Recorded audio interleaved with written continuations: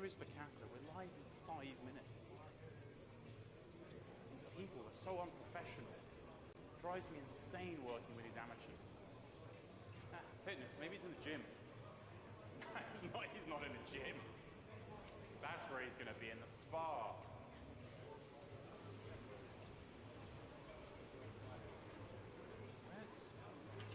Where's Picasso? Like, where is he? I can't believe this. We're only like 5 minutes and this guy's just messing around. Like, oh, I'm fed up with working with these people. Like,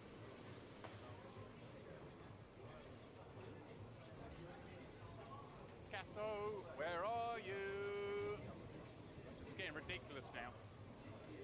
Like, what can we possibly be doing? Why do we agree times that people are going to be late? It's stupid.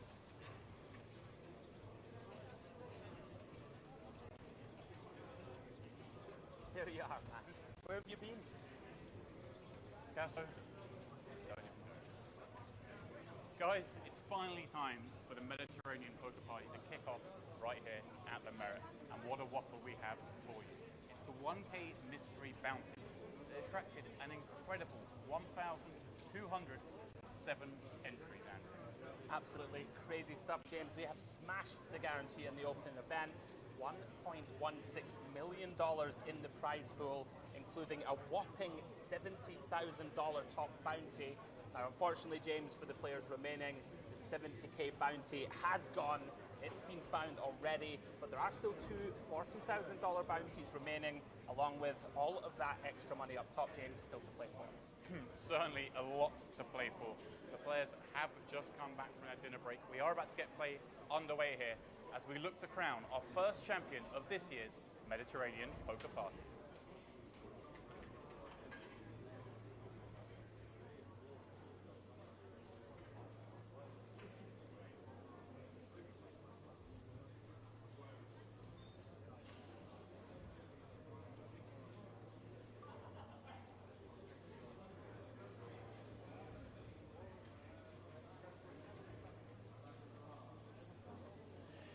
And here we go then. It is the Mediterranean Poker Party. Much looked forward to. I'm struggling for words, Andrew. I'm too excited. Anticipated. There we go. That's the word I was looking for. The much anticipated Mediterranean Poker Party. After a little hiatus last year, we are now back. It is, of course, myself, James Dempsey, and Andrew Picasso Hedley in the mix. And this is what we have in store for you over the next few days. Of course, though, for now, we will focus on this, the Luxon Pay Mystery Bounty final day. And, well, Vadim Godzdanko, who's someone we've both called the action on before in the past here in Merit with that healthy lead, 28 million chips. I believe there's sort of 240 million in play, so over 10% already. And then kind of what you'd expect in Merit, a mix of flags. A very, again, familiar face at the bottom of our leaderboard there. Of course, not the bottom of the field. This is just the selection of counts. Demir Jugralin, who's someone who's often causing some trouble in the Merit streets. And there we go, Andrew. What a set we have here for you. The MPP. Absolutely, my friend. Great to be here. We're back at the Mediterranean Poker Party.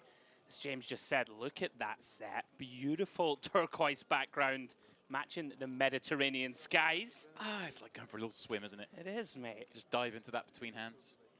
Yeah, but looks beautiful, and we're very excited to get into it. And as James said, we are going to be here for the next week.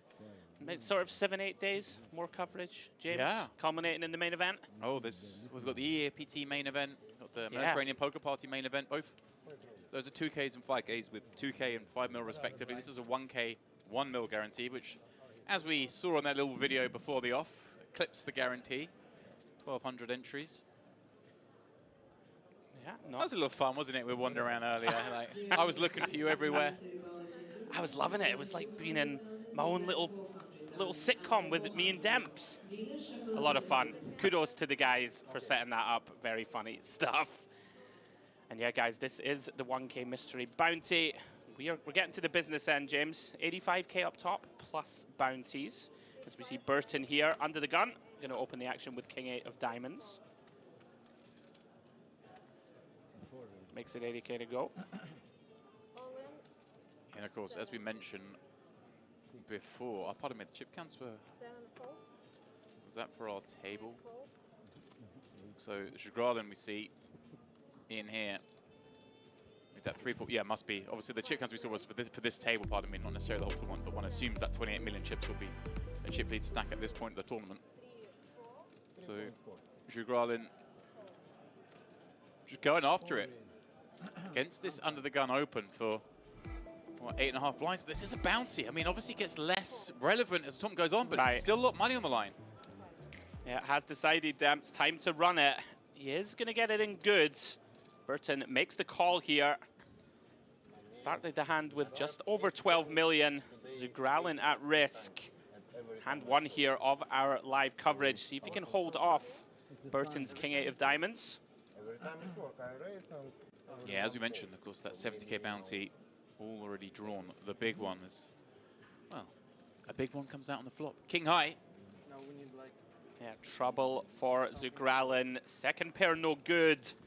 Gonna need to find an ace or a 10 or some kind of backdoor Broadway. No good on the turn, 9 of spades. Jugralin just 15% to survive. He is gonna be out of here. Can he get there? The answer is no. Spades run out, no use to either.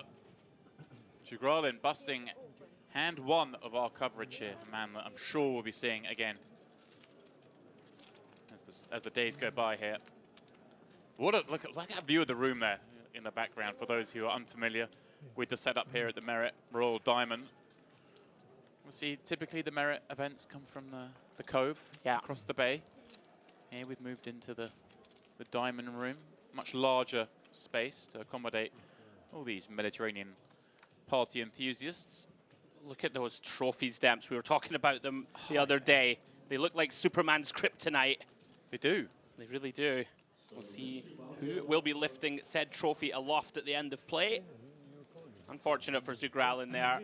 Just deciding 8 blinds, getting too short. Decided to run it. GG, sir. Good run. In the wild fashion, I can tell you. Before the break, we just lost one of the 40Ks. Oh.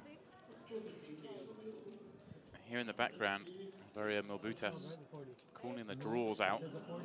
Sounded like he's saying one of the 40Ks has gone. Of course, we know the 70K, the big prize, has gone. No. There's only 15K left. Yeah, went earlier this afternoon. Okay, the players talking. I think that was the second 40K that's just gone. So the largest bounty left, according to these players discussing, is 15K. Will, of course, change things somewhat. For sure. So the close spots suddenly become a little bit more foldy. But as we know, once we get deeper into these things, the bounties become less relevant, right? I think we looked, it was sort of 3.5K-ish equity per bounty, which obviously once you start the day is worth a lot, but once you get towards the final table, 3.5K isn't really going to sway your decisions too much. Yeah, it does become somewhat irrelevant, and with those big chunky ones out of the way, and with you, Demps, players likely will tighten up, calling all-ins. As we see, Mariam here opens the hijack, King 4 of Hearts. Rudzari decides to take a flop, providing there's no more action behind that is, calls the button, Queen Jack of Diamonds. Stoica here with a decision, Demps. Pocket deuces, sub 20 blinds though, thinks better of it. Again, it's one of these things, isn't it? He could jam there, but again, these are the spots that it still is a bounty.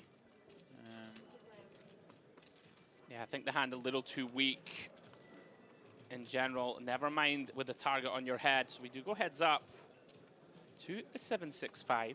Mariam still best. King high with that up and down straight draw.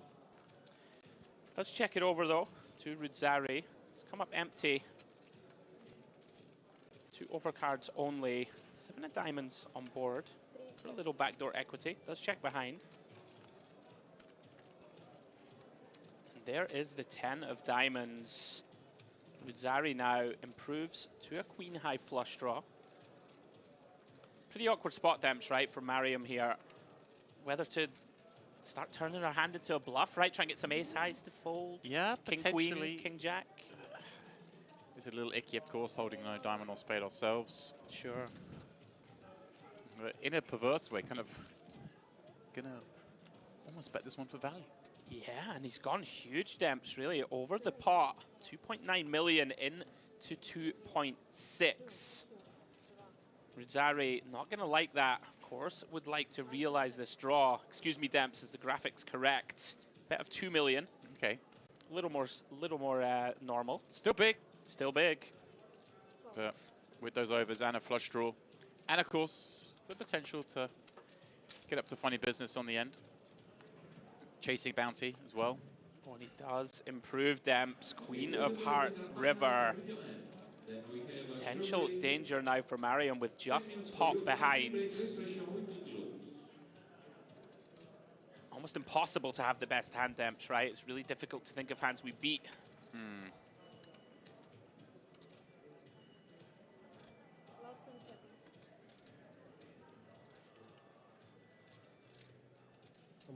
Wow. He finds the jam. Wow. Goes for it. My goodness. And Rizari got there, but not in the way he would have wished in terms of a flush.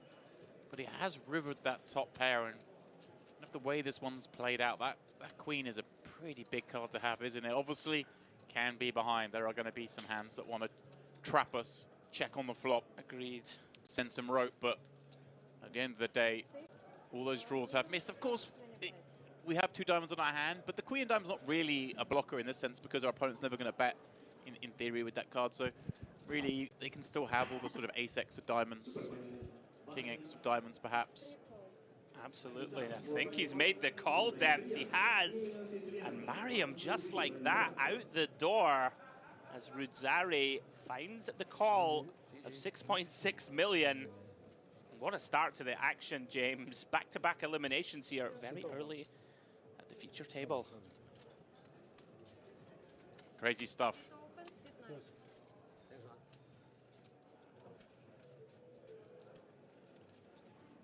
Yeah, Mariam deciding.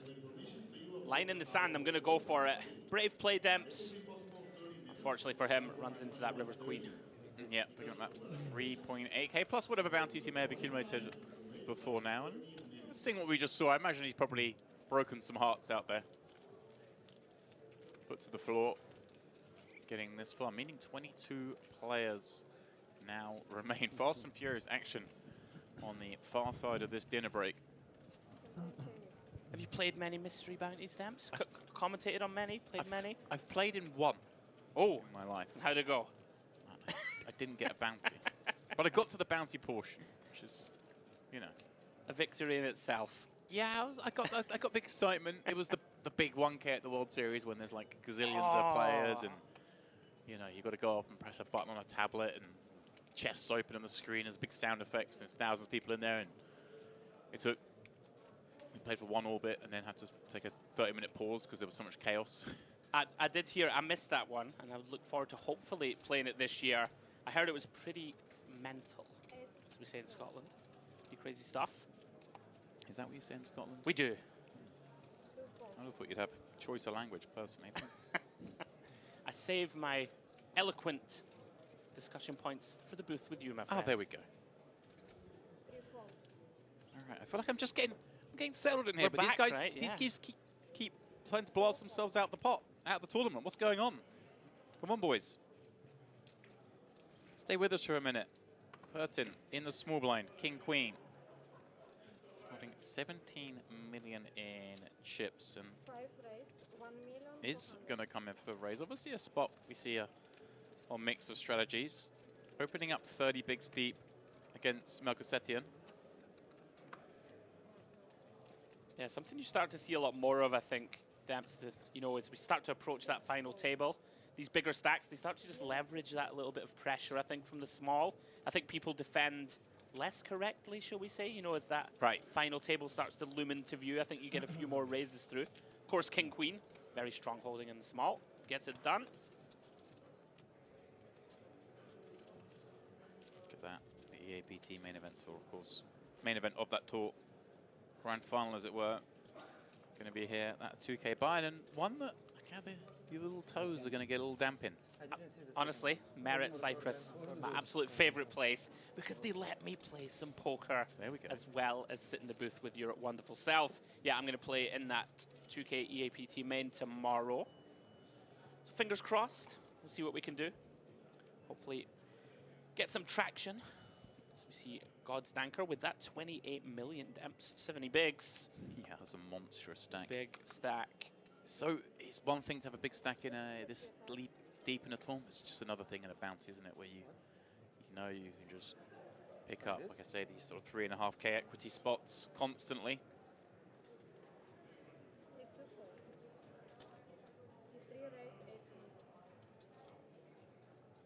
Speaking of big stack stamps, Rudzari, 33 million after that Queen Jack of Diamonds accumulation spot opens up. Ace 7-0. 800k to go. Round to Boyasian. I'm going to give you my first lookalike of the week. Go on. Brad Garrett from Everybody Loves Okay, Raymond. I see it. What do you reckon? What if he's got the same attitude? He doesn't look quite as jovial No. so far. That's a pretty Well, good like, one, right? It was a good one. Yeah. Jovially angry, I'd say. He's a put-upon man, isn't he? And everyone loves Raymond. And he loves a game of poker himself, doesn't he? He does. He's always in the mixer. Yeah, see him often at the World Series. Yeah. Well, he's certainly used to. I'm not sure if he puts in quite the volume that he once did. And Raymond did as well, right? I believe he plays a fair amount of poker. You see him there. Such a great game of ours. Yeah, I always remember on the World Series highlight reels and the like, there's always the two of them in the mixer. Yeah. What's his name again? Ray Romano. Ray There we Romano. go. Was he, correct me if I'm wrong, but was he at the table for that crazy hand that got shown where it was like quad aces versus a royal flush? And I think Ray Romano sat at the table. That at some, long like, ago, really? some highlight from eons ago. He wasn't in the hand, but he was at the table. I'm telling you, that actually could be him. Just incognito out here in Cyprus. No, I think he might have aged since the show. Rudzari back at it. Suited ace-3 of diamonds. More than enough for him from the one seat. Decision point here, Demps. Melchizedek, 30 blinds, ace-queen off on the button. Can go one of two ways here, Demps. I would imagine flat seems fine. Keeping some of these weaker hands that will fold to 3-bet. Certainly can go 3-bet or call. Has decided to 3-bet. Makes it 2.3 million, shade under 6 blinds. Very interesting. Back on Rudzari. Has one of these very in vogue 4-bet jam type hands, Demps. Suited wheel aces. Typically won't see it too often though, under the gun versus button. As Rudzari surveys his options. Yeah, does decide to get out of the way. Nice laydown, nice pickup for Melchizedek.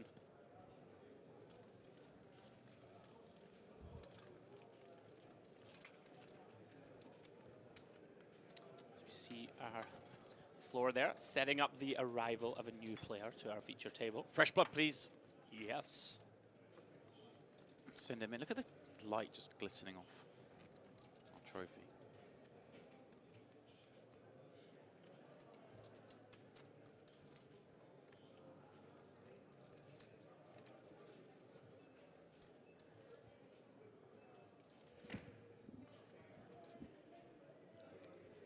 Beautiful array of hardware.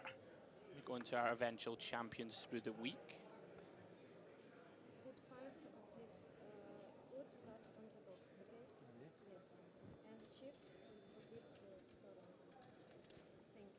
Round to Boyasian. King 10 of spades. Working with 19 bigs to start this hand from the button.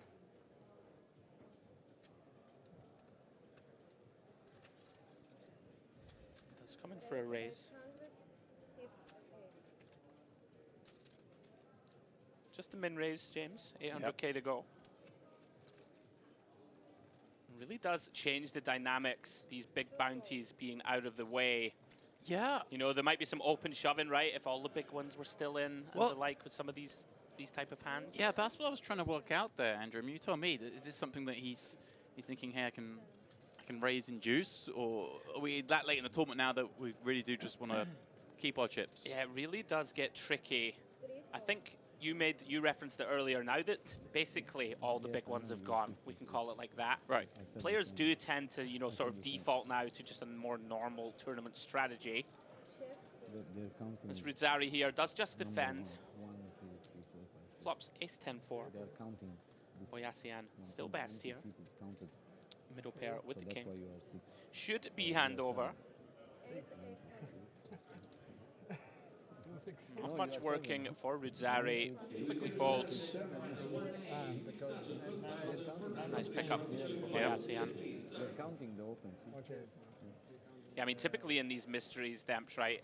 The first, what will we say, first 2 or 3 levels of day 2, once the bounties come into play, everybody goes absolutely ballistic, chasing bounties. And when the big ones, you know, go out of the way, settle down a little. Yes, yes. It will be easier if they like started. You're just a box now. You don't have Lock name. box. Lock box, yes. 21, 20. Yeah.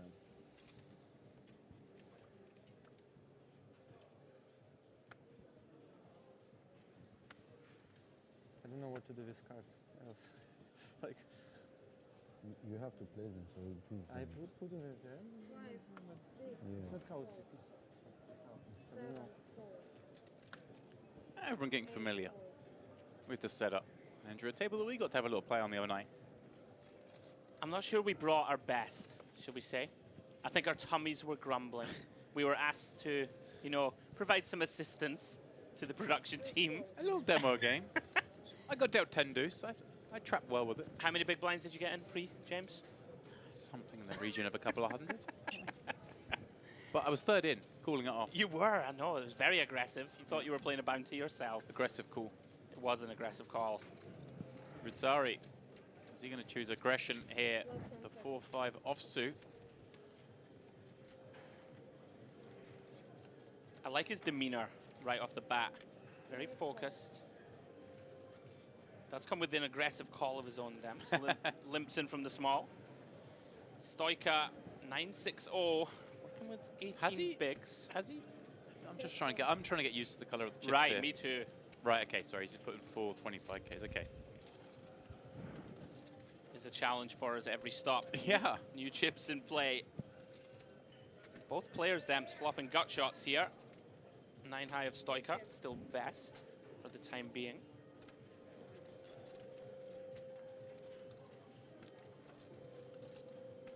It's checked over to him. I'm gonna start stabbing now, James.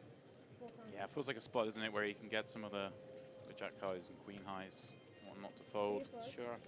Decent equity. If called, against everything bar a 10. Has that club as well. Potentially go firing with. But none of that needed. Yeah, very nice pickup for Stoika, of course, on the shallow stack. Every pot so valuable. Keeping himself afloat, as I like to call it, Demps. That's what I call it. Well, it's important to stay afloat when you're in the Mediterranean. Oh, It's- very nice. It's treacherous. And it's rough sailing out there today. Oh, it was grim today. It was. I mean, it was beautiful. It was but beautiful. rough. It was rough out on the seas. It's very windy here in the eastern Mediterranean today. Led to some very rough seas. I was out there earlier in my favorite spot on one of the piers, just this morning lying there, and the waves were just rocking the pier, and it was it was like I was a baby again, just getting rocked to sleep in the sunshine. Magic. The hell was your mum getting up to if it was that aggressive? My goodness. Trying to get me to shut up. Didn't work. Here I am. We wouldn't have you any other way, James. No. As we see Boyassian back at it. Suited ace-3 of clubs for the min raise from the hijack.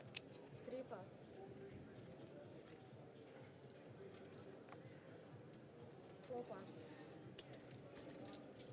Round to Burton. King 7 of diamonds in the big. Yeah, Boyassian here kind of.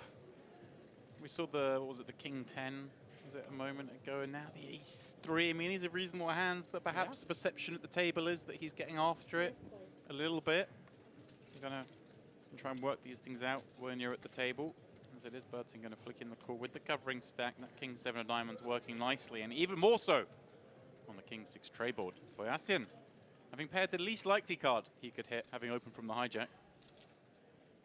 Yeah, potential treacherous waters for Boyasin.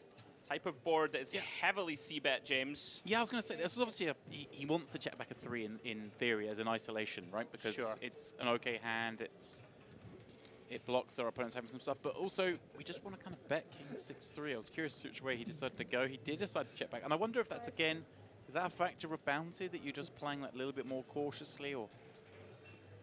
Yeah, I mean, it's one of these, it's really tricky. I think at the stack depth, if we do get check raised, it's a bit of a disaster, right? But it shouldn't happen too often. Look at this, he managed to check back again. Burton fuming here. Having flopped top pair on this king 6-3 rainbow, when you expect a high percentage c-bet, to see it go check, check twice, but I wonder if that will lead him into the theory that, hey, look, at least I'm probably going to get called off for 1. Looks like he's put out 1.6.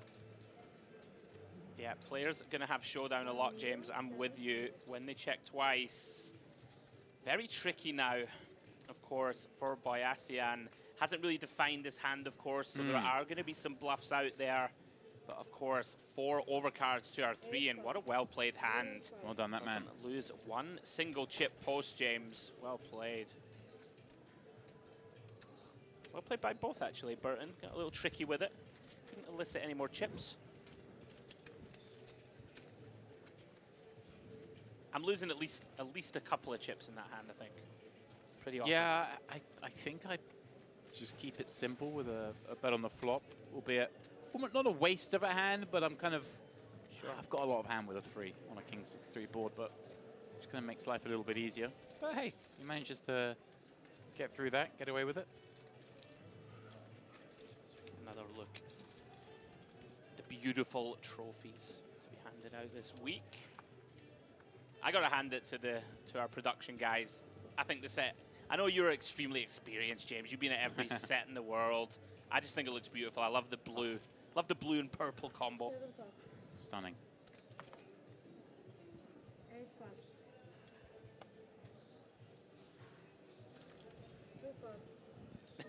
God, Zanker just looks really bored. He's like, I got 28 mil. It's nearly a 90k for the win, whatever. Round 2, Stoika. Ace 10 off. Here we go. 20 bigs. Obviously just looking for a way to get this in, right? This hand's so strong. Yeah. Let's see if he can raise. Hope for action behind. He's unlikely to get it from this seat in Burton. From the small blind with that 7-3. I say unlikely because I never want to rule myself out of options here at Merit. Andrew, we've seen it all. We have seen it all. It's almost a little disappointing for us that the big bounties have gone, right? Because like if they're still in now, we might see some real nonsense shenanigans. Yeah, I like people chasing. We were discussing it over the last couple of days, and you're firmly in the camp of let's leave a big bounty back for the final tables. And I'm coming around to the idea. I kind of like it. I think that there's so many positives that can come from it. It gives the remaining players incentive, I mean, as if more incentive was needed to final. But, you might chase a little less early. Right. It gives you, you just can play your normal game and know that there will always be, an extra 50 grand bounty up top or whatever at the final table. And it's more fun for us, I think, in the booth and the viewers at home. If, we're 8-handed, people are going after each other hard, going for that big bounty. So if anybody's interested, head down to the whiskey bar. You then take the lift down 1 level out into the gardens. They're announcing the players' party, I believe, James. Yeah, I mean, it didn't escape my attention, Andrew, that we've been sitting here for a few days, waiting to get into the booth, and they finally opened the door to the booth for us at exactly the same time as the party starts. I feel like I'm 16 again, back at school, haven't been invited to the popular kids' party. Yeah, what's that all about? Come on. I thought those days were behind us. If anyone's streaming us here from Merit and they happen to stumble past that party and they happen to perhaps pick up a flute, want to swing by the Onyx, That's where we're streaming from. Yeah. Maybe just, like a little splash. Finds his way to the booth. I won't be complaining. I think it's going to happen. Bring the party to us. Obviously, you yourself at the moment on a little non-drinking kit. I know, yeah. But you can still enjoy a party. You don't have to drink. You know me. Get some dance going on. They've got jazz, not jazz, well, jazz, but they've got a saxophonist, I believe. Some Fire breathers. fire breather, there we go. Fire breathers. There's gonna be some fire breathers at this table. Yeah, some choreographed dance. Yeah, a Greek violin quartet, I Oh. believe. Wow, well, there we go. I mean, if you don't, I'm lost. Oh, Marcus-Etienne. Oh Wow. my goodness. Yeah, he's gone huge here. This 3-bet jam, right? Over 30 blinds against that button open. But look at this. Konstantin in the big blind with just 11 blinds behind and ace-queen suited. What a dreamy spot. Absolutely. For him, although he's going to be slightly curious as to this jam size. You see he's mulling it over. If this was a jam size of like 17 blinds, you'd be much more like, oh, Time bank, I believe. a time bank, yeah. I saw a card find the middle and I was nervous for him. Yeah, I'm with you, Dempsey. It becomes a lot easier under those circumstances. But you know our hand does more than well enough here.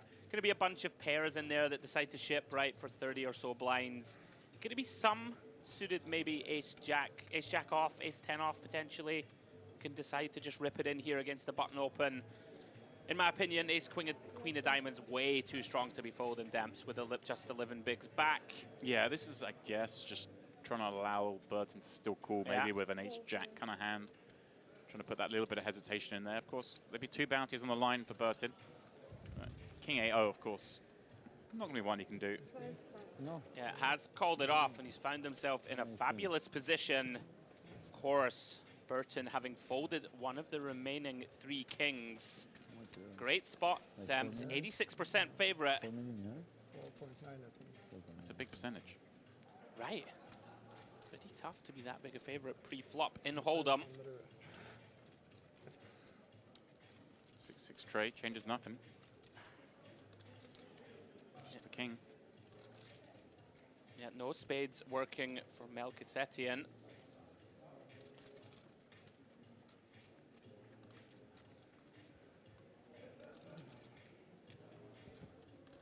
One card to fade. Can he do it? Sure can. Ace of spades river. Fades in style. Easy. 4.9. Konstantin more than doubles up just in time, Demps. It's getting very short. A little bit of breathing room now. 11 million. Great spot to find. We are down to 18 players, Demps. Eliminations coming thick and fast on the other 2 tables. 18 players left. Everybody, shade under 5,000. Locked up.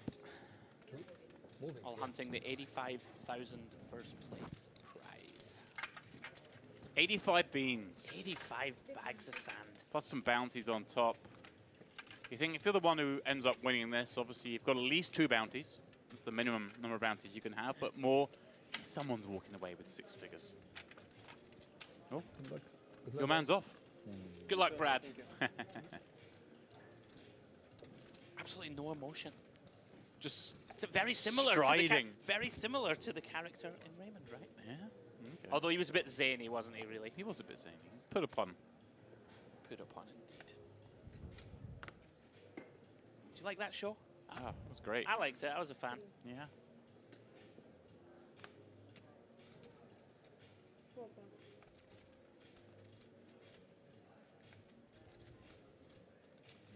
Action back round to Burton. Yeah, loving it, isn't he?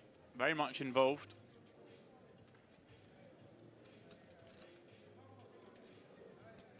Raising this one up with an unknown hand until now. But it is the ladies. We'll see how to raise fold the last hand. Here's the man who 3-bet him. Oh, and he sent it in, Demps. Yeah, he's got him. Whoa, I say he's got him. Don't know what he has yet. Oh. Oh my Oh, goodness. the same action as the last hand. Look at this. We see the open from Burton with 2 queens. Marcus-Etienne with a very, very Wow. reasonable 3-bet jam him, slam dunk with ace-king, and given that he did this last time with king-queen-o, now waiting behind, wondering. My goodness, you would imagine this is not Hollywood. This stage of the tournament. It does get out of the way, Demps. Is that a call? Oh, call. Here we go. Horse snaps it off. Two top of range hands, James. Top of range. Absolutely. Cutoff versus button. Two monster holdings. This is pretty sick for Melgasetian that he could be 1-2 punch out of this one, having had 16 million 2 hands ago. Big flip developing. It is the classic. Yeah, this is the flippier flips.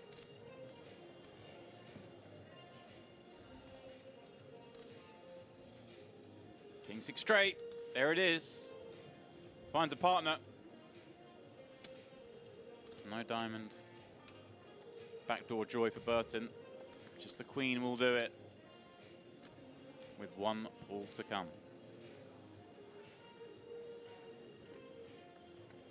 Just thinking, Andrew, we hear the music I know, I'm loving jiving it. in the background. Like, if you're the one all in there with 2 outs to come, and everyone's silent, and you just got this like happy, cheery tune going, I don't know, that might Put you on tilt. That might send me over the edge. Like, no one's ever hit a 2 outer to that music. I think the only thing could be worse is if the saxophonist from the party just rolls into the room. Strolls in. Just starts going into, you know, a big joyful solo. While you're sitting there sweating the final queen. Running around the back of the feature table. No, very interesting music to hear. You don't often hear that in the poker room.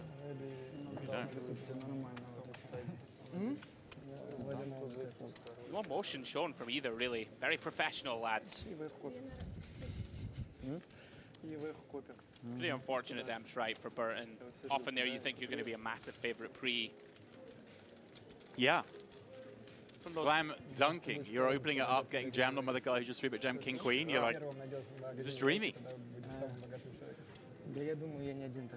Funny enough, my one Mr. Bounty experience, this happened to me. Found 2 queens. Someone jammed for like 12 lines. I'm like, got him. They turned over ace king. They popped a king. I feel you. You did your job. I feel you. That's my bad beat story for the day. Me losing a flip. It really is the most tilting format ever, though. 11 months ago. I thought I'd bring it up. I mean, you've already told me twice this trip, so that's number 3. But that's okay. We'll allow it. It was relevant to today's Mystery Bounty final day. It'll come up a couple of times today. Just kidding.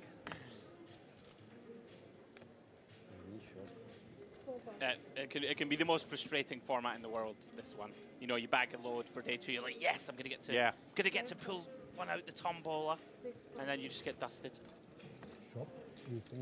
You got to have a little appointment with Mubutas if you pull one. And that's the highlight for me. It is. Round to the 2 big stacks, James. Godsanka. Very strong holding for the small blind. Ace 9-0. 70 bigs deep. Shade under. Cool, what are you gonna do? It is what it is. Does come in for an open.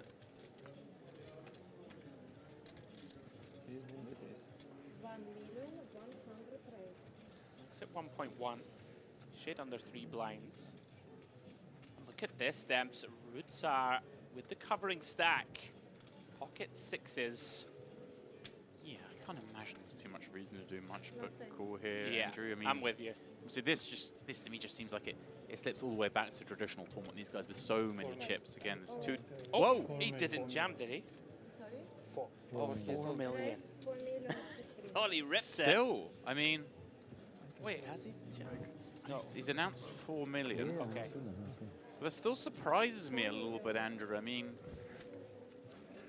obviously these guys have been sat there probably for hours. Maybe he's seen that Gozdanka just opens 100%. Sure. Or is it that perception? So he just thinks, hey, maybe it's easy just to 3-bet him here. But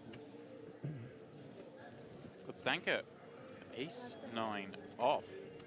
Look at this. Does continue. Yeah. Wow, there was me thinking these two are going to play low variance lines against each other just with these big stacks. As I say, 240 million chips in play. These guys with over 50 million just between the 2 of them.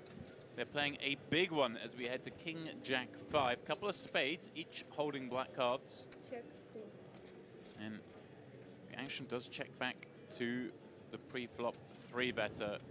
Rutzar with this 260. Got to feel a bit nervous, Andrew, on these kind of flop texture, right? I'm with you, absolutely. Yeah, one of these hands you don't really want, you can't 3-bet call, I don't think. You don't want to 3-bet fold.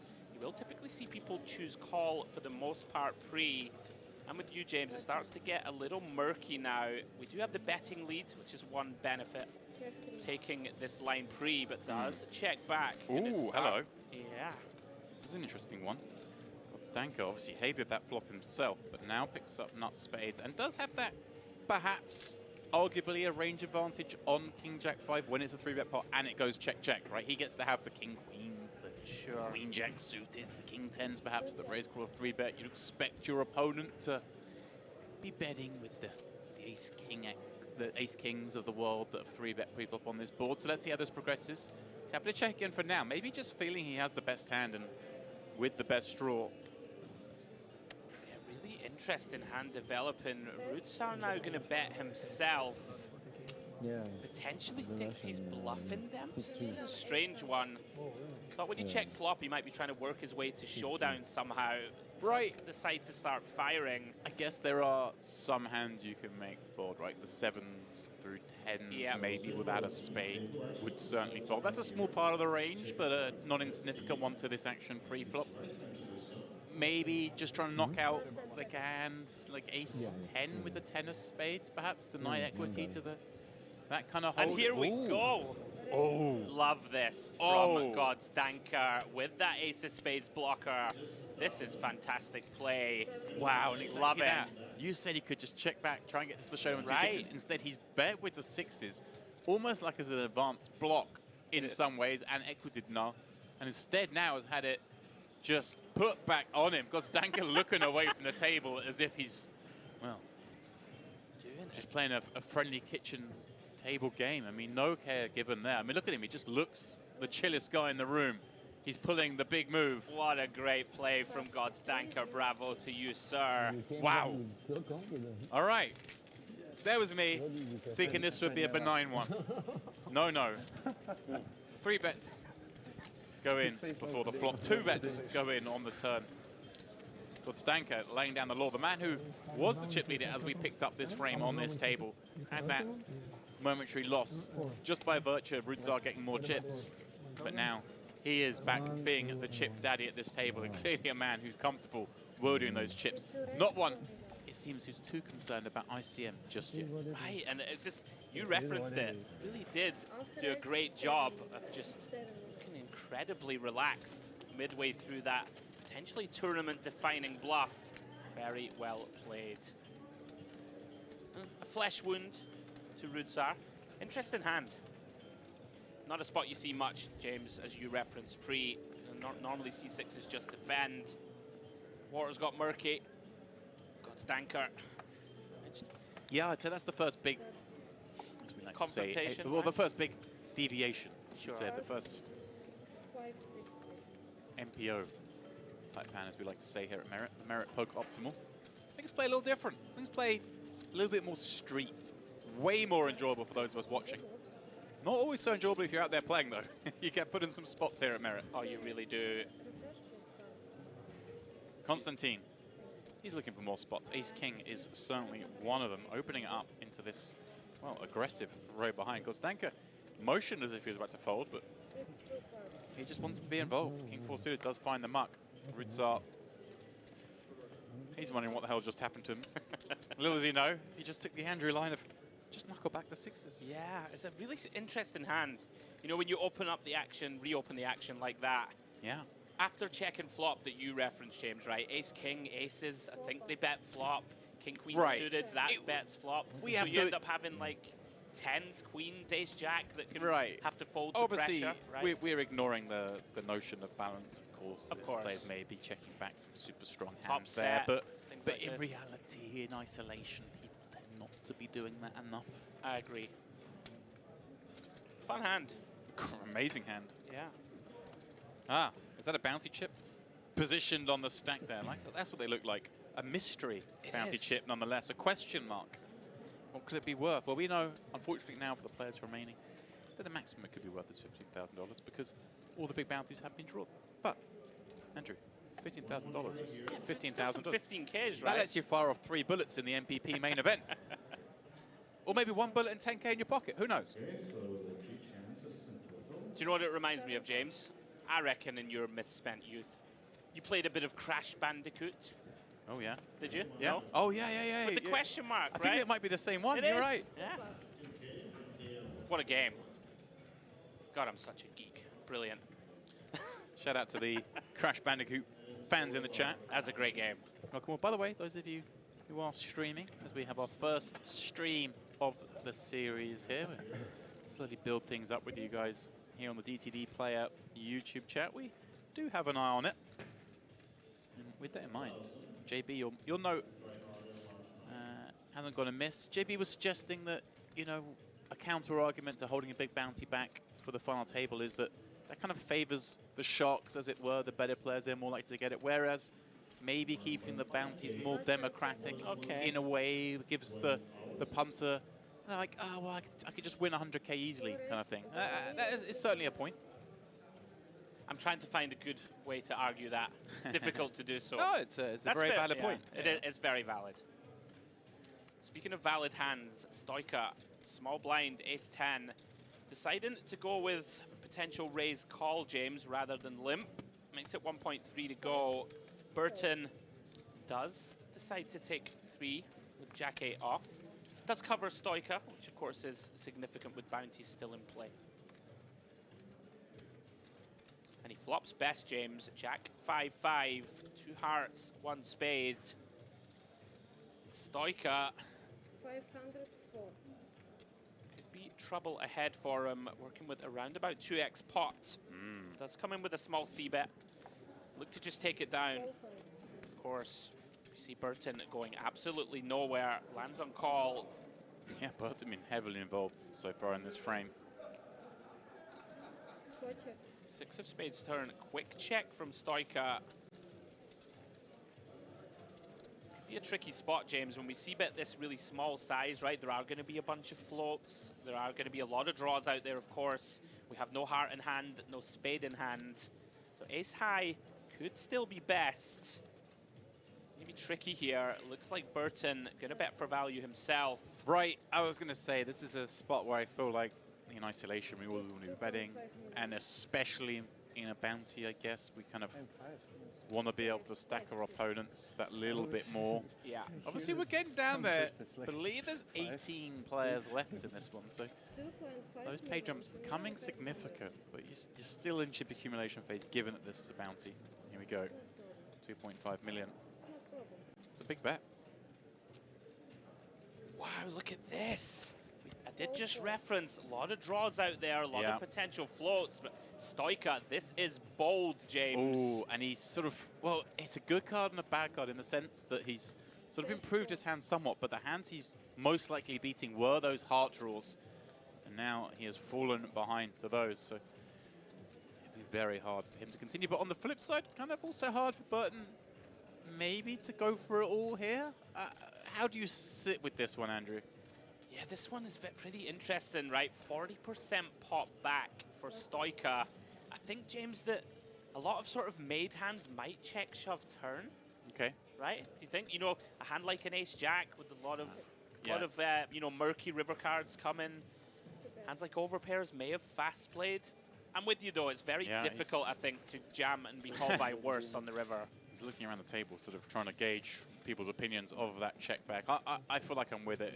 It's almost all his own stack. Sure. And chip preservation is a thing still, even though we're mentioning it's a bounty. We are down to their final 18. And there just aren't that many hands that can call that river, I think, given that it was the heart that rolled off. Yeah. I think electing to check back, certainly no shame in that. Well, dealer push can mean only one thing. I believe the blinds are raising up.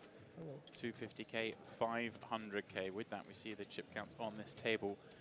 Vadim Godzdanka with the lion's share of it, 33.5 million of the 241 million chips in play. Rutsar, his victim on the bluff, Still with 25 million chips himself. Those two have a bunch. Luxon, of course, with that double up. Now with 17.5. Slightly more than he had before he ran the King-Queen into the Ace-Queen. He's over the two hands. A small profit. It's okay. Average stack, of course, in this tournament is now 13 million. So those three, the only three above that mark. But two of them in a big way. Yeah, and Stoica now with work to do. 9 blinds to work with. Of course, blinds and antes. Very large. Have to look to get some forward momentum. Round 2, Rudsar James, King Jack in the cutoff. Yeah, I mean, albeit he took that hit, and albeit he doesn't have the most chips in his table, but he does have the best seat in terms of he gets to see what Gozdanka does, and then he can enter the fray. So when Gozdanka gets out of the way, we expect to see Rudsar open a lot. Of course, King Jack's getting open regardless, but sure, he'll change the perception at this table, and let's see if Stoica pounces on that, because he has, what, 10 blinds, and maybe thinking he's up against a super wide range here. And I think he's right that he would be up against a super wide range, but does he want to risk it all with King 10, 18 players left? Like we mentioned, potential ladders becoming more of a thing. I think this is a little too weak though, James. King 10, oh.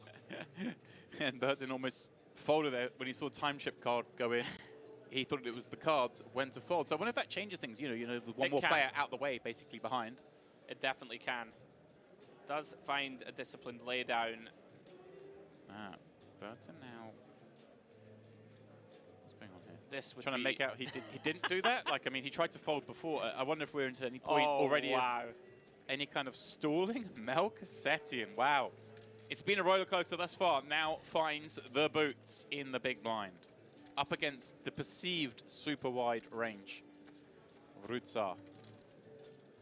This is where you can get some potential leveling wars happening, James. Rudsar knows that he's perceived to be very wide. And Rudsar's nose is already a little bit bloody after the 2 6s right.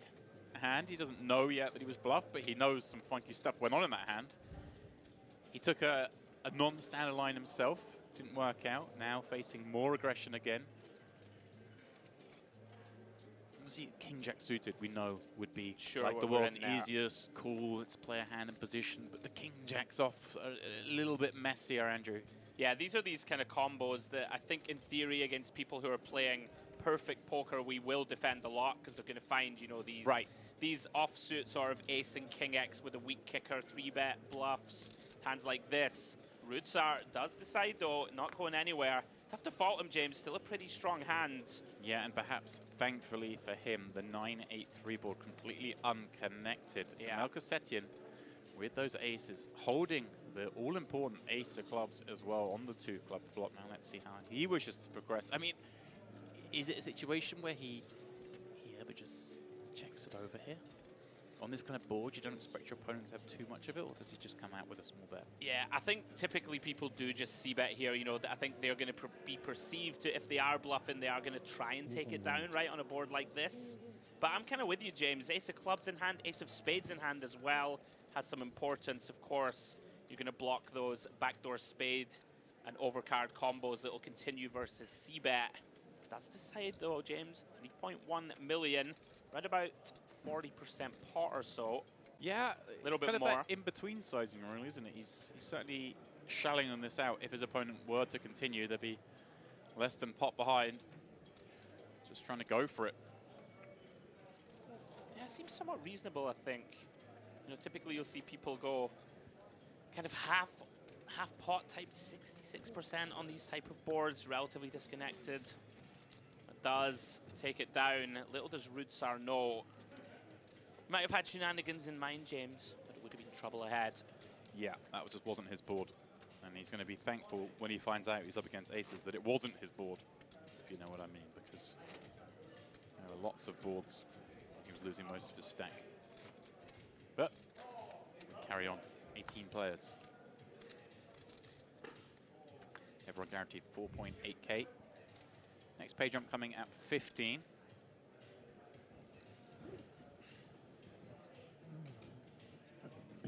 Very fun first frame of our return. Crazy. Of our return to the MPP. This is only hand 16. All right, The it first feels like a 15. lot has happened already. We've seen some action those first 15 hands. Here comes Rudsar. They dealt him the deuces. He's like, really? Dealing with this hand? Feel compelled. In I come. Min raise. 2 400k chips at the deck.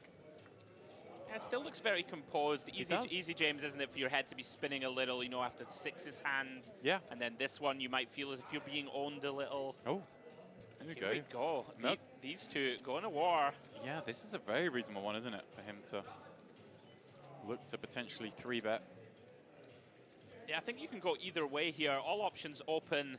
Definitely flat is an option. Fold wouldn't be too bad either. I think all options open with this exact hand, James. Love Here this. he comes. Love this. Loving the battle developing between these two warriors. Back-to-back 3-bets. Melchizedek has been very active. Of course, we saw the King-Queen tabled. We saw the Ace-King tabled. The aces. Only us two and he knows about. Well, and of course, all of you watched. Yeah, Rudsar now, James, 50 bigs or so behind. Starts to get dicey, you know, peeling. We do like to continue, right, with pocket pairs. Facing 3-bet can be very easy to play if we flop a set. But sub 50, James, starts to get pretty grim, right, with deuces. Here we He's go. had enough. He's had enough. All right, let's go. Let's see some cards. You 3-bet me again from the big blind and the small blind. Round 2, off we go. Kick some sand in my face like that. I'm not having it. He says as it comes King 4-3, dreamy for Melchizedek. Almost the nuts, right? It could be up against King Queen, but Sure. In reality, you know Ace King's ripping it back on you pre-flop. This feels pretty nutted. And of course, a lot of the kind of hands that will continue some of those pocket pairs, all like this King 4-3. There may even be some occasional Ace 5 in there, although those kind of hands do like 4-betting. Yeah, this could get problematic, Demps, because we do have one of these hands, you know, 3 to a straight. We're in position. Yeah, we surely can't fold here, right? I don't mean, think we can fold to this sizing. there's all sorts of hands that would have 3-bet and Sure. feel compelled to stab on this board. Yeah, quarter pot, 2.3 million. And Rudsar, danger potentially ahead. See if he can sniff this one out, Demps, but I'm with you. Likely going to see a turn. Does flicking calling chips. All of a sudden, shade over pot back for both players. 9 of spades on the turn, an essential brick. What do you do now, James, as Melchizedek? Do we want to check and juice some floaty type bluffs? We can bet. That's what he's done. That's what he's done. I think maybe, especially with the flow of the way this has gone, we've seen Rudsar kind of get kicked in the face with the 2 6s had to fold. We saw him a minute ago having to call a 3-bet and fold a flop bet. Now you just want to give him that little bit of rope so he can flex his muscles and bet right into your bat. Let's see, Rudsar with the deuces may elect just to check this back. One would imagine so. You're kind of beating a lot of the ace-x kind of hands, the random hands that have 3-bet from the blind. Last time he elected to bet the 6s on the turn. This time checks the deuces on the turn. And it won't be a great card for him to see that 10, obviously. Ace 10, maybe some like even Jack 10, Queen 10, maybe 3-bet and slow down on the turn. Yeah, not a great river. One of these spots now for Rudsar where if Melchizedek does seek value, and it looks like he's going to 4.8. have to start assigning those bluffs, James, right? It's going to be like an ace-jack, ace-5 suited that kind of gave up and goes for river. There are some out there, that's for sure. There are always bluffs out there, my friend. There's always some, just got to find them. Does bet 4.8 million. Swiftly as well. Yeah, third pot or so, James. Rudsar trying to work this one out. Timebank deployed. The old bet, check, bet. We talk about it though, Demps, don't we? It's relatively underbluffed. Is ace-10 Demps going to bet a third pot for value, do you think? Or like, where does the value start? I don't does think it start ace-10 at bets, jacks? does it? Jacks, does it bet? Yeah. Right, so Maybe, jacks and queens seem reasonable bets for value, right? For the sizing. Yeah, I mean, maybe not. Maybe they just check. Right, so then all of a sudden, if they check... Now he calls. Exactly Wow. that. He perhaps thinks that makes the call, gets shown the bad news. The king pairing on the flop, and he's just lost another 4.8 million chips and has gone from over 30 to down to 11 million in the space of just a few hands.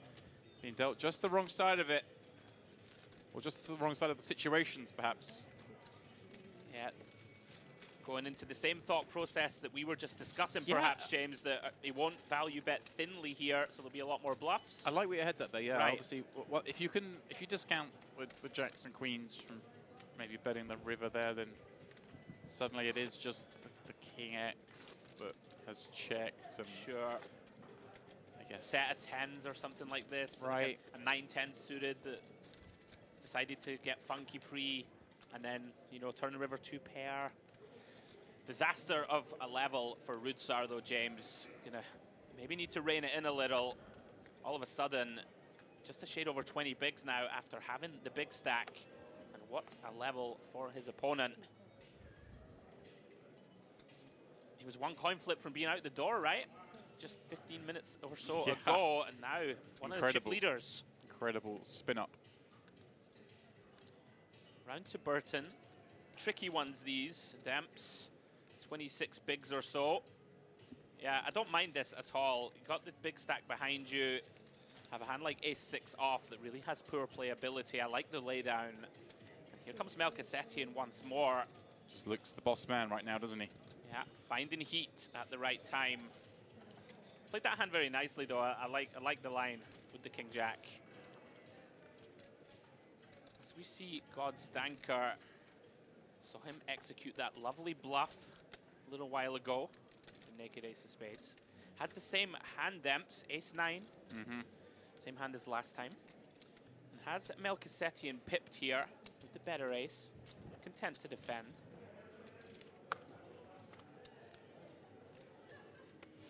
Flops best also. Queen 6 deuce. All diamonds. God's Danker. 89% here. Nut flush draw. And the better ace high. Tricky spot for Melchizedek, and you will typically see players, James, betting very, very small size in here. You know, try and fold out two random cards that would have some equity against us. You will see a lot of sort of 20% type sizings, and he has gone with just that. Yeah, there we go. As you call it now, God's Danker. Last time we saw play super fast with that flush draw, but this time to the small bet, playing things a little slower. And is that an ace? It is an ace. Wow, what a card. Both players loving that. Yeah, the plot thickens. Melchizedek often going to be done with this hand after he gets check called. Of course, not on the ace of spades. That's God's Danker with a very disguised strong hand. Checks it over. Melchizedek now, Demps, probably going to go for second bullet of value and a little bit of denial, right? Certainly seems to play here. Obviously, you can get called by some random diamonds. And of course, all the Queen X still going to be wanting to stick around here, isn't it? Certainly any pair with a diamond will want to stick around still as well. Stanker with a near lock on it. Yeah, it comes with half pot. God's Danker, of course. Going to still be pretty comfortable, James, right? Especially against a button open, I think, which is going to be pretty wide. It's going to have a lot of bluffs in it. It's going to, you know, have a lot of sort of king 10, jack 10 with a diamond. These hands can all be bluffing. Some worse ace X, like we can see Melchizedek has. Let's call Jack of Hearts River. That 9 is going to play, James, and Melchizedek quickly checks back. Yeah. Nicely played by both, I think. God's Danker, the most non-plussed, non-fussed man in the room. God's Danker just chilling. Love it. Yeah, even when Melchizedek losing there, kind of feels like a good loss almost. He kind of got the good card, played it well, managed to lose no more. Yeah, really like how he's been playing, both of them. It looks like players scanning around the room here. I do gather, Andrew, we are down to the final 16, which would mean we are going to go on a very brief redraw break here with just 2 tables left. Obviously, I believe with the last 3 tables, last 2 tables, and of course the final table, there's a complete random redraw just to try to balance out any bad luck you might have in a seat draw here. We saw Godskanko technically with a bad seat draw here, given that he had Rootsar to his left. Yeah. Of course, now, not so much of an issue because he's sitting with 38 million chips. Melchizedek, he has 28 and a half. As you said, what an incredible turnaround. He was down to, what, just the 8 million after losing King, Queen. The Ace, Queen has spun it up very, very nicely. So, guys, myself and Andrew will step aside for what looks to be about 13, 14 minutes whilst this redraw is done. When we come back, it will be final 16 play here in the Luxon Mystery Bounty final day. I need to mute you. Just mute, just mute. No need to take any notes. I need to mute you also.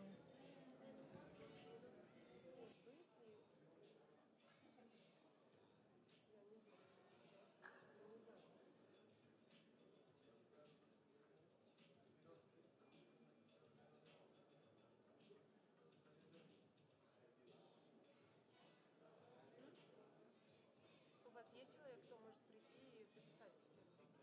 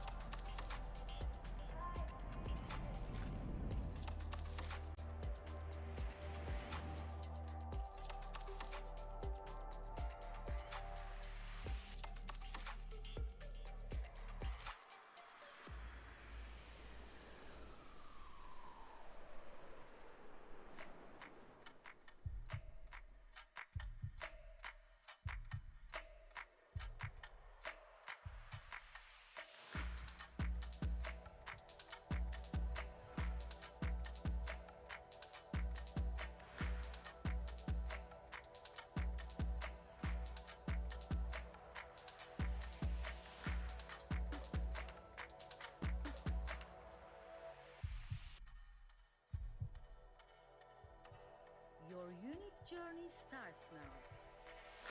Merit Starlet.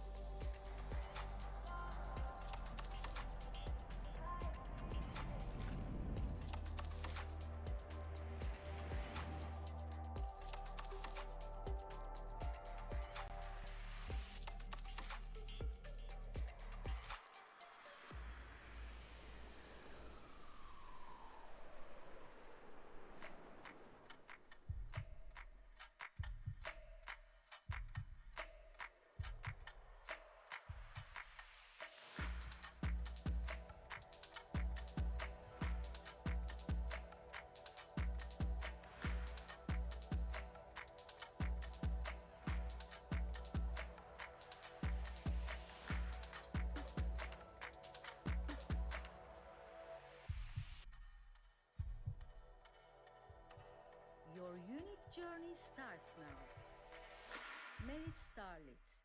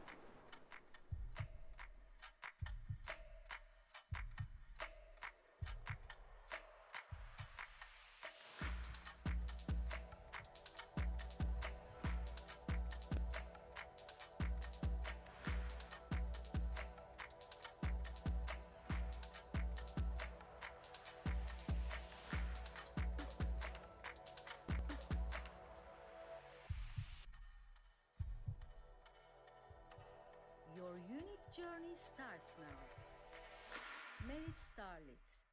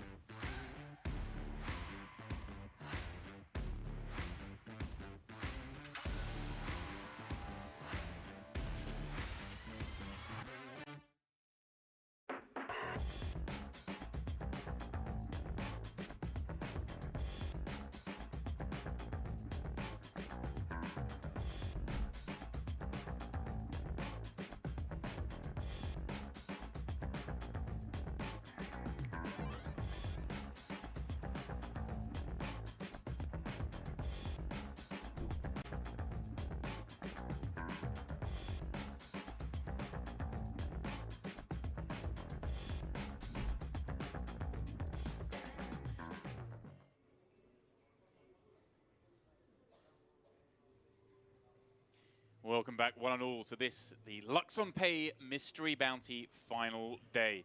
It is, of course, myself, James Dempsey, alongside Mr. Picasso, Andrew Hedley, as we get a little look at the raw diamond. Look at that little suite up there in the top left corner with its own little hot tub. I've been in one of those suites, it has to be said. I was about to say, how's it been so far for you? Well, the water, a little tepid at times, but I make it work.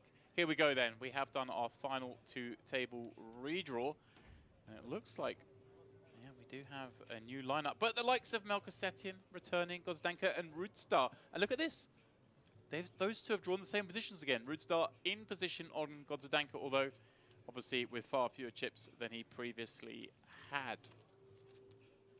What a beautiful room, as you guys see in the background as the chips flash up once more. New additions to the table, Milad Langar. 15 bigs, James. Joshua Gabitsa, also with work to do, 14 bigs. You know, we're going to see that now, right? Some of the big stacks start to pull away. There's going to be shorties with some work to do. Yeah, certainly will be. And see there, like you say, actually we've done a redraw, but we've got most of the same characters back again, it looks like. So, luck of the draw, good for us, because, hey, there were some nice battles developing between them all here. Yeah, I was about to say, the water in the jacuzzi might be tepid, but the action at the table has been red hot so far. Gozdanka, what a character I've been loving, watching him thus far at this feature table. The most zen man in Cyprus, it would seem. Yeah, 38 million, James. Going to be tough to stop him, working with over 70 bigs. Look at that lovely little outside beautiful shot. That stage is ginormous. Yeah. Dominating the room here. Where, of course, other events are taking place. The EAPT main event, Day 1A, going off right here, right now. Of course, this is the grand final of the EAPT. In fact, I said a redraw. It hasn't been a redraw, clearly, because there's too many players sat in the exact same seats. It's just we've filled in the seats. We've broken out the table. That'll be why they've drawn the same seats. Andrew, you should have called me out on that. Come on. Listen, James, I like to let you be in charge of such matters. I'm just here for my overall strategical genius. Okay. Maybe. Well, Melkosetian's here for his strategical genius, which so far has been pretty flawless. He has been pretty much note perfect thus far. An ace-queen in the cutoff, very strong holding. And he comes, raised to 1 million. Round to Rootsar, head likely still spinning a little. With the 3-4 of hearts, James, working with under 20 bigs all of a sudden. Yeah, one imagines he's still going to want to defend this against his man, Melkosetian. As we look at the two new faces at our table, being transported over here. And we are down to those final two tables. Has he 3-bet, James? There is our man, Rootsar. No. No, he has made the call. Excuse I like me. how you had that. You think he's ready to blow. 10-9. He's had a little break. He's had time to think. Come on. And he sees a horrible looking flop. Although, for his range, perhaps not the worst looking. Melkosetian over the top of that one. Doesn't like the flop himself. Does check it back. Does, of course, have that gut shot draw, though. Yeah, I like this, James. Tricky kind of board. The type of board that the big blind will hit often, and you can get check shoved on quite a lot here. So with a hand as strong as ace-queen, don't want to get blown off our equity. Does check back. Rootsar still comes up empty. 5 of spades turn. Essentially has the nut low. He's going to get another free look, though. King of Hearts, River. Very unappetizing card to continue, to consider bluffing, excuse me. You know, lots of Melkosetian's hands that have check, flop, and turn can connect with this king. Pretty tough, Demps, I think, to bluff here. Knows he can't win, though. We have the literal nut low. essentially, with that 4 high, but does wave the white flag. Melchizedek probably not going to elect to turn this into a bluff, James. You know, you can lose to some dusty little 1-pair hands like a 5, but content to check. Takes down another one. Delighted to take that one down. Yeah, I thought thrilled. it's a pair. Roots are yet to stop the bleeding. Pretty tough stint for him, right? Like, it was hard to be too critical. Oh, okay. You know, some tough spots. The one with the 6s, perhaps It's a pair. I thought a it's little pair. inflated when it didn't need to be, but the other parts seemed pretty reasonable. Sometimes just you go through these spells, Demps, right, in tournament poker. Just got to roll with the punches. And he's still in with a fighting chance. Find that double up. Be back in contention.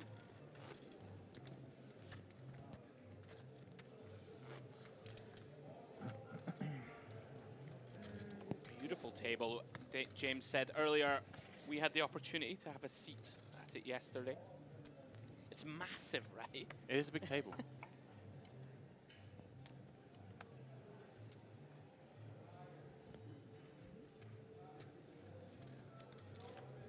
Stoica just looks permanently over it. I love it. He's got the poker player look, that's for sure.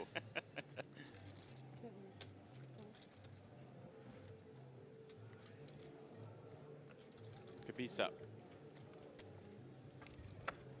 First look at our 2 new players. Both dealt complete dust. Yeah, that's okay. A little bit of dust at this point in the tournament. 16 left.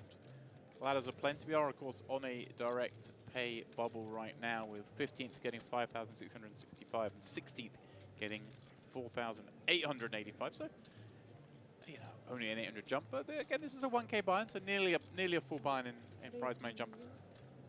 Yeah, I was going to say, James, interesting spot here for Godstanker. We've been referencing the fact that most of the big bounties have gone. You know, earlier on in the tournament, I think if they're still active, could open shove button here, right, into 2 stacks of sort of 18 bigs and below. You know, look to just roll the dice and, you know, take out a player if called. And Stoica, Jack 10, pretty easy defend. 6 big blinds, just look to flop some equity, James, and get it in. Does flop said equity. This could go in, James. Flopping an open-ender here. Yeah, I wonder, does he Don't go jam for the ever. stop and go? Yeah, I don't hate it at all. You are going to get some hands to fold. Yeah, and it's pretty grim when you get shown the king. Yeah, not getting rid of this one, of course. So Stoica is 40% though, James. As you see, top of your screen, 9 of clubs has been folded, but 7 outs for Stoica. Everything else is live, yeah, and all the folded cards that aren't an ace or a 9, of course, switching that around to the point that it is a whopping 41%. Of course, he won't know he's in that good a shape. You'll be thinking low 30s. Does improve further, James. Jack of diamonds, now drawing to 2 pair to go with those straight outs. Can he get there? He does. Wow, James. the ugly way.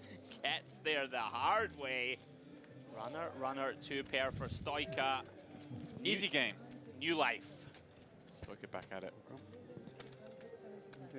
Yeah, a man dressed in the double Montclair is not going to do it the easy way. He's always going to go back door.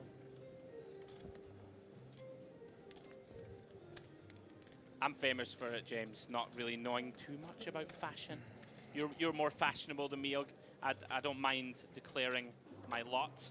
What is Montclair when it's at home? I thought that was a mountain in France. Oh, Montclair is a French-based ski brand that is very much expanded out into general fashion. But it's a very high-end. Well, medium high-end, you know, it's the kind of... Oh, no, the medium high-end. Yeah, you know, like, it's the sort of thing you see a lot of poker players wearing, you know? Is it named after a mountain? It's not named after a Oh. mountain, no. Wow. It's a company based in Grenoble, I believe. You know.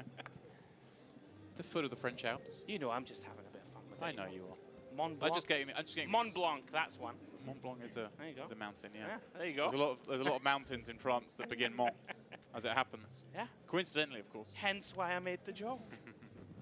I'm 1 step ahead of you, Demps. Speaking of being 1 step ahead, Melchizedek has been 1 step ahead of the competition so far. Getting after it, ace-9 under the gun. Fairly reasonable, you know, to open here. Lots of sort of medium to short stacks that will only have 1 move. using that ace blocker. Gonna come in for an open. Gonna fold round to the big blind. Burton. Lots of shallow stacks now, in fact, Demps, with that blind jump. You know, 5 or 6 players at the table working with 24 bigs or below.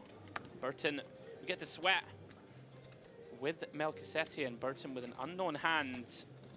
9-7-6, very much a texture that connects with the big. And you will see some donking. Does look at his chips, James. Yeah, and here it comes. Certainly a trend in modern poker. You will see a lot of leading here on these 3-card straight completing boards. Melchizedek might rip it here, Demps. I could see it. Backdoor nut flush draw, top pair, top kicker, very vulnerable holding. Right, it's a situation where he just doesn't know what the bad cards are on the turn, does he? Yeah, there are a lot of them. Hand rates to be the best right now, but I think it does make the committing raise. Really impressed with him so far. Just seems super attuned to what's going on. Has decided to go for the raise call, James, instead of shove. It's effectively the same thing, right? When we're talking about this stack depth, isn't it? Making it 5 million. I mean, oh wow. Here we go. Here we go. Burton tables what looks to be 8-9.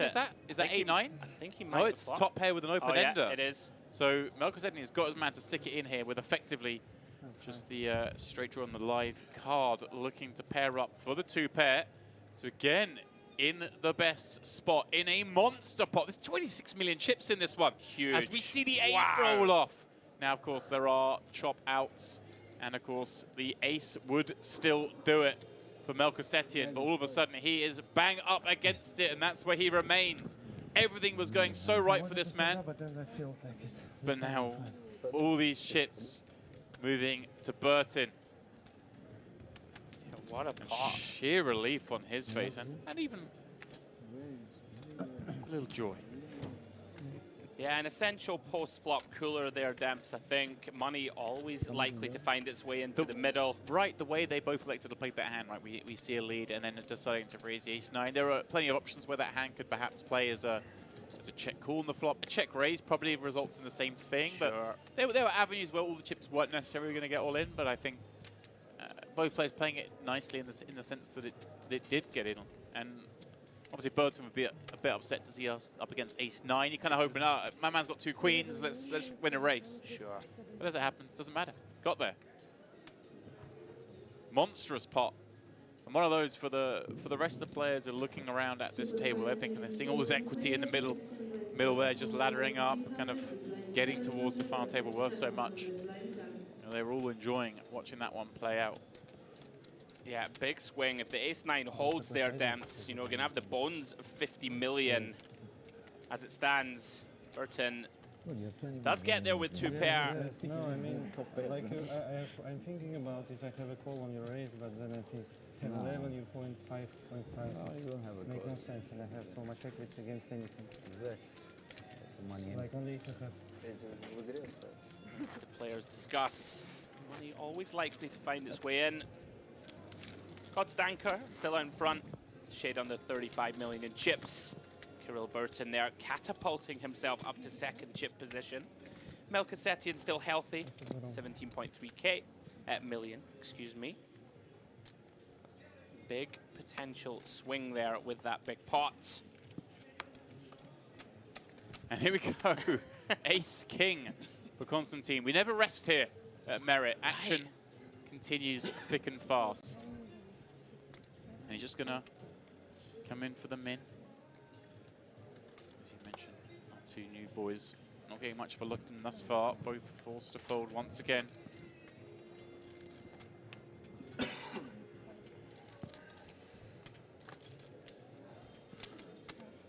Round to the blinds. Burton, pretty dusty looking. Ace-3-0, it's out of the way. Melchizedek, 10-7 off. Not the most appetizing hand versus an under the gun 20 big blind open Demps. Yeah, does decide to fold. Quite like it, I think. Maybe defend against late position. Yeah. I like that discipline. Yeah. From him there, just letting that one go. Again, of course, there is bounty equity, but I mean, I'm not sure if these guys, well, I'm sure these guys would have crunched it, but we're not quite aware exactly how much those are worth now, of course, given that the biggest bounties have all gone. I don't know how many are left to pull. The players do see in the room there on the huge screens, either side of the room, the current tally of what bounties are left, and they can work out, therefore, obviously how much each bounty is worth, but they're certainly worth less than the sort of 3.5K they were at the start of the day, given the big numbers have gone. Yeah, we did reference it earlier. I mean, basically now, last 1% of the field, bounties almost become negligible, I think, when there's 85K up top. Right. Kind of chip preservation might be more important at this stage. And some people just love it, Dempsey. They love just going for those envelopes. One day you'll get one, I right? just want to open one. I'm saving it. When I get one, it's going to be a good one. I've opened a fair few. Yeah? Like I finaled a tournament in Ireland at the Irish Open. They had a mystery bounty. I came 4th, I believe. That was good fun. Everyone was anti-railing each other when they were opening the envelopes. Naturally. Classic Ireland. That was fun. And then I played one at the Win just a few weeks back, not long back. Came 15th or so. Got 3 envelopes and got 2 mins and 1 just over the min. And in Ireland, did you get at least a decent envelope? I did get a good one. Like I got 7.5K, and I think the top was 20K. Okay, and the min was like 500 or something? Yeah. Okay, Oh, so 1K was the min. okay, but 7.5 min, that's nice. Yeah. Oh, I was happy. I was loving life. God Stanker, he's loving life. He's popping it back up. He sat out for a minute, watched all this action. He's coming in with the Jack-6 suited and gets instantly picked off by Burton on the button with that King-Queen-O. Nice hand selection, of course. Yeah. Take things up with. I think he's going to be pretty tricky, Burton, now with that newfound wealth. Willing to get involved a little bit. Some of the trophies on offer here. Of course, the big one, the Mediterranean Poker Party main event, the EAPT trophy there as well. These guys, though, battling out the opportunity to be the first winner. The Luxon Pay Mediterranean Poker Party. Shout out to Luxon, by the way, for those unaware, of course. They are the title sponsor here at the MPP, and a fantastic product that I myself, and I'm sure you do, Andrew, do use. In fact, my first time using it was in this very casino. I was here for a merit stop, right, doing the commentary. We suddenly had a day off planned, and I was like, oh, there's a like a $500 turbo I can play. But I didn't bring any cash with me, and suddenly I was like, wait, Luxon, let's actually try this thing. I've heard so much about it, and it was simple. Went online, bash, bank transfer or card deposit into my account, and I just went on the app, pressed registered on the Luxon app, went to the cage, they just gave me my seat ticket there and then. It's like amazing. It's so seamless. It is amazing for poker players, I gotta say. It just makes everything so simple, right? One app, you know, fire whatever money you need in there, use it for your bankroll when you're going to these live stops. Right. Click, click, click, Face ID, bish bash bosh, in we go. And obviously we used it with you when you played an event here, bought a piece. You just did. Like, we just Luxoned it over to me, and then you Luxon back my cash, which is I nice. actually made you some money. That was nice. Yeah. Right, speaking of cash, Constantine limping the small here with Jack-8. Tricky kind of spot. Gabissa here, 13 effective, deciding to limp Jack-8. I mean, you sent me back some money, but it didn't trigger any kind of like large transaction verification or anything like that. Let's get that. All right, that's for later on in the week, James. It was a small return. You had to get that in there, eh? I did. Let me call the action. I didn't want people thinking you'd actually done, you know, a stellar job for me. Thank you, James. As we see Constantine flop best. He's a stoic-looking chap, isn't he? He really is. Very interesting here, deciding to check. You know, could bet one big blind here very often with parts of our range. Right. A little surprised not to see him do it. You can get called by a king high, a queen high that thinks you're at it. Right. That, you know, you haven't shoved pre for 13. And the ace-ace jack is obviously a board that does favor the small blind a lot, given the big blind hasn't raised it up after being limped into of 13 blinds. But again, I guess you could swing that around and say, hey, look, it's a bounty. If the small blind had a good hand or 13 blinds, are they not just going to jam a lot of the time? And I say a good hand, I mean any kind of reasonable hand. Just jam and either take it down or be happy to try and chase a bounty. Yeah. Yeah, you can effectively have the big blind drawn dead, right, also on this type of texture. Right. Makes some sense. Here we go. Delayed bet. Gone for slightly more than the min. Gabisa gonna keep his man honest. There we go. Yeah. Does get the call. Reasonable, perhaps, here with the queens. I think this is the best hand. Diamonds, not a great card to see, of course. Some of those bluffs maybe turn diamond draws. Let's see how Constantine goes this time. Of course, that 9 kicker playing. So if he wasn't in any way concerned about being up against those jacks, it is possible. Yeah, could go for block here, Demps, targeting a 9, you know, targeting a worse jack. Of course, that would chop a lot of the time. Right, but he kind of blocky. Wow, he's gone gone the half pot, okay. Yeah, a lot larger. Perhaps knows where he is. And Gabisa now basically arrived at this river, Demps, with the worst possible hand we're ever going to have, I would suggest.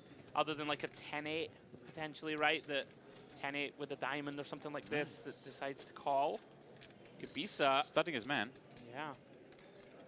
Pretty tough though, Demps, right? To like consider either calling or turning the hand like this into a bluff. This is just I think we got to fold this one. This is one that it feels in the camp, doesn't it, if we can call the turn, but we just don't get to call the river. Like you say, you're going to have some better hands to call with.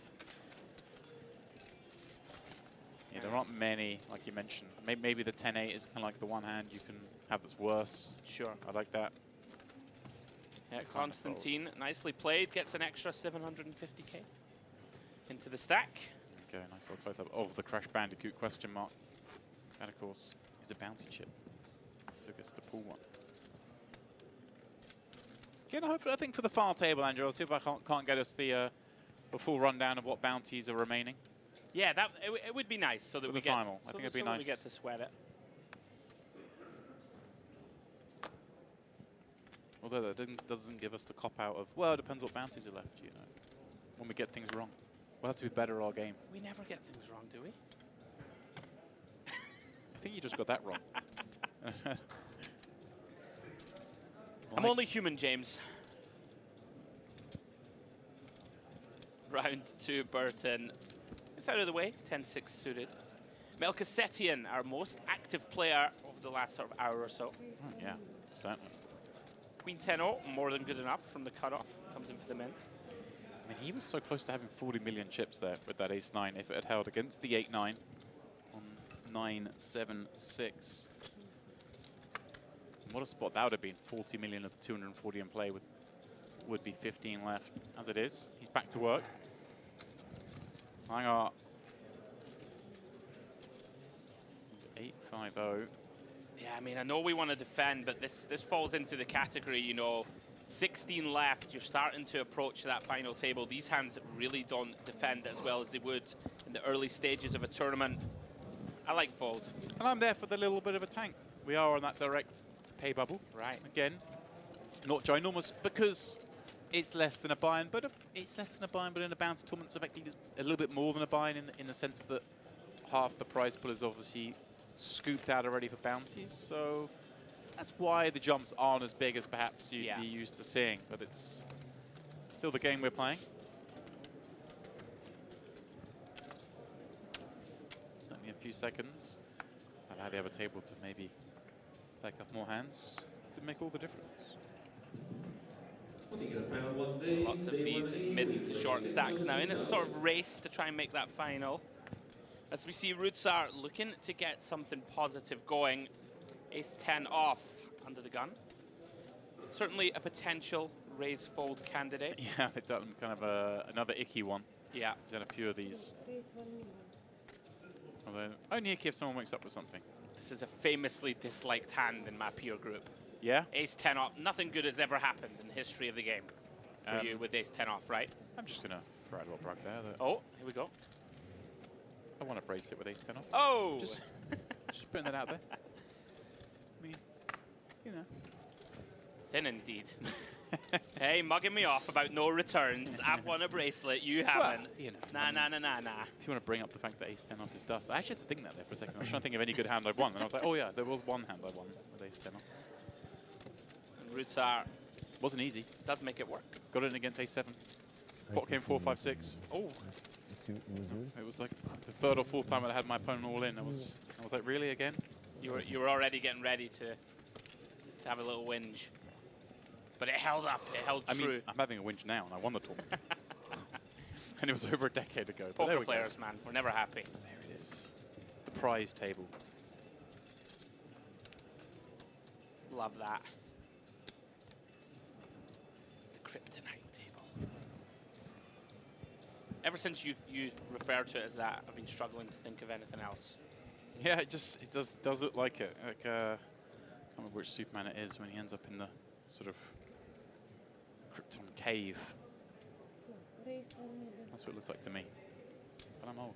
You're old too, actually, so that's fine. I'm fairly old. And Stoica looking to escape the cave, get some upward trajectory in there. Awkward one again, Demps. Yeah. Ace Jack off, 14.5 bigs. Does come with min raise. I like it. I wonder if Stoica ever tries to pull something here, like a little clicky 3-bet, 2.75, something like that. Just knows that his opponent is going to have some raised folds off that stack size and go after him, but he likes to fold. Did think about it though. Credit to him for that. Yeah. Yeah, amazing how poker has developed, you know, especially over the last few years. You even see 3-bets as small as like 4 BBs, right? Because if your opponent's raise folding, we can make it absolutely tiny here. Right. And he's not going to continue with, you know, these kind of king jack offs, ace 10 offs that, you know, open for a raise fold. Stoica gets this one through. Nice little adjustment from Rudsar, I think, to tighten up a little here. Recognizing now sub 20. Time to be a little tighter. Yeah, he's had a rough run. Well, that's such a good run. All right. Shift change. Line's going up. 300, 600. The commencement of this next hand. Average stack is 15 million. We see here the chip distribution at our table. We have 4 players below 10 million. Another below that average stack mark, but 3 of them are above it. Average down to just 25 blinds at the start of this level. That seems pretty reasonable. We know the average is going to hover around about 30 in this. 40-minute levels throughout this tournament. Plenty of play. Incredible to actually even attempt to whistle down the 1,200 odd players down to 2 in down to 1 pardon me, in just 2 days. It's going to be a long one. For those of you who just joined us, of course, myself and Andrew, with that in mind, we came to the idea that perhaps picking this one up after the dinner break probably best. It's going to be a long one. Yeah. We don't want to burn everyone out on our first stream of the MPP, but some of these players will be here late. And for the players, they don't mind playing a long day. You came back early today, you might have to play 14, 15 hours, but hey, you can walk over 6 figures if you pull the right envelope and win this tournament. This is it. If you approach that final table, the adrenaline tends to get you through. They got adrenaline, we got caffeine. Everyone's going to be all right. Absolutely. Yeah, we will be burning the midnight oil. Very likely to go late, but we're here for it. Day 1 of our streaming schedule. Of course, multiple huge tournaments to come later in the week. We got 10K PLO Demps. We got 25K high roller, 50K high roller, no limit. Yeah. Huge tournaments. 2K EAPT main, 5K MPP main event. It's gonna be great. Hope you will join potentially us. some big names popping through the door for those 25Ks and the 50Ks. Obviously, we know that a rather large event taking place in Monte Carlo right now. Some players perhaps popping on over here once that's done to play those high rollers. That's such as the way the events are scheduled that allows that to happen. Kostanka. Hit again from the button. This time ace 2 suited, and Rudzar with the monstrous looking ace 10-0. The hand that nothing good has happened with, according I've absolutely jinxed myself, haven't I? to Andrew Hedley. And interesting in fact that Kostanka didn't elect just to open jam this, right? When the 2 players behind both have 10 million. So does that mean he kind of has to raise call these? It's always so grim, right? Like this kind of spot. In fact, with the blinds up, it's only 15 big blinds, right? Effective for those players. Yeah, I'm with you, actually.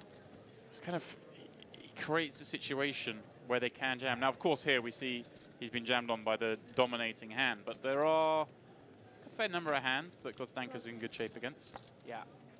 Very tricky. Nicely done. Very well done. The old, I feel like there he didn't throw sort of the good money off the bad in the sense that maybe realizing, hey, maybe I should just jam this to stop this from happening, but it doesn't mean I have to now cool off. I can just maybe make arguably a misstep. It might not be a misstep. Sure. Yeah, perhaps figuring now, right, that with, you know, 16 left, players will re-jam a bit tighter. Right. Like, you're going to get opens through that perhaps you wouldn't earlier in the tournament. Godstanker, he's been pretty much not perfect so far. And we saw from Godstanker earlier opening kind of like the Jack-6 suited to maybe recognizing that, hey, I want to open a lot more hands. So if I want to do that, I kind of just have to maybe min open with some of these pretty good hands that do like just to jam, just to kind of keep that range a little bit less defined. There's always so many nuances in this game. Constantine looks down at one that he won't play. Gabisa, though, he's 4-0. But on a full table, +2. That short stack does just elect to burn a few seconds before folding again. On that direct pay jump, seems reasonable to let that clock tick on a second. Yeah, I like the fold a lot. And just not strong enough from that position. Round to Rudsar. Has stabilized the ship. Back up to 12 million. 5-6-0. Let's go. Stoica just been hanging around Dems. Hanging around. Hanging around. This kid has the alligator blood. He's against the big stack. Out of position. Yeah. Inherently grim spots, but 7-8 figures it's a little too strong to fold. Ooh. I wonder what happens here, because there's an argument and he does just put it in. Let's just put it in. Especially again, as I mentioned before, in a bounty, it's like, okay, well, even if you call me, I've got a chance of ripping a bounty off.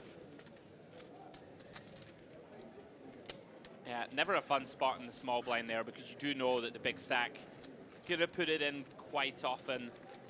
Right, and even in the big stack, you're not thrilled. You know you're going to get trapped a lot. Right, the small one's going to limp in and call off a lot, but the Jack-9 suited plays pretty nicely, even when called. Although it kind of feels like a waste of a hand almost. Jack-9 suited is such a strong, almost a waste, because you dominate some of those holdings and you can flop so much good stuff. I'm just greedy. I'm with you. You can go either way, I think. Pure theory probably checks mostly. But we don't want to think about pure theory. It's the mystery bounty 1K. The party's going on. Exactly. Players have got places to be.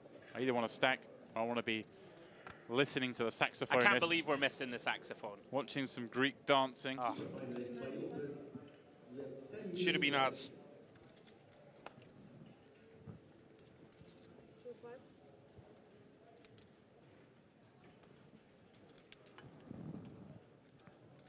Round to Rudsar. And just going to keep his powder dry. I like this fold also. A short stack behind is going to rejam. All right, and the big Pretty stack. often, big stacker can reshove on us. I like it. And he has a hand that may well have done so. Ace-7 suited for Burton. Does have a very capable opponent, of course, in the big. I believe with 30 bigs or so.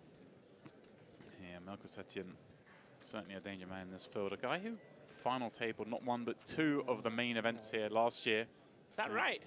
Merit, yeah. I think memory serves, a 4th and a 9th. Yeah, 4th in the Western Series main event last January. Good for 124K. And then, of course, in the summer, in August, in the Retro Series, coming 9th for 56.5K. So, a man who knows his way through a merit field. And here we go. Ooh. Yeah, this could get messy. Burton with a couple of options, Demps. Obviously not going to fold this hand. Question is, do we land on call, or is he going for a limp shove?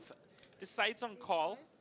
Don't mind it. Going to keep in some of the pure trash hands that Melkus Etienne isolates. And you kind of avoid the complete disaster when you're up against. This seems pretty reasonable. Yeah, I like it.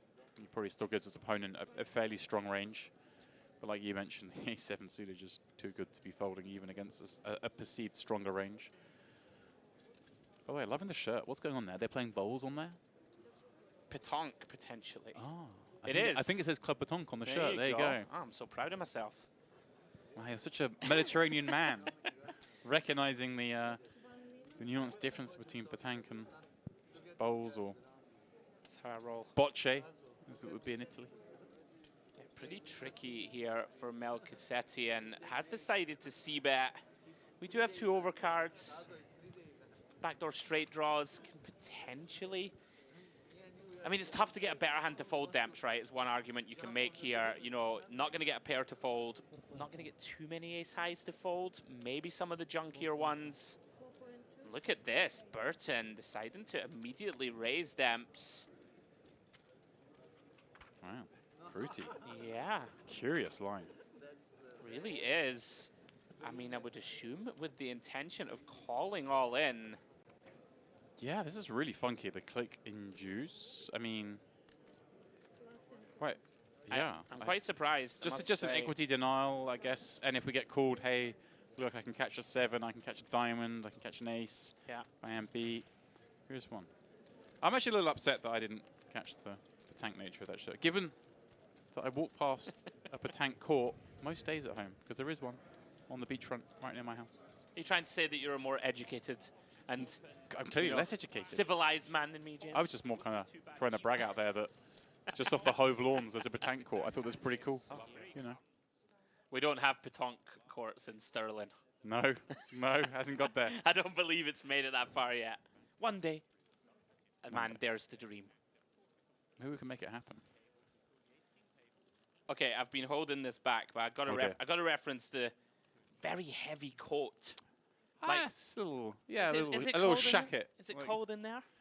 well, I mean, I saw We're some in of our, Cyprus, man. I saw some of our camera crew wearing blankets over their shoulders earlier, so it may be a little chilly in there. Of course, this table is set apart from the rest. It's a very vast stage.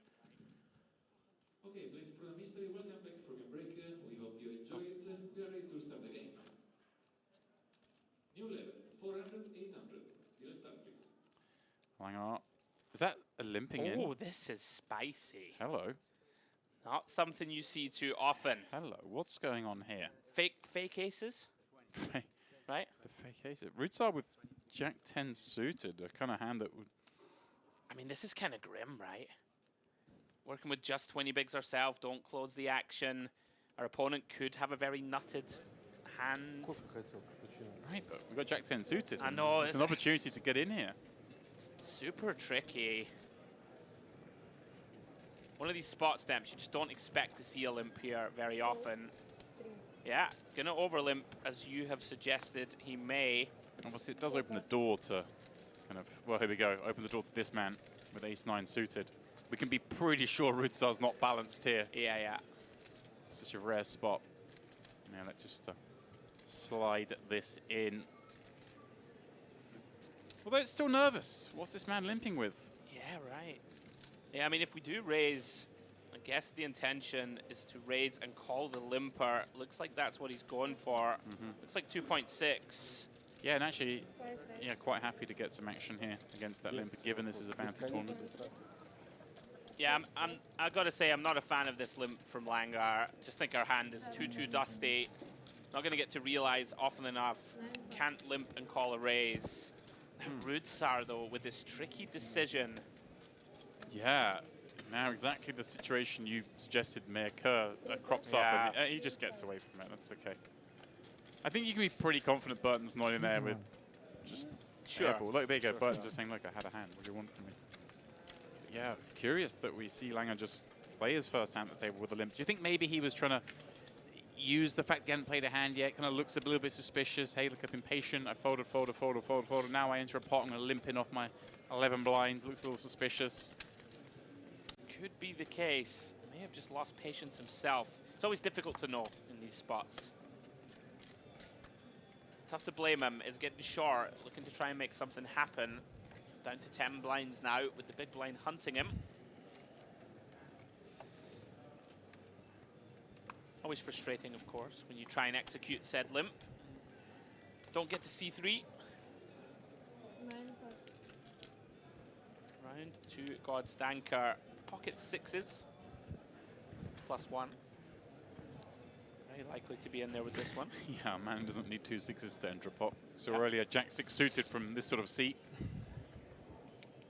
course, it was the 2/6s that he did the damage against earlier with his ace-9 offsuit when he came out with a rather creative turn at check raise bluff. With the lone ace of spades. Stoica finds the 10s. Here we go. Gonna get to rip this one in for 11 blinds. And one assumes, given the bounty nature of this, given that Gosdanka's had a little sand thrown in his face, that he may elect to just run. Burton wakes up with the hooks behind. Stoica, how cold is this? My goodness. And now Burton with a real decision point here, right? He gets to call here and allow Gosdanka to perhaps go bananas behind. Does he call here and just fold if Gosdanka goes bananas behind? Because, hey, like, I have to have a pretty strong hand here, cold calling 11 blinds. Right. Does he ever click it to sway Gosdanka? Or is the nature of the fact that the 3-bet is to 11 blinds big enough already? I think 50, right? We're 50 big blinds here effective. Jack's probably strong enough to just rip it in. Wow, okay. I think it's very close, James. I think if we have 40 here, we wouldn't call and then fold to jam. I think Let's see. Yeah. Yeah, he has sort of gone for the clicky. Pass. 6 pass. Melkosetia now. Would have had a decision. Pass. Instead gets saved. Gabisa! Oh my goodness. Wow, well, this is grim because he was loving the action until now with just that shallow stack in the big blind. And this may factor into this, right? You think, all right, because Danka's gone after this big blind. Because it's a shallow stack, we are playing a bounty. Right. So, Stoica probably plays his hand as the value range that it is because, hey, he's only got 11 blinds himself, doesn't have much fold equity. But Burton could be that little bit lighter with that in mind. Yeah. The fact that Gosdanka is raising here with a really high frequency. And there's just so much money in the pot. I mean, we have 7 blinds, James. Of course, ace-queen figures to be in a lot worse shape than it is. We can see it's in fantastic shape against these 3 holdings. Yeah, I think he's just going to look at this and... We only have 1 time bank, by the way, James, I think. So Wow. he's not got long to make this critical decision. I think... Might time just out here. kind of cry fold this one. Oh, yeah, yeah. I like it. I like it. Obviously, we can see that in this instance, he would have wanted to be in there. Gosdanka's showing, hey, look, I wasn't in with nothing. Stoica's going to get the very bad news. It just feels like ace-queen wins this hand every time as well. There's just going to be no justice. Yeah, well, if that's the discussion going on there, Burton kind of looking Gabisa's direction. What a spot for Burton for a bounty and to get to around 40 million. 10's alive, hence the 27% equity. We see it there. There are 2 10s left in this deck as we head to the turn. He's happy with the ace-queen so far. Wouldn't have got there. Yeah, desperate to see another brick. Can Stoica find one of the remaining 10s? No, he can't. Wow, what a collection of hands. Because Melkosetia had ace-jack of diamonds in there. Gabisa had ace-queen of clubs. We had 2 jacks, 2 10s, and 6s. But all it ends up being is, of course, a bust-out for Stoica. Burton, well, the rich are getting richer. Sorry? Did you get some hand? The Patank specialist. Did you get some hand? Obviously, Climbing higher and higher up the counts. 15 players remain, means we have reached that pay jump, albeit not the largest we will see here at the Mediterranean Poker Party. Brought to you, of course, by Luxon Pay. Luxon, of course, now you can get a physical card. I don't know if you've got yours yet. I did. As soon as I got the option to get a physical bank card that sits in my wallet, a snazzy little black. It looks like you're some sort of baller with a black card, as it is. It's, you know, it's a debit card, but you can use it as Head to the shops. as a normal card. Yeah, Lovely. it's, I can't remember if it's a MasterCard or a Visa. MasterCard. There we go. Yeah. For UK and EU users, you can get that.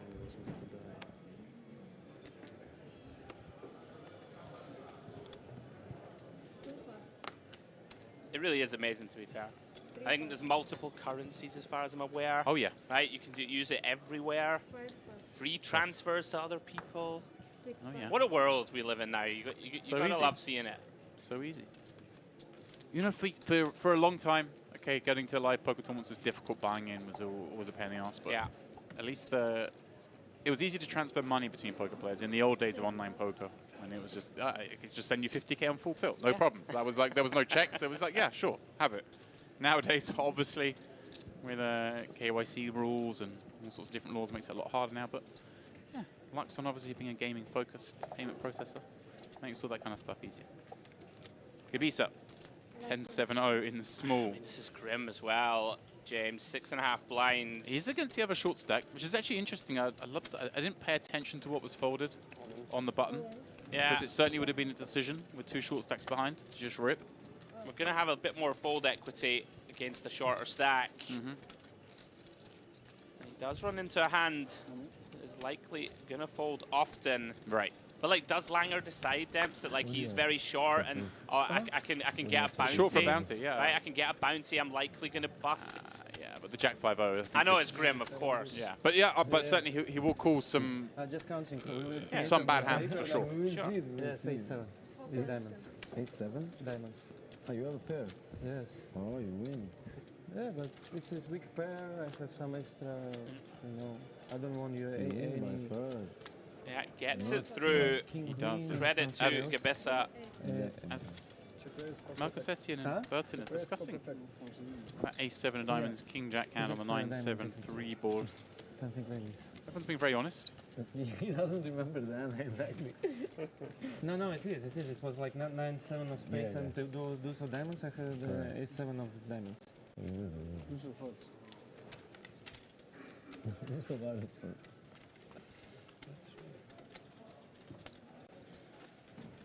Ace is good. Ace is good. You had what? Ace is good. Like ace queen, yeah? Ace high is good. No, what did you have? Ace high is good.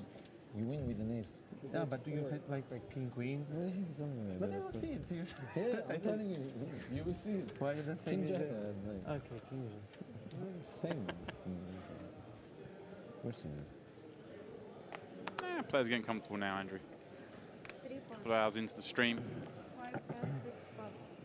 It's the classic, right? They're like, oh, you'll see it on TV. You're like, mate, I'm going to find out in 20 minutes. There Might as well was a tell me guy- now. Would you tell them, James, or are you like you He's want to from keep my them country. keep them And of guessing course and like he's a little listening now. maybe a little frustration for lied them to trying to me on figure live you out? Or stream. what do you reckon? I'm Think it sitting matters? next to him, he's lying to me, he said I have in hand, and after 30 minutes I saw him. What do you call this type of people? Tell it on the camera. That's why he's not here. Say, I'm in that camp. Why I'd did lie you and say say I had a that? different hand. Then when they find out, they're like, hang on a second. Last lying to me. Brilliant. We're sitting here like, you know. Just like barefaced lied to the guy's face. Knowing that you're going to get caught lying. It Pocket was 10. disgusting. You had the old 6 do so. Everything is disgusting. So you One, got 1 hour delay, of course, here, Andrew, for the MPP. So quite a lengthy delay. Players won't have seen these kind of hands just yet. They happen in the last 25 minutes or so.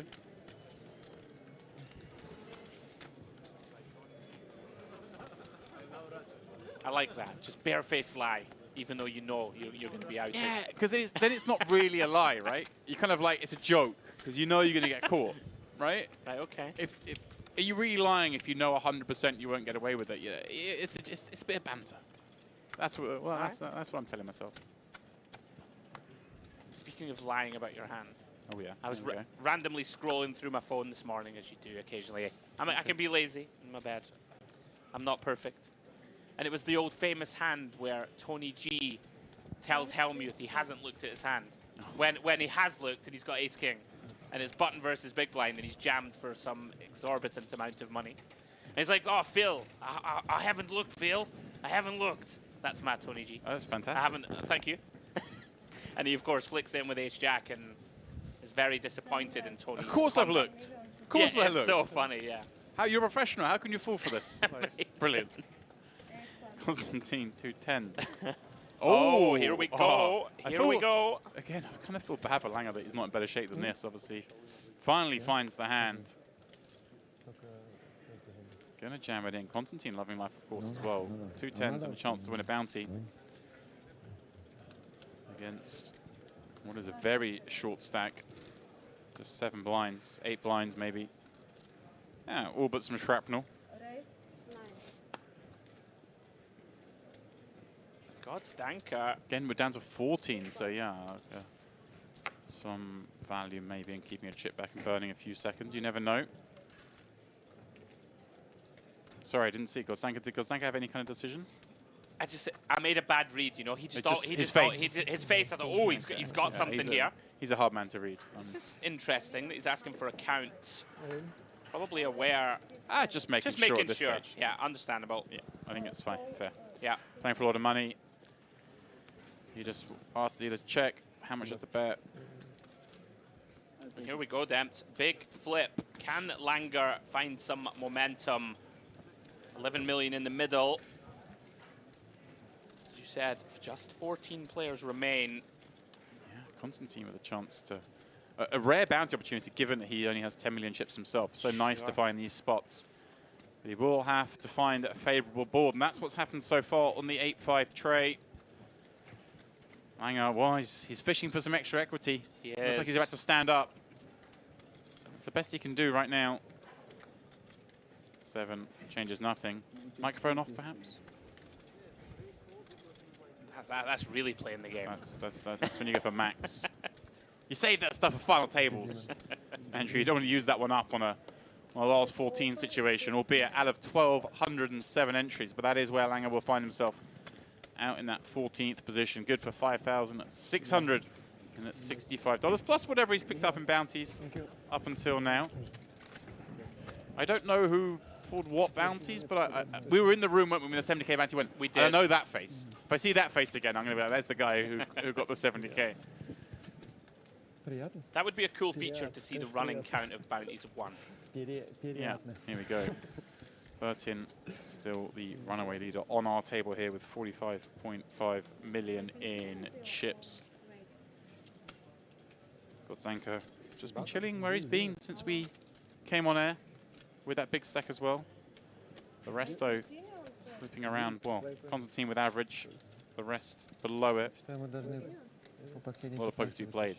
Gabisa, just 9 blinds, the one under the most pressure here as we continue on with, 13 players left now. So again, on a pay jump. This time, a little larger, about $1,400. So we are in the over 1 buy and pay jump area. Yeah, we are slowly creeping towards that final table. Will come a tipping point, of course, for these short stacks. And I have to get after it. Blinds will be going up in about 13 minutes' time.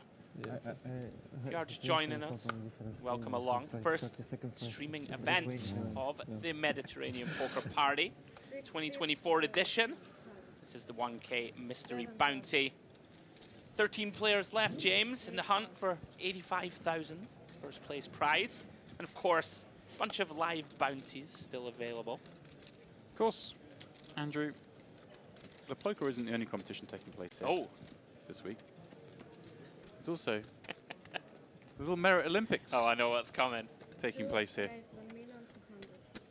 Myself, Andrew, Mr. J. Harwood when he joins us. We're competing over the next few days in a series of games and tasks and whatnot. Challenges. I'm kind of loving it. And we're going to compile a little leaderboard. We're going to turn our points won into chips, play a little sit and go. And, well, I don't want to give any spoilers, but... No spoilers, James. Today was round 1 of our challenge. We competed in a sporting activity. Let's say the standard was hardly world class.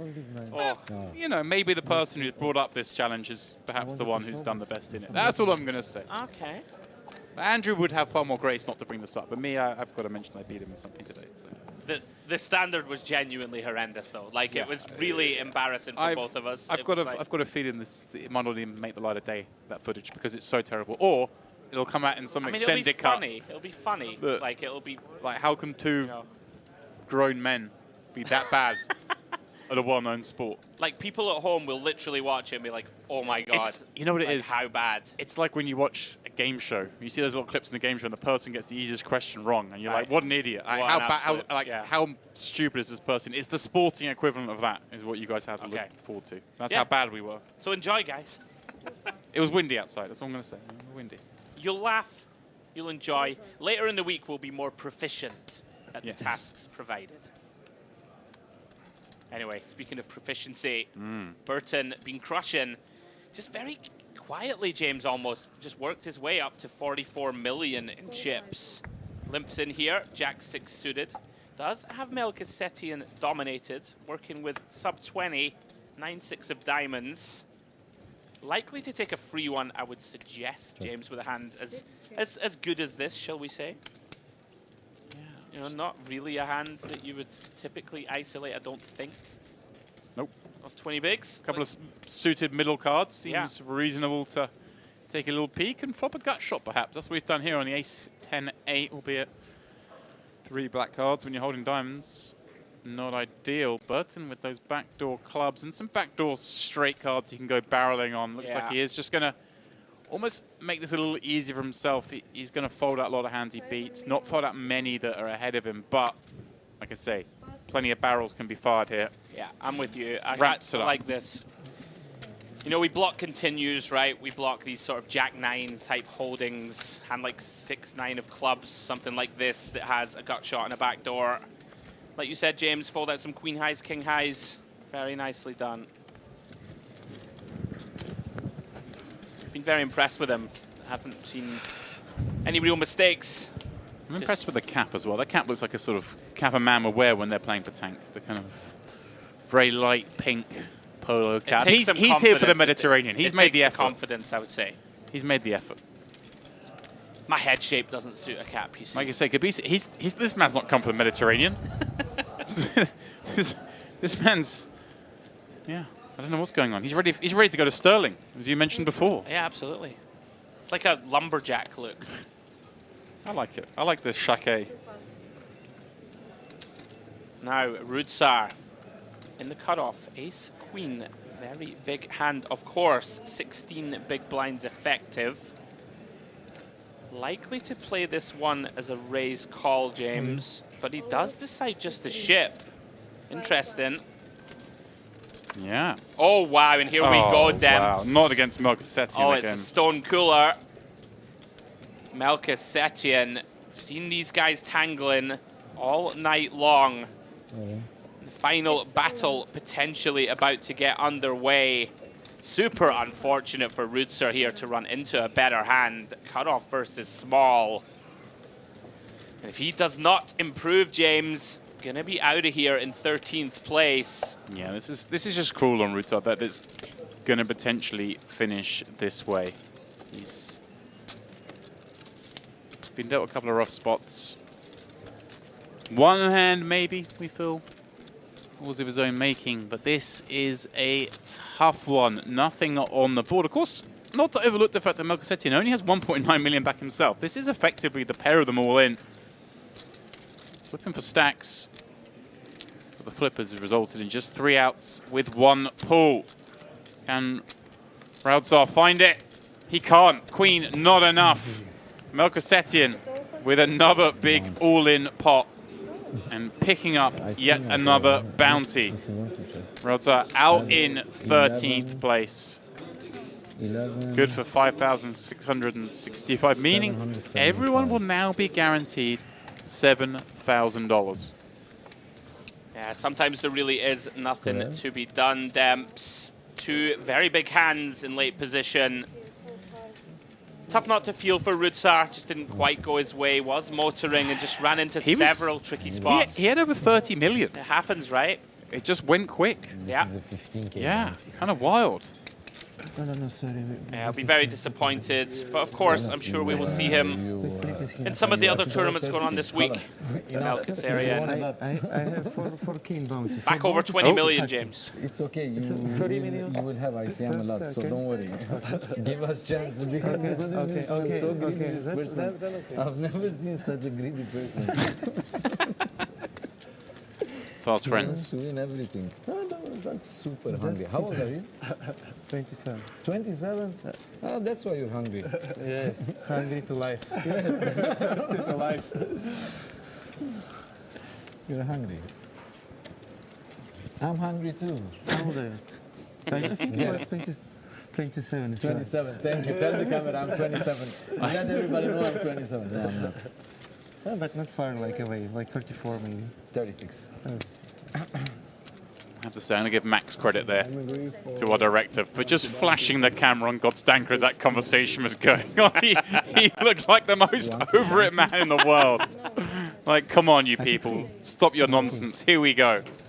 5 players sit at this table. I believe we're waiting a moment to obviously receive a new player, as we are now down to, what, the final 12. So it will be 6 and 6. There's Gabisa with just 9 blinds propping up this table. All of a sudden, though, a little bit deeper now. Constantine, the second shortest at the table as things stand at the moment before we get our new player. With 16 million. That's a healthy stack as we continue to play 300, 600. Yeah, I know, but time is running. Why we are not playing? Strange. No, I think 505. They have to bring a player over. Like this, that's it. Yeah, Godstanker. Just having a little wonder. Just surveilling the room, having a look at the stacks elsewhere, maybe. Super short, huh? Very short. Yeah,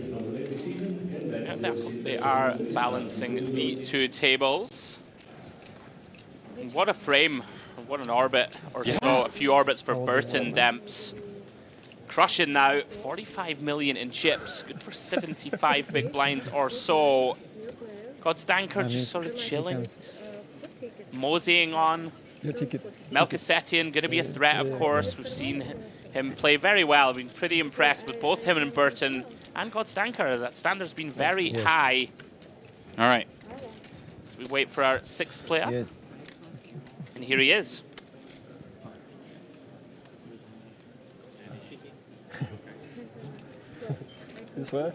In the school, you used to write, yes, and cheat. Swear on the camera that you did. Кольцо зачем снимать? Просили. Я понимаю, что. I say hi for my school teachers, by the way. I remind them. I remember them. Okay, shop leader. Right now they break. We have 15 minutes of break and chip press. One for example, chips, please. Я чуть снял. Here we go. Fresh meat with a rather small stack, Andrew. That looks to be the shortest stack at this table. Very short. Shirtladze coming in with, I believe it's under 4 million chips. To me, of course, the purple chips, they're 500Ks, the reds, the 100Ks, and then 25K. Now the yellows. The 2 red sort of misshapen chips there, of course, are his bounties he's picked up. So he's still got a couple to pull. Yeah, it looks to me, Demps, 3.8 million, I'm going to guess. Even less, 3.6. Not the hand we want to find working with 6 blinds. Round to Godstanker with the Jack 9-0. Love his demeanor. He's furious at having to fold any kind of hand, but with Burton behind, makes sense, and Burton finds one. Ace-4 suited in the cutoff. More than enough kit to be operating with. Yeah, intrigued to see if he ever sizes up a little, Demps. He does have Gabisa in the big. You know, you do typically see it happen when players are sub-10 bigs. Give them that bad price to defend. Yeah, and does do so, James. Just a shade under 2.5x. Melchizedek with this tricky ace-9 off. Certainly a hand that you could consider aggressive action. Yeah. I mean, you certainly see people use this as a 3-bet fold. Right, but yeah, with 12 left, the guy covers you. Exactly. Kind of almost just want to let him do his thing, get yourself to the final table, start looking at those big ladders. We've got the 2 short stacks behind. I agree. It's one of those, I'm there with you, but I think against, when you're looking at Burton, who's so capable, maybe just, hey, you know what, you get to just win this pot. You can have this one, yeah. I'm going to say, obviously, as I mentioned before, we are keeping an eye on the DTD player chat here on YouTube. And I have a shout out here because come on then, who's in the mix? We have a very, very, very high profile in the chat. And I'm honored to say that one of our viewers is none other than world famous tournament director Luca Vivaldi is in the chat. Whoa, giving us a little shout, tuning in. Loving that. Hello, Luca. Good evening, sir. He loves it, you know, too much. He's working all the time, and then when he's not working, he wants to see what's going on. Eyes on the MPP. He's a man, of course, from the Mediterranean himself, hailing from San Remo. What a legend. That is an honor indeed. I was wondering who it was going to be. You gave it like the big I didn't do it justice because Luca's on another level. Yeah, he sure is. He's always so suave, so smartly dressed. I know. And then when he's out of his uniform, you sick, doesn't it? he's dressed super cool. See, he like dresses smarter than everyone, And then also he's just trendier than everyone. Really quite painful. Successfully traverses the gap between business-like and suave. He really does. All right, here we go. Constantine just going to put the 2 short stacks in. This is a lovely seat to have for him when he folds around to the button.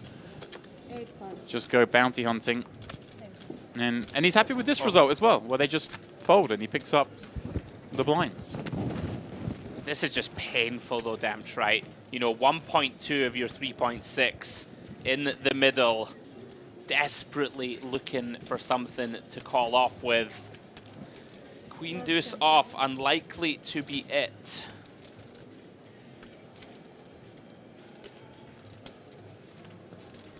Tricky, of course, because Constantine can go super, super wide here. Queen deuce, oh, not good enough for Shkrtladze. Gets out of the way.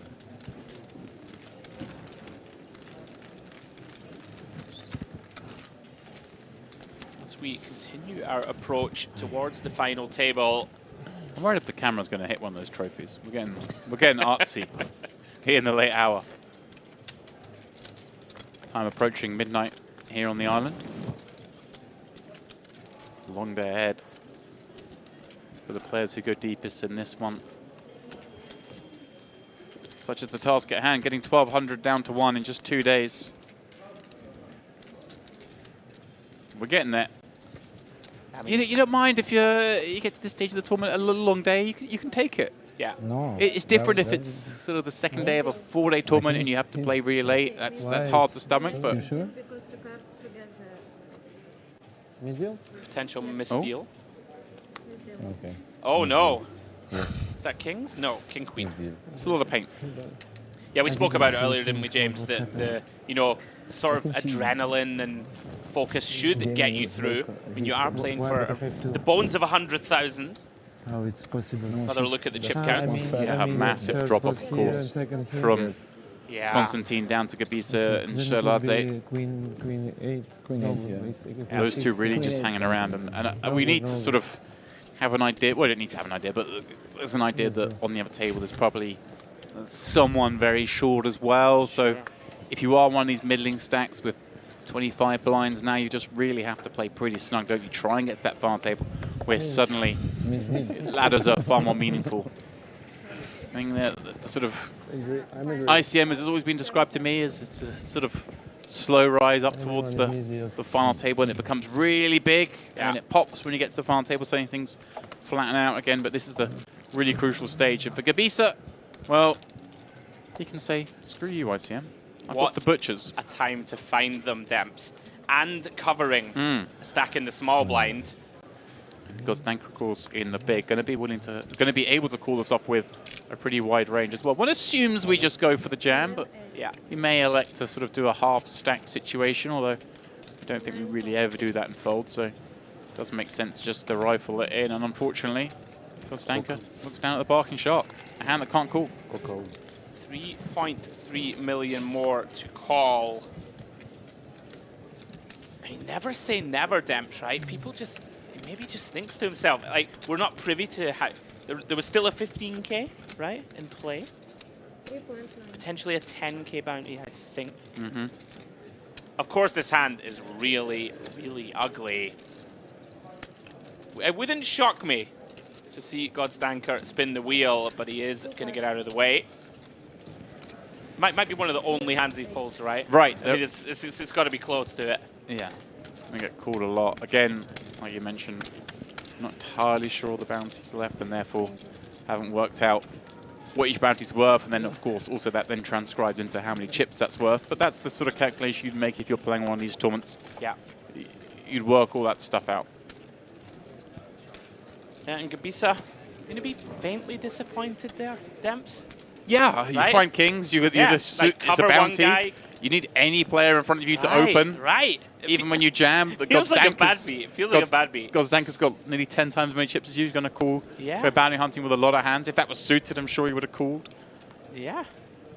Does feel like a bit of a bad beat. At the same time, he kind of Still alive. And of course, he covered a stack behind, right? So he could have even got a bounty himself. There were lots of Yeah. good things could have happened there. Unfortunately for him, they didn't. Yes, yes, yes. That's okay. It's a great. Yeah, may get another opportunity, James. King 10 in the cutoff, 9 bigs. I think this goes in 2, James, covering a stack behind. It's certainly going to be a jam for chips. And we, of course, are 6-handed. I wonder if this is the one where you sort of make it 4 blinds, and if things go crazy behind, you could potentially fold. It's something maybe you see more on a final table than you would with 12 left, but he does decide to rip it in, and see some of the players departing from the table. Do believe this is the last hand of the level, and Shaladze again. I mean, it's got to be close, I think, Demps, right? 3.5 blinds. We're getting to the critical. How much grim? How much in these situations do you factor in here? Like, hey, look, if I call this, there's going to be so much incentive for players behind to call because there are 2 bounties now on the table that maybe Queen Jack-O makes it hard to play. Let's see. That's a very good point. Just what's about to be at the moment is what 3.5 blinds will be sub 3 big blinds at the commencement of the next hand. Yeah, let's get away from it, Demps.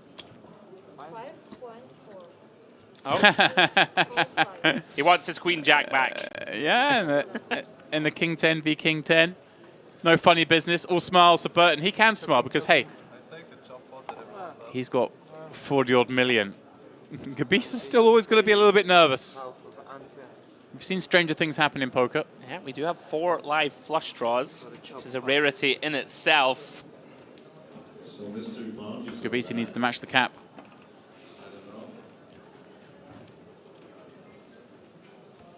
Up against the Patank specialist.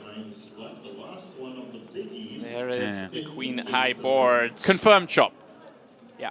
And I hear straight away Mobutu's in the background. Those players who've taken bounties up to now in the break, going to redeem them. A quick rush to get there. Open up that tombola. Find the big numbers. Yeah, are going to chop this one up. As we see Shkurtladze looking a little disappointed there. Would have won it, Demps, if he did spin the wheel with Queen Jack. Wow, yeah.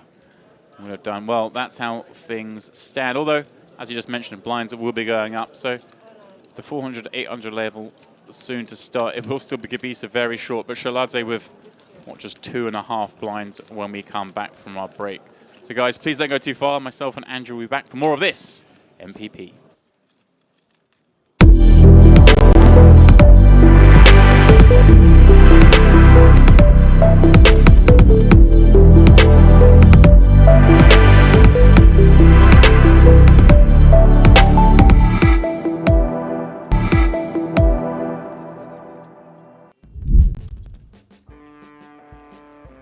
Welcome back, guys. We're here at the Merit Royal Diamond Hotel Spa, and today, basketball court.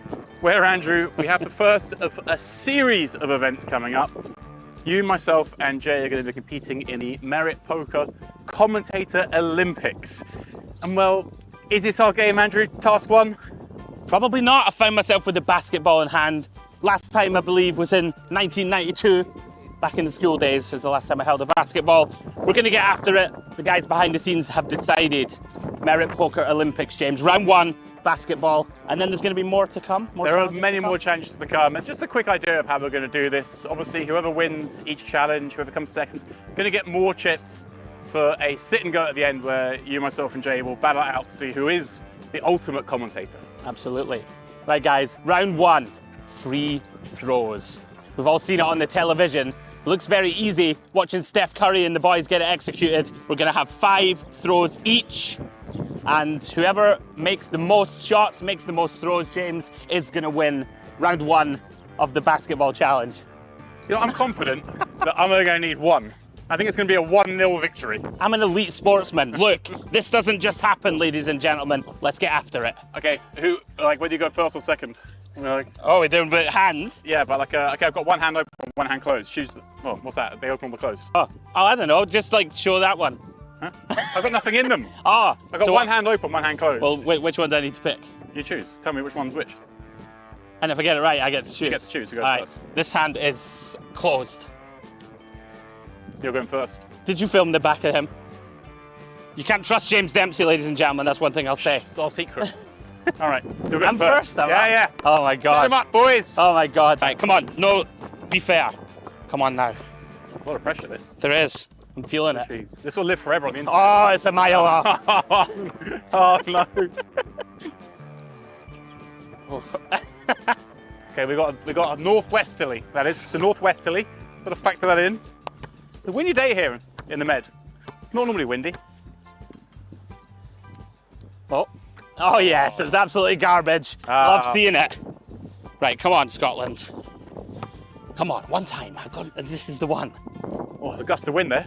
Get in! Oh! Oh. That was actually not a bad effort. Don't worry, I've got him. I've got him where I want him. Oh no. I was expecting a gust of wind. Just keep filming until we make one. Where was the Just wind? keep filming. Is that 0-0 through 3? 0-0 for 3. Come I on. said 1-0 might do it. I didn't say to who.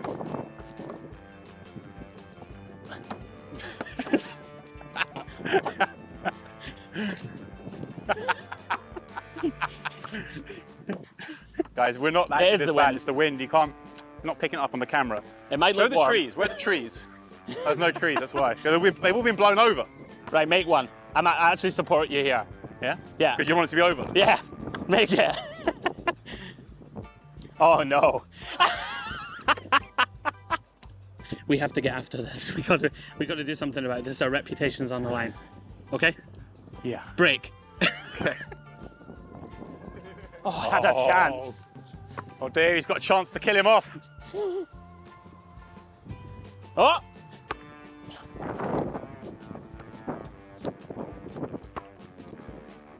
Well done. Nicely handled. Good stuff. Yes! Come on, give me the chips. Sorry, Dad. I failed you after all these years. Sorry, Scotland. Scotland, I'd like to apologise for absolutely nothing, as he said. No, it's Ireland. Never mind. Well done, James. Round 1. So, guys, now that we just wowed you with our prowess in the free throw challenge, well done, James. I'd like to say it was deserved. It wasn't deserved, but I mean, like I said, I called it earlier. I said I was going to win 1-0. I won 1-0. You did. It was a very poor quality match, but now it's time for revenge for you, Matt. Perhaps. Time for 1-on-1. Tete-a-tete, head-to-head. Tete-a-tete, head-to-head. It's going to be me running at James with the ball, hoping for the best. No elbows. No elbows. See any elbows? Keep it all above the waist. The waist. Below Anything the else chin. is allowed. I'm just going to shoot from here because I'm really good. You're tall. Yes. Thank God. You can catch the ball. That's about it. It's better if we run. Oh. Ah, come on, get that ball to me.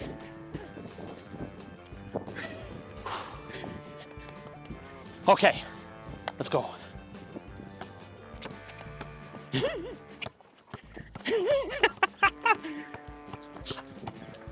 You can't grab that ball. You got to grab this ball, not my balls. You can't get past me. I'm a machine. Oh, very high risk.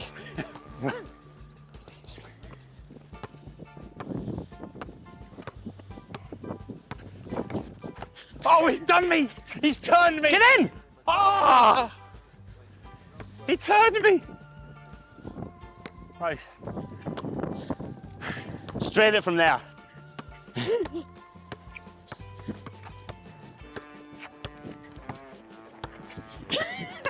I've seen this on the TV. Where are you going? Oh! Oh, you're fucked now. That's travelling, isn't it? I don't know. There's no rules in this game. We're playing merit rules, motherfucker! Oh. Oh, he's a big man. Oh, he's spun him. Oh, the ball's still live. Oh, he's called it. Love seeing it. Oh, he's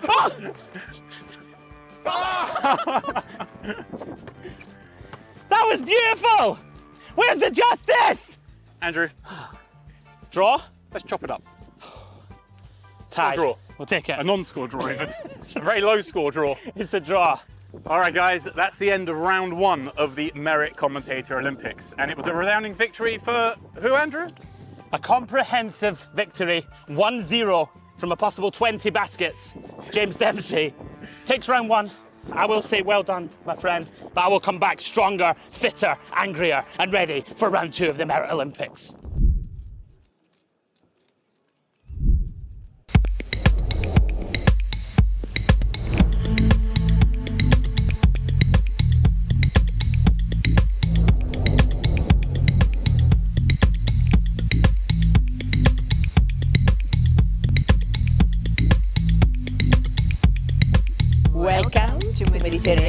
Poker party.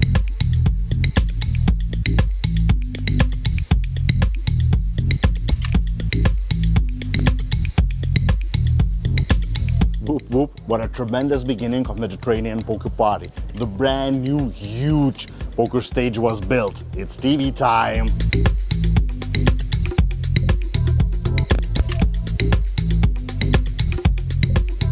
Don't forget the main thing that unites nation. A bunch of poker events running now. And I'm from Norway. Turkey, Australia, The Netherlands, Lebanon, France, Bulgaria, Venezuela. Belarus, Iran, Ukraine, Austria, Serbia, Russia, Germany, Armenia, Hungary, Kazakhstan, Italy, Greece, Romania, Moldova, Scotland, Poland, China, Spain, Sweden, England, Georgia, Mexico, Croatia, USA. Lithuania.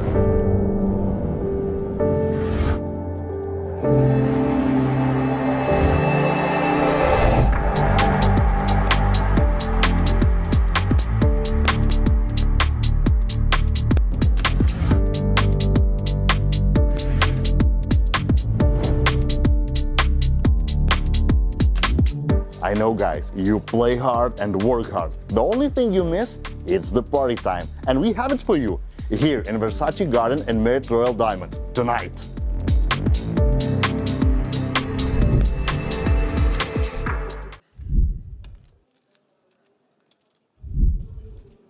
Here in the background, Varia Milbutas calling the draws out. Sounded like he's saying one of the 40Ks has gone. Of course, we know the 70K, the big prize, has gone. That went earlier this afternoon. The players talking. I think that was the second 40K that's just gone. So the largest bounty left, according to these players discussing, is 15K. Will, of course, change things somewhat. For sure. So the close spots suddenly become a little bit more foldy. But as we know, once we get deeper into these things, the bounties become less relevant, right? I think we looked, it was sort of 3.5K-ish equity per bounty, which obviously once you start the day is worth a lot, but once you get towards the final table, 3.5K isn't really going to sway your decisions too much. Yeah, it does become somewhat irrelevant, and with those big chunky ones out of the way, and with you, Demps, players likely will tighten up, calling all-ins. As we see, Mariam here opens the hijack, King 4 of Hearts.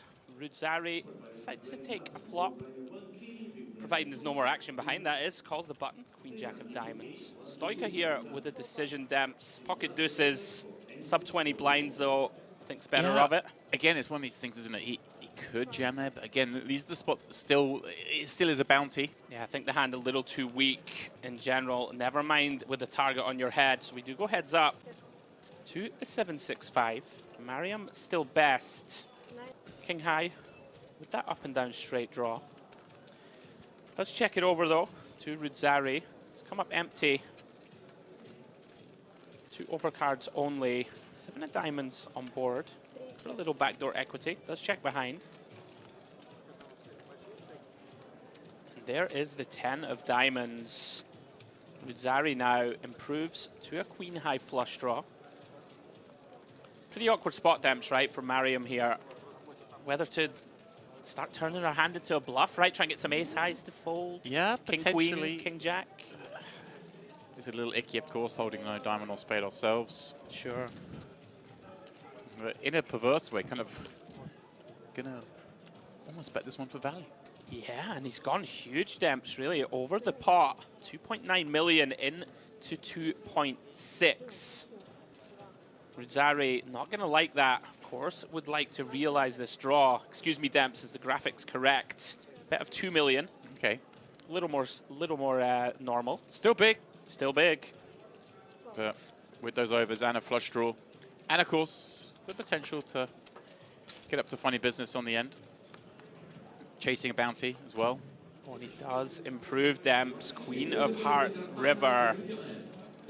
Potential danger now for Mariam with just pot behind. Almost impossible to have the best hand, Demps, right? It's really difficult to think of hands we beat.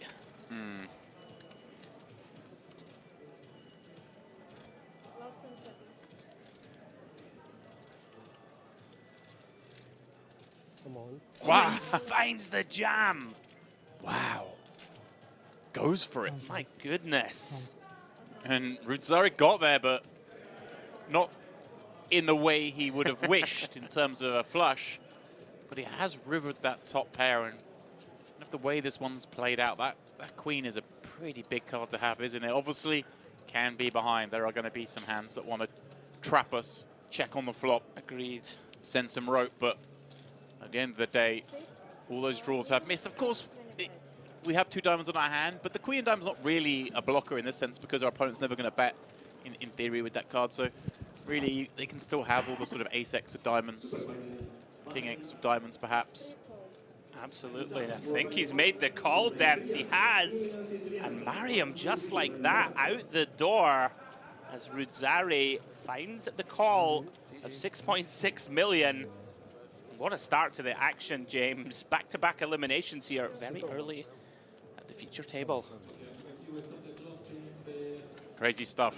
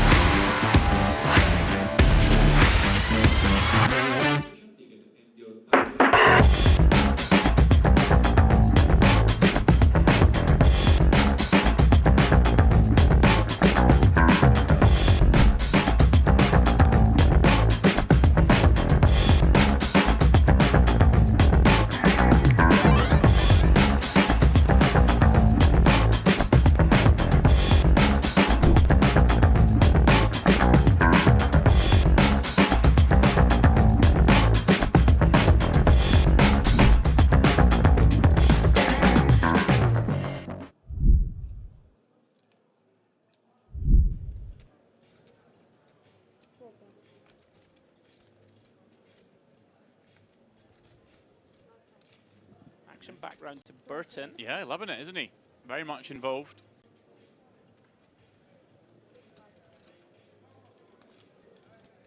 Raising this one up with an unknown hand until now. But it is the ladies.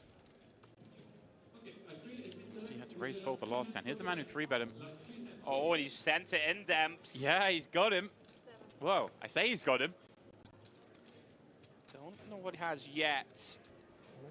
Oh. Oh my goodness. Oh, the same action as the last hand. Look at this. We see the open from Burton with 2 queens. Melchizedek with a very, very reasonable 3-bet jam him. Slam dunk with ace-king. And given that he did this last hand with king-queen-o, now waiting behind, wondering. My goodness, you would imagine this is not Hollywood. This stage of the tournament. It does get out of the way, Demps. Is that a call? Oh, call. Here we go. Horse snaps it off. 2 top-of-range hands, James. Top of range. Absolutely. Cutoff versus button. 2 monster holdings. This is pretty sick for Melchizedek that he could be 1-2 punch out of this one, having had 16 million 2 hands ago. Big flip developing. It is the classic. Yeah, this is the flippy of flips.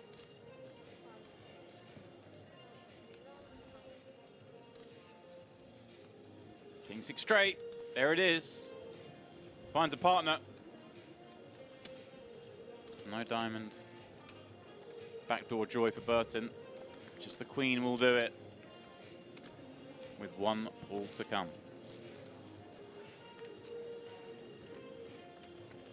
Just thinking, Andrew, we hear the music. I know, I'm jiving in the background. Like, if you're the one all in there with 2 outs to come, and everyone's silent, and you just got this like happy, cheery tune going, I don't know, that might put you on tilt. That might send me over the edge. Like, no one's ever hit a 2-outer to that music.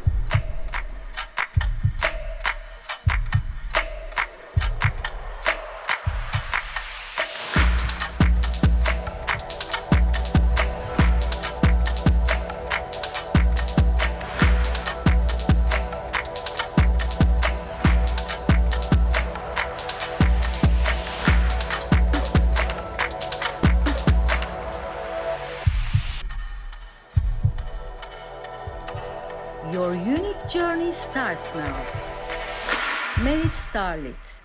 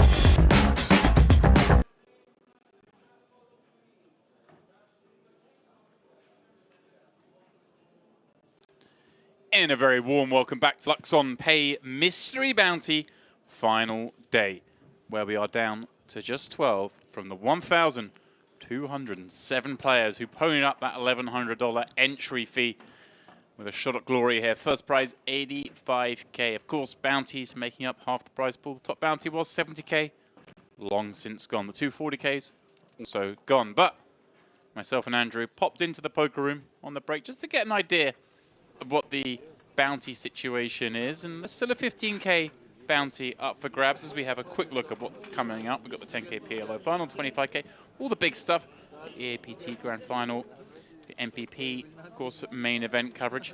But coming back to that, we saw there's a 15K bounty still available. Obviously, there were some bounties not yet pulled, a handful, but we worked the equity out to be, I think it was like $2,700 per bounty. So it hasn't actually deviated that much from the sort of 3,500 it saw the day out, just by virtue of the fact that 15K is still in. And once that goes, it will change, obviously, considerably. But as we mentioned, you get to this stage, 12 players left. Those bounty jumps aren't really worth chasing for, really. I mean, $2,700 difference at this point isn't that significant. Yeah, agree completely. Certainly would imagine that most of the players now will be thinking about sort of, you know, chip consolidation, James, keeping themselves in the hunt for those big sort of top 3 or 4 prizes where the big money is residing. But yeah, still a 15K in the tombola to be claimed. And here we go. As mentioned before the break, blinds are going up. 400K, 100K is the new price of poker, and it is Tamas Barbarics with just 2.2 million chips propping up the table here. Joshua Gabisa not too far ahead of him, just 7 blinds, and now Constantine has been ticking along rather nicely. His stack now reducing down to just 21 blinds is, of course, Kirill Burton, who's been having the best of it at this table. But let's not sleep on Vadim Gozdanka, who started our coverage with a chip lead on this table, has slightly more chips than he did at that point, but has really impressed, I think, both of us. Not that he's gone crazy. Right. A line that the ace-9 offsuit was one fun hand he played where he called a 3-bet and found a check raise on a 3-spade board on the turn, holding that nut flush blocker. But ultimately, he's just kind of, he seems like the most kind of comfortable in his surroundings, the least sort of excited by the situation. In fact, he looks kind of over it, if we're going to be honest. But that just nonchalantness, it carries a lot of weight when there's 12 left, because a lot of these guys, you can see they're feeling it. They're feeling the excitement, as you would. Maybe less experienced than Gozdanka, who's clearly just been and done it so many times before. I would go with the term unfazed, James. Nah, I prefer over it. You know? All right, over it, yeah. It's the same. Read between the lines. Yeah. But yeah, no, but I'm with you though. That can really, if you're sitting deep at a major tournament and you look across and a guy is just completely comfortable in his own skin, right? It can add a little extra, you know, minor percentage of intimidation or respect or whatever you want to call it.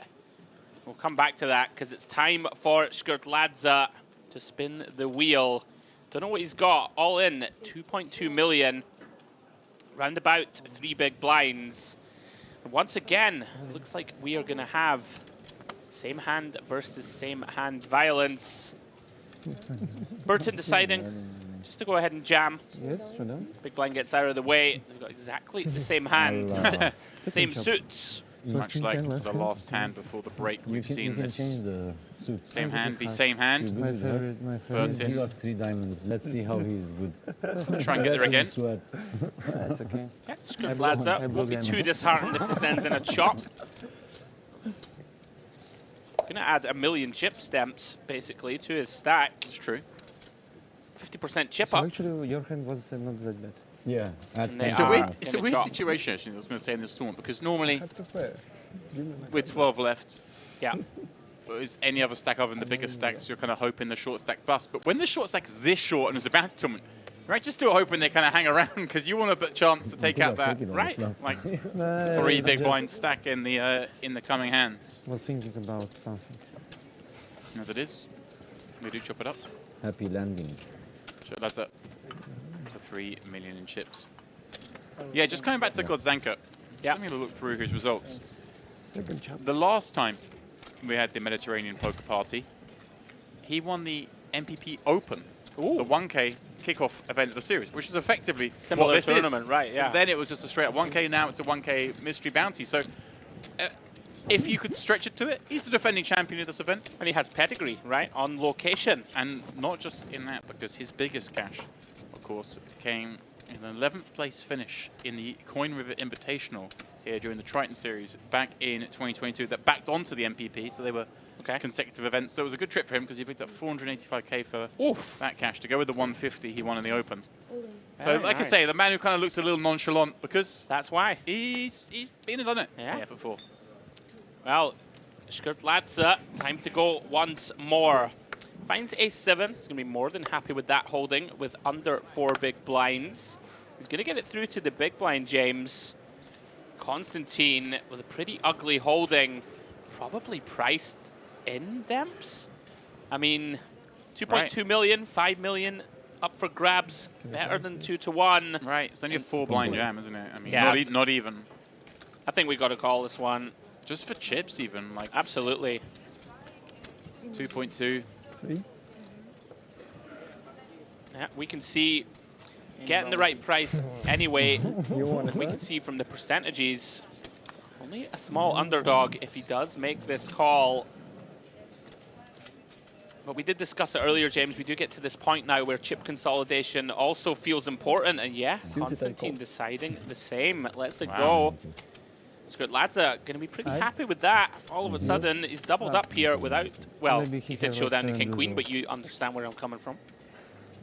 I'm surprised with that. Yeah, it's a little too tight, I think. Although, you know, 2.2 million of your 16 million, it doesn't feel great putting it at risk with Queen 4. But there's no bounty anyway. Yeah. Is it 15,000? One 15,000. And 1/5. If I hit 5,000. No. No 5,000? No, 3,000. Oh. Yeah. 3,000, 2,000. But 15,000 is still good. I mean, it's no pay jump for like 9 planes. Of course. It's good. It's like... Yeah. I guess perhaps if I was going to be argumentative, showing a little inexperience in kind of navigating this band situation, they're looking, well, there's only one 15k, so don't worry about it. But there aren't that many bounties left. The other bounties still add up. They're like, oh, the 3Ks, but it still adds up. 3K and 2K adds it still up, adds up to, absolutely, like you say, like a $2,700 equity. Yeah. So maybe they're undervaluing the bounties at this stage. Yeah. Although I have to confess, I haven't done the calculation to see how much.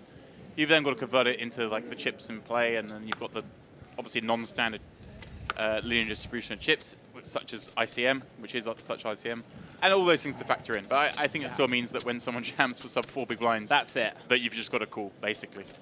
I'm in agreement.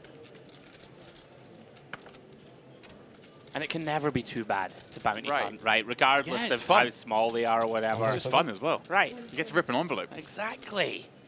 Live a little. We see Godsdanker back at it, Ace-Jack, and Gabisa just hanging on them. Just can't find any traction. Another ugly holding in terms of BB defend.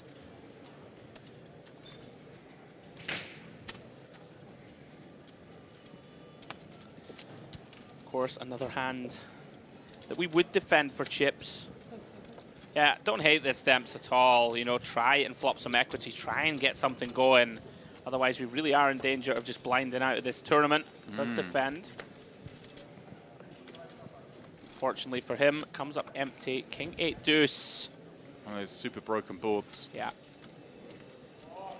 We'll see lots of one big blind c-betting here. Have that. Instead, Godsdanker deciding his hand has enough equity to just run it. Makes some sense. Got 2 overcards to an 8, for example, if that's in there. Backdoor straight and flush draws. Gonna have the best hand a lot. Ты прав. Я что-то не учел, что сейчас Godsdanker 2 и continues to accumulate chips. сложно для тебя. Был бы у меня как всегда стак. Да, понятно. Мне просто как раз было 6-2. Я бы сам... Даже не смотрел. Нет, я вру. Плохая мне была. Наверное. Нет, типа еще может быть 2,7, ему может такой вот быть. Там, то есть 3 блайнда с половиной.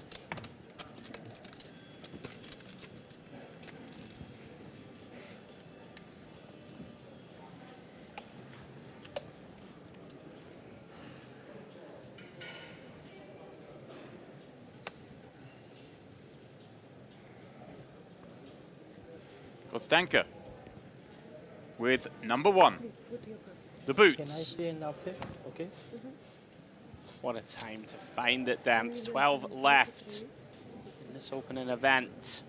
This is the man who wants to find a real hand behind right. Because they could go to war for a big one, as it is. You know, a not insignificant consideration, James. Hang on. In the big blinds is a very short stack. Right. That what? So it could look like we're attacking it pretty wide. Yeah, good point. And Burton was thinking that he was sort of like looking off from a distance. I'm not sure quite what was going on there. How much? Ooh, this is trouble. Right, this feels like a mandatory defend, doesn't it, against what should be a really wide range. Definite defend.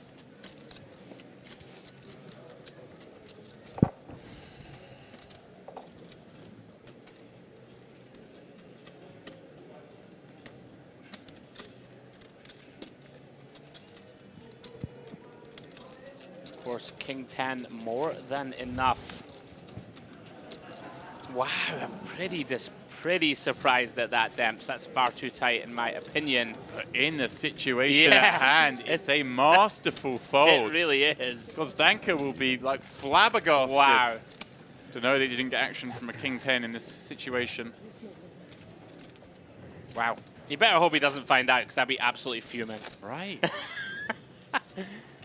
Guy has 4.5 bigs. King 10 against the big stack, who could be in there with all sorts. Wow. Ladza dodges the first of 2 bullets. Yeah, what timing, Demps. Welcome one and all to those of you watching us, especially on the DTD Player YouTube account. That's where we are keeping an eye on the chat if you want to get involved in some sort of way, shape or form. As the weeks go on here, myself, Andrew and Jay will be keeping an eye, engaging with you guys there. Obviously it's stream 1. Hold him. And here comes Gabisa. I like this, Demps. Yeah. Recognizes, you know, sub 4 bigs. And gotta run it. I tell you who else likes this. It's Burton. Yeah. He's like, all right, this is why I've raised, so that you can do this. And I just get to have a shot, 40%. I love women. Pretty fair fight. Gabisa has hung in there. It's a dangerous woman. You love a woman with a heart. I love me back. Oh, there it is. The queen 6 deuce. Oh, Volts Burton into the lead. Gabisa needing help down the streets. The 8 brings no additional equity. Just the old-fashioned way. King on the end, not to be. Gabisa with a tap at the table. Nice. Couldn't really get it going. Came here with a very short stack, but hey, a 12th place finish, not to be sniffed at. Good for $7,000 and change. But unfortunately for him, will be no further. But he can jump in, like you, to the EAPT Grand Final main event tomorrow. Each other, you know? 2K. Sure. Cheating. But Yeah, you know, very nice start to the festival for Gabisa.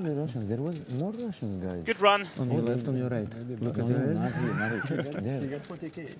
Oh, the 40k guy left. Yes, okay, But okay. still 2 guys from Russia. Yes, there. yes. 3 Six, guys. one, two, and Enough for him. 1 and 2 Enough and Russians. 4. 1, 2, and 4. Why you want Russians? Explain. We don't want them. I'm like Tony G. I love Russians. It's a simulation, Demps. We mentioned them earlier. Yeah.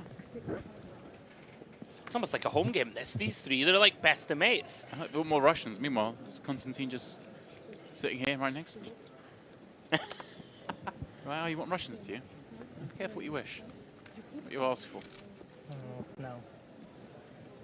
Interesting there, they're saying obviously one of the players who picked up one of the 40k bounties has since departed. I think they were sort of referencing. These guys will have an idea of who's pulled big bounties. It's a topic of conversation at the table, of course. Yeah. Far more informed than you and I back here. See Godstanker giving Burton a walk. Not going to be thrilled with his seat, is he, Demps, now that Burton has a big stack to wield. But they are approaching that final table. 11 players left. Come on, Godstanker doesn't worry about stuff You reckon? like that. You reckon? He's like, what, he really doesn't even know. He's like, whatever you got, kid. He's like, give me those. Yeah, we'll play for it if you want. Give me them chips. See, we are 5-handed here on the main feature table. 6-handed on the outer table, just out of shot from this magnificent stage here at the MPP. Yeah, some construction. I love it, I really do. Beautifully designed and put together by our boys. Ladsa still alive. Jack 9 off, James, in the cutoff. Working with under 4 big blinds. Yeah, just pretty grim. Such minimal fold equity. Obviously, we saw earlier he did get a fold from Queen 4 in this situation, but electing to let the Jack 9 go, which I think makes sense. Burton there with over 20% of the chips in play now. There's, what, 11 players left.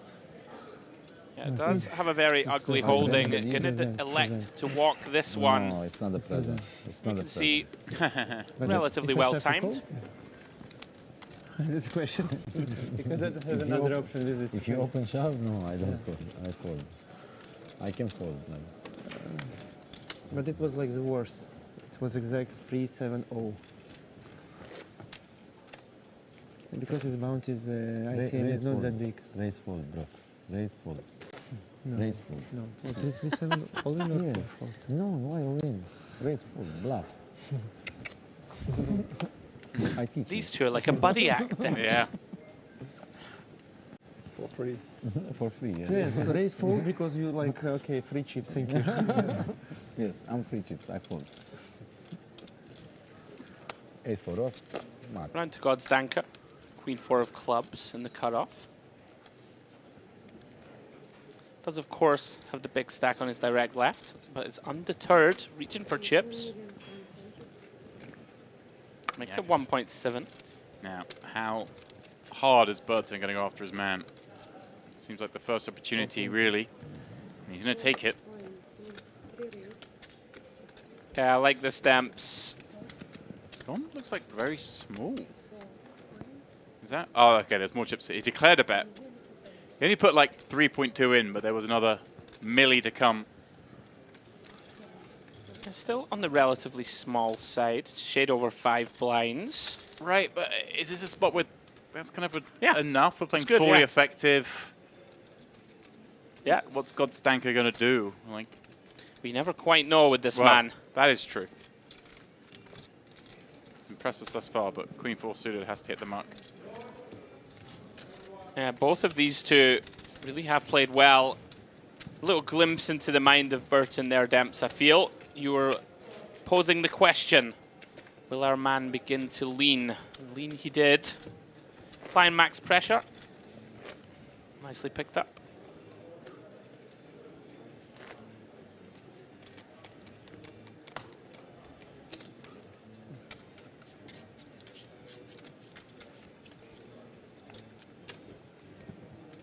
Okay. I believe you.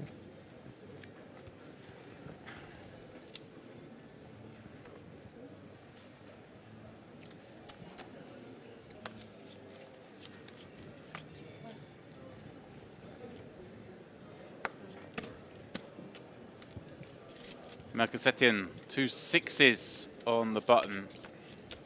He now covers those behind. Particularly the short stack in the big. Where is my bounty? All in. He was looking for his bounty chip to bench that into the middle as his all-in token. Well, that's certainly one you don't want to lose. It's here. It's worth, as we just sang, wow, you know, just under 3K. Constantine with a decision. Ace 8 certainly rates to be ahead against a lot of the hands that were jam on the button and even could be dominating some. But there are 11 left in a massive filled 1K. Yeah, I think we just snap this off for chips, of course, if it's at a different stage of the tournament. You can't imagine that your opponent is open shoving many better hands. 6s is, of course, one of them. But of course, with just the short stack behind, he gets to jam very wide. Makes the correct laydown with ace 8, and Shkrtladze has called it off. Well, that's even, I'm curious actually, because he calls that knowing, he calls it ace 8, you kind of know Shkrtladze's not going to fold, right? Even more incentive. I think it's close. I think it's very close. Gets to have a shot at a bounty. As it is, he does make way. Would have been flipping.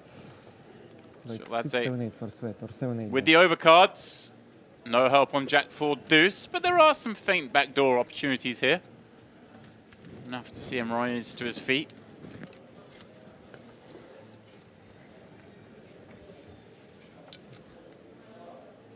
A 9 on the turn. Vaults him into the lead. Mercosetian going for the prepay. Yeah, but I won this. He's going to be left with just 7 million in chips if he doesn't find a 6. And that is the case. And look at this, an ace on the river. Not wanting to be results orientated, Andrew, but a cool all in from the ace 8. Would surely have still seen a cool overcall from Shkrtladze. Would have seen an elimination, a bounty awarded, and a full double up. Yeah, that ace 8 feels incredibly close. Yeah. It's essentially a blind on blind jam, right? Because the big blind is basically insignificant. Ace 8. No, you could win. Ace on the river. Shkrtladze is like, you folded ace 8? Like, you folded a hand that strong? Yeah. But Mercosetian turn up with 2 6s. Maybe he is tighter in that spot than we're perhaps evaluating. I mean, he had a hand this time. But I'm with you. Really close. Like, I think ace 7 off, probably you can... Like, it feels like the line. Right, okay. To me, intrinsically. Burton really getting after it now, Demps. Under the gun open, 6-7 off. Going to apply that final table bubble pressure. Shkrtladze with another decision. Yeah, just gets the potential to go for it again. I mean, this is under the gun, little different.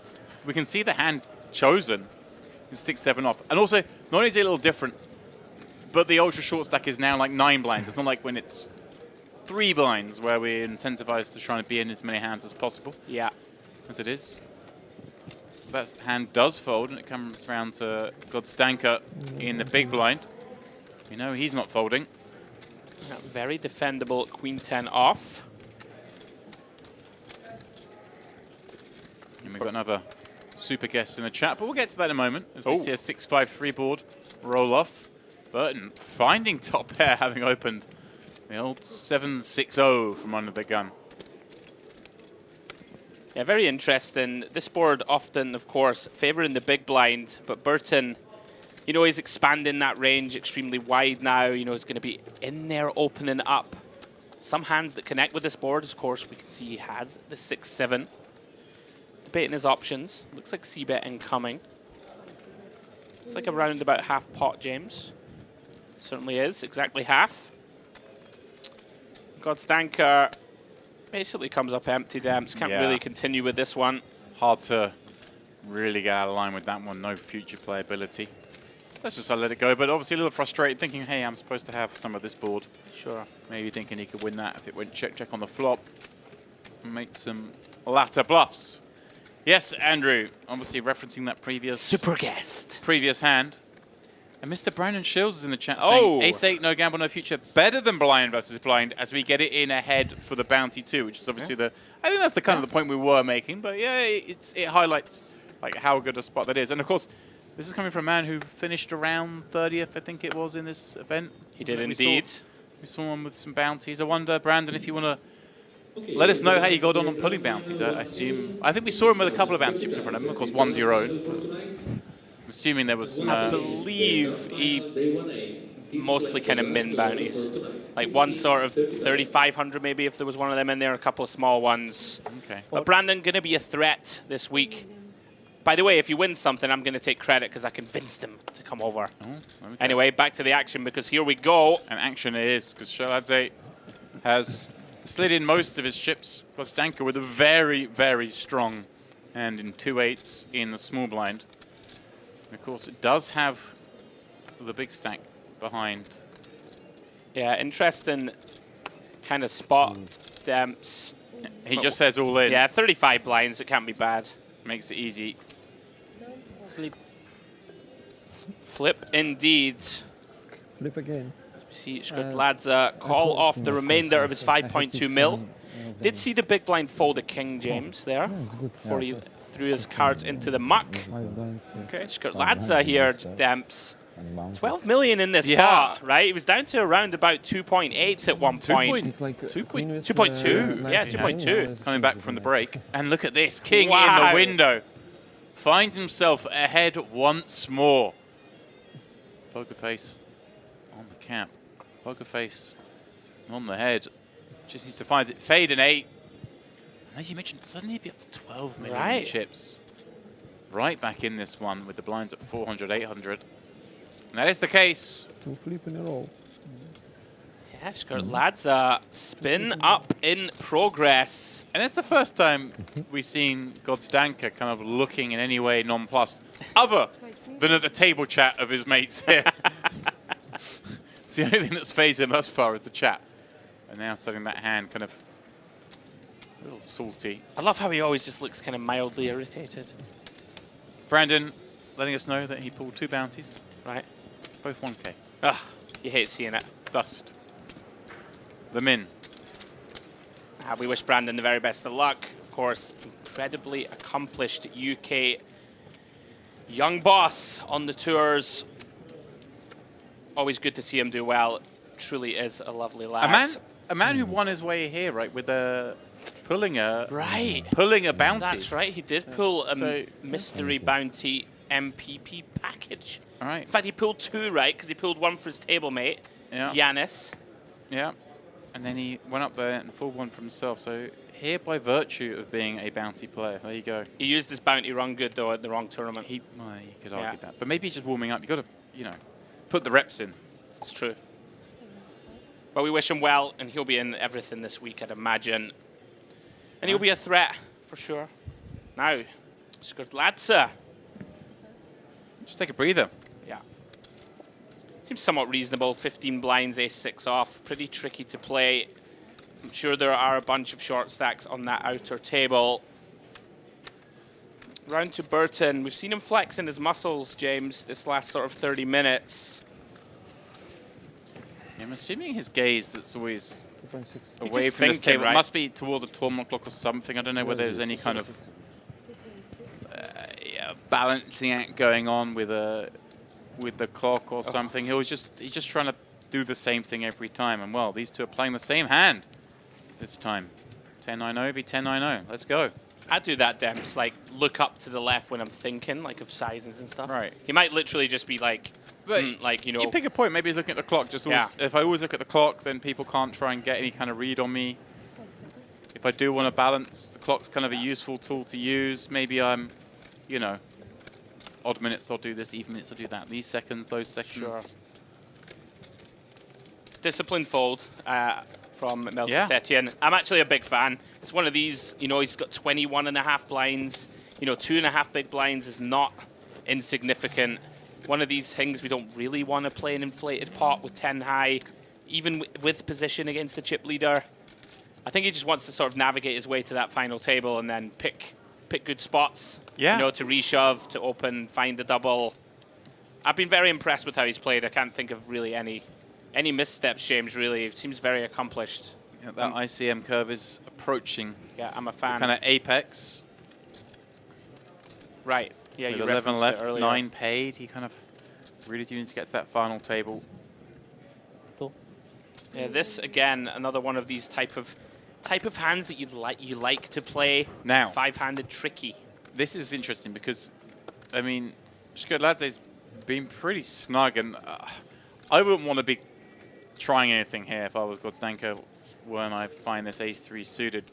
I agree. Because it just strikes me that he just has it a lot, and there we go. I like this laydown also. Ooh, well, Constantine finding it. Any reason Andrew to do anything but just the he's rip it in? He's all in for sure. Pocket Jack's just one of these hands in general, especially the more shallow we get, that just loves to fast play and just get the chips in. Shkodladze, of course, with this tight rep, but Jack's far too strong a hand to do anything else. Just going to ship it in there, I'm sure. In goes the Crash Bandicoot. And this is always mildly frustrating, right? You haven't really got out of line. You haven't opened a pot. You know, you get it to the big blind. You're thinking, okay, might see a flop, might get this one through. Does get piled on. Right, most of the time the big blind's thinking about whether to call or fold. Sure. Suddenly they come out with the words all in. You're like, really? Yeah. My one light 4-8. Yeah, little bit of, it's not Hollywood, but of course people just taking their time now, want busts on that outer table. Yeah. Unfortunate for Shkodladze, but very well-timed pickup for Constantine. Every pot now, of course, so critical.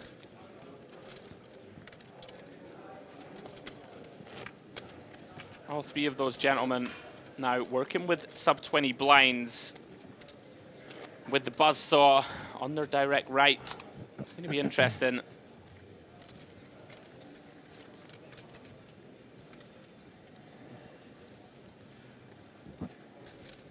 Very awkward for Godstanker, I think, Demps in particular here. We've already seen, you know, the chip leader lean on him. Can't really get out of line. Burton going to punish him a lot. As he goes for the patented look into the distance. He really is ramping it up now, Demps. As he arguably should, right? Yeah. On this FT bubble. Monstrous deck. Yeah, he's enjoying this. The longer this goes on, the better for him. Yeah. Basically facing three opponents who are going to play mostly jam or fold for the most part. Of course, when they're in the big blind, that's going to change a little. Going to be some more defending going on. Melchizedek here, 20 blinds, Queen 8 suited. I'm sure he would like to play it. Just so tough. Two from that final table. Constantine with the same hand. Yeah, just a little, not time wasting, because they're doing this for a very specific reason. But obviously, you know, it can appear that way. But everyone's so well educated now that's the in thing. tournament strategy. They all know. Take 30 seconds, take the max time. Let somebody punt it on the outer table. Yeah, Burton really in the catbird seat, so to speak here. You can imagine he's going to try and run this over. Round two, Shkodladze. Oh, and he's found the jam, Demps. There we go. You know this one is going to get a snap fold. Yeah, he's asking for the count. We'll find it's 9. Oh, he did. Sorry, I thought he just snap folded. Yeah, I think Just double checking. Always worth double checking. These guys have been playing since midday. It's currently 1 a.m. here, so you can make easy mistakes at this point, just kind of misremembering the value of chips perhaps. Although I have to say, Burton looks like he's not been playing for 13 hours. He looks like he's fresh off the petanque court. He does look fresh.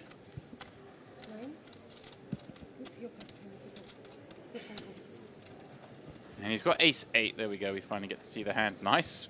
Nice perception and pick up there, that recognizing that Burton's opening super wide. Taking ace-8 offsuit. Yeah, nice. Straight to the house. Yeah, it's not going to be easy to run this table over. Everyone playing pretty solid. Tomorrow. Tomorrow? Okay. Cup?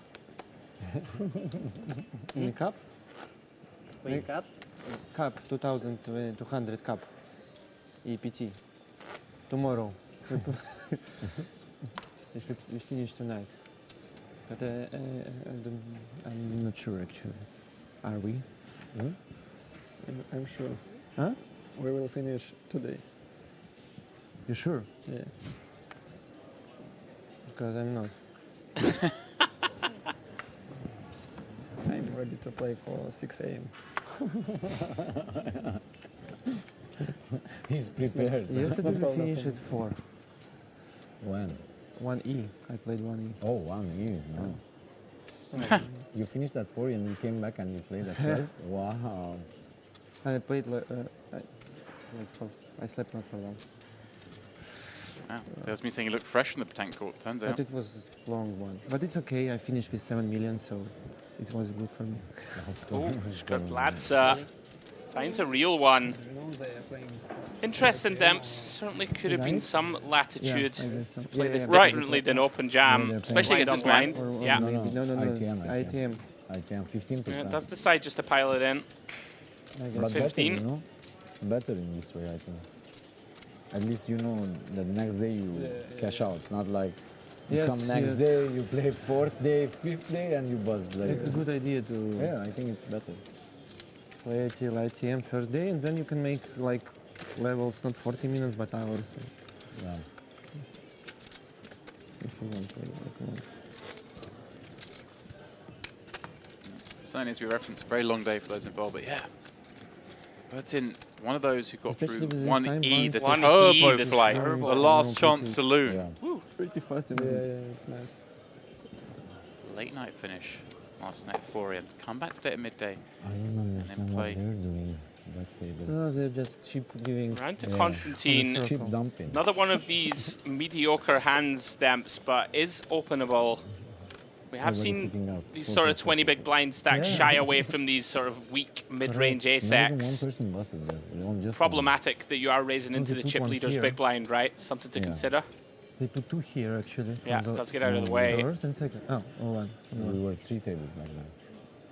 Another big hand in the small blind. Yeah.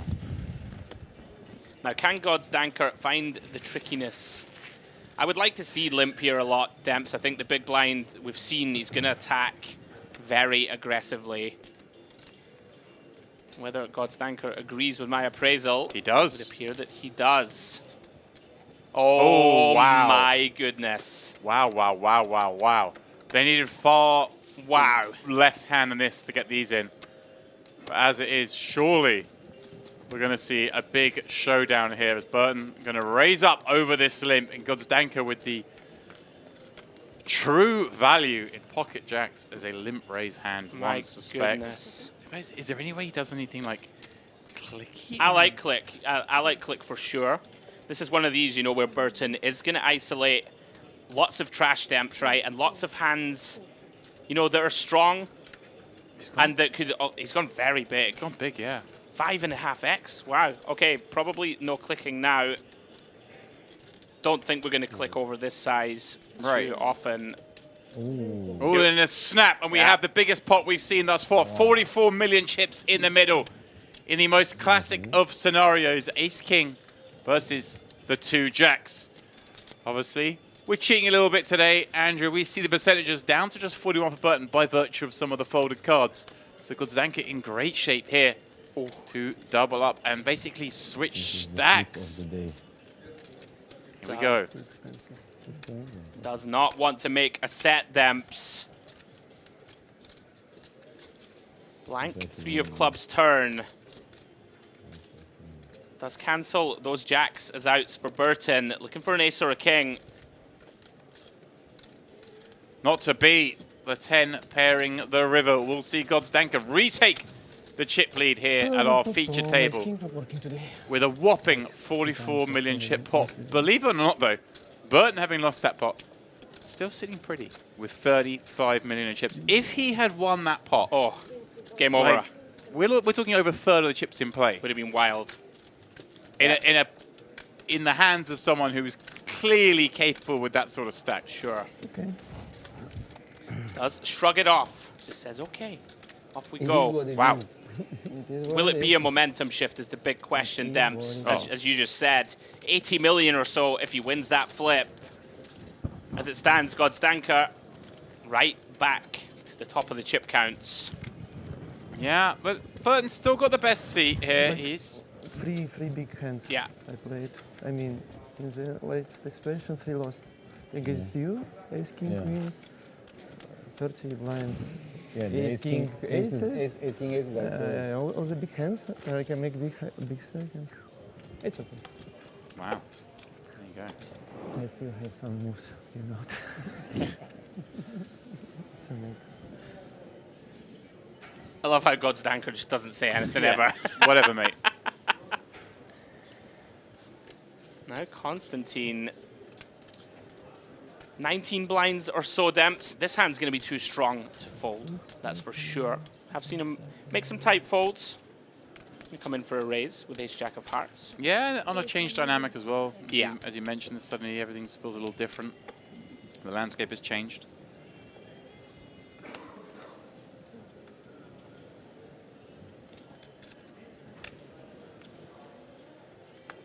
Round to the big blind. Ah, okay. Melchizedek, very pretty, defendable 10-8 of hearts. Won't be folding this one, I hesitate to gesture. Demps. Yeah, especially with, I mean, you see these two chip stacks are very close to each other. Don't have an exact count, I mean. Yeah. It looks like they've got, they've got about the same amount of chips. Not that it matters too much at the start of this hand, but there's potential for bounty equity here you want to be covering, of course, when you play these hands. Yeah, absolutely. Off we go to the ace king 10 flop. A piece for both, of course. Constantine way the better of it. Melchizedek here, very unappetizing continue. Bottom pair, no backdoors. Pretty clear flop value bet, Demps, for Constantine. Just a range bet really here, isn't it? This ace king 10 yeah. is the opener here. For sure. Yeah, round about half pot, makes a lot of sense. Very wet, coordinated texture. Charge some of those draws. Right, and just hands like this, the 10x just can't continue to these sizes. You have to put a lot of pressure on king X, 10x type holdings. Get the max from an ace. Nice size and choice. I have a 10. You beat a 10. You should. I'm beating on my range. Как не сыграем. Oh, he's in the mixer. Я еще какой-то сайзинг случайно увеличил. Я такой думаю, я 3... sorry. No, it's okay. We are all rushing here. It's fine. Speak. It's okay. No problem. Really, no problem. Say something, Demps. What a recovery from Shkurtladze. He looked dead in the water. Oh. No, I'm not kidding. No, Russian. Okay. But we can't speak Russian now, sorry. Speak. I know Russian. It's okay. Not gonna lie, Godsdanker just smiled twice. Yeah, he's chatting, he's smiling, he's scanning around the room now, looking down at ace king again, another monster hand. What time to be alive.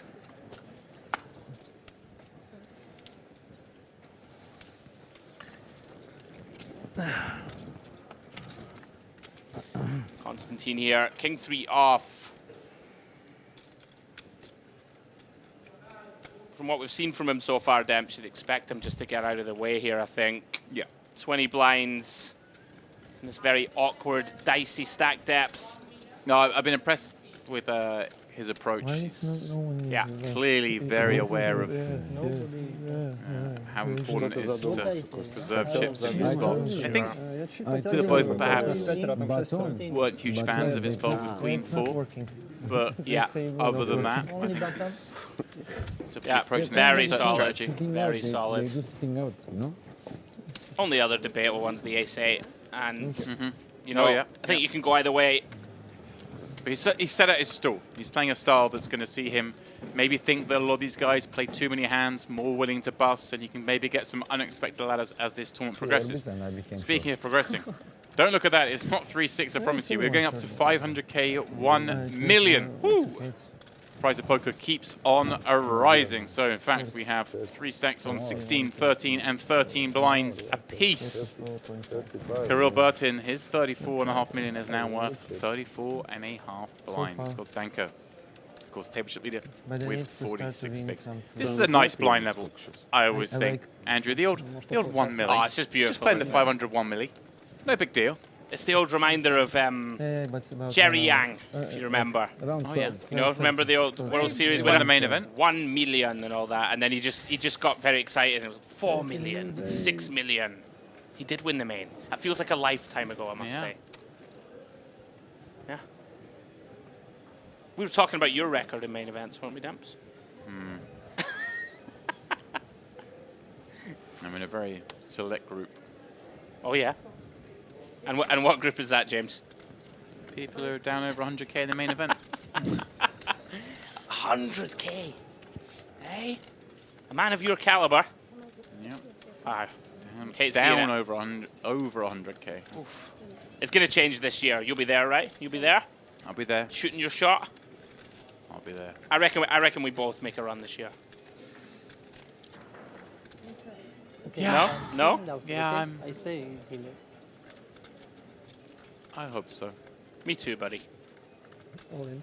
Oh, Constantine has been patient. Yeah, see, I like this. This is the adjustment. Like when he's on the front foot, he's willing to be a bit more gambly. Obviously, ripping the 12 blinds against the other short stack. Or against a short stack, I should say. Yeah, very nice. Nicely done. Certainly at that time of the tournament also where people will slightly overfold, I think it's fair to say. You know, hands that would snap off for chips going to be more reluctant to put their whole stack at risk. Nice pickup. Yeah, I made it to the end of day 4 last year, Demps. All right. I've got to get that in there. Sick brags. Thank you. I'm not going to lie, it's the one tournament. I hope you enjoy the money. It's the one tournament where you're truly gutted when you bust. Oh, yeah, you're gutted if you bust at the end of day 3, I tell you. Oof. This is your year, honestly, I believe. 2024. I'm a believer. Problem is, if I win the main event, you'll never see me again. Is that right? Oh, I'm gone. Oh. Into the distance. That's fine, I'll move up the commentator rankings.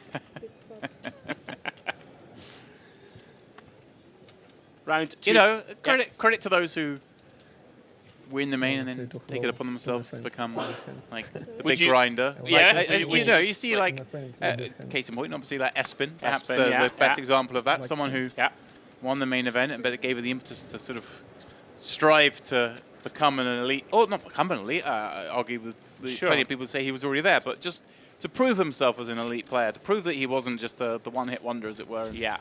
Compete with the best. You gotta love that, but yeah, that's not me. Anyway. Bounce chip in the middle. Yeah, very easy jam. Ace-8 off. Shade under, 12 bigs. Super simple one. Forskert Ladsa takes it down pre. I know what you mean though, James. Yeah, like credit to him for jumping into, you know, all these Triton events against the best of the best, you know, like the real goated type players, or as we call them nowadays.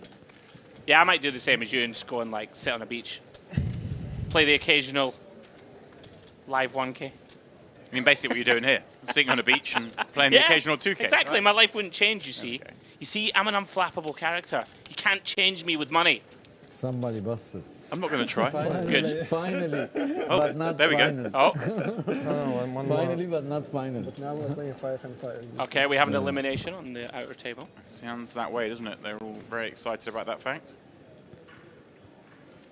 So we are down to 10. One away from our final table. As Melchizedek points out, finally we lose someone, but not finally enough to get to the final.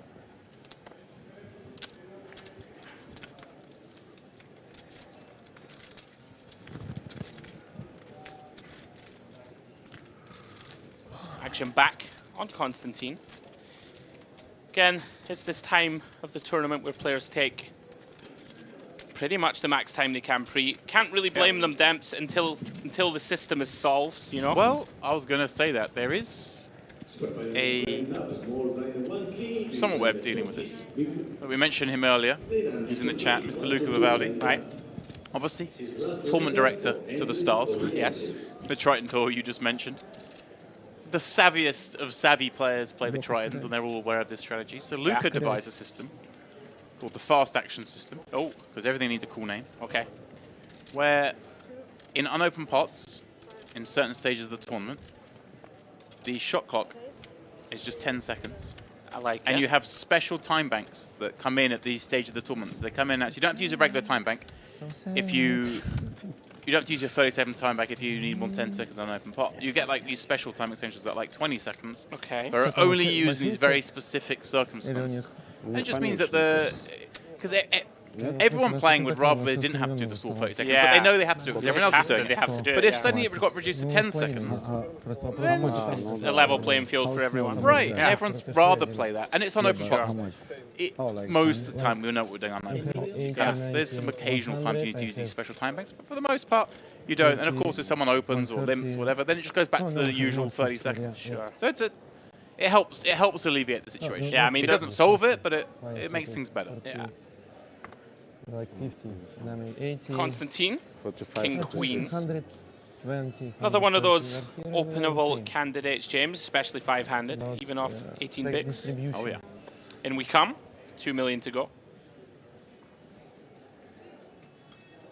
Sure, I'd say earlier on we've been looking to 3-bet jam over opens, but not ones from this seat so much as those from Burton when he had the whopping lead. Yeah, background, I hear something going on there. It's the end of day 1A of the EAPT Grand Final. Of course, 1B kicking off tomorrow midday, where one Mr. Andrew Hedley will be taking his seat. I'll be in there. In the mix.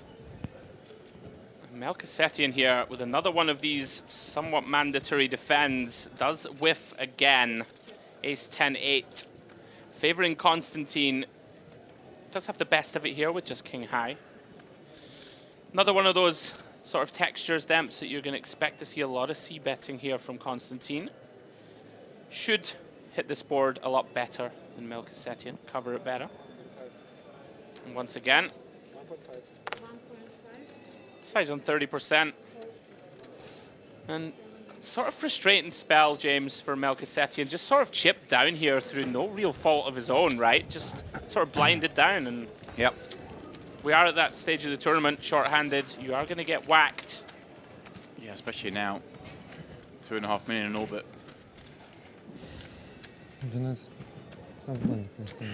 It's up there with Central London rents. I said it is like 12 bigs. It's the lowest. It's like 12 bigs? Yeah, it's 2 or 3 small stacks. Okay. Around 12, 15 bigs. There we go. He got up from the table, had a little scan. Imagine sharing this information with the guy you're competing against. I don't trust him. Oh yeah, get a little lie in there. Yeah. Oh, they've all got exactly equal. Oh, there's 2 guys with 2 two guys blinds. with 2 bigs. Yeah. You just fold next time I raise.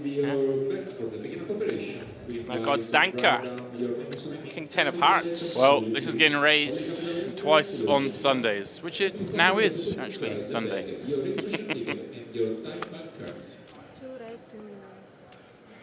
2 million to go. Oh, an interesting decision point here for Burton. Right. This is one that fits in the book. And he is going to go for aggressive action again, Demps. Going big, it looks like as well. Yeah. Nearly the full 3x, which is, I say big, but we're only playing like 32 blinds effective, so these sizes don't have to be that big, especially when we're dealing with, with Gosdanker's supposedly having a pretty wide range here. And with all that in mind, Melchizedek having a little thing, but surely not. This is just, I guess, saving time, but he knows he can be up against some hands he dominates here. Yeah, very frustrating spot. Just have this type of holding that is just not going to be strong enough facing open and 3-bet on the FT bubble. Interesting here when we come back to Gosdanker. One of these spot stamps, right, where Burton isn't really incentivized in general to go for it that often here, you would 5-7. hesitate. Like, you would, you know, like sometimes you just let the chip leader get on with it, Right. get rid of these. It's not the worst thing for you if he keeps doing this. Yeah. But of course, you're we've still also going to seen- get in the mix sometimes. Well, we've just seen Burton is so capable. Yeah. So comfortable in the situation. Already mentioned he's the one probably with the least amount of sleep, but he's bashing away here. And that larger 3-bet sizing, the 5.7, again, it's not huge, but it's just slightly bigger than maybe he needs to do a 32 bigs. Does elicit a call, of course, from this hand, the suited Broadway combo. Yeah. I wonder if Burton's kind of attuned enough to realize that he has narrowed his opponent down to a little bit tighter than perhaps would be normal, as we see a 9-8-3 board where he finds the best of it, pairing that bottom card. And again, the 8-9 doesn't rate to fit Gosdenka too often, but swiftly checks it back. Yeah, it doesn't want to face a check raise with a hand as good as ace-3 on the 9-8-3 board. And we're very happy, James, to see that 8 on the Look turn. at this. It's a tiny bet here as it checks him the second time. This feels grim when you're Gosdenka holding this particular hand, right? The king high. It's like, really? You really have to push me off this hand with king high? I mean, can he ever stick around? He's just up against a lot of ace-x, some better king high. Are you just hoping it's queen jack making this bet, the check back flop? I don't know, it seems unlikely. Very unlikely. Burton, resetting parity somewhat. These two now with 40 million apiece. I don't want to say it seems fair, but given the huge flip they played, that maybe he wins the next skirmish and they level up in chips.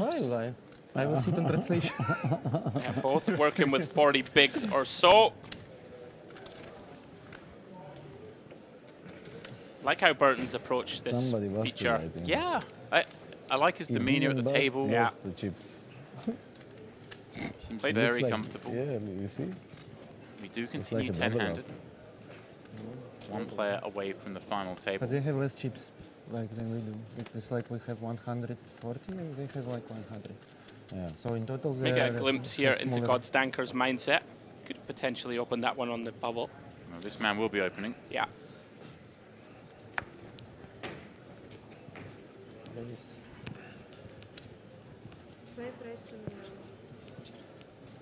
Oh, Melchizedek, 10 blinds. King 9 suited against a range that isn't going to be any 2, but probably isn't far off it. Yeah, here we go.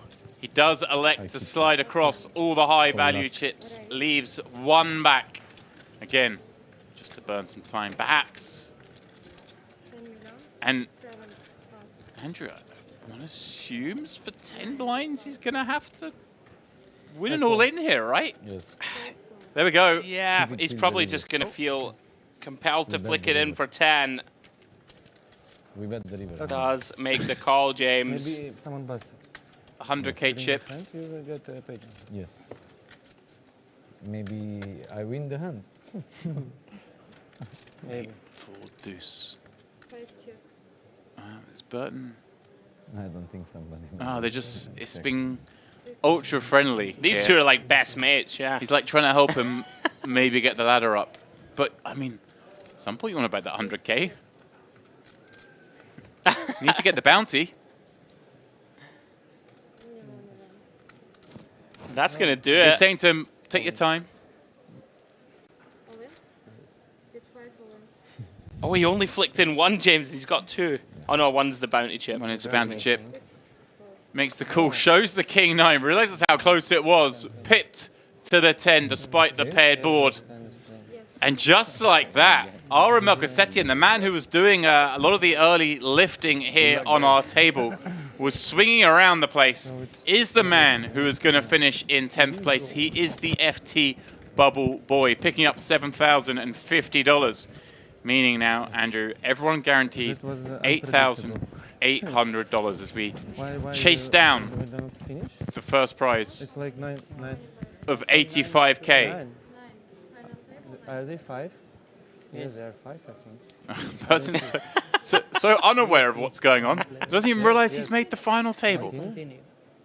9-player final. And he's chip lead, right? But he's back up to over 50 million now. So he had 55, I think he peaked at. Obviously lost that huge flip. But now is right back atop accounts. At least at this table, we don't know the situation from the other table. We've had no word from what's been going on there. But that's how things stand here with these final four making their way over to that final table. Of course, Andrew will be going on a break whilst we set this final table up, bring the players over, go through all the particulars. Unfortunately, it appears it's going to take a little longer than perhaps we might wish, so please do stay with us. I know you want me to stay throughout the entire break, but we gather it's about a 35-minute break. So if you are watching, perhaps set an alarm, go off, do what you need to do, get a snack, get a drink, but do come back in 35 minutes for the final table of this, the Luxon Mystery Bounty final table.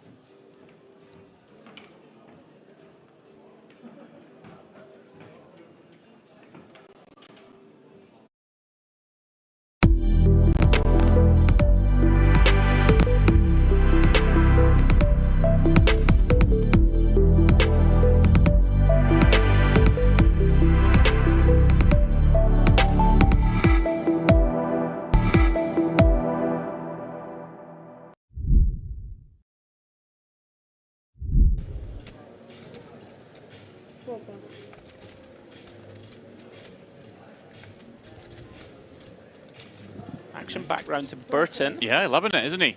Very much involved.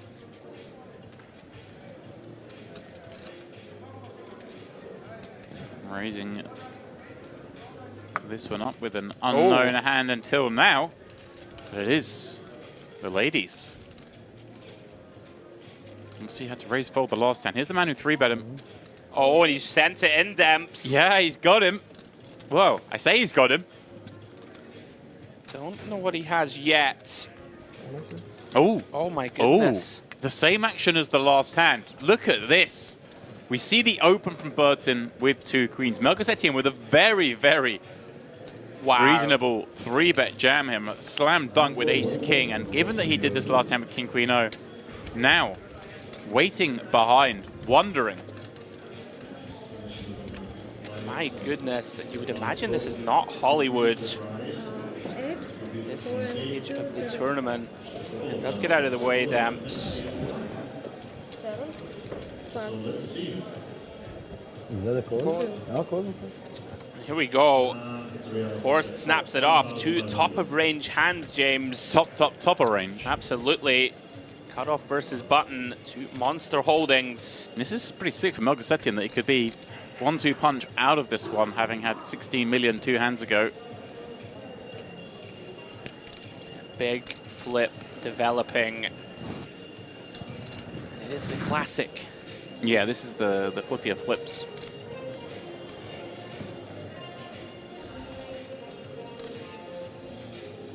King 6 straight. There it is. Finds a partner. No diamond. Backdoor joy for Burton. Just the queen will do it. With 1 pull to come. Just thinking, Andrew, we hear the music. I know, I'm jiving in the background. Like, if you're the one all in there with 2 outs to come, and everyone's silent, and you just got this like happy, cheery tune going, I don't know, that might put you on tilt. That might send me over the edge. Like, no one's ever hit a 2-outer to that music.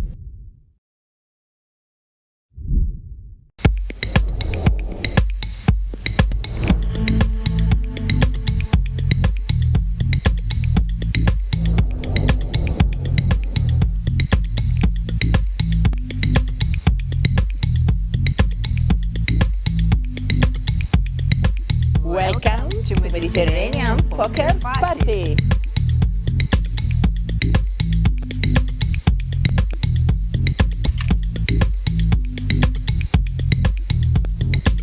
Whoop whoop, what a tremendous beginning of Mediterranean Poker Party. The brand new, huge poker stage was built. It's TV time.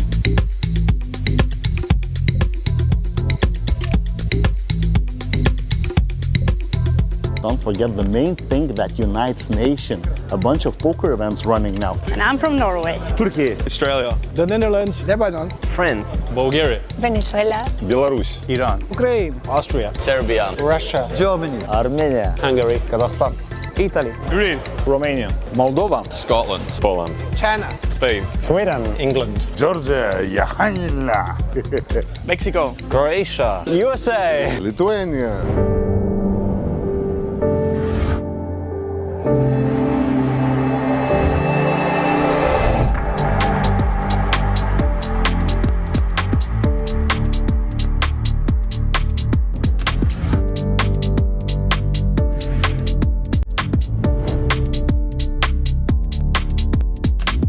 I know, guys, you play hard and work hard. The only thing you miss, it's the party time. And we have it for you here in Versace Garden and Marriott Royal Diamond tonight.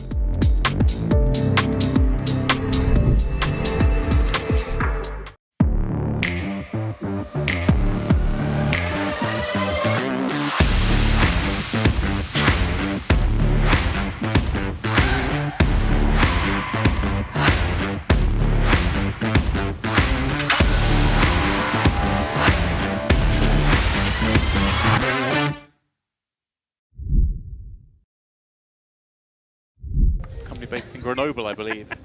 You know, the foot of the French Alps. You know, I'm just having a bit of fun with it. I know you are. Mont Blanc. I'm just getting Mont Blanc, that's one. Mont Blanc is a There you go. is a mountain. Yeah. Yeah, there you go. There's a lot of mountains in France that begin Mont, as it happens. Yeah. Coincidentally, of course. Hence why I made the joke.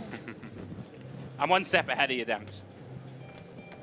Speaking of being one step ahead, Melchizedek has been one step ahead of the competition so far. Getting after it, ace-9 under the gun. Fairly reasonable, you know, to open here. Lots of sort of medium to short stacks that will only have one move. So using that ace blocker, going to come in for an open. In a fold round to the big blind. Burton. Lots of shallow stacks now, in fact, Demps, with that blind jump. You know, 5 or 6 players at the table working with 24 bigs or below. Burton, we get to sweat with Melchizedek, and Burton with an unknown hand. 9-7-6, very much a texture that connects with the big. And you will see some donking. Does look at his chips, James. Yeah, and here it comes. Certainly a trend in modern poker. You will see a lot of leading here on these 3-card straight completing boards. Melchizedek might rip it here, Demps. I could see it. Backdoor nut flush draw, top pair, top kicker, very vulnerable holding. Right, it's a situation where he just doesn't know what the bad cards are on the turn, does he? Yeah, there are a lot of them. Hand rates to be the best right now, but 5.4. I think it does make the committing raise. Really impressed with him so far. Just seems super attuned to what's going on. Has decided to go for the raise call, James, instead of shove. It's effectively the same thing, right? When we're talking about this stack depth, isn't it? Making Yeah. it 5 million. I mean, oh wow. Here we go. Here we go. Burton tables what looks to be He might have 8-9. flopped Is that? Is that 8-9? I think he might No, have it's flopped. top pair with an open ender. Yeah, it is. So Melchizedek has got his man to stick it in here with effectively just the straight draw on the live card, looking to pair up for the 2-pair. So again, in the best spot, in a monster pot. There's 26 million chips in this one. Huge. As we see the 8 roll off. Now, of course, there are chop outs. And, of course, the ace would still do it for Melchizedek. But all of a sudden, he is bang up against it. And that's where he remains. Everything was going so right for this man. But then I feel like it. But now, all these chips moving to Burton.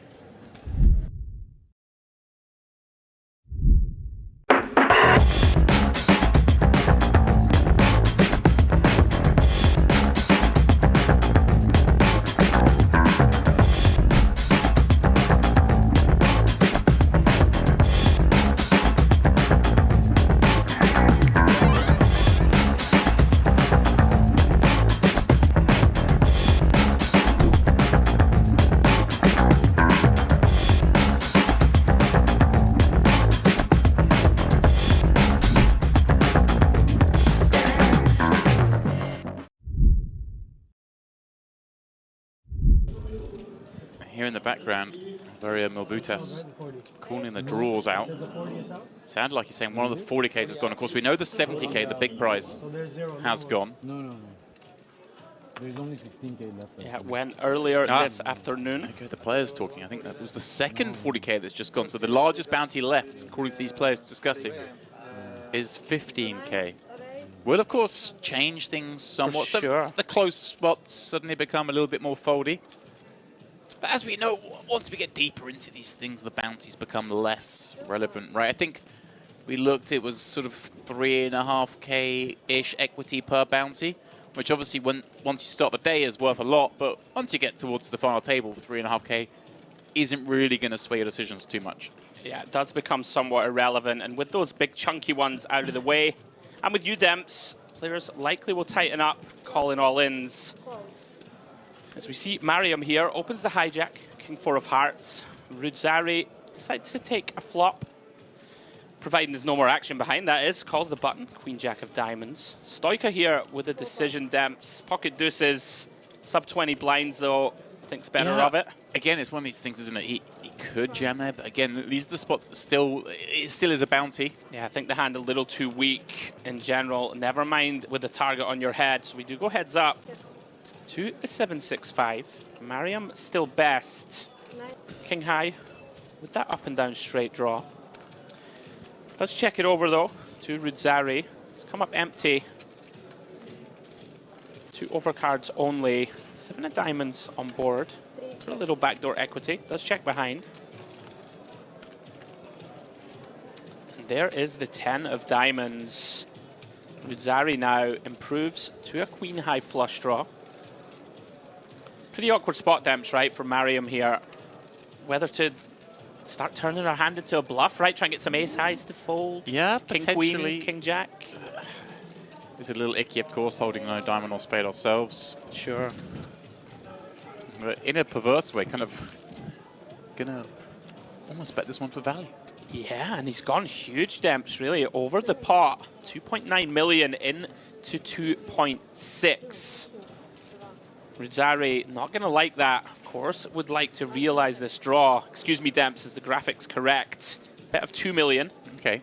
A little more normal. Still big. Still big. But with those overs and a flush draw, and of course, the potential to get up to funny business on the end. Chasing a bounty as well. Well, he does improve Demps. Queen of Hearts, River. Potential danger now for Mariam with just pot behind. Almost impossible to have the best hand, Demps, right? It's really difficult to think of hands we beat. Come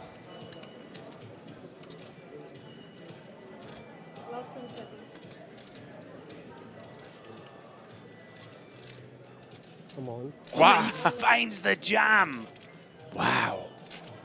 Goes for it. My goodness.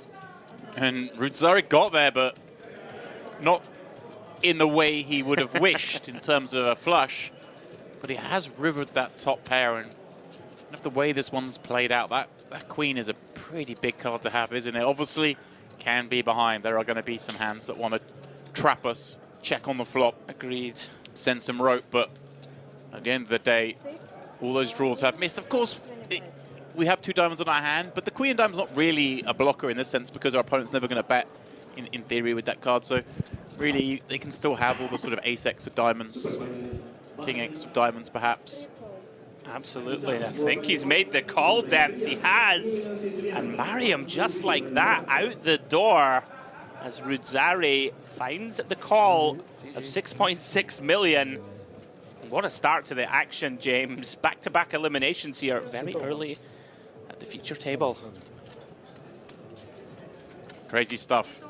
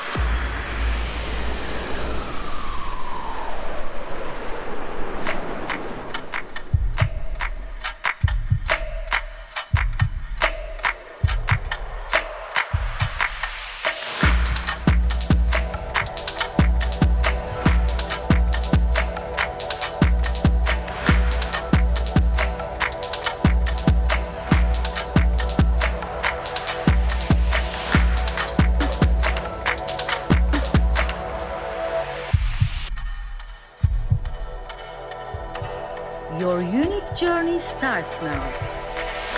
Merit Starlet.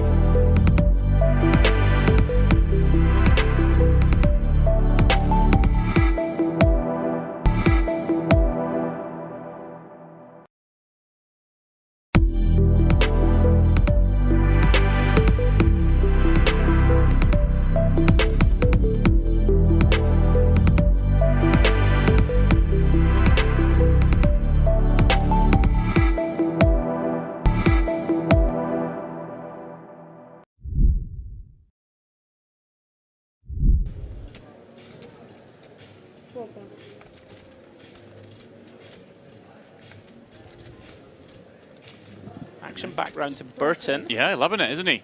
Very much involved.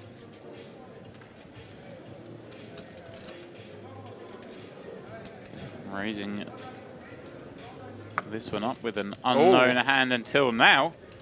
But it is the ladies. We'll see how to raise fold the last hand. Here's the man who 3-bet him. Oh, and he's sent it in, Demps. Yeah, he's got him. Whoa, I say he's got him. Don't know what he has yet. Oh. Oh my goodness. Oh, the same action as the last hand. Look at this. We see the open from Burton with 2 queens. Melchizedek with a very, very reasonable 3-bet jam him. Slam dunk with ace-king. And given that he did this last hand with king-queen-o, now waiting behind, wondering. My goodness, you would imagine this is not Hollywood. This stage of the tournament. It does get out of the way, Demps. Is that a call? No, call. Here we go. Horse snaps it off. 2 top-of-range hands, James. Top of range. Absolutely. Cutoff versus button. 2 monster holdings. This is pretty sick for Melchizedek that he could be 1-2 punch out of this one, having had 16 million 2 hands ago. Big flip developing. It is the classic. Yeah, this is the flippier flips.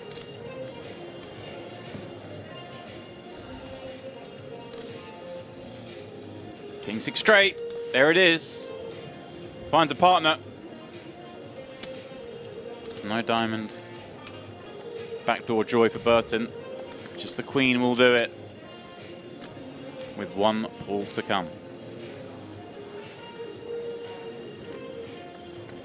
Just thinking, Andrew, we hear the music. I know, I'm jiving in the background. Like, if you're the one all in there with 2 outs to come, and everyone's silent, and you just got this like happy, cheery tune going, I don't know, that might put you on tilt. That might send me over the edge. Like, no one's ever hit a 2-outer to that music.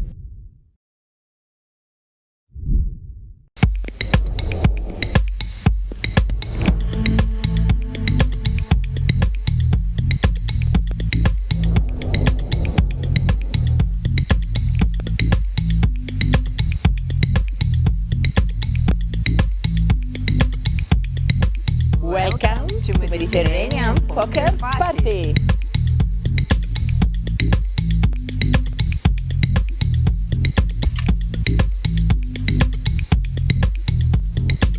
Whoop whoop, what a tremendous beginning of Mediterranean Poker Party. The brand new, huge poker stage was built. It's TV time.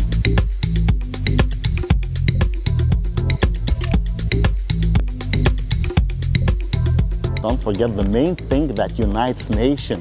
A bunch of poker events running now. And I'm from Norway. Turkey, Australia, The Netherlands. Lebanon. France, Bulgaria, Venezuela. Belarus, Iran, Ukraine. Austria, Serbia, Russia. Germany, Armenia, Hungary, Kazakhstan, Italy. Greece, Romania, Moldova, Scotland, Poland, China. Spain, Sweden. England, Georgia, Mexico. Croatia, USA. Lithuania.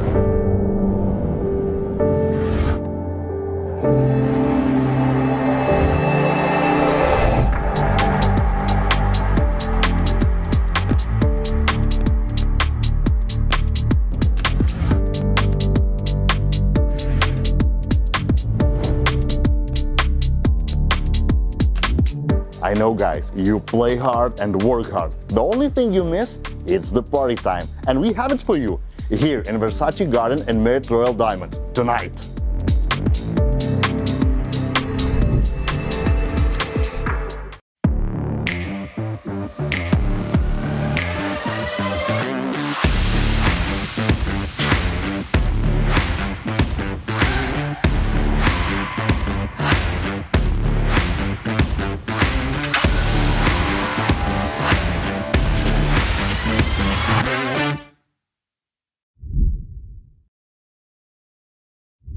Company based in Grenoble, I believe. You know, the foot of the French Alps. You know, I'm just having a bit of fun with it. I know you are. Mont Blanc. I'm just getting Mont Blanc, that's one. Mont Blanc is a There you go. is a mountain. Yeah. Yeah, there you go. There's a lot of mountains in France that begin Mont, as it happens. Yeah. Coincidentally, of course. Hence why I made the joke. I'm one step ahead of you, Demps. Speaking of being one step ahead, Melchizedek has been one step ahead of the competition so far. Getting after it, ace-9 under the gun. Fairly reasonable, you know, to open here. Lots of sort of medium to short stacks that will only have one move. So using that ace blocker, gonna come in for an open. In a fold round to the big blind. Burton. Lots of shallow stacks now, in fact, Demps, with that blind jump. You know, 5 or 6 players at the table working with 24 bigs or below. Burton, we get to sweat with Melchizedek, and Burton with an unknown hand. 9-7-6, very much a texture that connects with the big. And you will see some donking. Does look at his chips, James. Yeah, and here it comes. Certainly a trend in modern poker. You will see a lot of leading here on these 3-card straight completing boards. Melchizedek might rip it here, Demps. I could see it. Backdoor nut flush draw, top pair, top kicker, very vulnerable holding. Right, it's a situation where he just doesn't know what the bad cards are on the turn, does he? Yeah, there are a lot of them. Hand rates to be the best right now, but 5.4. I think it does make the committing raise. Really impressed with him so far. Just seems super attuned to what's going on. Has decided to go for the raise call, James, instead of shove. It's effectively the same thing, right? When we're talking about this stack depth, isn't it? Making it 5 million. I mean, oh wow. Here we go. Here we go.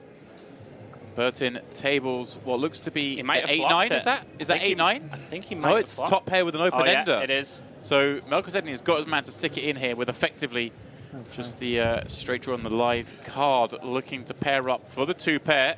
So again, in the best spot, in a monster pot. There's 26 million chips in this one. Huge. As we see the 8 roll off.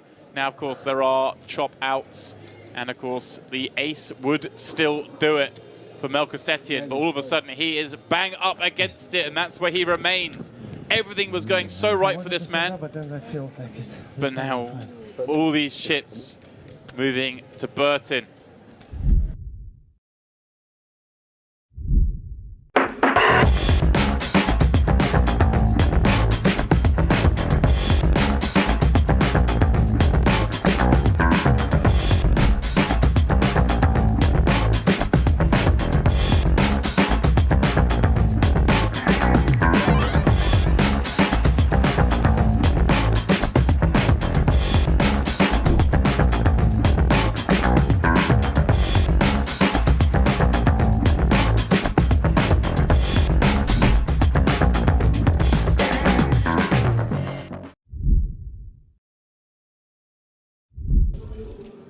here in the background, Varia Milbutas calling the draws out.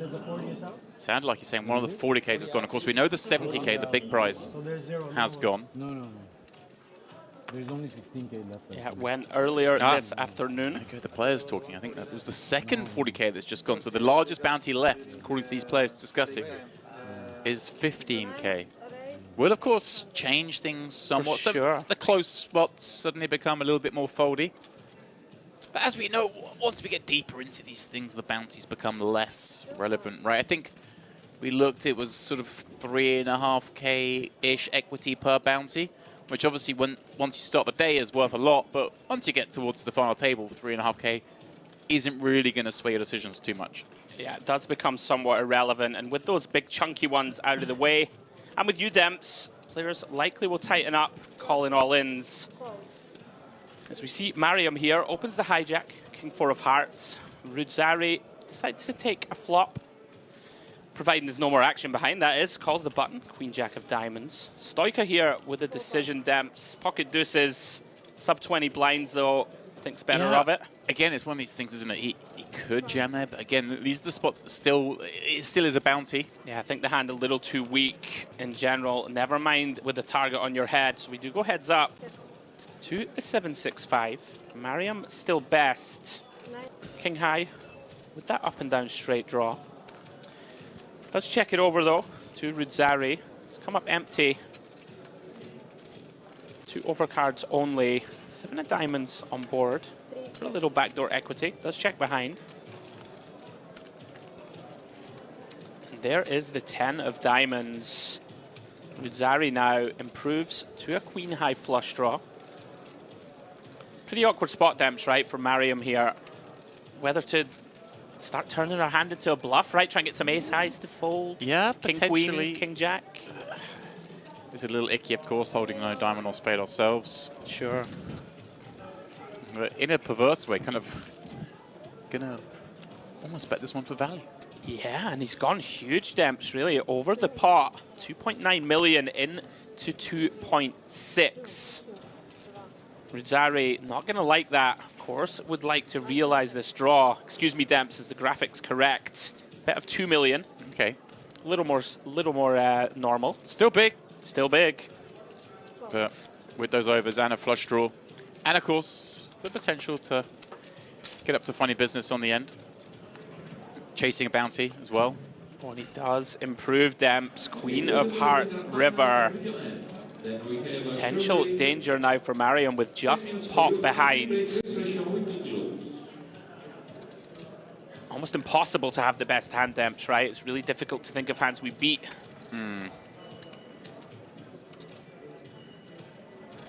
Last 10 seconds.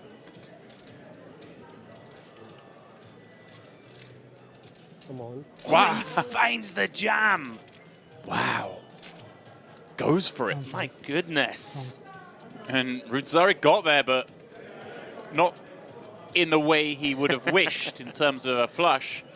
But he has rivered that top pair, and the way this one's played out, that queen is a pretty big card to have, isn't it? Obviously, can be behind. There are going to be some hands that want to trap us, check on the flop. Agreed. Send some rope, but at the end of the day, all those draws have missed. Of course, we have 2 diamonds on our hand, but the queen of diamonds not really a blocker in this sense because our opponent's never going to bet, in theory, with that card. So really, they can still have all the sort of ace-x of diamonds, king-x of diamonds, perhaps. Absolutely, and I think he's made the call, Demps. He has. And Mariam, just like that, out the door as Rudzari finds the call of 6.6 million. What a start to the action, James. Back-to-back eliminations here very early at the feature table. Crazy stuff.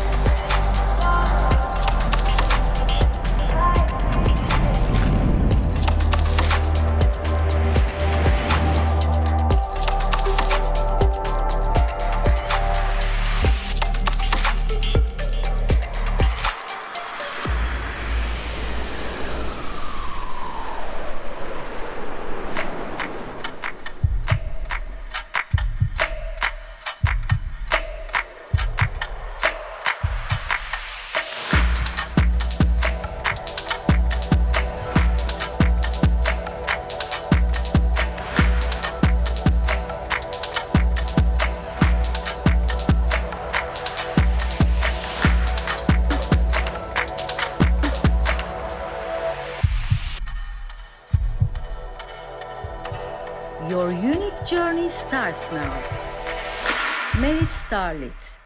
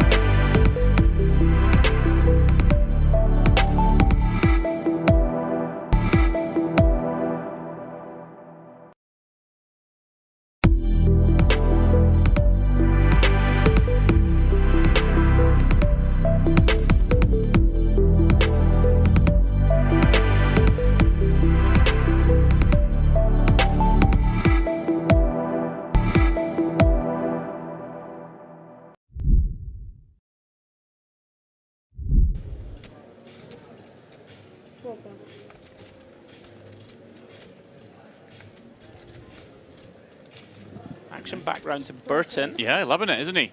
Very much involved.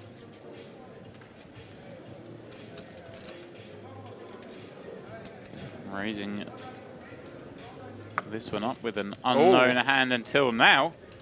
But it is the ladies. We'll see how to raise fold the last hand. Here's the man who 3-bet him.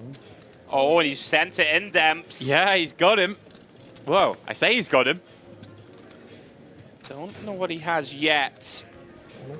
Oh. Oh my goodness. Oh, the same action as the last hand. Look at this. We see the open from Burton with 2 queens. Melchizedek with a very, very reasonable 3-bet jam him. Slam dunk with ace-king. And given that he did this last hand with king-queen-o, now waiting behind, wondering. My goodness, you would imagine this is not Hollywood. This stage of the tournament. It does get out of the way, Demps. Is that a call? No, call. Here we go. Horse snaps it off. 2 top-of-range hands, James. Top of range. Absolutely. Cutoff versus button. 2 monster holdings. This is pretty sick for Melchizedek that he could be 1-2 punch out of this one, having had 16 million 2 hands ago. Big flip developing. It is the classic. Yeah, this is the flippier flips.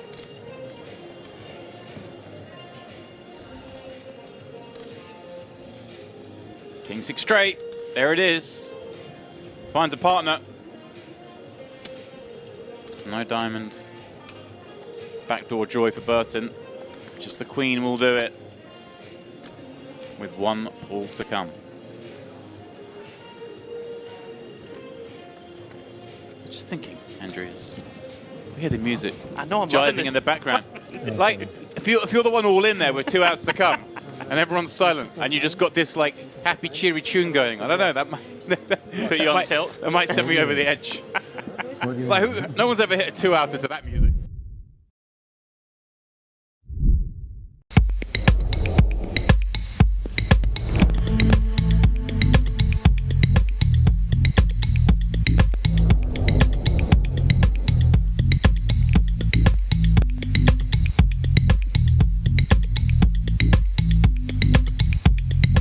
Welcome to Mediterranean Poker Party.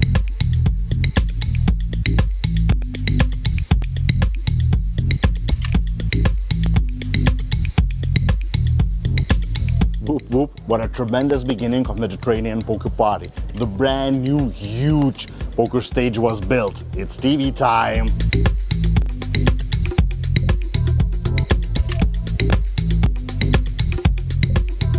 Don't forget the main thing that unites nation. A bunch of poker events running now. And I'm from Norway. Turkey, Australia, The Netherlands, Lebanon, France, Bulgaria, Venezuela, Belarus, Iran, Ukraine, Austria, Serbia, Russia, Germany, Armenia, Hungary, Kazakhstan.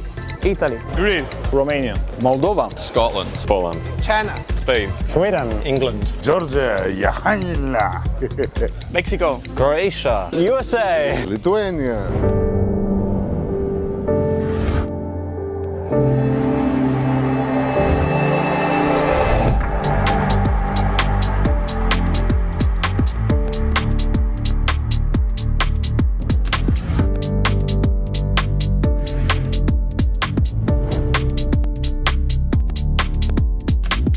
I know, guys, you play hard and work hard. The only thing you miss is the party time. And we have it for you here in Versace Garden and Marriott Royal Diamond tonight.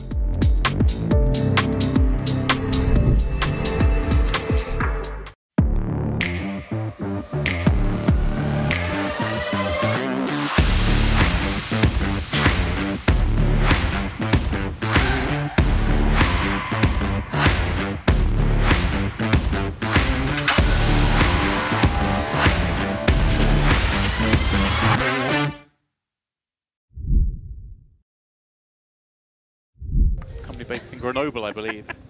You know, the foot of the French Alps. You know, I'm just having a bit of fun with it. I know you are. Mont Blanc. I'm just getting Mont Blanc, that's one. Mont Blanc is There you go. a mountain, yeah. Yeah, there you go. There's a lot of mountains in France that begin Mont, as it happens. Yeah. Coincidentally, of course. Hence why I made the joke.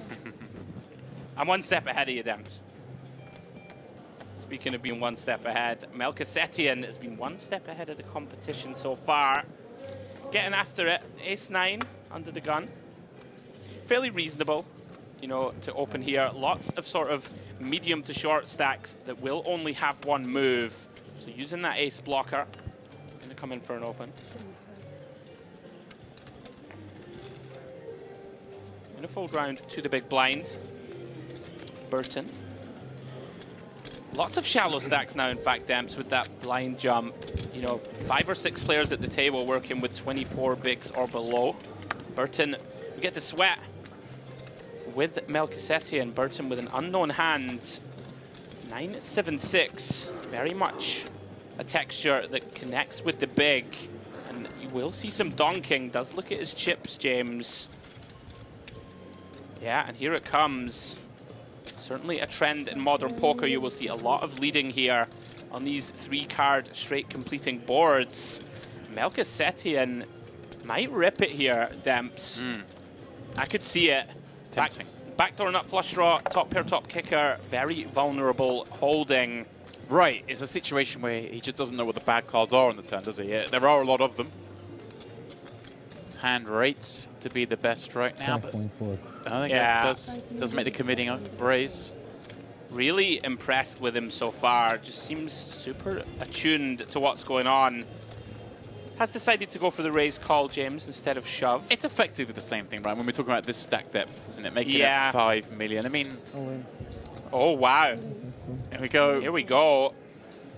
Burton tables what looks to be He might have 8-9. flopped it. Is that 8-9? I think he might No, have it's flopped. top pair with an open ender. Yeah, it is. So Melchizedek has got his man to stick it in here with effectively just the straight draw on the live card, looking to pair up for the 2-pair. So again, in the best spot, in a monster pot. There's 26 million chips in this one. Huge. As we see the 8 roll off. Now, of course, there are chop outs. And, of course, the ace would still do it for Melchizedek. But all of a sudden, he is bang up against it, and that's where he remains. Everything was going so right for this man. But then I feel like it. But now, all these chips moving to Burton.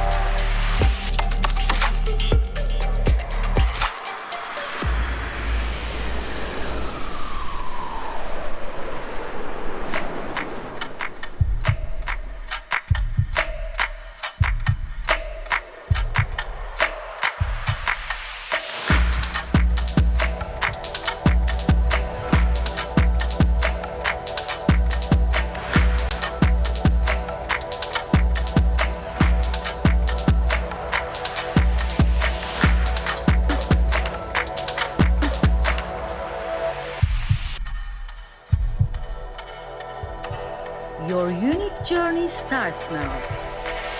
Merit Starlit.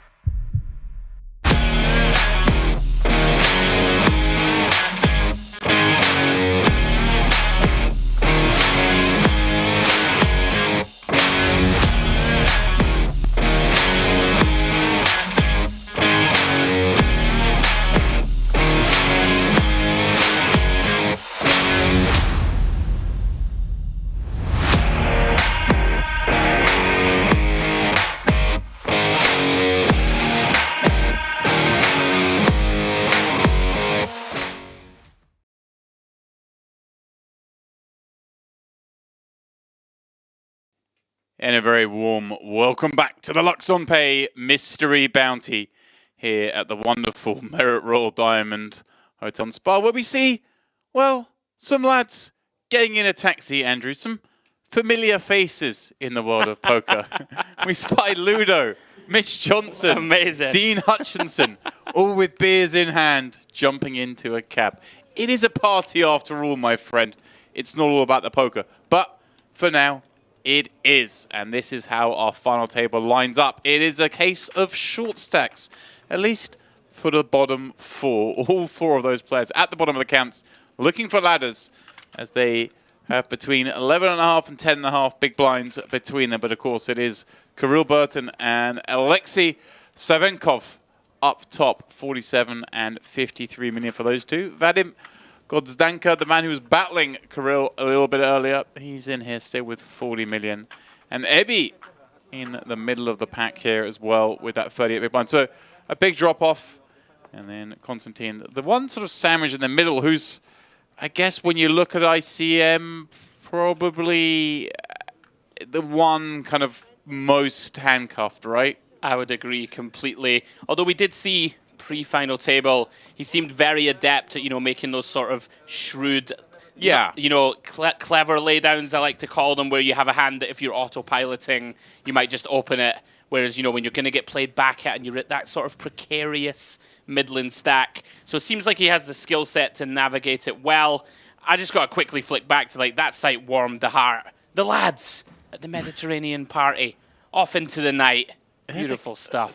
They're up to no good, I'm sure.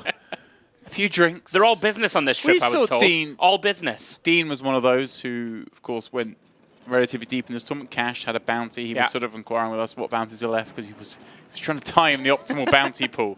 Of course, you know, we all know in reality it makes no difference, but it doesn't stop us being superstitious. I feel like it does make a difference somehow. Yeah. You know, like it doesn't matter. Wait till the end. It's the one bit of control you have, isn't it?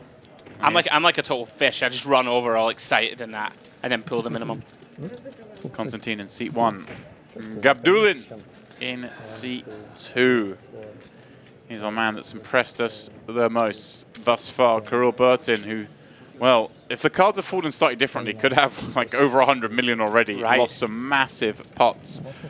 Rokov, first time. First look at this feature was on the outer table, as was this man, Savenkov.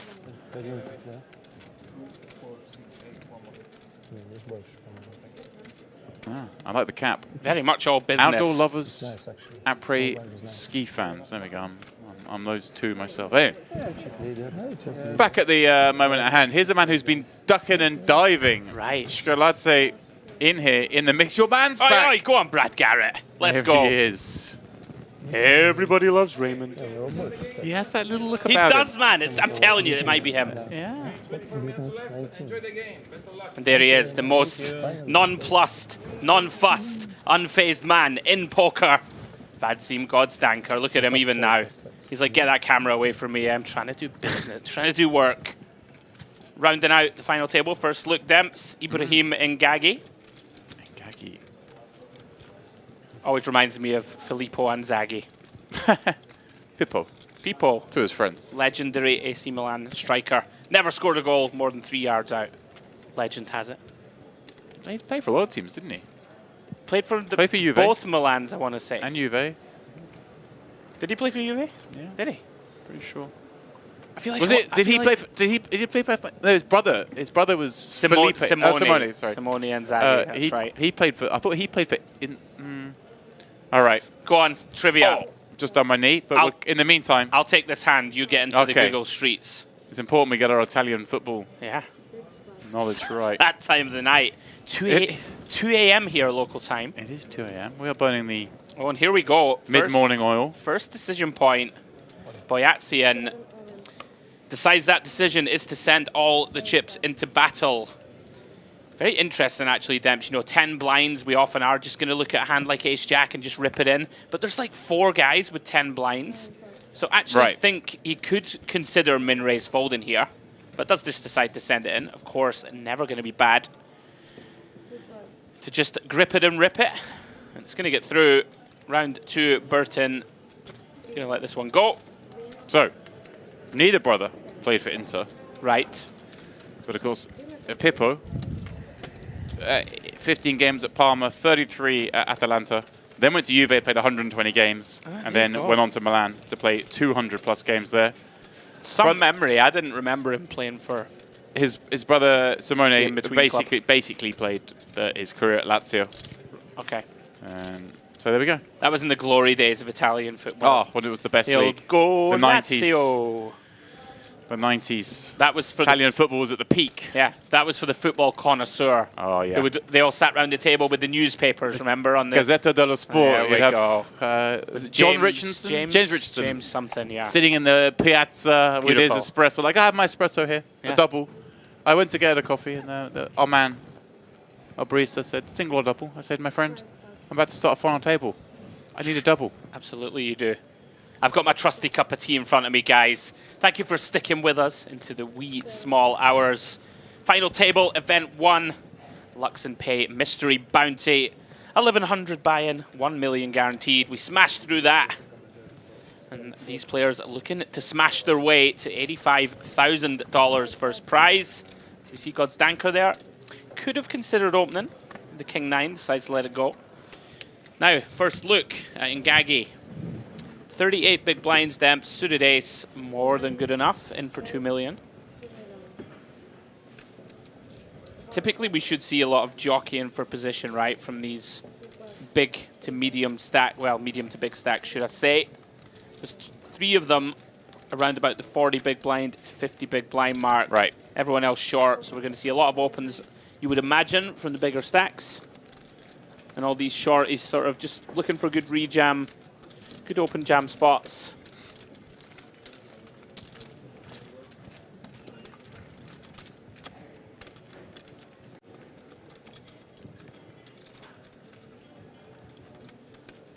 And Gagi's going for quite the look. He has a sweatband on the right wrist, a sweatband, and what can only be described as 14-year-old child's glasses. Oh, I was saying I'm loving those glasses. I'm in for them. Are you loving them? Oh, yeah. I don't know. I think, like, no offense in Gaggy, I'm not saying you can't pull it off, but, you know, when you get past a certain age, I don't know about that. Is that harsh? He looks like the sort of man that could take us down at basketball. Anybody can take me down at basketball. I'm still That's all embarrassed. I'm going to say. I'm still fuming. He's got the sweatband ready. That's true. Round 2, Brad Garrett. Only joking, right? But it's time to be respectful now. He's on the FT. Boyatsian gets out of the way. God's Danker, +2. Ace 9 of hearts. Working with 41 million in chips.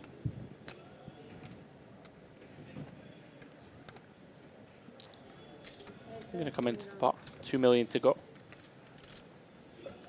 2 of the bigger stacks sat side by side.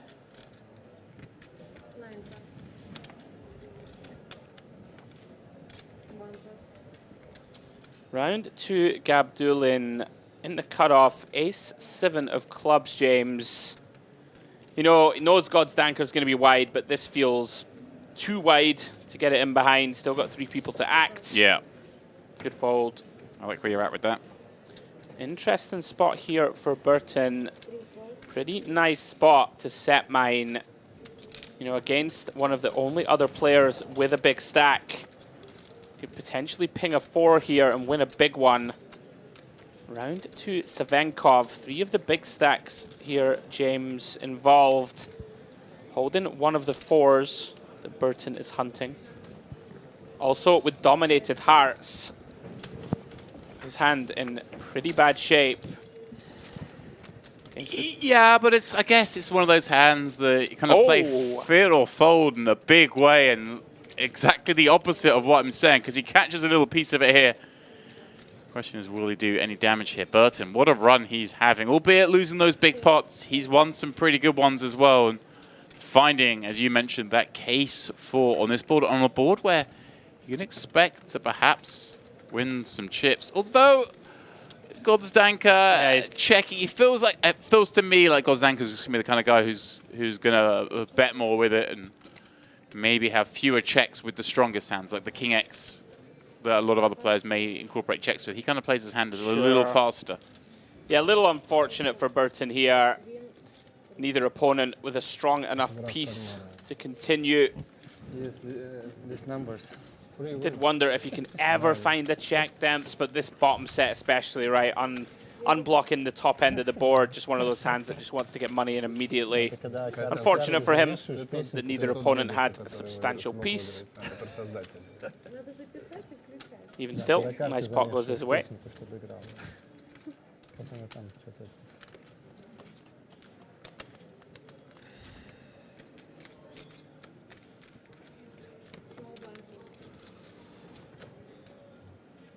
it 5?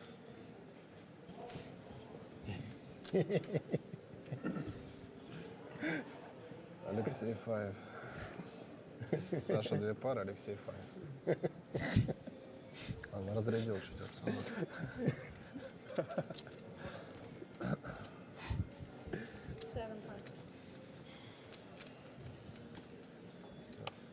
Тоже сделает 8. 8 pass. Maybe 9 pass. now the 9 full suited. 1 pass. Not looking for any further success just yet. This one making it all the way round to Burton, who looks down at an ace with the chip lead in the cutoff. No need to peek at the second card just yet.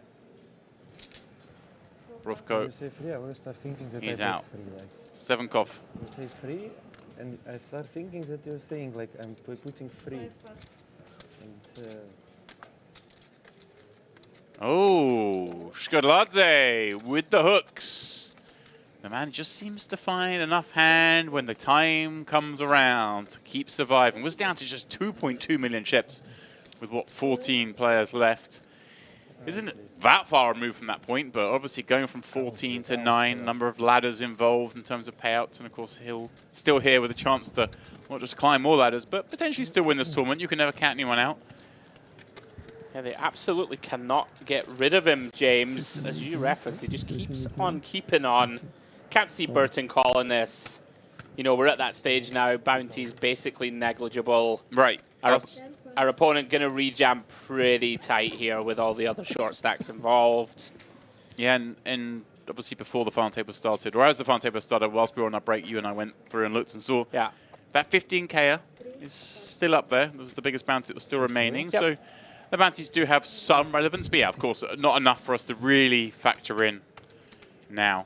It would make like the tightest of folds calls, and that's about it. But it'd be interesting to see how that goes on. Maybe, you know, we see the difference between, well, first and second, for example, is less than 30K. The jump between second and third is 15K. So maybe we're down there with 3 left and the 15K is still in there. Yeah, that would be interesting for suddenly sure. Things are different. Yeah. See, that's why I like the idea. We've talked about this earlier, but keeping back one big bounty. Right, doesn't have to be the for that biggest, FT. but sure, just one of the 40Ks was in there. Yeah, I mean, that'd be sick, right? Then all of a sudden you're three-handed, there's 2 big stacks and 1 short stack. Or even here, like maybe the bounties are suddenly worth like 6K here if the 40K was still in there. Right. And suddenly it becomes a big factor. Right? Because we're looking at the pay jumps, we're looking at what, 2.5K. Now the next one off that would be 3K, then not even 3K, then 4K. They're small jumps, but if there was a big bounty in their midst there, that would get people a little excited. By people, I mean you and I. Oh, we're excited anyway. Exactly. But it would be cool to sweat it like three-handed, 100K or whatever still in there. Be awesome.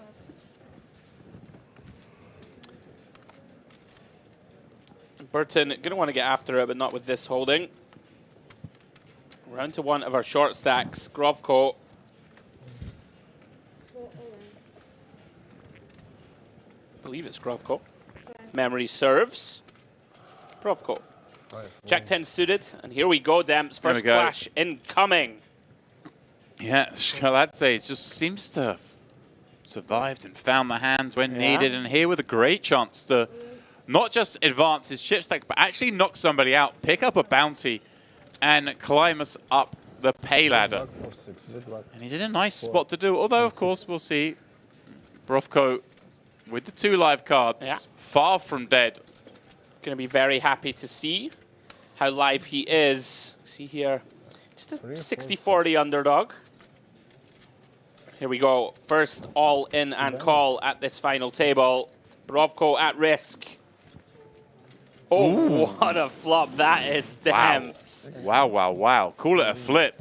Here we go. Ace-high board. You'd think that would be it for the ace-queen, but that 9-7, 2 diamonds on board, giving so many outs to Grovko, but turn does not produce. Can the river? No, it doesn't. A red card, but the wrong suit. Despite that juicy flop. You should open the river like in GG. The man is out. We lost Grovko, first out of this final table in 9th place, picking up $8,800 for his efforts. And well, no doubt we'll see him back at the felt tomorrow in the EAPT Grand Final. Yeah, good game, sir. Great run. Nothing to be done, Demps. 8 big blinds, late position. Hand is strong enough. We can still have some fold equity against short stacks in the big and small. Unfortunately for him, couldn't run down the ace-queen of Shkrtladze. The classic, the old too many outs.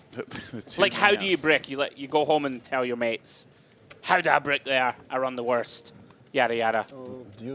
Etc., etc. Good run. GG. We're down to 8. GG, sir, indeed. Wow, what a little spin up it is for Shkrtladze, though. Just furthering his cause once again, and it was 2 of the short stacks doing it, so does change the complexion of the final somewhat. Telling you, Shkrtladze's getting heads up in this tournament. I have a feeling. Got faith in your man. I mean, they just can't get rid of him, right? Right. Now he's up to like 23 mil, something like that. Do you think he's going to be like 4 of 4? Yeah. 3 of 3? Yeah, he is. Next thing you know, he's going to have the chip lead heads up. Yeah. It's written in the stars. Well, there we go. Go against Burton. Interesting. 24 million in chips. You'd see a full break down the chip stacks, but yeah, I was going to say, is this the case where he doesn't even want to do, just rips it? I think we need to rate a 3-bet call this hand, personally. Right. I think that Burton is just, we know he's out of line, right? You've already had your mates tell you now he's opening 6-7 off. He's going to be opening every ace, I think. I think, personally, this is a little bit of a mistake. Right. Just in terms of, you know, if you're doing just a 4-bet jam, all right, fine, you can be at risk, but it's going to be for the chip lead. Right. And then all of a sudden, you're in position to win this tournament, right? Yeah. I think Queens is a little too strong. Like, maybe just jam jacks, even. Yeah. Queens, for me, 3-bet call. I like where you're at. Yeah. I think I agree. It may make no difference, right? Because our opponent's probably going to just raise fold heaps. Even still, for me, little too strong. But hey, you do also just take down the pot, Demps, right? You're not at risk. Move yourself up to like 4th in chips now, probably. Seeing a multitude of 10 big blind stacks. And exactly. I can see a reason for jam too, but I think it's just a good enough hand to risk dying on. Absolutely. Even just allow him to peel with like a, you know, Jack 10 suited hands that you have absolutely wrecked. Yeah. You know? Yeah, I was intrigued to see how he would approach that spot, you know, having finally got to the sort of 25 big blind mark. As it stands, gets the jam through.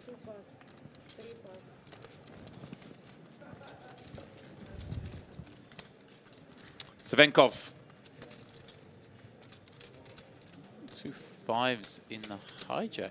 Unconsciously, I want Yeah, to... type of holding you're never really thrilled with in terms of we don't block any of these rejam sort of cards. There are a bunch of short stacks behind that we probably don't want to raise call.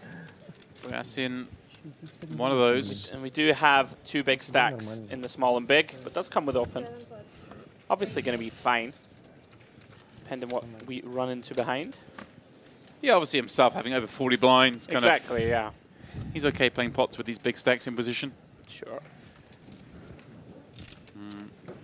Abby gonna defend. Pretty wide defend this, especially an FT. Seems okay. Both players whiffing the board, 10-9-3. Interesting decision point now for Savenkov. Doesn't feel great putting chips in post-flop on such a board. Yeah, is going to try and start working this one to showdown. Turn is the Jack of Hearts. Ebby improves to a gut shot straight draw to go along with that overcard. He's a cool customer. Yeah, going to check once more. You'd imagine if Savenkov is checking flop, James, very likely to do the same again.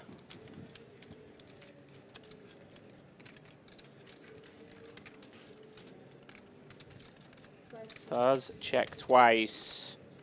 And he lets his opponent realize. Now, I wonder if Ebby ever just checks again, because it's so unlikely my opponent has something when they've checked twice. Sure. But it's the kind of card that surely he'd expect his opponent to bluff. He is going to seek value himself, James.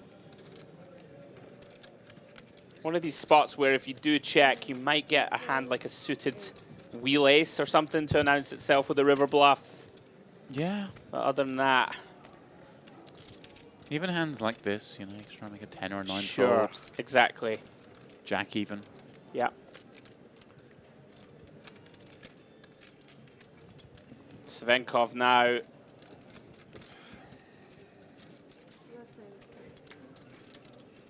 If he ever considers a suicidal raise. I say suicidal. You know, it could work, but not in this instance, you wouldn't think.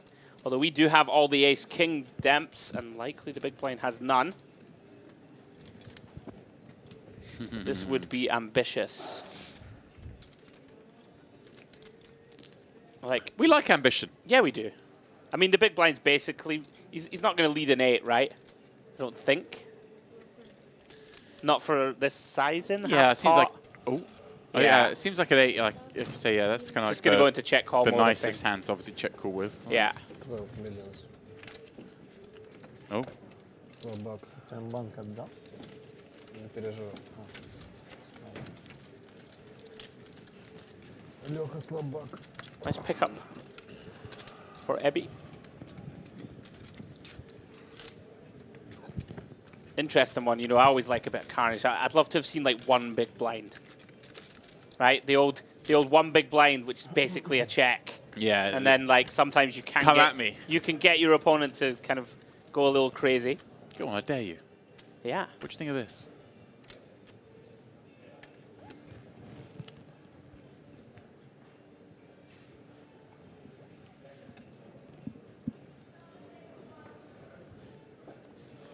As we continue on, 8-handed. Gabdulin, staple of our Merit poker streams. Seen him deep in a lot of tournaments, very experienced regular.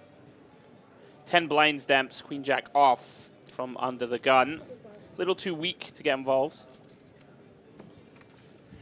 Burton, though, King 7 suited. Been really impressed with him. Just seems to recognize, you know, what type of hand textures to get after it with this big stack. In there with the suited king.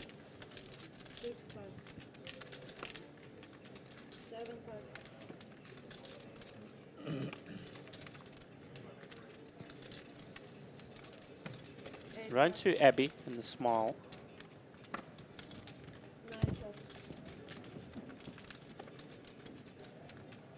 Likely hand over. Certainly is. In 3. Do you make him the favourite Demps at the moment? I think you'd have to, wouldn't you? I think you would.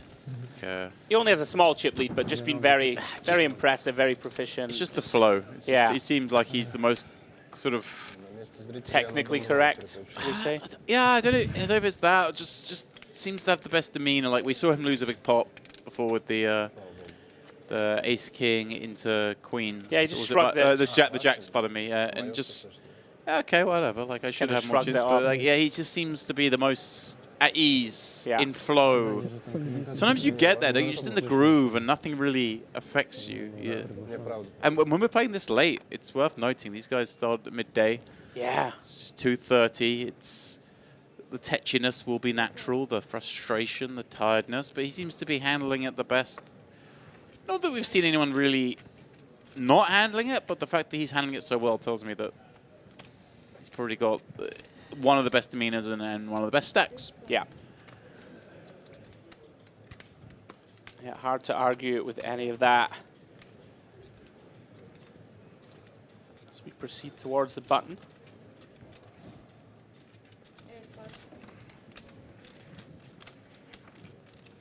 By Jack 4-0 on the button, not going to be one that gets played.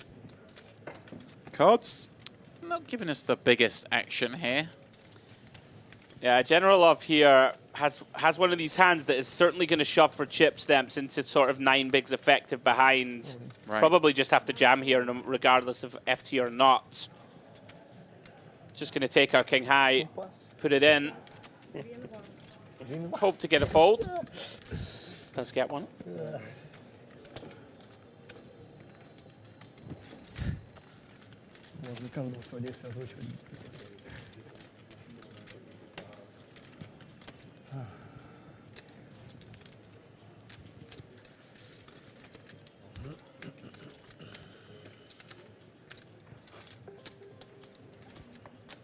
$1,207 players entered this one. 1,199 of them have gone. We are down to our final 8. Yeah. Just one can be the MPP Luxon Mystery Bounty Champion. Big bounties have all gone. But there is still a 50k bounty in the mix, and there's still 85k up top here, plus whatever bounties the players have accrued along the way. There's still a chance that someone's going to leave here with a 6-figure payday. Yeah, as we see Savenkov here. Under the gun, pocket 6s, one of the big stacks. Does have the chip leader in the big blind, but still likely to open here. Does make it 2 million.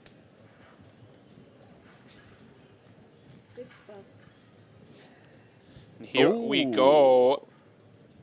Boyassian, Ace King, dreamy scenario. Although up against under the gun, obviously never as nice as if this was a late position open and he found the Ace King, but we know Ace King just plays great against every range. Generalov, I think in different scenario maybe in here, but obviously with the under the gun open and a 3-bit jam from 10 bigs from +2, 7s shrink up massively. Yeah, definitely laying that one down. And this is pretty grim now for it is. Savenkov. Obviously, again, if he'd raised some late, much clearer. But he has raised from under the gun on an 8-handed table. His range is pretty tight and been jammed on for 10 bigs. But at the same time, the same token, you're getting 2-1, you've got a pocket pair, and there still is a bounty. This is what I said, where like maybe the close fold spots now become close calls because the bounties are still a factor. And this to me seems like one of those spots. I agree. I feel like people mostly just shrug here and go, you know, right, 10 blinds, bounty on the line. Yeah. Gonna have to flick it in. Might even fold for 12 blinds, but 10, not quite enough fold equity. Doesn't love it. The call. Makes the call, sees the hand, it'll take that.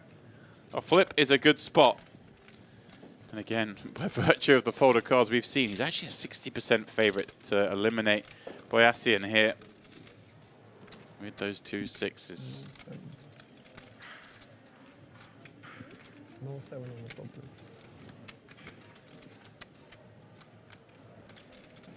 Queen 4-3. Safe for the pair. Everyone looking for a ladder. Just Boyassian rooting for the ace or king at this point.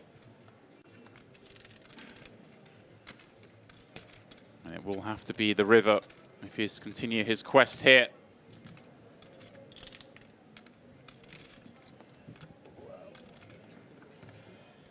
Six unnecessary, but it is the nail in the coffin. Boyassian out in 8th place. Good for $11,300. Plus, of course, whatever bounties he has picked up along the way. Yeah, very nice run, Demps. For Daniel Boyassian. 8th place, nice way to kick off the Mediterranean poker party. Right, right, you're ready, run. you're firing. Finaled already. You're firing the little EAPT tomorrow. Get things going. Thank you, Dealer 1. Thank you, Dealer 1. Dealer 2, welcome. There we go. Confirmation of the chip counts. It's all changed. We mentioned how we had 4 sort of 10 big blind stacks. Now we have a 6 big, a 16 big, and then the rest fairly comfortable, you would say, as the blinds are going up to 600K, 1.2 million. Really does move fast. Look at that, Savenkov now with the lead. A slender one at that over Kirill Burton. Ebby, he is in 3rd with 35. And Godzdanka, the unflappable Godzdanka, just chilling with 36. He's going to be here for a little while, I'd say. Yeah, inclined to agree. James, one of these spots at the moment, nobody has separated themselves from the pack yet. We're still in this sort of holding pattern, so to speak, right? Like 4 or 5 chip stacks, all with around about the same. You know, everybody recognizing that one all-in is going to be a huge hit to my stack, or we're just waiting for someone to push ahead of the rest. Yeah. These guys have showed a willingness to gamble. This could go a lot quicker than maybe some people watching might imagine with the amount of chips in play. As Shkrtladze, yeah, he knows. Lifetime 5s, I like it. He knows where the money's made at this spot. Yeah. These low to mid pocket pairs really perform badly. Impressed with it. We saw him sort of when he first came to table and had a few chips. He tried to sort of get away with limping in with like 8-9 suited or something. It was that kind of looked a little clumsy to me. But since then, I think has played very, very nicely. Just there, that evidenced by the just recognizing that the 2 5s there under the gun. There's no business playing these. You make your money here by folding, by letting the short stack gamble. Yeah, your hand's really just dust. And he has played a very impressive, patient, tight, solid game. So we see Ebby here, using the Queen Jack for an open from the hijack. Savenkov, looks like a pretty easy set mine spot to me, James, out of the big. Go ahead and try and flop a crab.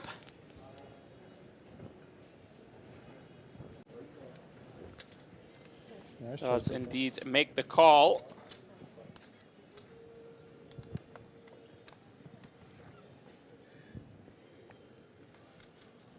King 5-4.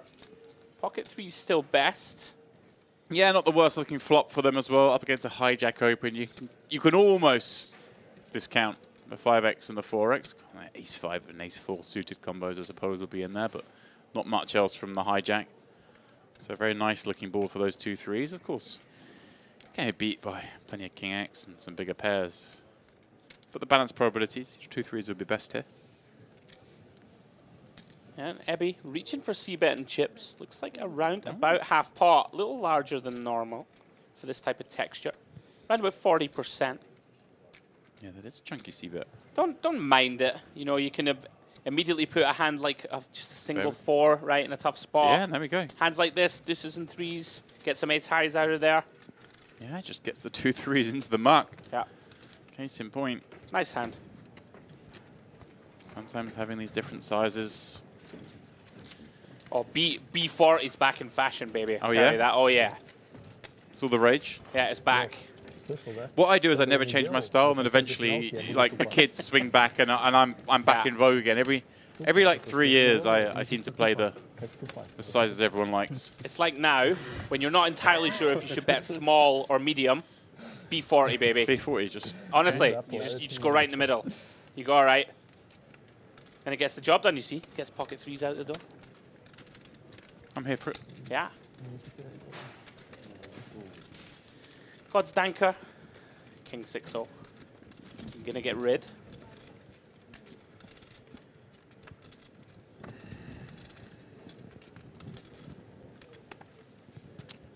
Another one of these tricky spots for Generalov. If we are going to go for a lighter open depth, you do typically see these ace-x hands go for it. Don't hate the fold at all. Got a short stack behind you. Yeah. You can essentially, the old collision equity, as I like to call it. Just lay it down, let Gabdul in, put the chips in, run into someone and bust. Which is what surely he's going to do here. At least part one of that. Part one looks like it should be underway. I wonder if he goes for like a half stack sizing here. 4 million. 4,500,000. There we go. Obviously, so much of his equity here could be protected by multiple all-ins behind, just folding and laddering up, potentially sort of adding 50% to his payout. So there are opportunities to raise fold off that stack size. An absolutely massive pickup for Gabdulian. You know, picking up 3 million non-showdown here when you're working with 7.5. Staying alive.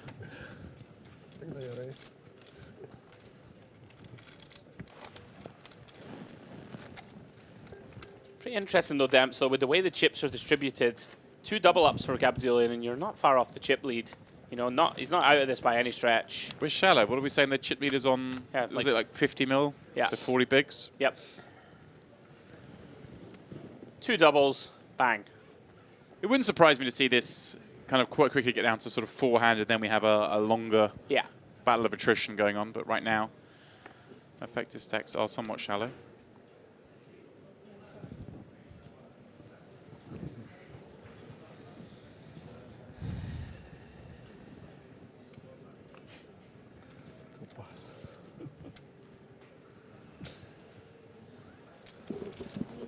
That's in. With 2 5s in the cutoff.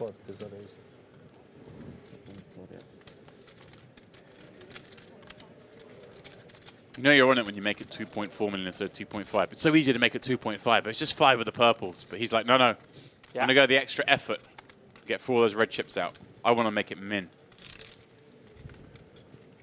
We have seen Godstanker and Burton clash a few times. Godstanker, he's willing to get in there, mix it up. Well, he got those chips in that huge flip. Blind on blind, jacks, the ace king. That doesn't tell the whole story though. They've had a couple of skirmishes along the way. Yeah, king, jack 3. Both players miss. Burton here likely goes for a little equity denier. James, I would imagine, with 5s. You know, just try and fold out 2 random cards like this. Yeah, this is a great scenario if you deny 28% equity. Sure.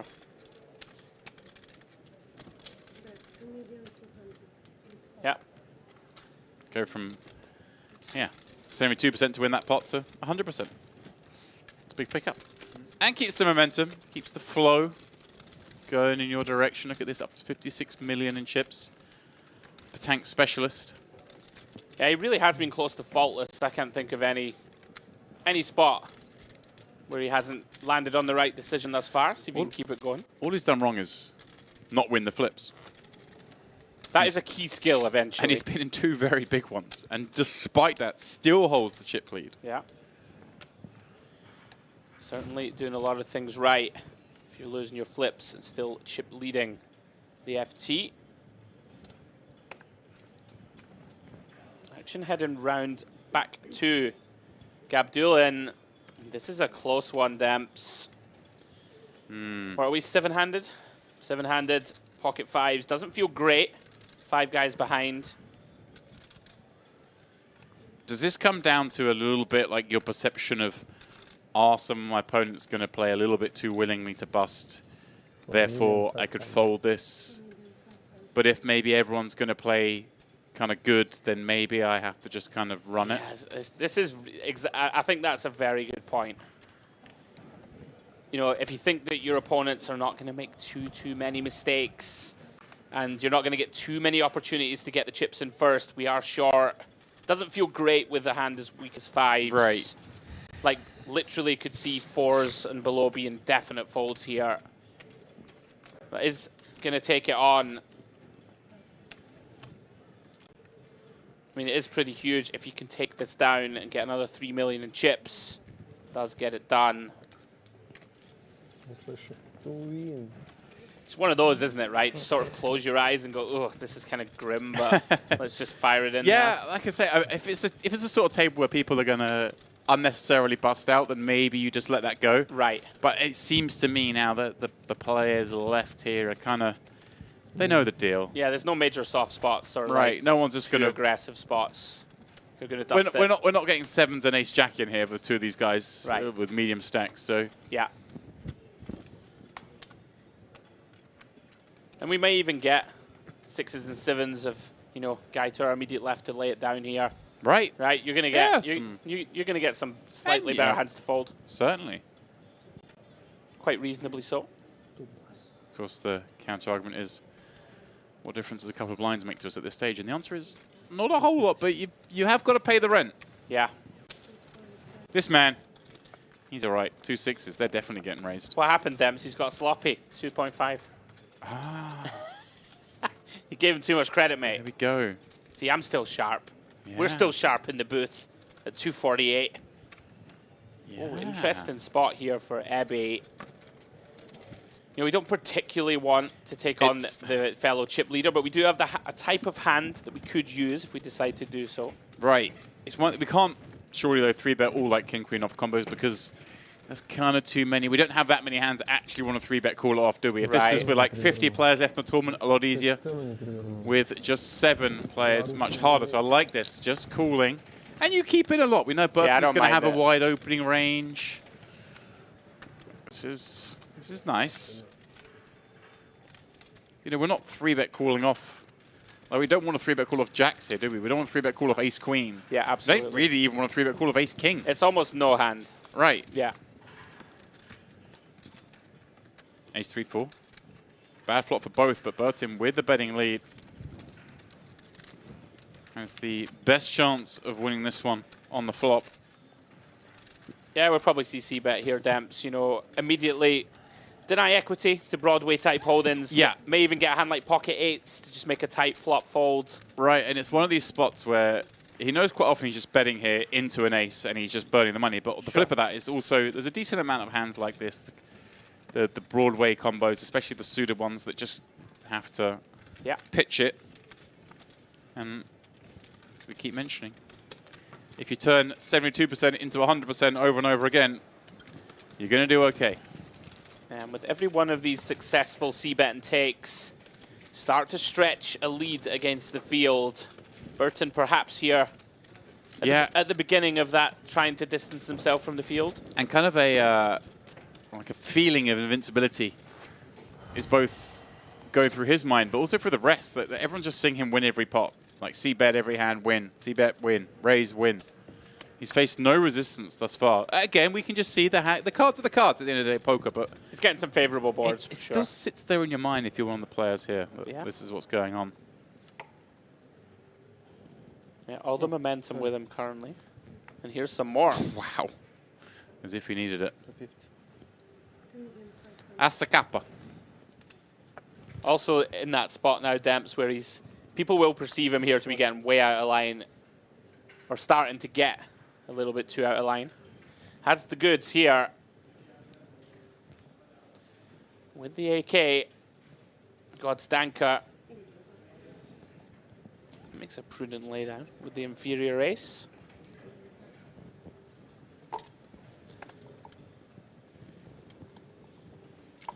Round 2, Gabdulin. 10-8 off. Very tricky. Is the shortest stack at the table. Of course, much less ICM pressure on him than anybody else. Yeah. But does decide not to defend. Don't hate it either. The stacks are getting kind of bunched. We can look to just decide to be all in or fold for the most part. The old risk premium. Yes, sir.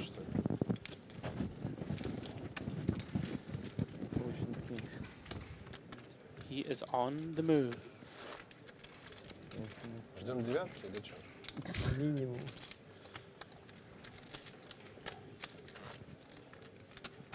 То есть ходит только десятка.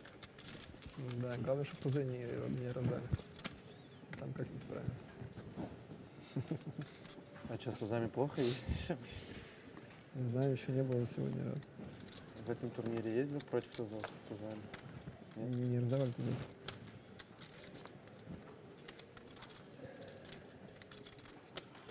Топ-5. Я один раз блайнда собрал.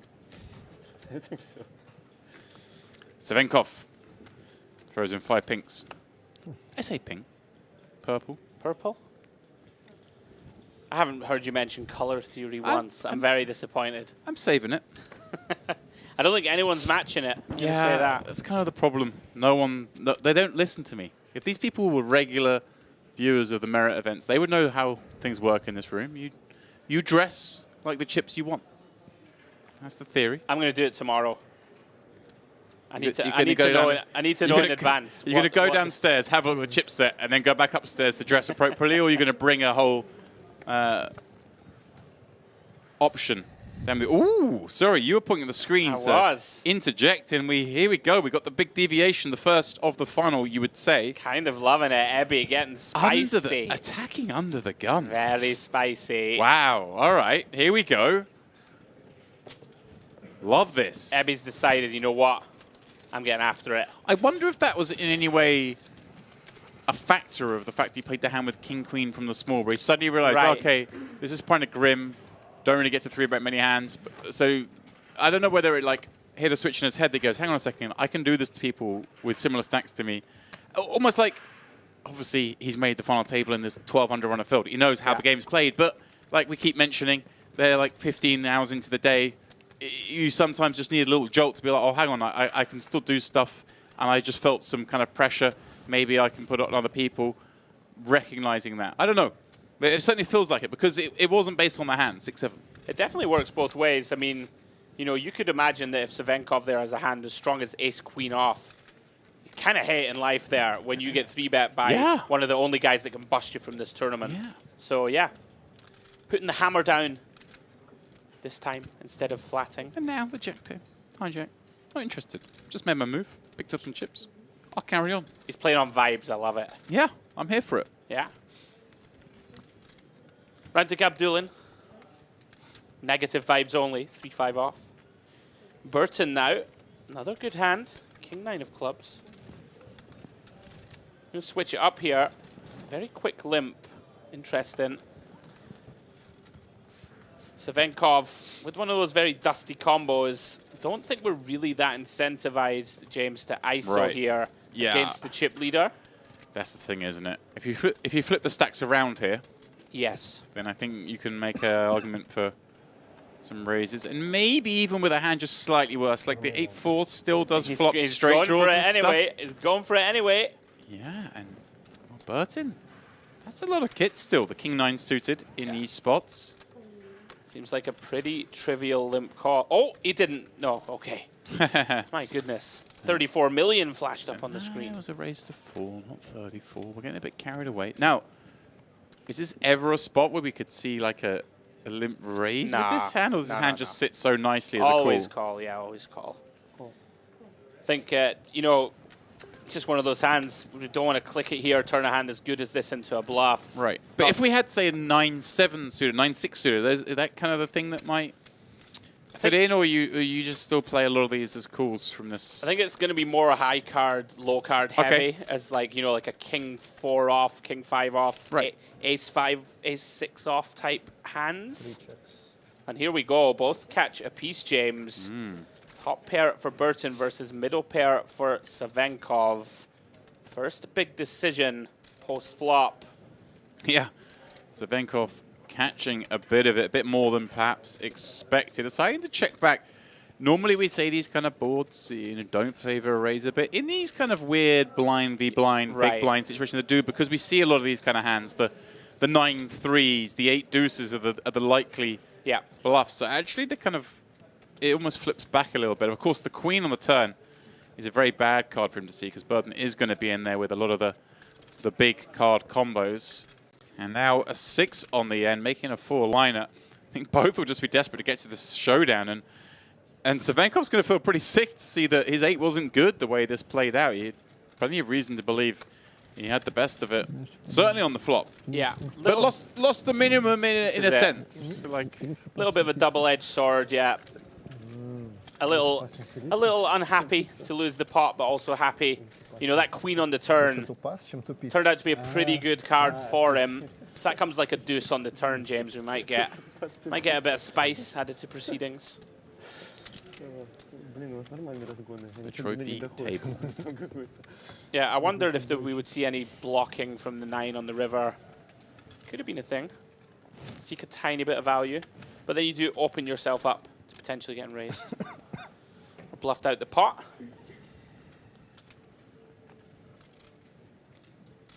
God's Anchor. Been the quietest we've seen him in some time. Does have this middling stack. It's tricky to proceed. Just kind of staying out of the way for the time being. Yeah, this it's started to burst into life somewhat, and I often advocate for they just stay out the way on farm tables, but this one certainly heading that way. There's some action now. Yeah, Burton really starting to get after it now. 7-4 of spades, going to open the button. And here we go. Another glimpse potentially, Demps, into how Skirkladze wants to approach this final. Have a hand that is going to jam for chips, for sure. Right. Even at a final, kind of like jam here against someone opening as wide as Burton, but is just going to call with the pocket 3s. Still best on the Jack-5 deuce. We have seen Burton exercise, you know, pretty much 100% small c-bet, which is certainly going to work a lot. Now, for the first time, will Skirkladze put up a little bit of resistance versus a chip leader here? We do have a hand that figures to still be best a good amount. 3 to a straight with a little backdoor flush draw capability, as weak as that 3 of diamonds is. Hey, any backdoors? Good with me. Anywhere I can get there. My goodness. Make a little flush, make a little straight. I'm in. Don't threaten me with a good time. Yeah, this is tricky. Very tricky. You know, you know you're likely being lent on here, right? And you know your hand's going to be good a lot, but you may face barrels down the streets, excuse me. You have this precarious 22 million chip stack.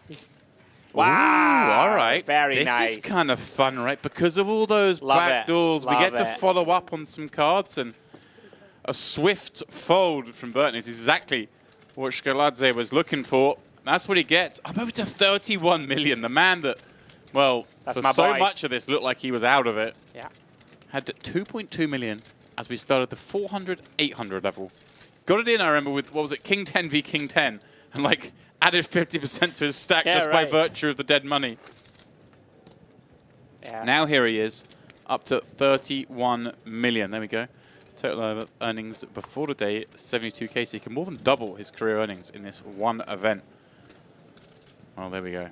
And, you know, not to be underestimated, Demps, it takes heart to pull the trigger on that there. You know, with the pressure. Yeah. With the pressure, you know that you could just be running into it here. You could be dusting off a third of your chips.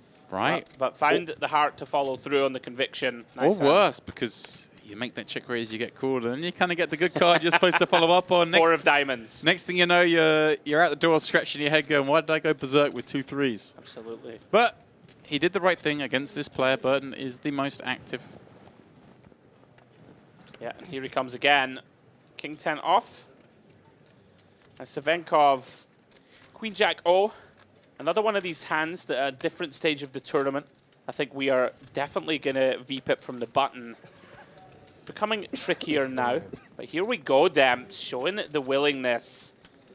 Like it. You know, these guys beginning to stand up to Burton. God's Anchor now. Little pair of 5s in the big.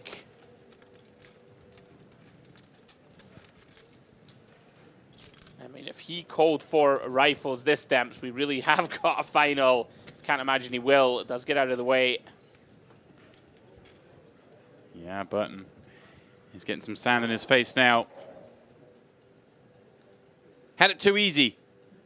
Up until now, perhaps, these guys fighting back. I'm saying all this before he's folded, but... Yeah, you wouldn't typically expect a continue here.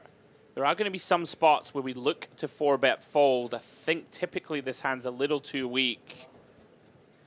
Looks like he has come to the same conclusion. Looked like he felt it, but you know, it's tough. Tough to click it to 13.5 mil there with just King 10-0. But the lad's on his left. Standing up to him, Demps. Nice hand, Savenkov. Fair play.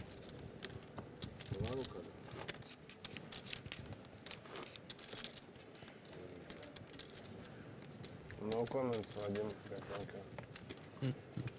This big final table. А? Фу таким быть или фу?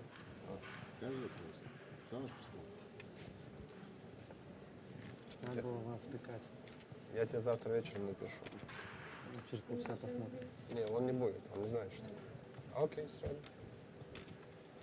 A lot of Russian being discussed here. Between hands, more than reasonable. A lot of Russian speakers, not just in this tournament, but in this room in general. It is a hub for those from, well, not just Russia, but a lot of the Central Asian nations will speak Russian as a second or even third language. And so you'll commonly hear it spoken here. But the dealer quite correctly sort of saying, come on, guys, cards are out now. Back to English we go. Whilst the hand's in progress. And I think everyone's aware of that. I'm not sure if I told you, James. I was at the Win. You speak Russian? Oh, no. I actually did Russian and philosophy. One module in 6th year at school. There you go. Don't remember any, but still. Anyway, back to my amusing anecdote. I see you as a philosopher, actually. Oh, thank you. You know, no, you don't. No, you don't. I could see you there. You could? You're the man who's sitting there with your...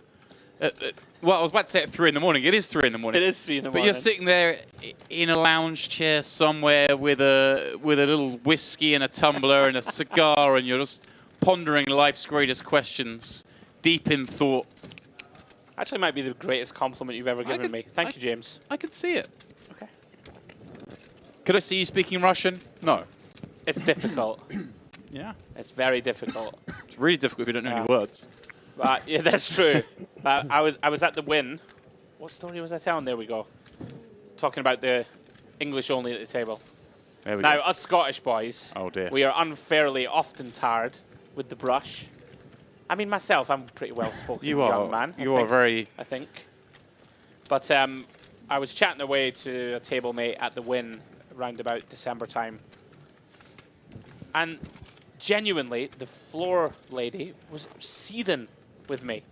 She was very upset. She was like, English only at the table. If I catch you doing that again, it's a 1-round penalty. And my table mate, who was just having a laugh, he was like... Stirring? Heavily stirring. He was Love like... it. He called her over. He was like, he's doing it again. He's speaking in... Can't remember what he said. Like, Swedish or something or whatever. And she literally was on the verge of banishing me from the tournament area. And I was like, you do realize that I'm speaking English?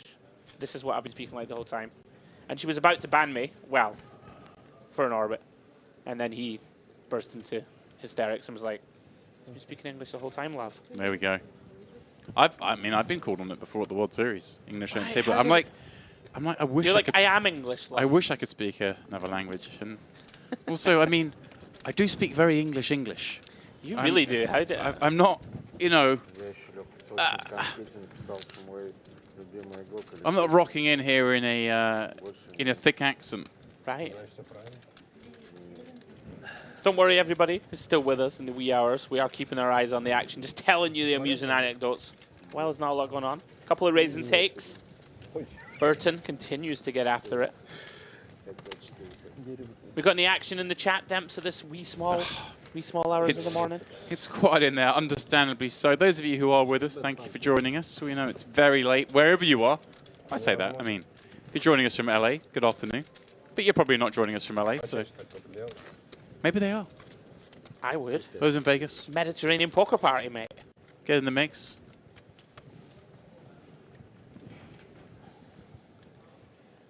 There we are, still 7-handed here. Opening event of the 2024 MPP. 1K Luxon Pay Mystery Bounty final table.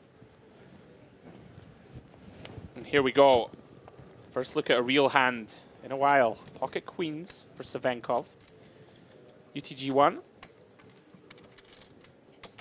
To 5. They come in for the raise to 2.5. And here we go. Another potential spot. That was very fast, Demps. Skutladze makes the call with ace-jack off, and here we go. Ebbe on the button, pocket tens. Potential disaster, Demps, depending on how quickly he plays this hand. 35 bigs. Yeah, it feels... I could see him going two ways. Yeah, and here we go. I was going to say, it feels like a spot that we could even potentially jam, not so much at finals. Yeah. You know, in normal tournament poker. We have to be concerned still. I'm surprised it's gone quite this size. I might have gone smaller because we kind of like... Yeah, this is you want to hear, big. you can ask a question of Savenkov for far fewer chips than this. Agreed. And then maybe you still, like, maybe get Skutladze to do something crazy with 8s or 9s. I don't know. I think I'd rather just see this be like a 7.5, 8, but we're nitpicking here. Yeah. Does land on a shade over 8 blinds. Yeah, once Skutladze's peeled, it feels like a mandatory 3-bet, right? I think before that, you could even argue, just because of the chip situation the way it is, that maybe you just flat call 10s on the button against a +1 open. Yeah. Bear in mind, though, of course, it was Savenkov who opened, was it not, before, when Ebbe found the 3-bet with 6-7 suited. So it's kind of like he has 3-bet him already once in this spot.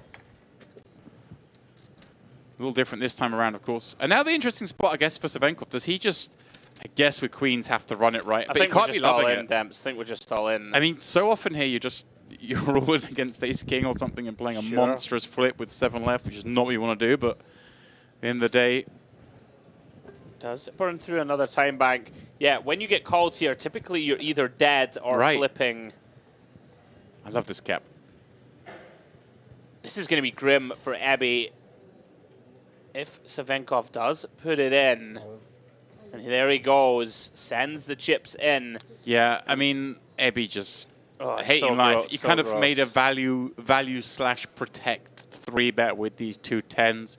You weren't bluffing, but you kind of have to fold, and that always feels a little bit grim. And you know, with that previous action, an orbit or so before where you 3-bet him, kind of feels like, well, I've actually got it this time, but I guess I still have to actually fold.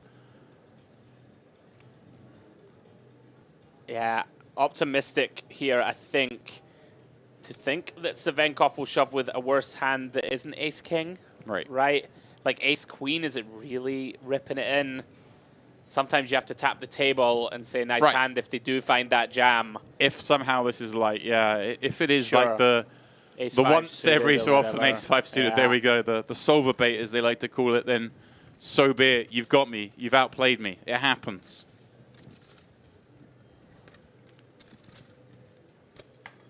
Faintly grim spot indeed for Ebbe. Yeah, it does make the right decision. Well played hand by all. What a huge pickup for Savenkov. Yeah. Picking up 15.5 million chips in this pot without showdown, without being at risk, and now has the lead.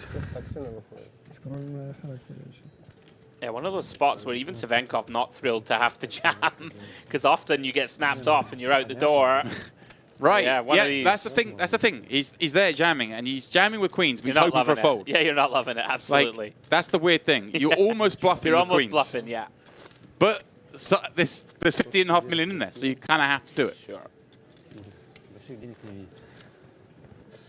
What you really want is the very long tank call, and then you just beat jacks. Yeah. Interesting there how Skutladze sort of muddies the waters in that spot, right? Because he flats, which you shouldn't see too often. At an FT, he flatted off 25. Which sort of forces Ebbe to squeeze and then forces Savenkov to jam. It wasn't him, it was Denominations. Yeah, very nice pickup for Savenkov. And here he comes now, announcing himself as a contender, raising 6-7 of diamonds here from under the gun. Good to pass to...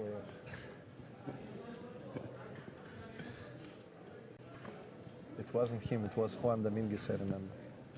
No Nacho Barbarics. Generalov has chipped down Maybe there was a situation, from 19 million to 13 hearing this. through no fault of his own. Really dealt out thus far. Round 2 Burton now are 2 chip leaders neck and neck. Savenkov takes the outright chip lead, small margin.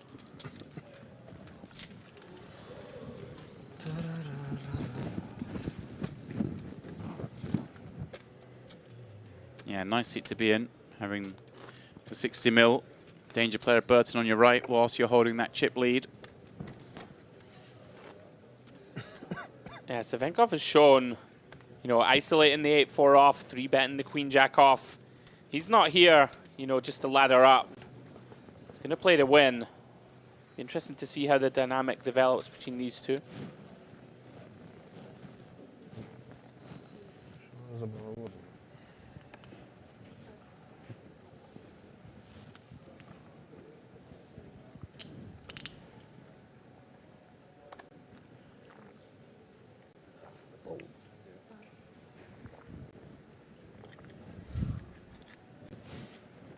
Round to Abdullin, very frustrating for him. Kind of getting dealt out, James. Yeah, can happen. And he's seeing quite a lot of action going off without any real action going on, if you know what I mean. Yeah. There's been chances for bust outs, potentially. Looks like there's been chances for all-ins, I should say. Still the big squeeze in the 4-bet jam. We've seen some other 3-betting going on. He might be thinking, hey, look, I've still got a chance of some ladders here. Currently guaranteed 14,300. 6th gets you 17.1, 5th 21.2. So we are getting to the sort of meteor jumps. Remember, this is a 1K buy-in. Although effectively kind of 500 buy-in, given that half the prize pool went towards the bounties. So it's looking a little juicy right now.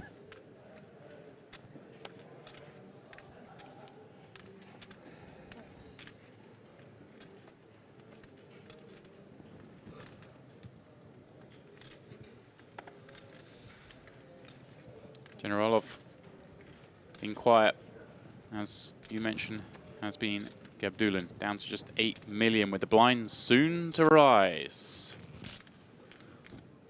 Burton,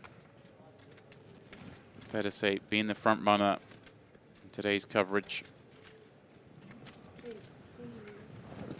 The man who bagged up chips in day 1E at 3 or 4 o'clock this morning, he said, was back at midday for day 2. And now here he is at 3 o'clock in the morning again. Oh, Andrew, the joys of youth. He looks the freshest. He does look fresh. What's his secret? I must know. Youth. That's it. Oh, you think that's it? That's it. Literally. Oh. That's disappointing. I was going to... You're going to go buy a potion, I was going to, yeah. I can sell you a potion. What would you like? Oh, my goodness. Okay. Depends what we're dealing with. Careful now. Now, as mentioned, blinds were about to go up. They are going up. Here we go. 1.5 million big blind. Sees the chip lead slip below the 45 big blind mark. It is Savenkov narrowly ahead of Burton.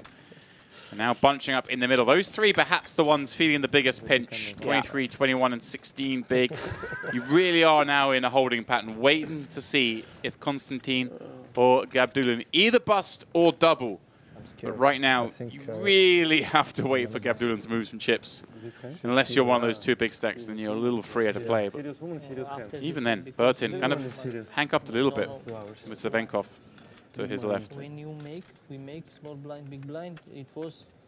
Yeah, we often talk about this. There will be a tipping point. Yeah. Where eventually stacks have to go in. A little discussion going on at the table here.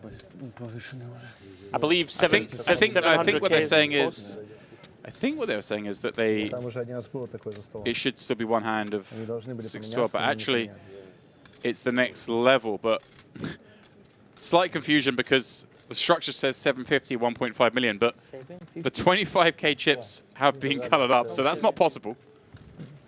As you can see here. 7 or 6 stay. No, 750, 1.5. We don't have chips for this.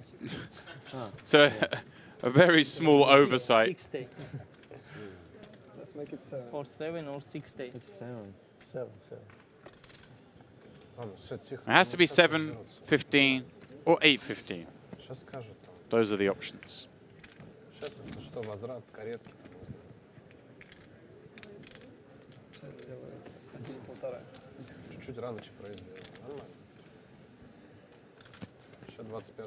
little collection of trophies here, the EA Poker Tour Grand Final trophy. That's the one on the left there, clearly marked, of course. Mediterranean Poker Party, the monster, the Kryptonite trophy. Look at that bad boy. And then, well... The mini Kryptonite. The mini Kryptonite. Which one can only assume Andrew goes to the winner of this tournament? I think so. You know, every time I see that EAPT one, I just hear the EA Sports. It's in the game. I was going to say, you're going to say all you can picture is your hands around it in a few days' time. Yeah, obviously. When you're hoisting it high above your head. Of course. We are just waiting for a floor person, I believe, just to figure out whether we're going to play 7 1.5 or 8 1.5. Because those are the two options. Okay. Have they gone to bed on the floor? Yeah, maybe. Oh no, did the dealer remember to call the floor? We have waving. Like, seems like something that Savenkov's gone for a tactical for sure. Yeah, you know, take the breaks when you get them. Yeah. Here we go. We have a floor person in the mix. It is, as I previously mentioned, Konstantin and Gabdulin with work to do, propping up our little table here. Of course, if you're just joining us, where have you been for the last however many hours we've been here? But we are down to 7. It's the first time on this level, right? Yes. Okay. Guys can just play gentlemen to play 700 1.5. Otherwise, they have to introduce again the... No, it's okay, but he says that remove the clock like on 40 because we're sitting here for 4 minutes waiting for you. Next. Okay, just add the... Yes. Okay. There we go, James. Problem solved. We need to wait, Mr. 7. Going to play 700k, 1.5 million. Worth noting there, of course, the players say, look, hey, look, it's taken us like 3-4 minutes to actually resolve the situation. Let's have the time back on the clock. It's 10% of a level. That's reasonable. On the floor, saying, yeah, sure. That's a fair request. Looks like a misdeal. Oh, it's all going off. It is. It's late. It's late. It is late. That's the answer. Seven Andrew beaming this to you from the Merrick complex. It's such a complex. There are so many tunnels and corridors and whatnot that me and Andrew are actually in a separate building, although the same building, given we traverse underground between them. But we are in the Royal. I still have no idea. This is in the Royal Diamond. The tournament's in the Royal Diamond. We're in the Royal, right? Which is the original offensive. In the soon-to-be-opened Onyx setup. I mean, this commentary booth is, well, unused until today. We have broken her in. Yeah. And it's nice in here. Has to be said, we've got some fantastic setup in here. Nice little info screen. We've got our own little tournament clock in here. It kind of reminds me of a panic room, James. I'm going to lie. That doesn't reflect on my personal circumstance, just to be clear. I mean, the air conditioning. It's like a padded room. If they lock this door from the outside, we may never get out. I think we can climb out through the air conditioning ducts. Looking out. I can't get up there. Well, that's true. You may be able to. I'm under it. Did you not see my vertical leap at the basketball today? I'll come back for you. Okay, I'm sure you would. Ebby. I'm kind of loving how Ebby is just sort of saying, you know what, I'm going for this. Yeah. You know, like pocket fives here, Midland stack under the gun. I think normal theory, we probably let this one go with 2 big stacks behind us. Not a bit of it. As does God's Danker. Defends the 7-4 suited. And here we go. 8-7-7. God's Danker flops, trips. He's back. God's Danker finds it. This could be trouble, James, right, for Ebby. It could be a good. There's a lot of draws. Right, and I mean it's a good-looking flop. Ooh, but he likes to check it back, recognizing that this isn't really his texture, even though he has a kind of hand that wants to bet someone for protection. Godstanka improving as if he needed it to a boat, whilst Ebby picks up that inside straight draw. Now, does Godstanka find the bet? He does. With so many draws on board, I like this. Fast play. Ebby going to have either a hand that just folds, or a lot of hands are going to want to call at least one, and potentially two on brick rivers. Here we go. The call is made. 2.5 more finds the middle. We've got 13 million chip pot heading to a brick river. That is about as good as it gets for Godstanka. He's thinking, hey, I'm up against a lot of ace highs here, and maybe some of these pocket pairs, even some over pairs that want to check back on this flop for deception. Absolutely. How big will he go, James? Pretty like big. Yeah, about half pot. Yeah, quite like this. You know, we can get some hero calls. Hasn't gone too greedy. Very easy here to really bloat this river. It's kind of fun because he does get to have a lot of those bluffs. Like a lot of gut shots, open-ended, missed heart draws. I mean, I think as played, Demps, we have a pretty clean bluff catch. Don't hold a 9 or a 10 or a jack. Don't hold a heart. Right. We have gotten to this river, you know, with a pretty, like we're relatively high up our check back range, right? Check back, call turn, get to the river with a pair. It's going to be very difficult to fold here for the price. Doesn't feel great. Yeah, there are so many misdraws that we do unblock all of them. Very tough spot for him. I'm with you. I wouldn't be surprised at all to see a call, and I wouldn't fault it either. I think you'll call here. I think we can fold now. Obviously, the missed hearts we might have had, and like the ace highs can fold. But yeah, especially if we're like c-betting like the 9s plus at a really high frequency, then suddenly what are the weak hands we have? Like maybe we have some 8x that checks back. Yeah, he has made the call, and like I say, I don't hate it at all. Get shown the boat. A little overkill. Cards find the muck. Here we go. Godstanka joins the big boys with 45 million in chips. Yeah, big swing. Ebby has gone from having one of the bigger stacks himself. A couple of big body blows. Yeah, I think as played, as you just referenced, pretty tough to fold river. One of these, it's like, okay, should we just c-bet flop, and if we get raised, just bet fold? Might have saved a little damage, but you can't be too critical, of course. We got a favorable run out. Sometimes you just got to look up your man, James, and sometimes they've got it. You gotta look at cards. You say, I've seen enough from you today. I want to see those cards. And then you go, I don't want to see those cards. I regret exactly what I just did. Yeah. But that's poker. Pretty nice sizing, I think, on the river from Godstanka, recognizing his opponents. Perfect. His opponent's going to have a lot of like really weak hands that we want to hero, like you say, I think the 5s are kind of, he took some time, as you should. Yeah. The 5s are kind of one he probably does have to call. But I think so. It's been interesting to see what the ace, king, no heart combos would have done to that size. Gabdulin, he's been patient. He's seen action around him, but is now the time for him to slide those chips in the middle. Yeah. It looks like he's got a lot of hand there with a 1.5 million big blind. 5 bigs, more than happy to send it. Let's get to ace highs to fold. Excuse me, one of them is still in the tank. Pretty tough to call here with just ace 4 off. 2 to act behind. Yeah, don't fault fold. It's going to get through to Ebby, who would presume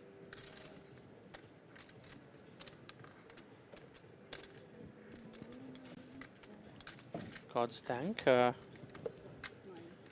I think, was he just waiting for a count? I'm not sure what's going on here. He's just taking a moment for Can't imagine he ever calls this one. No. Gabdulin hanging around. Picks up another 3.7 million. credit to these guys. They have been battling for the best part of 13 hours or so now, James. They started midday. They're 15 and a half hours into the battle. Or I suppose we're being unkind. There was an hour delay, so yeah, they've only been playing for 14 and a half hours. Oh, nothing. They've missed the party, as have we. I heard it was cold.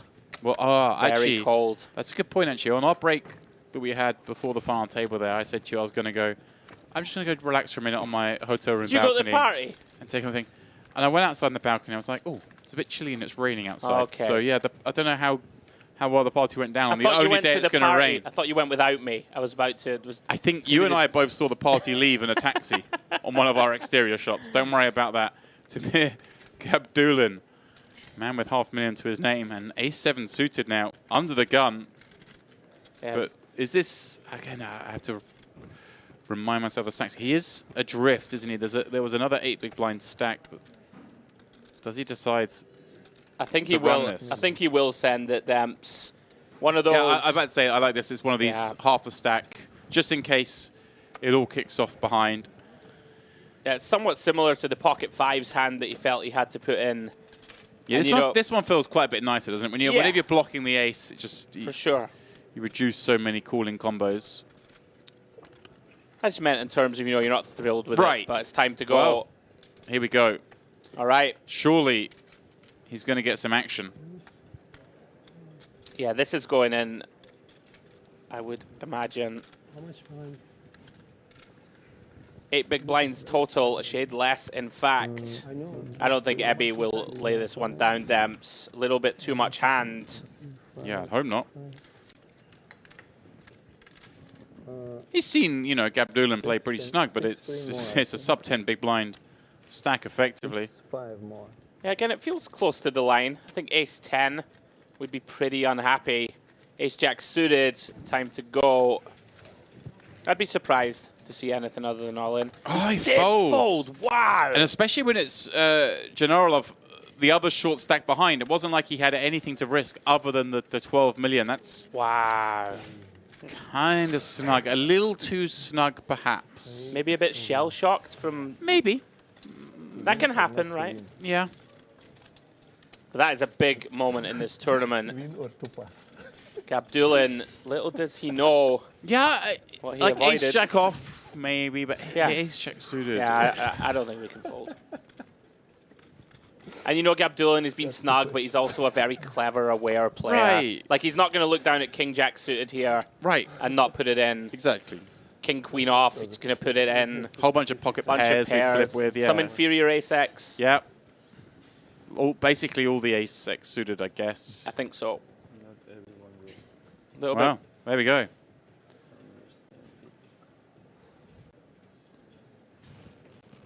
Burton here, we have seen him use. And what a great pickup that. Not just for him in the sense that he gets ace-7 through ace-jack, but he takes chips away from the other short stack in the big blind. It's such a big thing to separate yourself. Now he's almost switched that position around where he was the shortest. Now he's almost got the shortest stack out chip 2 to 1. He's almost level also now with Ebby. Right. Right, it's a huge swing. Yeah, again, I don't want to overdo the bounty prospect because the bounties now are worth not very much. Yeah. Compared to the tournament EV, but it was a small consideration. Here we go, Ebby, surely this time. they give you ace-jack, you fold. They give you ace-queen the next time. They're saying, come on in. Different scenario, of course. Burton going to be opening super wide, as we see here with queen 8. Fist pump time. Yeah, this one's a nice one.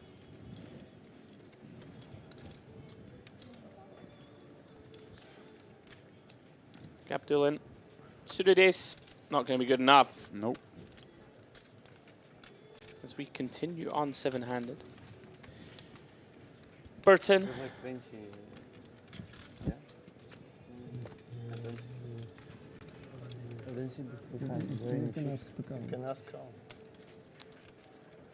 You're not calling this one, buddy.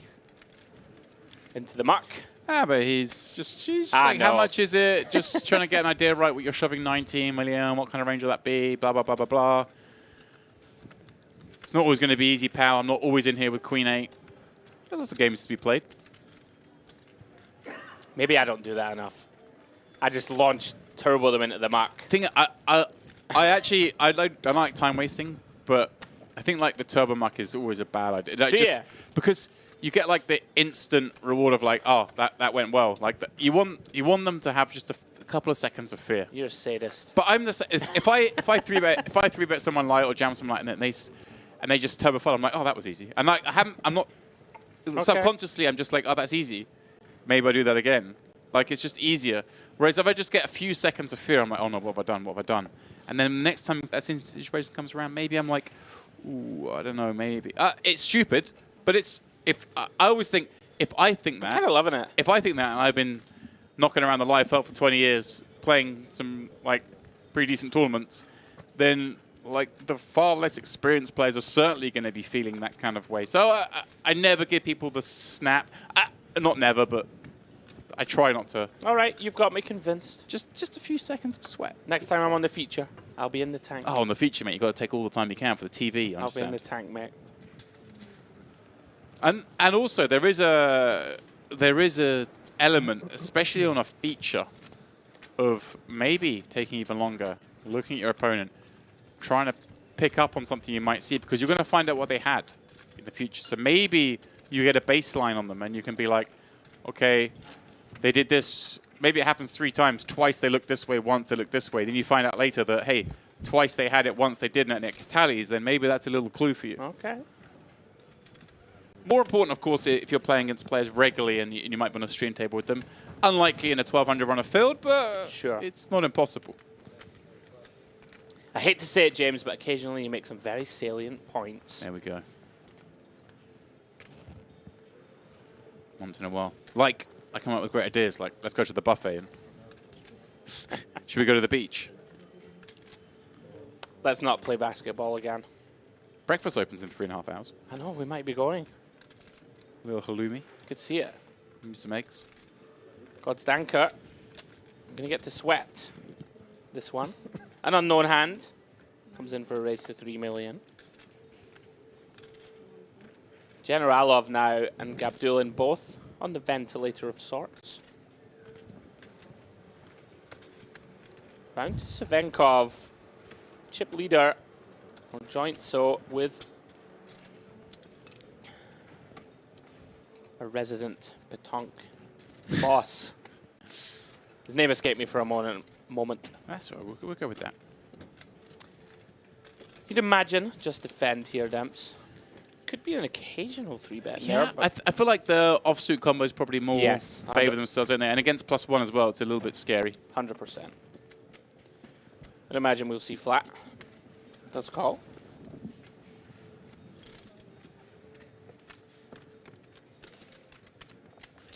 For now, we play along with Savenkov. Yeah. Got Stanker's hand concealed. I kind of want ace high so we can just sweat this down the streets if he's barreling off. Yeah, that's not one that we really ever get to continue on with ace deuce of hearts. But let's see, maybe we get a free card. Obviously, these situations, whenever it's the +1 v the big blind is going to have more flushes. They get to peel with all sorts of suited card combos. Yeah. But at the same time, Gozdanka just gets to have a whole bunch more of the big queens, the big pairs, the ace of club type hands. Yeah, very likely hand over. Of course it is. And Gozdanka just quietly gone about his business last couple of hours. Right in the hunt here. James, of course, referenced he won a huge 1K here last year. This effective this event. Yeah. 2 years ago, yeah, the MPP 2 years ago. MPP Open, which was again a 1K that had about 300 million runners, like this one did. This is effectively the same tournament, the first event of the series of 1K. This time with the mystery bounty format. If ever, I mean, it's a stretch, but if ever this event has a defending champion, this is the man. Here he is again. Of course, he followed it up just a couple of weeks after that open result, because last time round we had the MPP followed swiftly by the Triton event, and he got 11th in the 200K Coin Rivet Invitational, picking up 485K. He had a great little trip then Here we go. Gabdulan, 7 bigs. Konstantin, 6 bigs. They are adrift. Ebi and Skrdladze in that holding pattern, still waiting for those two to either double or bust before they really get to step out, you would think. And that's kind of why maybe Ebi decided to fold that ace jack. He's seeing these ladders. Maybe he can add up to 4th. Right now we're guaranteed 14,300. If you get to 4th, you double that payout. That's what he's looking at. At the top, it's getting bunchy and shallower. We are, of course, now playing the 1.5 million big blind level. And we're about halfway through that level. Not far away from moving things on to incredibly the 1 million, 2 million level with 7 players left. That doesn't seem possible. But yeah, things. Expect we're going to lose. Are going to get we're going to lose someone surely before the end of this level. You It just think so. The blinds are that way inclined. Things likely to get dicey the shallower we get. Gabdulan, did you find a hand, my friend? Looks interested, James. And that's why. There you go, live reads. I can do it. Ace Queen, off we go. Gabdulan sends the chips into battle. All in for 8 big blinds.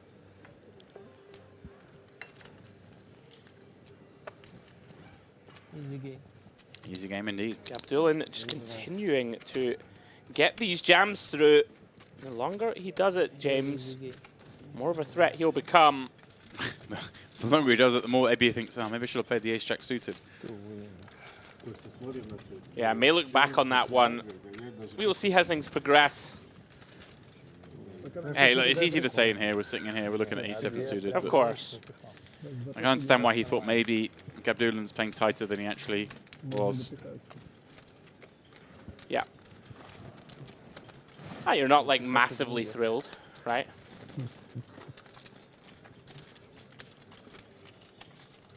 Doesn't feel great putting your whole stack at risk with just ace jack. Had a big final. We broke, yeah. Yeah, we made it.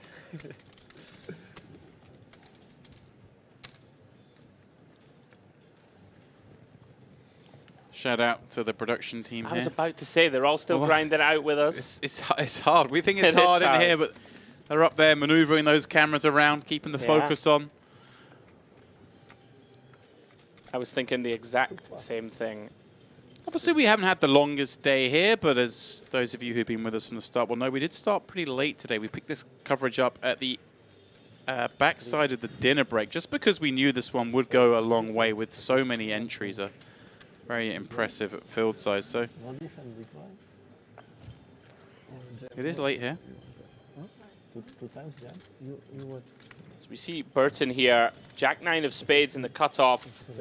Skrdladze with another type of hand that could 3-bet jam for chips, but with the precarious short stack situation, pretty much an easy fold. This is one of those ones where I think he would for sure be loving to jam the 2 fours and would have done so earlier. But like you say, with those 2 really short stacks, it just doesn't get to. No. Stanko on the flip side, of course, having over 30 blinds, far less likely for him to go bust in his hand and can play some small to medium-sized pots, defending this Queen 8 against that wide range. And actually, we can see Burton here with a pretty reasonable one in Jack-9 suited, but even with that hand, it is behind Stanko's Queen 8. But can he get past an Ace-King-5 rainbow flop? That's the question. Seems unlikely. But it's one of these spots where Burton, if you ever are going to sort of like check back a no hand, this might be it and come up with a delayed bet because you just have the best hand a lot. But of course the convention is to just bet, and that's what he's going to do. Gets the swift fold. Yeah, it's been nice and clean for Burton. Really has. And like lots of these spots, his opponents really have flopped nothing. Right. So it's been very helpful, of course. Like these small stabs just working out fine. With 2 tables left, he lost a couple of really big flips that are unkind, but he's won all these smaller medium pots without having to do anything. His opponents just miss every single time. Yeah. And this is the sort of thing that people are like, oh yeah, he's played great, and he has played great, but like also he's just hit and run good, right? Right, so exactly. That's it. Sure.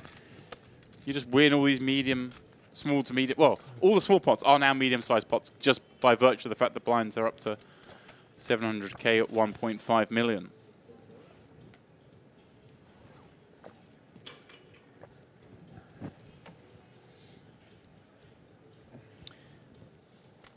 On we go. Up duel in here. Offsuit ace-6. Going to fall into the category of not strong enough. Generalov now really in some trouble, James. Big blind hunting him. In fact, is he in the big now? No. I think he might be.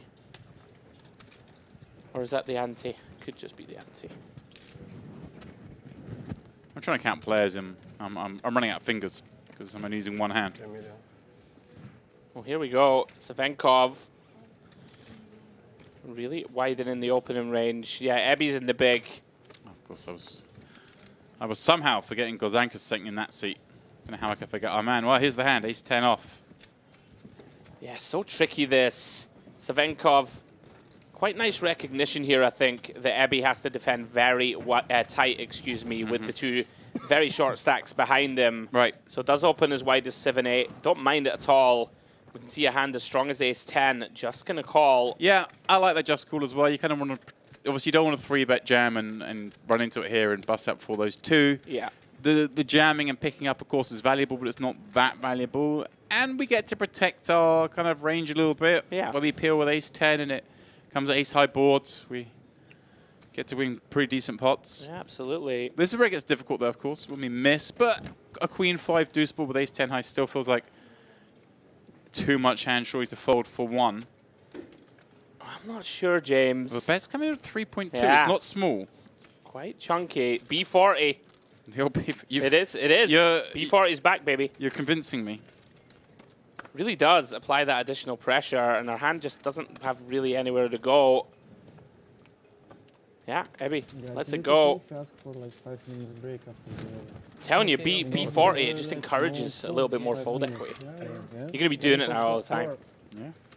And then cursing me when you get check raised. I'm going to bet my B40, my second pairs for the rest of my life and wonder why I've gone broke. They are discussing a short break, I believe. Hey, just angling for, yeah, maybe then a level, 5 minutes. We'll see. I say let them bleed. There must be a scheduled break soon anyway, right? No. They are asking for a short break after this level. Yeah, for like 5 minutes. 5 minutes only. The official one is supposed to be after the next one. If you want 5 minutes. No, only 5 minutes break. Yeah. No break. 5 minutes. no break after. Yeah, no break after. Ah, they're asking for no break, James. No, as in a smaller one. It's not easy because they have like a schedule with the streaming. But I try to do my best. Okay, I'll let you know. But even can we have like 5 minutes break after this level? Even though. No, I mean we can pause it. I think what they're saying is, of course, there's a break schedule at the end of the next level. Okay. They obviously, you know, it's late. Probably kind of consuming a lot of water this late. Yeah. Kind of need to go to the bathroom a little bit more often than every 2 hours, maybe. High pressure situations going on. Just fatigue in general. Yeah, don't blame them, James. Been at it a long time. So we see God Stanker here. Let's get out of the way. Makes a lot of sense. Savenkov, one of the players that can really harm him. Everybody playing pretty tight at the moment, which makes lots of sense, of course. Generalov now really, really short. Folding his big blind and ante down to 4 big blinds or so once he posts the small.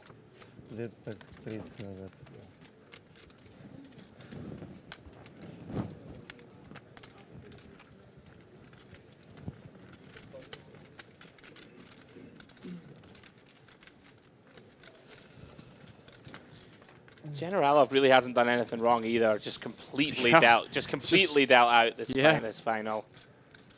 Started it with 19 million or so. I can't think of an overfold even. Just been pretty miserable distribution. You know what that means? He's timing the rush perfectly. For his sake, I hope so. When he gets it. going to be really, really matters. A little 1 mil, 2 mil level. From what we know of Burton, I'm expecting him to open this one. Well, he's been dealt 2 cards, so yeah, you're right. I like it though. All of these, you know, King X, Ace X type holdings, modern final tables, chip leaders. Now, does Savenkov go after him? He loves it, doesn't he? Look at him. These two really are moving away with it. They've got over half the chips in play between them. I think Savenkov just wants to go to war, Demps. Well, he could really put the pressure Look on at Burton. We got those... Oh, mixing in a flat. Yeah, he is mixing a flat. I'd just much rather a 3-bet here. With those 2 really short stacks around, even Burton has to show a lot of restraint when he gets involved. And yeah. I would love to have seen a 3-bet here. Look at this, Generalov with just 6 million. The other short stack is in the pot as well. It is Gabdulin with 12 million. What is Burton going to do facing a 3-bet with so many hands? Have to just fold. As it is now, you're going to let him realize perhaps some equity. I think on the flip side, it's kind of interesting is that you don't see too much flattening from these positions anyway. Right. But, you know, having Burton covered, you do get him to sort of like freeze on a lot of flops. Right. And we do have position. Including this one. Including this one. You're thinking, okay. I hear you, though, that in the long term, I think 3-bet makes more sense. But it does mean it kind of looks like Savenkov maybe has more of a hand like 9s or 10s, or maybe like an ace-jack suited or an ace-queen offsuit. Those kind of hands that don't want a 3-bet. Yeah. Look at this, though. He shows no signs. Wow, this is big. I'm actually surprised to see him bet this board, because that board's... I'm very surprised. That board's scary against the range of hands that do want a flat pre-flop. Yeah, this is the first decision point from Burton that I haven't quite followed along with. Not to say that it's bad, but just kind of surprising.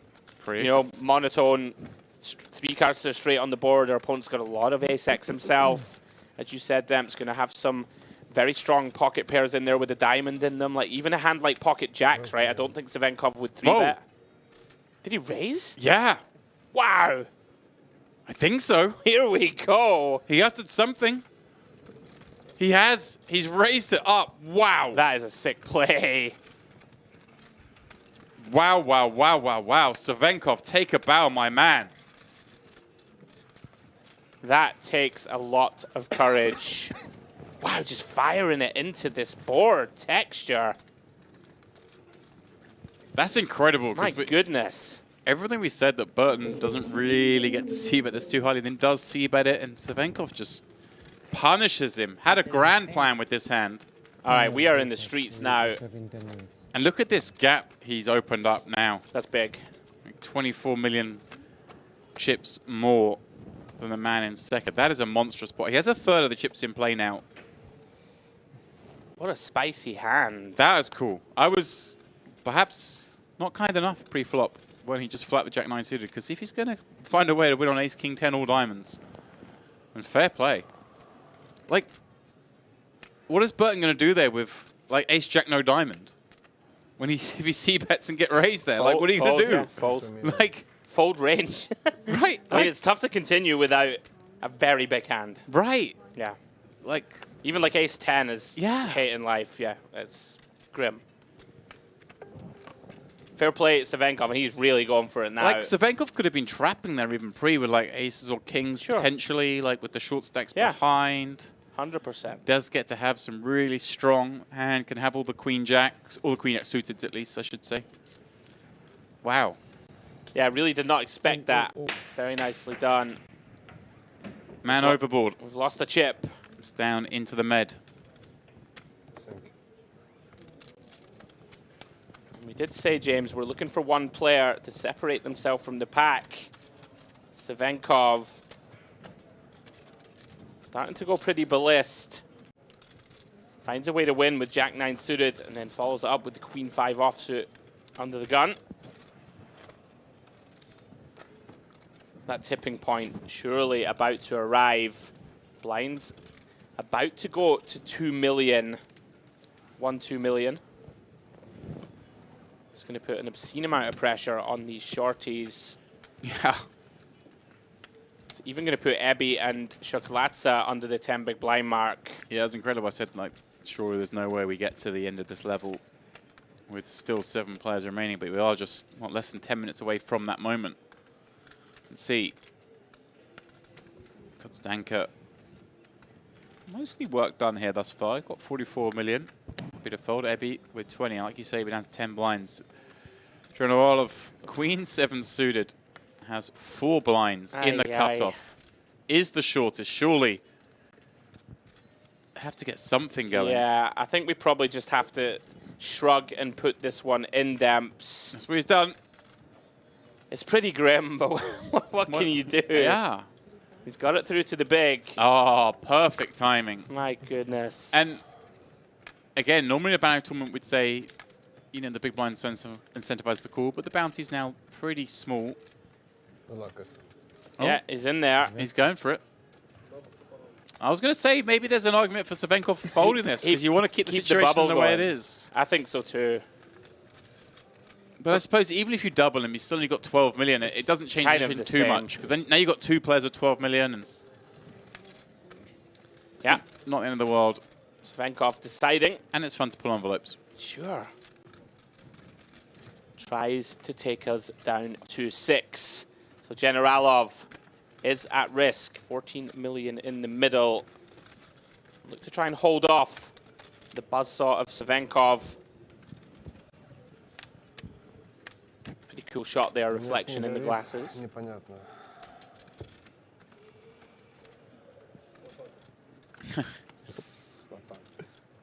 Oh, Queen 4 deuce. Queen of the window, 4 behind it, keeps Savenkov alive.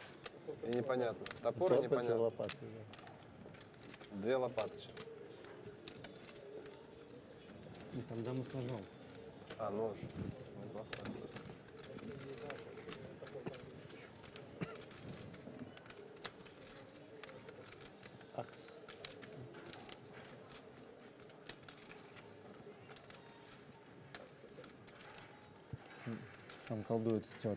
Сейчас боевой какой-нибудь. Оп. 6 changes. Nothing. Боевой это какой? Никакой. Generalov 1 card away from that double up. Восьмерку нормально, там уже дальше вверх боевой. And that's what it will be, Picasso. He has been so patient, forced in effectively with 4 blinds holding Queen 7. Not how you draw it up when you make a final table, but now he kind of brings himself into the pack a little bit with that 12 million stack. 14 million, in fact, pardon me, of course, because of the dead money. Yeah, patience rewarded, so to speak. Really has been slim pickings, but does take the first step on the road to redemption, rebuilding that stack. Finds the hold. Yeah, average stack right now, 34.5 million. Yeah, the next blind level gonna put it's the killer, the buzzsaw. Insane pressure. Yeah, our average stack will be down to what, 17 blinds as things stand. But that average stack, of course, so distorted by the fact we have, well, now 1 stretching away leader, but certainly a couple of big stacks in the field, taking out over half the chips in play between them. So the other 5 will be averaging sub 10 bigs.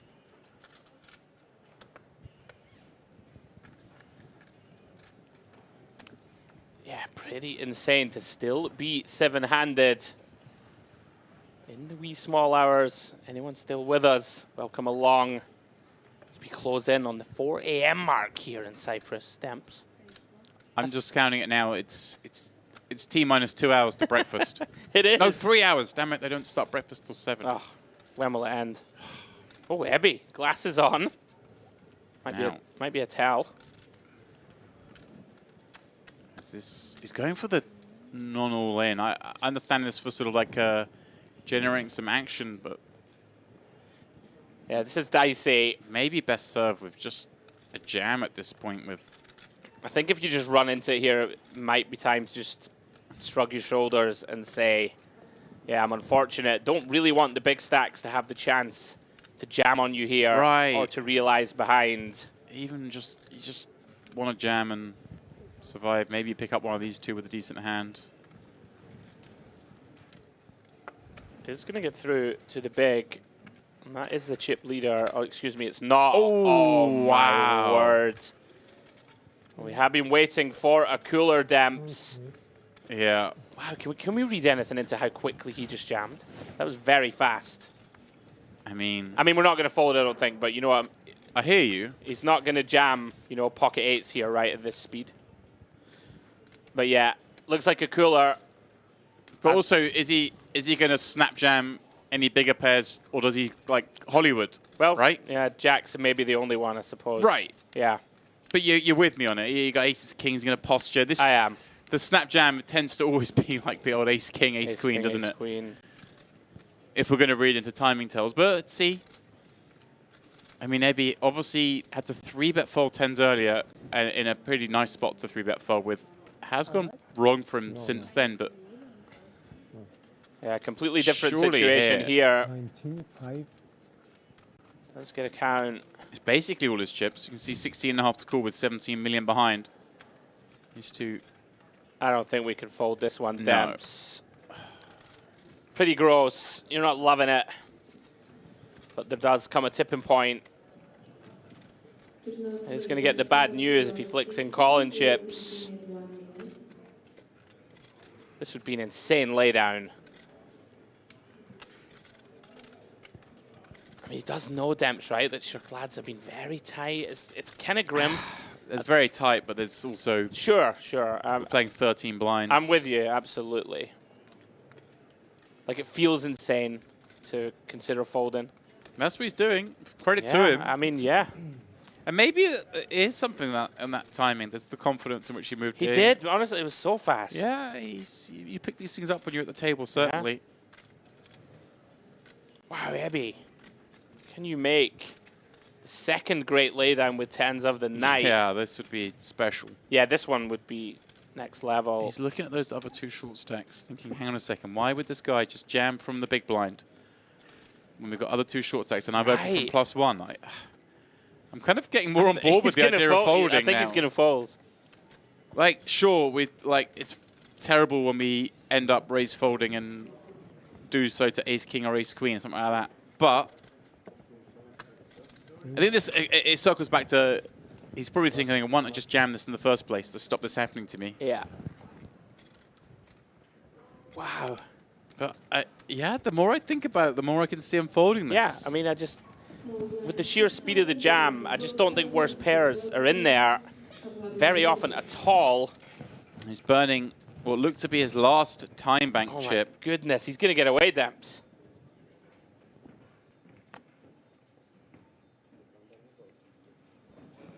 Oh. Is he talking himself out of the read?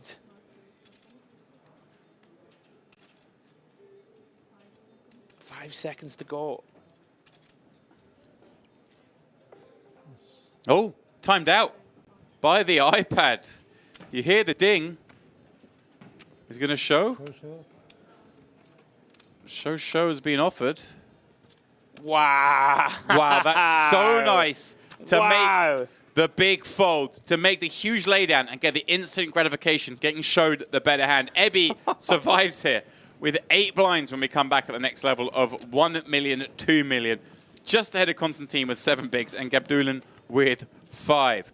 Shadladze with that hand up to a whopping 12 bigs. Is then, of course, the 3 biggest stacks who are chilling for the most part, but it's getting uncomfortable wherever you're sitting. Guys, we are going on a very short break. Please don't go too far. We'll be back in around 7 minutes for more of this MPP Luxon Mystery Bounty Final Table.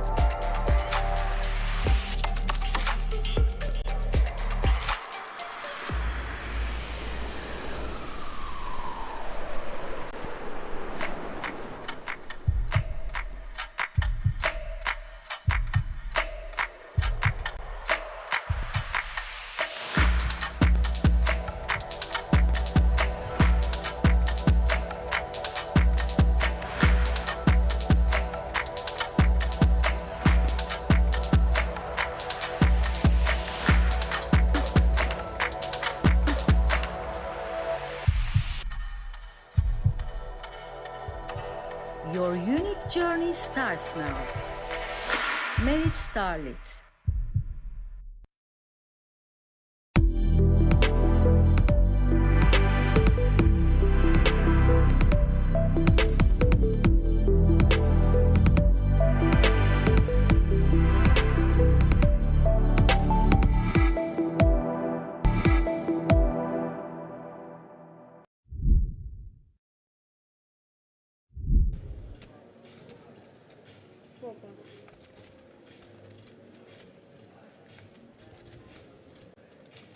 Action back round to Burton. Yeah, loving it, isn't he? Very much involved.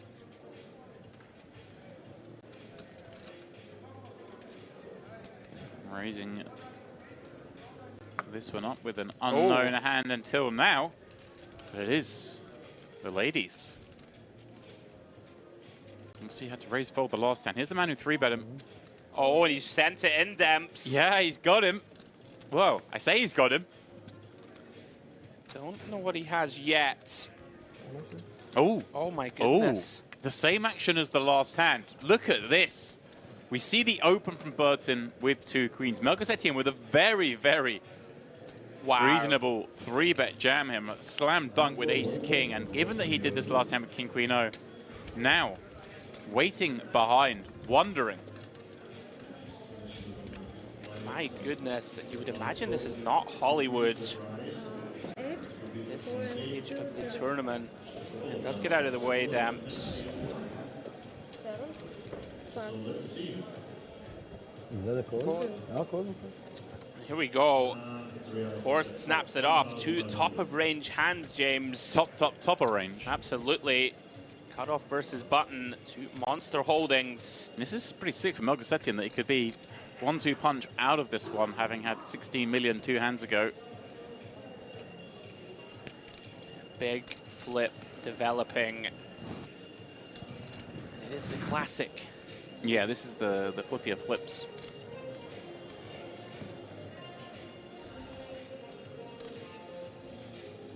King 6 straight. There it is. Finds a partner. No diamond. Backdoor joy for Burton. Just the queen will do it. With 1 pull to come. Just thinking, Andrew, we hear the music. I know, I'm jiving in the background. Like, if you're the one all in there with 2 outs to come, and everyone's silent, and you just got this like happy, cheery tune going, I don't know, that might put you on tilt. That might send me over the edge. Like, no one's ever hit a 2-outer to that music.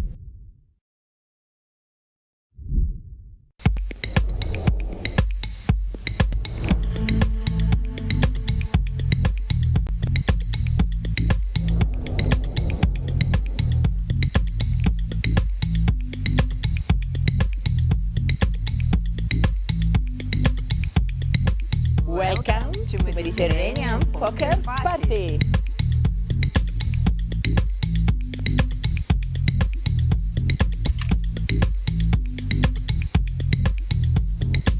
Whoop whoop, what a tremendous beginning of Mediterranean Poker Party. The brand new, huge poker stage was built. It's TV time.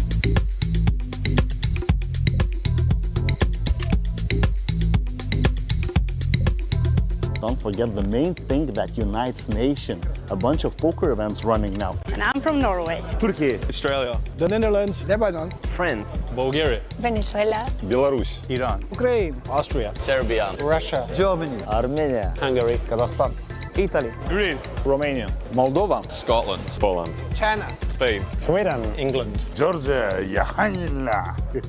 Mexico, Croatia, USA, Lithuania.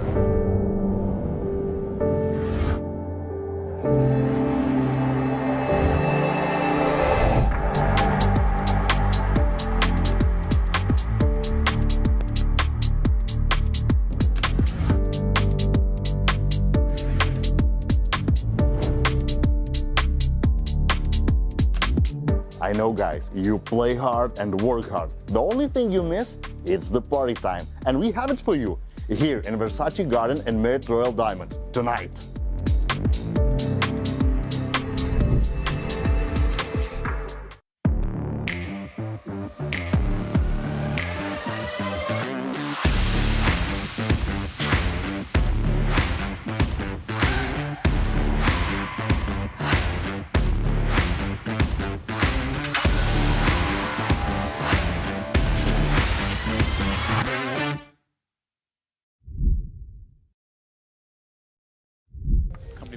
Grenoble, I believe. You know, the foot of the French Alps. You know, I'm just having a bit of fun with it. I know you are. Mont Blanc. I'm just getting Mont Blanc, that's one. Mont Blanc is a mountain, yeah. There you go. There's a lot of mountains in France that begin Mont, as it happens. Yeah. Coincidentally, of course. Hence why I made the joke. I'm one step ahead of you, Demps. Speaking of being one step ahead, Melchizedek has been one step ahead of the competition so far. Getting after it, ace-9 under the gun. Fairly reasonable, you know, to open here. Lots of sort of medium to short stacks that will only have one move. So using that ace blocker, going to come in for an open. In a fold round to the big blind. Burton. Lots of shallow stacks now, in fact, Demps, with that blind jump. You know, 5 or 6 players at the table working with 24 bigs or below. Burton, we get to sweat with Melchizedek and Burton with an unknown hand. 9-7-6, very much a texture that connects with the big. And you will see some donking. Does look at his chips, James. Yeah, and here it comes. Certainly a trend in modern poker. You will see a lot of leading here on these 3-card straight completing boards. Melchizedek might rip it here, Demps. I could see it. Backdoor nut flush draw, top pair, top kicker, very vulnerable holding. Right, it's a situation where he just doesn't know what the bad cards are on the turn, does he? Yeah, there are a lot of them. Hand rates to be the best right now, but 5.4. I think that does make the committing raise. Really impressed with him so far. Just seems super attuned to what's going on. Has decided to go for the raise call, James, instead of shove. It's effectively the same thing, right? When we're talking about this stack depth, isn't it? Making Yeah. it 5 million. I mean, oh wow. Here we go. Here we go. Burton tables what looks to be He might have 8-9. flopped Is that 8-9? I think he might Oh, have it's flopped. top pair with an open ender. Yeah, it is. So Melchizedek has got his man to stick it in here with effectively just the straight draw on the live card, looking to pair up for the 2-pair. So again, in the best spot, in a monster pot. There's 26 million chips in this one. Huge. As we see the 8 roll off. Now, of course, there are chop outs.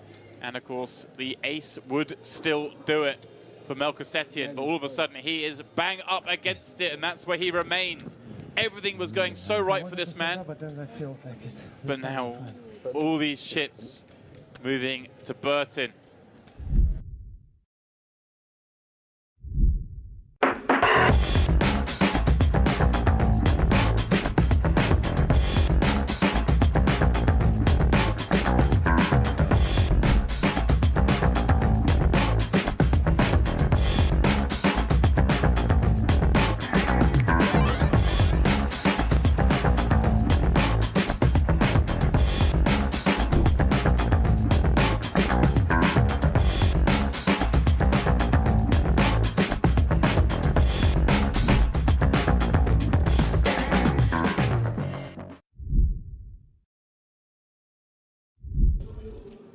Here in the background, Varia Milbutas calling the draws out. Sounded like he's saying one of the 40Ks has gone. Of course, we know the 70K, the big prize, has gone. No. There's only 15K left. Yeah, went earlier this afternoon. Okay, the players talking. I think that was the second 40K that's just gone. So the largest bounty left, according to these players discussing, is 15K. Will, of course, change things somewhat. For sure. So the close spots suddenly become a little bit more foldy. But as we know, once we get deeper into these things, the bounties become less relevant, right? I think we looked, it was sort of 3.5K-ish equity per bounty, which obviously once you start the day is worth a lot, but once you get towards the final table, 3.5K isn't really going to sway your decisions too much.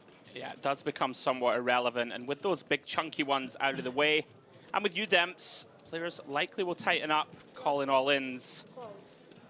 As we see Mariam here, opens the hijack, King 4 of Hearts.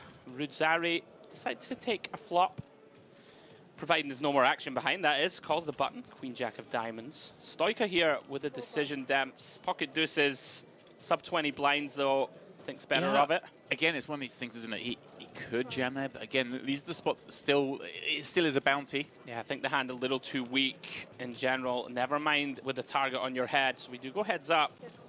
to the 7-6-5. Mariam still best. King high with that up and down straight draw. Let's check it over though to Rudzari. It's come up empty. 2 overcards only. 7 of diamonds on board for a little backdoor equity. Let's check behind. And there is the 10 of diamonds.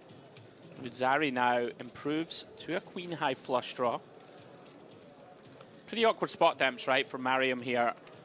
Whether to start turning her hand into a bluff, right? Try and get some ace highs to fold. Yeah, King potentially. queen, king jack.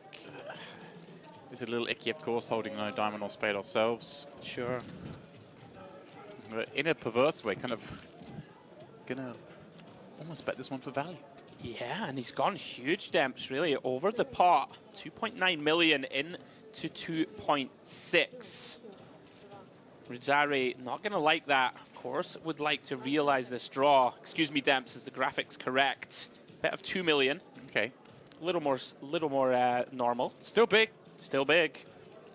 But with those overs and a flush draw, and of course the potential to get up to funny business on the end. Chasing a bounty as well. Well, he does improve Demps. Queen of Hearts, river. Potential danger now for Mariam with just pot behind. Almost impossible to have the best hand, Demps, right? It's really difficult to think of hands we beat.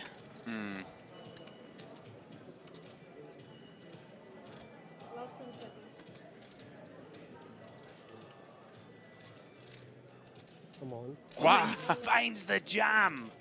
Wow. Goes for it. My goodness. And Rudzari got there, but not in the way he would have wished in terms of a flush. But he has rivered that top pair, and the way this one's played out, that queen is a pretty big card to have, isn't it? Obviously, can be behind. There are going to be some hands that want to trap us, check on the flop. Agreed. Send some rope, but at the end of the day, all those draws have missed. Of course, we have 2 diamonds on our hand, but the queen of diamonds not really a blocker in this sense because our opponent's never going to bet, in theory, with that card. So really, they can still have all the sort of ace-x of diamonds, king-x of diamonds, perhaps. Absolutely, and I think he's made the call, Demps. He has. And Mariam, just like that, out the door as Rudzari finds the call of 6.6 million. What a start to the action, James. Back-to-back eliminations here very early at the feature table. Crazy stuff.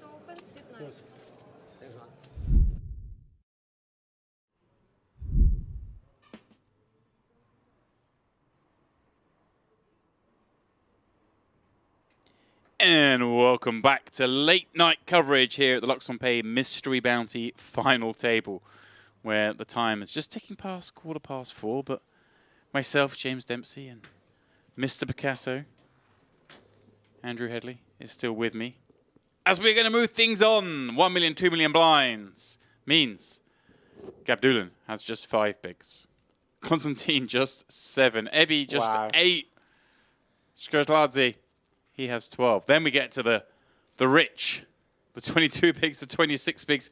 And then, of course, Tavenkov has separated himself now has 38 big blinds after a kind of peculiar hand that it's not often, Andrew, we go away on a break and we just sit there discussing a hand, but that's kind of what happened. We were like, this is absurd. Yeah. But this is what we get.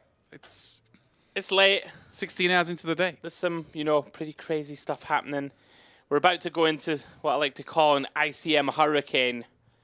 I mean, who even knows what the get-in ranges are here? We saw Ebi there pre-break make a faintly absurd raise fold with 10s, but the more we thought about it afterwards with the sort of time and tell of Shkrtladze and stuff, I kind of liked it. Like in the moment, I was sort of leaning towards it. You weren't sure, and then we thought about it more, and it made some sense to raise fold. We're okay with it. And here we go, right off the bat. Gabdulan is going to get ready to dance in the eye of the hurricane. Yeah, let's not mess around anymore. Let's see some all-ins. Yeah, ace 10, 6 blinds, time to go. But yeah, we saw that crazy bet, c-bet and raise with jack 9 of clubs on the monotone ace king 10. Things you don't normally see. Gabdulan, no, time to go for the win. Here he goes, 7 million. Committed. Likely to get it through. Just so cagey now for almost every stack, which is very rare for a final table. Yeah. Like, it feels like even the chip leader cannot be comfortable here. Right, what's the chip lead? 40 bigs? Like, Not if he even. loses to either Godstanka. Even just to one of these, like, to an 8 big blind stack, suddenly you're... Yeah, you don't love it. You're in it yourself. Gabdulin just staying alive. War of attrition time, Demps. He looks fresh. Yeah, to the credit of all the players. Staying with it, staying sharp. Faintly incredible, we said no chance do we get to 1-2 million without losing at least one more player. And we have crossed that threshold. Yeah, we've been 700 for a long time at this final table. Yeah. Got to be a good couple of hours.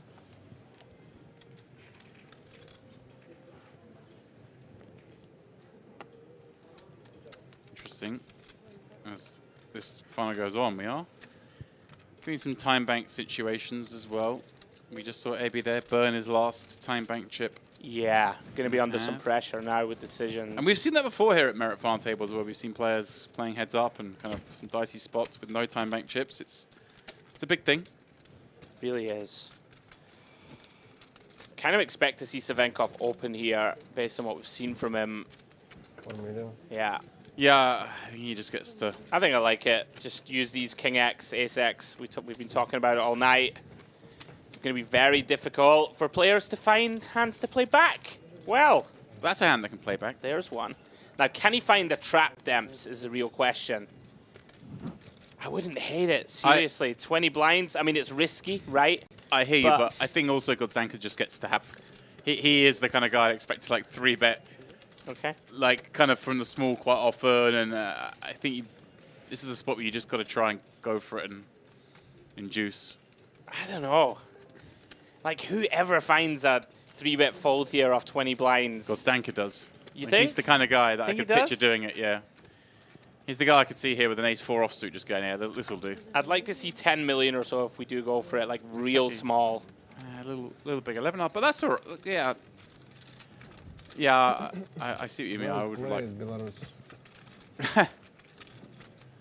I mean, also, Well- Peel, sorry. Trying to get something out of him, wasn't he? Well played, Belarus. Yeah, I hear you with the peel. I mean, perhaps a bit of commentary bias, seeing the King 7 off and being like, well, that one we can trap against, right, for sure, but... Yeah, no, I hear you. You peel there, you get bet into a lot of good flops, you let your opponent make a top pair, you get the big blind maybe squeezing or at least coming in. I mean, I think worth referencing that it is extremely top-heavy also. You know, okay, it's fine to ladder up to 4th or so, but, you know, the bones of 60k more if we can take it down. Right. And if we can take the chips from the chip leader and become the chip leader ourselves, future equity to win the tournament. But yeah. Of course, 3-bet, never going to be a bad thing. Here we go, Burton with a big one.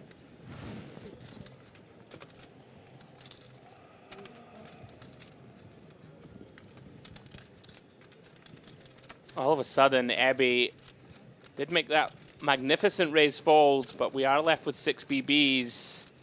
Generalov is so tough because even now you don't really get to defend and just try and flop a piece because you have Gabdulin and Ebi that have basically the same stack as you, right?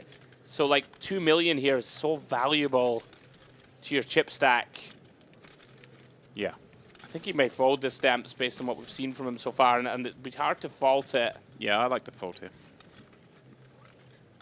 Feels grim, but... I mean, the problem with these spots also is that there are actually reverse implied here against a player like Burton. Like, he's going to open Queen 8 suited, right? He's going to open King 7 off.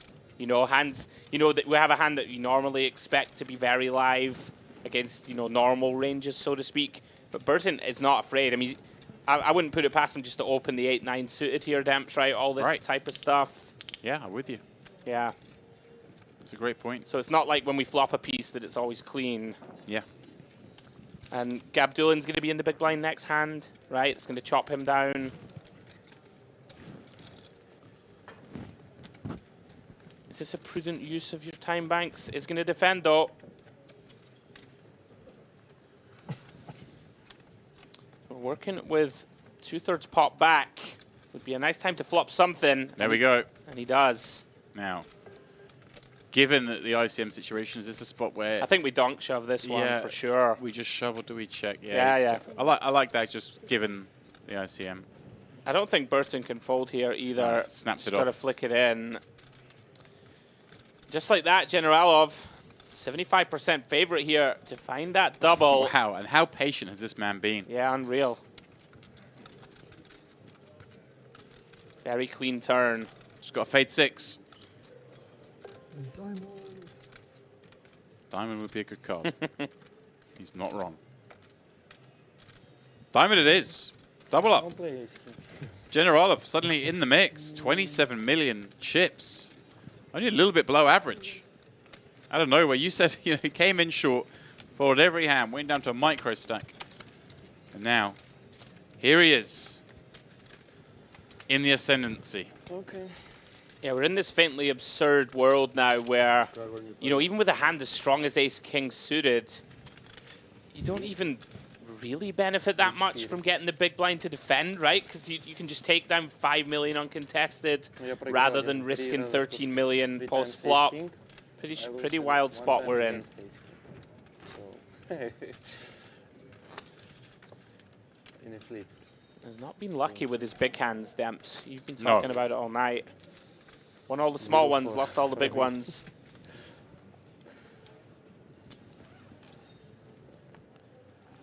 We move forward. Generalov, be very thankful that you found that defend all of a sudden with breathing room.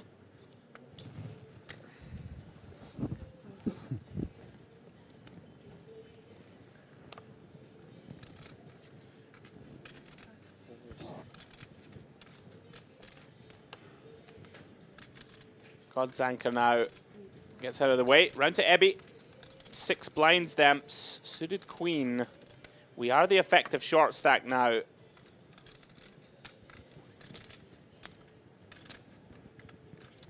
Yeah, feels kind of close. I don't fault it. Gonna have to find a spot to get a shove through. Are shoving into 2 short stacks of our own. He's gonna get this one through. Yeah, he's had enough. Queen 5. A minute ago we were raised folding 10s. Now we're open jamming Queen 5. But such is our game. That's what can happen. We are in the twilight zone. And yeah, nice to pick those chips up off those 2 behind. Well, I say the 2 behind. Of course, Generalov just doubled, but Gabdulin's certainly the one you want to take chips off. Yeah. Generalov's going to win this thing. Calling it now. Cockroached his way to this spot. Yeah, it's the faintly wild FT. So many players chopping and changing. Shukladza been very quiet the last sort of hour or so. Did something similar to what Generalov is attempting to now achieve. Spin up from the 4 BBs. Ace-5 off for Godstanker. Certainly a viable hand to open. These blockery hands, so important at these finals. Does find it. 4 million to go. Now, Ebby, pocket 4s. Feels like a hand we want to fold to me, James. Yeah. Sure, Godstanker is going to have some raise folds, but it's so hard to try and get one through for 8.5, isn't it? A 3-bet jam. Yeah. Yeah, nicely done. We can see here, this is the one time it probably works, but... Again, don't close the action. Yeah. So cagey this final table has become. Burton now. Yeah, I like that. A real look, piece of experience there. 9-6 suited. These hands just really lose their value now. Again, similar spot. Do not want to get ourselves into a spot where our stack is at risk. We have 3 or 4 stacks shorter than us. I think we're third in chips with 18 blinds. Pretty wild spot we're in now. It's crazy that this tournament has come to this, isn't it? Really. Yeah, this is like a live turbo at this stage.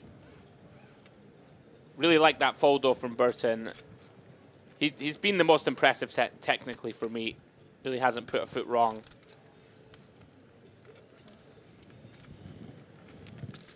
Chance now for Godstanker to really put his foot down. That's another one of these blocker type hands. Will he take 2 in a row, Demps? It's the weird thing, isn't it? It kind of feels like there's a lot of... it looks so obvious that I'm bluffing if I raise again, like I'm bullying and people come after me. But at the end of the day, you just got to make people do it. Absolutely. Just make them find a top sort of 10% hand. Yeah. Again, Gabdulin in one of these uncomfortable spots. We do need to find some shoves. Yeah, 6 blinds the button. 10-9. Yep. Credit to these players. They're all finding them, Demps. Nobody's overfolding. And Well, here we go. All in and call. Gabdulin snap called by Savenkov. Will we finally lose a player in 7th position? 60-40 shot, Demps, for that to happen. Very live. Spike getting picked off here. Gabdulin, well, finds a favorable one. Open-ender and a pair, but Savenkov, well, isn't done with him just yet.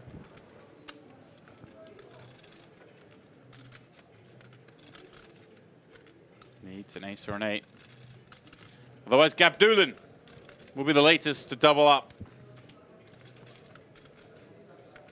And that is indeed the case. Savenkov with a big cut to him, and exactly what we were saying. He was in there with a big stack, but he can't really afford to lose one, even to the smallest stacks, because suddenly now he's down to just 29 blinds. As the chip leader, it's bunched. Round and round we go. Now, like these guys, they double again and they're chip leader. We're in that faintly insane moment now where Generalov or Gabdulin, one hand from the chip, having had one foot out the door mere moments ago, could have one hand on the trophy if we find a bit of heat. Wild stuff. As the clock ticks towards the 2.5 million big blind level, Demps, we can't make it that far, surely. Oh, we're getting to 2.5 we actually million. might now. Oh, with 7? I mean, with 7. Oh, no. I'm sticking my neck out on the line. I said we can't do it. I said we probably, I think I gave a caveat. I think I was like, very unlikely on the 1 or 2. There's no way we do another level with 7 players. I mean, I suggested to you earlier, I think that, you know, once we get to the 2.5 million big blind level, that's kind of like where you can see the tournament finishing. You know, between this level, that level, the 3 million big blind level, that's about where you could see it ending. There's still 7 players left. I mean, what is going on? Godstanker. Absolutely crazy. Ace 10. He's going to pop it up from under the gun. They keep giving him an ace every hand. It's a good situation to have. Sure Sometimes they give him 2. Oh, Gabdulin now with 2 jacks. Here we go. Just got the double up. Now gets a 3-bet jam spot. He's going to be very happy to take. Yeah, these jacks going to look like aces. It's been that card dead. Very nice spot to find. Yeah, I mean, 13.5 blind, they are aces.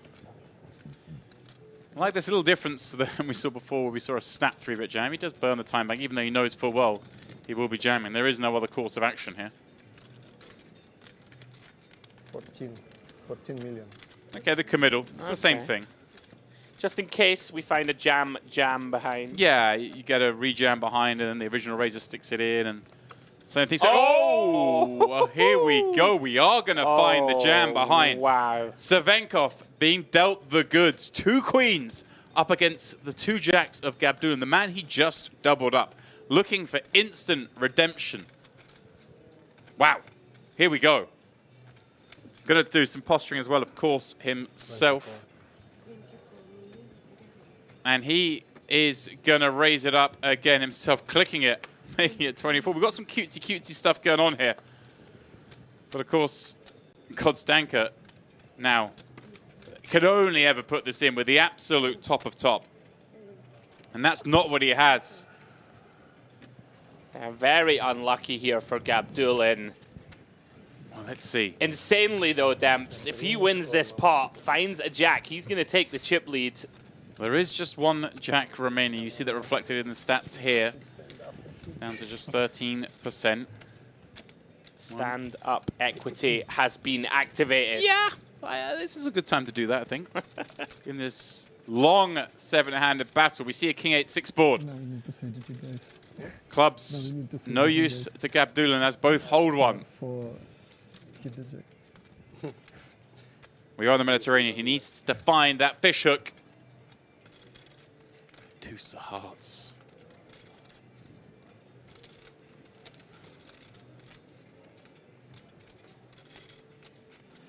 Five of spades on the end, taps the table. Eventually, something had to crack. In this case, it was our man, Damir Gabdulin, out in seventh, winning 14,300. And I do gather we are going to have a little word with him. Oh. How much did you pull from mystery bounties? I made 5 bounties, I think, and the biggest one was only 3K. What is your favorite part of playing MPP series? Actually, this is the first time I play MPP series. Of course, I enjoy the place a lot. This room, I think might be the best in Europe. Who has the biggest chance of winning, in your opinion? Of course, Alexei Savinkov, after winning queens against jacks. He was chip leading, I think, already, and now he's overwhelming chip lead. And there's like 2 short stacks, and everyone else middle. He knows how to do it, so I think Alexei. Thank you very much.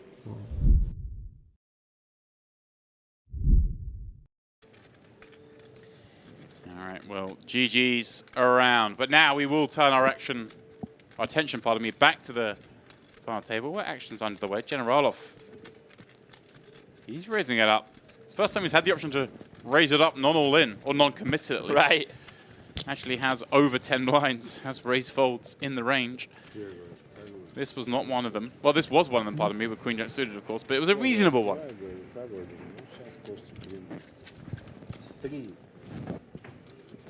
Yeah, commiserations, Demps, to Gabdulin. Really fought hard. And, it looked like he was just going to get that effective 3-bet jam through. Yeah. Unfortunate for him, Savinkov cold finds the ladies. Great run. And he'll be a threat as we go through the week. We see him deep in these tournaments at the Merit Complex all the time. And we finally are down to 6, James. Feels almost like it was never going to happen. Savinkov now with a monster lead, 93 million of the 241 million in play. Cap round, we're going in. He really gets to apply the pressure now, doesn't he? There's going to be a lot of opens from this seat. I mean, we are getting to the realms, Demps, of open shove territory, right? I mean, the stacks... They all like victory jams? Well, I mean, the stacks behind him, right? We do have... Who do we have with a stack behind? He's made it larger, 3x. Yeah. Oh! Oh, my goodness. He finds it again. Kodstanka. How's he doing it? In the same seat, the small blind. Yeah, interesting if the raise is to 6 million, but I didn't see the chips. No, he did. He did raise it to 6 million. Okay, so the adjustment is there. I like that adjustment, actually. The bigger raising just makes it impossible for anyone to peel from the big, basically. Yeah, he's not letting Abby realize I like it. Yeah. Perhaps saw the spot where Ace King of Diamonds got cracked by the 7-8, right? And doesn't want to give a defend price for one big. Like it. Look at this. Yeah, I actually really like it. Kodstanka just getting to 3-bet again. And I think once you 3-bet with the aces, you kind of have to 3-bet with the kings in the same seat, right? Because it just kind of looks a bit Mickey Mouse that you're 3-betting from the small again. You might induce. Yeah, it's a little large, I think, though. Right. Could go a little smaller, but... Sure. But then you're making it more attractive for the 4-bet jam. Yeah.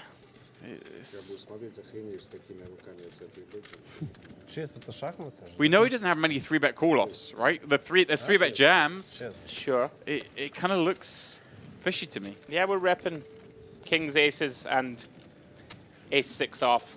Right. Kind of thing. King 4 off, that's really getting spicy. Ooh, now we're talking. Yeah, a bit of run good at the right time, finding 2 monsters when the chip leader is going ham. Always a welcome sight. It'll be a minor irritation, that, to Savenkov. You know, thinking, right, this is my tournament now.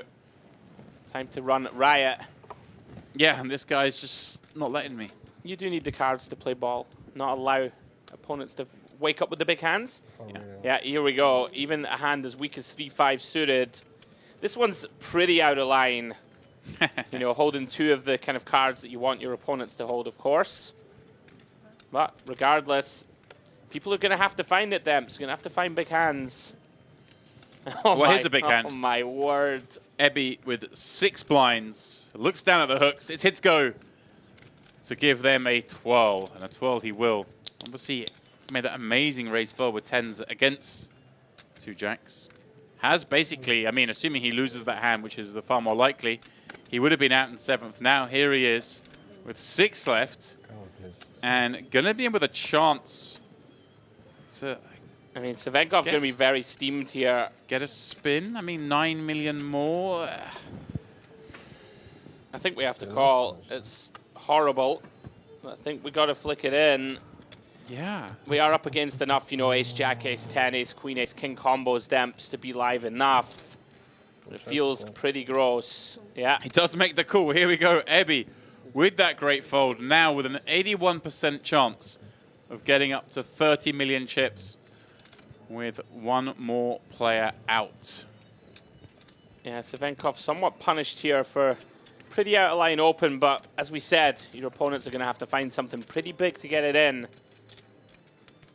And he's very live now, Demps. Wow. Flops the open ender on the 8-7-6 board. Even has a backdoor heart draw. Maybe not enjoying the sweat. Oh my word. Wow, the needle card. He improves to a set, but it's a bad card for him. In that it gives Savenkov the flush draw to go with the straight draw. Oh, and it's a heart on the goodness. end. Wow. What a disgusting run out. Running hearts, the 3-5 suited, running down the 2 jacks of Ebai, who, fair play to him, does a lap of the table, gives his respect to all the players. He's going to leave with 17,100. Wow. And like buses, James, you wait all night for them to come at once. Savenkov making his move in this pursuit of the opening title of the MPP 2024. Commiserations to Ebby. What a brutal way to go.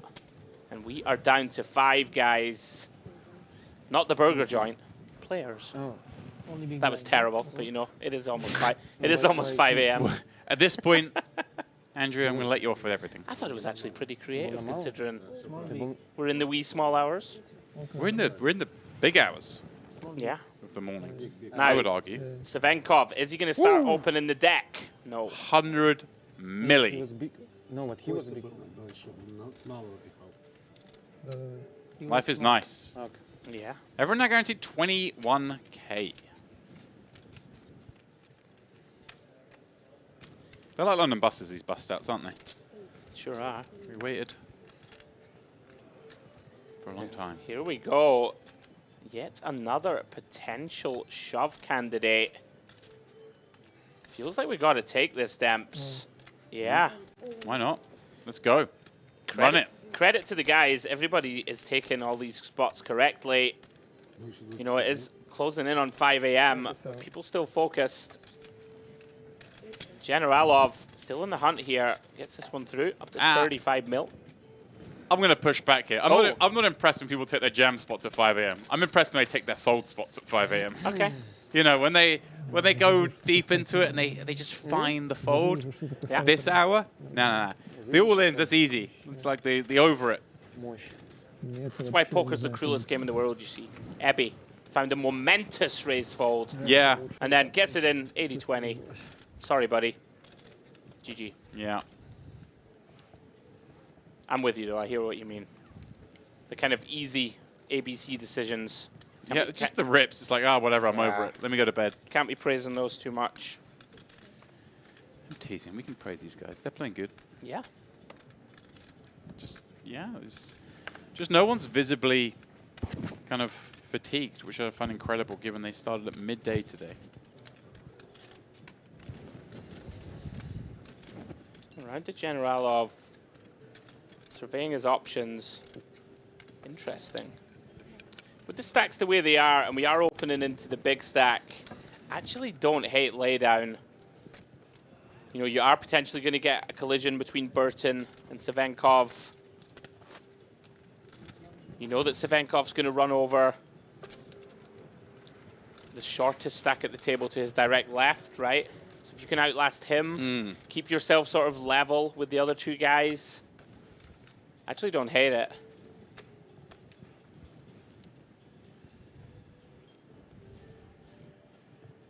So we see action back on God's Danker. King Queen. 26 blinds. Second in chips. It's like a pretty clean one to open. Makes the raise to 4 million. That's kind of funny seeing Burton now down to one of those short stacks, isn't he, with 30 Right. mil. We have reference that the big spots have gone against him. Any chance here, Demp? Savenkov just looks at the 3-5 suited and goes, well. It's his hand. Let's say the shortest, he's the one being attacked. And with that in mind, he's quite far adrift. He's less than half the chips of the next shortest stack. So I kind of like the defend with that in mind. Me too. Kind of has the least risk. Yeah, me too. Less reverse implied odds here. He can kind of just go bust when he flops a pair. It's not a disaster. Sure. And well, how about flopping a flush draw? Yeah, pretty nice, because very likely to get to check jam here. God's Anchor, in general, should bet one big blind here, Demps, with almost his entire range. That's what I expect to happen, and there it is. He's on point. And Skurt Ladza, well, a couple of ways to approach it, Demps. Wouldn't be outlandish, just the call. I kind of like the call, because you probably do want to just call when you got an ace as well, right? Exactly. And we do have some aces when we defend from the big. Obviously, the biggest ones we'd rip in pre, but... Yeah. And you know, a hand like a Jack-10, Queen-Jack will probably give up a good amount on the turn, and we might be able to bluff. Exactly. Or realize. We get to bet river as a bluff. If this now goes check-check. Really intrigued, though, to see what Godsanker does. And you don't particularly want to give a free card to a flush draw. Here we go now. Surely we're going to get the river bluff as played. Check Lodz. It doesn't even have to go big, right? You can kind of go small and just try and make these kind of hands fold. Yeah, needs to consider, I think, what are we going to do here with a 5, for example, right? Like a small block is reasonable, isn't it? I think there'd be a lot of one big blind. I really like this. There we go. Really like it. Let me view. This screams the 5x. Obviously, there are some misspades. I don't think it's going to work, but I mean, for the price, I think we've got to flick it in here with King Queen. King of Spades, obviously working against, but you wouldn't expect the King High miss flush draw to bet because that just kind of checks and tries to win. So it's not too much of a blocker. Yeah, he does make the call. I think he has to flick it in. Well done you, and well done Godsanka. Figured that one out. Just wanted to see the cards up against potential miss spades. Yeah, I really don't mind it. You know, you just get 10 high, 10-9 suited, Jack 10 suited. Jack highs, Queen highs. Queen Jacks, you get them all out. Some people are going to fold the King High. Sure. Well, that really does now leave Shirtladze super short with just 4 blinds maybe after trying that one. Obviously, it's a bit painful when he sees a check jam, probably just gets it done on the flop. I think that's the issue. Although does it? Maybe I don't think he would fold King Queen. Maybe King Queen just calls, yeah. I wouldn't fold King Queen, I don't think. You got okay equity against a 5 and backdoor spades. You got equity. Yeah, yeah, head against the flush head draws. against the flush draws. And you've got kind of one of the good hands to take a flush draw on with, in the sense that you have a spade, and in the running spade combo you beat. Actually, could be a spot to just check min raise flop. I really don't mind. I mean, I'm trying to think of creative ways to get him off these hands that just always think, oh well, it's a flush draw or a 5 when they jam. Whereas when you min raise, could be some ace-x in there. I don't know. You're filthy. It's getting late. You are. You are a nasty guy. You know? Get the guy to call once, right? With queen jack of clubs or whatever in full turn. It's a brave new world.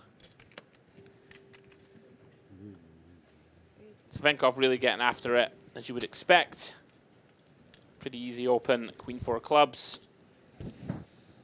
Yeah.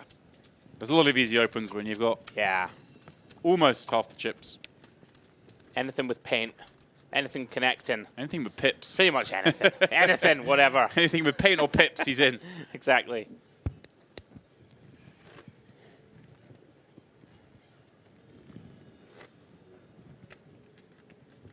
Yeah, all credit to these guys. Quite the grind. Once again, production staff on their feet all day, Demps. At least we get to sit down. I know you're a fan of the stand-up. I've been standing up the last like 3 hours, Yeah. I don't want to get too sleepy set down, you know? It's good, it's good. I've yet to fall asleep standing up in my life. I'm sure the time will come. Yeah, look at this. Savenkov now, foot to the floor, basically opening deck. And it makes a lot of sense to do so. Very interesting spot here for Generalov. Do expect him just to defend. Hand plays very well. There is an argument, Demps, to potentially shove here, though, if your opponent, you know, is like dipping into the king 4 type realm that we don't mind just getting to fold. Yeah, I don't hate it. Just ripping, because you know this guy's opening close to any 2. Yeah, I mean, it's for sure. 6-3-0's in there. Oh, wow. Oh, excuse me, I thought he flopped 3-4s. That's how tired we're getting. Actually, a pretty nice flop for the 6-3. Especially when it goes check-check. The funny thing is, you thought he flopped 3-4s. I did. He's got 2 red cards and the 2 red 4s on the deck. Which really does make it impossible. And also the fact he just doesn't have a 4. But it's funny nonetheless. Got to go for value on the river. Does find it. Interesting little adjustment from Savenkov. You would have expected him to bet flop here a lot. Most people over-c bet, of course, these boards. Maybe just work in the proviso that, hey, like, these guys just aren't going to bluff me. I can just check back and go for delayed. Exactly. And, like, delays are just going to print. And we can just credibly rep a wider range of showdown hands by checking back. Right, and I can also just rep whatever hits the turn. Sure. It's kind of fun. I like the adjustment. Don't always have to do it through the front door. Sometimes you can come in through the window. Boo. No windows in here, of course. But there is a hole in the ceiling. Panic room. By design. Thorough air conditioning vent. You're taking him out? He's leaving. Some kind of Breaking Bad vibes with the air filtration system. You know, the Onyx is under construction. It's going to be beautiful, this room. Really is. When completed. That'll be something that comes up in the future for you guys watching. Of course, we're covering the MPP, but in the not too distant future, there will be some regular high-stakes cash game streams coming from right here in the Onyx room. Permanent set being built. What is this? Little under-the-gun limp. Whoa. No, stack's got to be wrong here, I think. Something's not right there, yeah. Savenkov's not limping. Deuce. Maybe he's just... Has he folded it? Did he... Oh, he's got chips in... He's got chips in front of him. Is he in the big? I mean, that would make Very more confusing. sense. I don't know what's going on. Yeah, he is. In any case, Skutladze all in, 3.5 blinds. Very easy. Yeah, he is in the big Dems. Yeah. Very easy continue for Godstanker. Going to flick it in with ace-9. Call the 3.5 big blind shove. Savenkov trying to decide here if his hand is too ugly to complete. Probably one of the very few hands, Demps, that we don't get to complete and just sort of try and bounty hunt. Right. Try and knock out a player. And knocking out the player kind of value in here as well. Obviously, he's kind of enjoying having half the chips in play, but even then, it's half the chips in play, but as we keep mentioning, it's so shallow that it's still very fragile. It's not like... It is. If the average was 30 big blinds, then I think you'd kind of want to keep the situation as it is, but when the average is this shallow, you kind of just want to knock people out. I think so. We just want to get ourselves up that pay ladder. Yeah, I like the discipline though. Such a nasty holding. 8 deuce. Here we go then. Shkirtladze with the ace jack up against Godstanka's ace 9. Great spot. And the Georgian hold. Man who has been ducking and diving, as they all have. Now with a chance to get back to 10 blinds. But a 9 on the flop, Andrew. King 9-5. Shkirtladze, he needs help. Not a lot of options on this flop for that hand. Goes for the sip of water equity that we haven't seen yet this evening. 4 of spades on the turn, no good, James. 3 outs once. Or the monumental run comes to an end. 7 of diamonds on the river, Demps. No good. Yeah, a man who came to us with 14 left and just 2 million in chips. I think if you told him then he was coming 5th, he would have bitten your hand off. Sure. Of course, in tournament poker, almost everyone has that kind of story at some point through their journey, but congratulations to him, 21,000. Off to bed you go, sir. We will see you tomorrow in the EAPT Grand Final. One of the main benefits now, Demps, when you bust. You're probably as happy as you can be, right, at a big final table. Like, to bust, you're like, go to bed. It's 5 a.m., mate. Yeah. Like, I'm off to my bed. Yeah. I've never seen somebody leave so quickly. As long as you've not made a big mistake, you don't mind. Like, you're like, okay, Yeah. I've made peace with it. 4 left then. Just like that. We lost 7th, we lost 6th, we lost 5th. Yeah, the moment had to come. We have the 2 short stacks. It's funny, I was saying like how this has kind of gone out and everyone's been ducking and diving at some point, but this man really hasn't. Godstanka has kind of just always had a decent stack. Very sort of stable trajectory. Yeah. Hasn't dipped too high. Dipped too high, dipped too low, excuse me. Generalov, he has 28. He has Burton battled. is now the shortest stack. Yeah. Savenkov, he has half the chips. There's 4 Russian speakers remaining, which may explain why the language has shifted to Russian. Russian only at the table, please.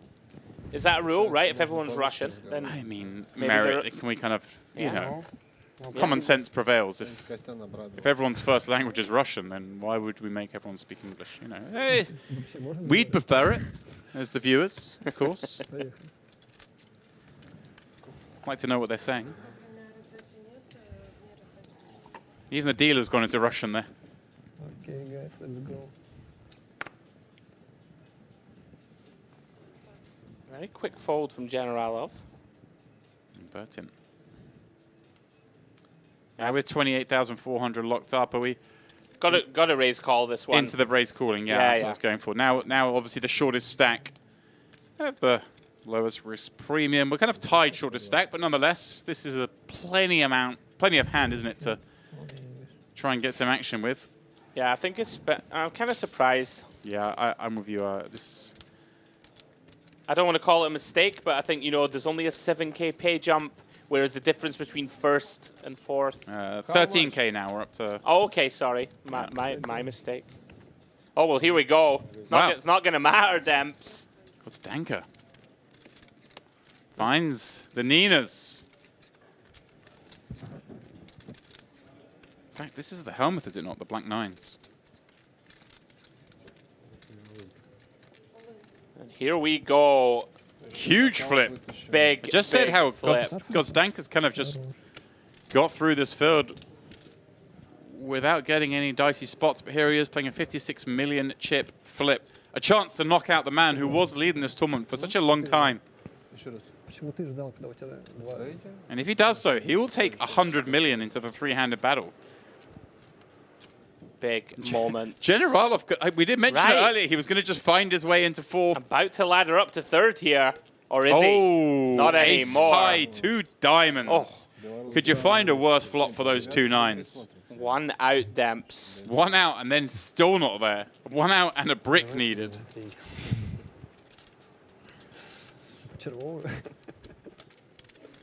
Well, there's the brick. Just need the 1 out now.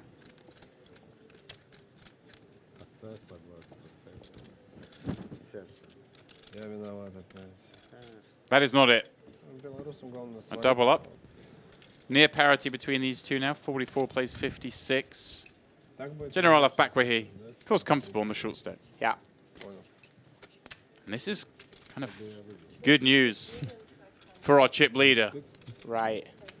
Savenkov now with, what, 2.5 times second place chips, playing shallow stack poker. This is fun.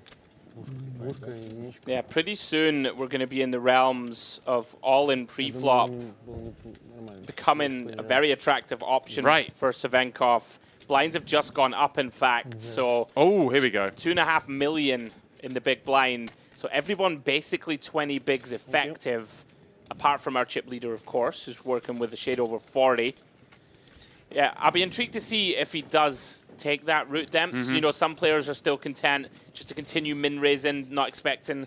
Like, if you don't expect your opponents to adjust correctly and reshove wide enough, right, defend properly, then you can just continue to pound the min-raise button. Well, here we go. That's how it sets up. 45 bigs, plays 22, plays 17, plays 11. Yeah, basically half the chips in play for Savenkov. Shade under. He is, at the moment, going to be a pretty good favorite to take the title, but it's so shallow. Any double up for any other player in the right back end. I told you before, we're going to get to a situation when General's going to be here shortest with 4 left, and then he's going to be shortest with 3 left, and then he's going to be heads up with the chip lead. I called that 2 hours ago. You wait and see, my friend. You did also say you'd beat me 1-0 at basketball, and that came true. So they call me the Oracle. We have a sample size of 1, but you nailed it. It's true. Such is our prowess at the great game of basketball. I'm going down and practicing tomorrow. Between the 10 shots we had 1 basket between us. Yeah, but we made loads off camera, right? Oh yeah, obviously went 30 in a row once the wind died down. Well, Savenkov, if he is going to do the open jamming strategy, this is a nice hand to start it off with. But maybe this is too good a hand to start the strategy. I think it's too strong for sure. You know, generally this open shove strat, you basically jam all sorts of hands, but he is doing it, Demps. Yeah. I did say, will he do it? And that one of the benefits is you stop the small blind reshove in this one. Which would have been a very attractive candidate. Absolutely four-handed. Yeah, this is going to work out very nicely for Savenkov. Can't imagine Godstanker ever calls off here with just 4s. No. I'd be very surprised. It's been very patient.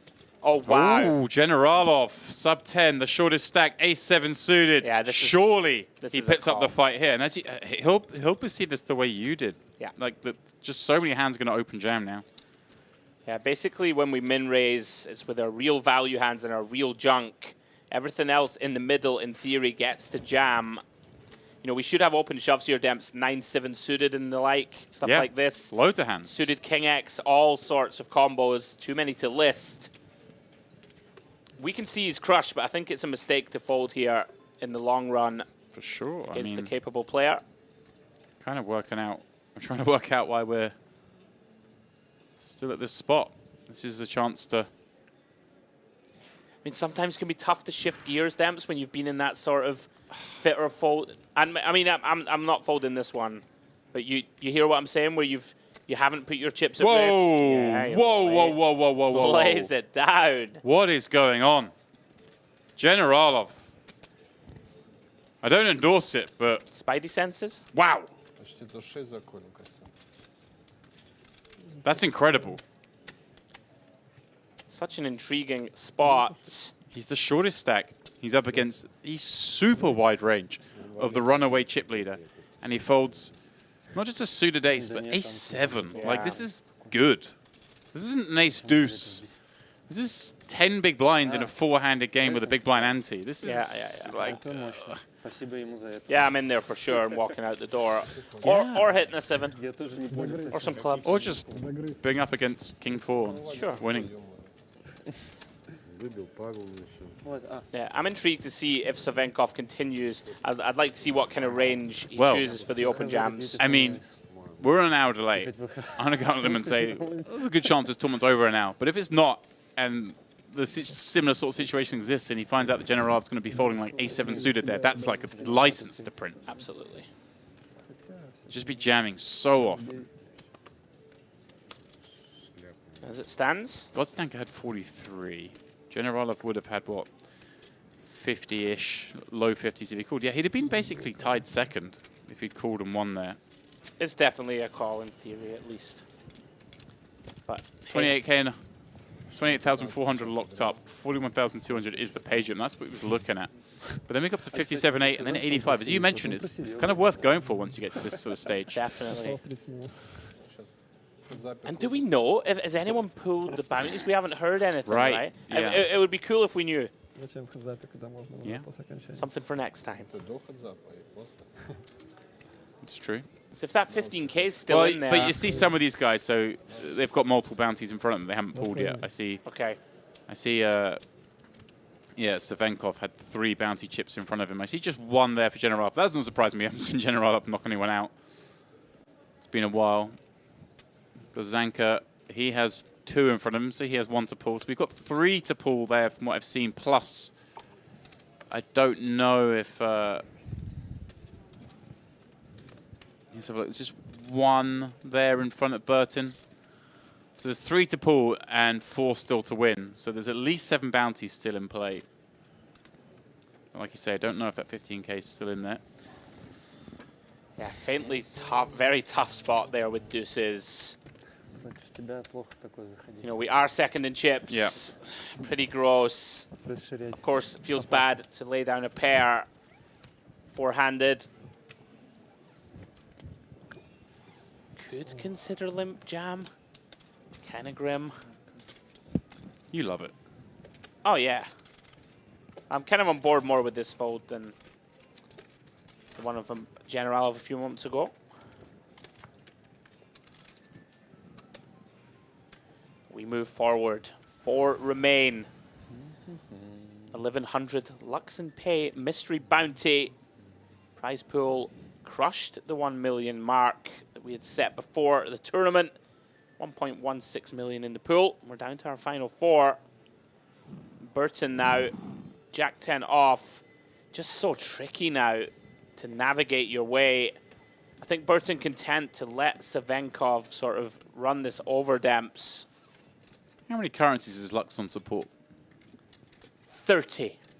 I'm going to give it to you. I turned your sheet over. Okay, how many is it? It's 30 plus, but I'm going to give that to you. Ah, come on! Yeah, that's annoyed me. I was hoping you were going to start scratching around and say 6. I read it earlier. Yeah, but it lodged in there. I'm a professional. You really are.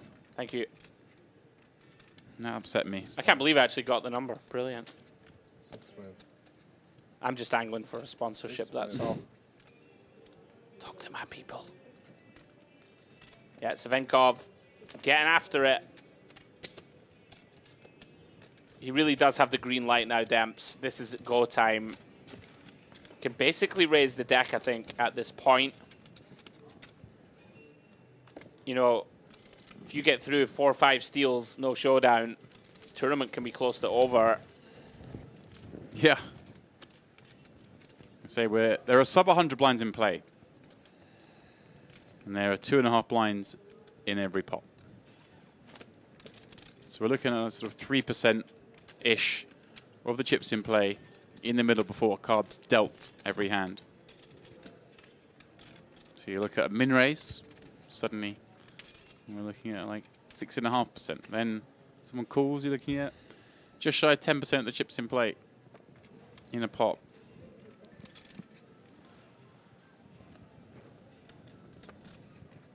Savenkov, Queen 3 off on the button. How wide are we going? I think this is certainly viable to raise fold. Yeah, I like it. He's playing very well Yeah. with this big chip lead. And Gostdanka did put up a couple of fights, albeit with aces and kings. Savenkov now seeing his man is doing what he's supposed to. Right, Generalov, 7-4 suited in the big. Yeah, we're in there. We should be in there. Yeah, Should be taking a flop. He's in there here. We saw him do it before with the 7-8, right? In a less clear position. So here we go. Yeah.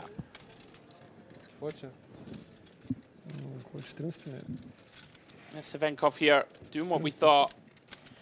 Min-raise folding with big hands and trash. And it's all going his way. Oh, wow. Just finds it again. Now, interesting to see if he does go for a check back. He did it last time with nothing. This time does it with the goods. Check. I like this a lot. Generalov not biting, not putting a chip in. Really not so much. Is it jam turn?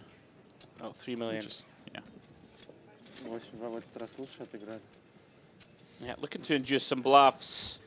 You know, you probably don't need to protect against an ace. It's probably all in pre. So really only worried about a king as an overcard. Let your opponent maybe take a stab on turns.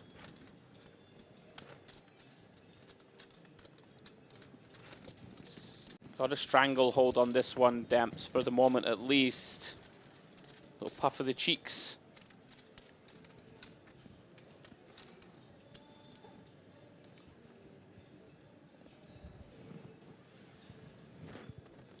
This is one that you can open shove. You know, you can fold out some ace-7 type holdings that we've already seen from Generalov. Right. You know, fold out some of those small pairs, the baby pairs that would want to reshove, but does decide just to go with min. Oh no, he did jam. I'm very impressed. And here we go, though. Oh, hello. We're not folding this one. I'm going to bet my life on it. Fist pump call. Here we go. King, queen. Be the tens. Savenkov with a chance to knock out Generalov. Yeah, he's a little unlucky here, Generalov, to be flipping. Yeah, right? Yeah. Should be all sorts of nonsense in here. Sure. Here we go. Can he survive once more? 3 players rooting for paint. 1 rooting for a 10. I've already called it. He's going to have the chip lead heads up. I'm not saying he's going to win, but he's going to have the chip lead heads up. Ooh. Check 9-7. Okay. An 8 would give him a straight, but of course a set would be a disaster. Любая цифра подойдет. Дама тоже нормально. Любая цифра. A club, a great card to see, reducing Savenkov's outs to just the 6 you see atop the screen.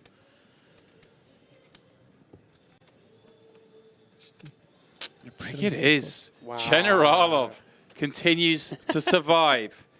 We're not quite at the thrive level yet, but we'll take survive with 4 left. Yeah, I mean, just anything can still happen here. You know, if Generalov doubles through Savenkov, he's right on his heels. Pretty crazy stuff.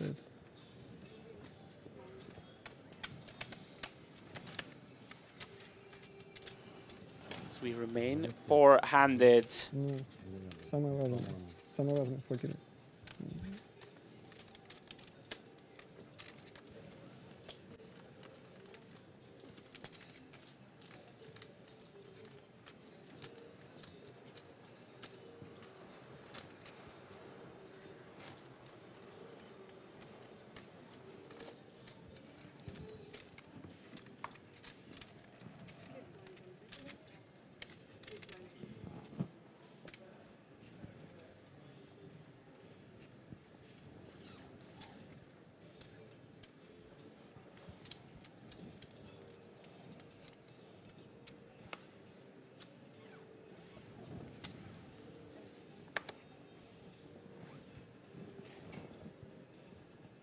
Generalov, now with his newfound wealth, just gets to chill.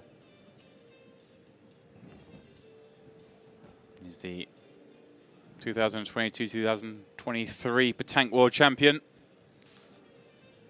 Kirill Burtin looking down at the 8-7 offsuit in the small. Let's see how he wants to approach this with that super active big stack behind. He is going to fire in the required chips to see a flop. Will Savenkov allow that? Probably will with this Jack-7 of hearts kind of hand that likes to check back. I like check here. I think this hand's almost too good to shove. You know, very problematic seat now for Burton. Yeah. Really puts him in a lot of dicey situations, having the chip leader on that direct left. Deciding, you know, we can't walk him every time. Does decide to limp with this one and outflops his opponent, Demps. Nicely done. Gut shot for each as well. Enough to perhaps give Savenkov reason to go betting. I think he will start stabbing Demps. Makes loads of sense. You know, target some of these king high, queen high, even potential ace high traps. You can get them to fold on a later street. Great spot. At the moment, at least, for Burton. And what a turn. King of Hearts. Here we go. Hold on tight. Savenkov picks up a flush draw. Swiftly bets half pot. And he's playing super fast now. Yeah, I mean, pretty easy check call for Burton here. You know, we're going to have the best hand a lot. We have that backup equity of the straight draw to go with our 8. We're going to be against an opponent who's going to find a lot of bluffs here still. An opponent shouldn't have that many king X, right? Do you know what I mean? Like Savenkov shouldn't be smashing this turn. So pretty comfortable check call turn. And here we go. The big decision point is coming. You'd imagine Savenkov always trebles this one, Demps, I think. Holding that 7. No, we can't win. Not ideal, of course, to have hearts, but sometimes you have to go for it. Yeah, I think I like it, even though we are bluffing with hearts. I think if you're going to choose a 2-heart combo, what do you reckon? I'm at a loss, to be honest, at this point, Andrew. I mean, fair enough. I don't know how I'd range my opponent when they check call twice. Yeah, I mean, he's not going to fold here. Hand's too good. And Burton, just like that, just shows you how quickly this can change. Yeah. Essentially, pretty much joint chip lead once more. Right, okay, so we have 2 big stacks and 2 smaller stacks, but like you say, they're not that big now. They're impossibly ahead. As you say, it is getting late. And, you know, we didn't really have time to dissect that hand that went that quickly. Right. A potential misstep with river sizing, I think. It is a bit tired. We are tired, and it's 55% pot river, right? Kind of feels like one we might want to send it or give up, potentially. I'm not sure. Yeah. Those spots are so tricky. I mean, how... Like, we're sort of repping thin value sometimes. My problem I have is when I get check called twice on the 8-6-4 and my opponent's limped in from the small, I'm like, do they limp in that much 4x and 6x when I'm the chip leader? I think I just give them a little bit more 8x than... Yeah, you know, I think you're probably right on reflection. So, but it's so easy to say when I'm sitting here looking at someone with 7-8. Yeah. And does my opponent call the turn with 9-10 type draws? Right. Right, probably not. With the, you know, cagey stack situations. Yeah. Yeah, you may well be right. Kind of makes you want to shut down or go big on the river. That's kind of why I like the second barrel, though, because you couldn't make it really hard for them to call, but once they have called, it's like, oh, wow, they've... Yeah. But like you said, or just go massive on the river. Like I think so. Certainly feels like a spot. We really need to generate a fold. Might have to put the lot in. If you need a fold, just bet huge, yeah. One part of the game that, you know, we all analyze it to death nowadays in modern poker, but pressure still pays. Savenkov, first little bit of resistance, basically, Demps. There we go. Gets him to fold queen deuce. Great timing, Godstanker. Ace queen off.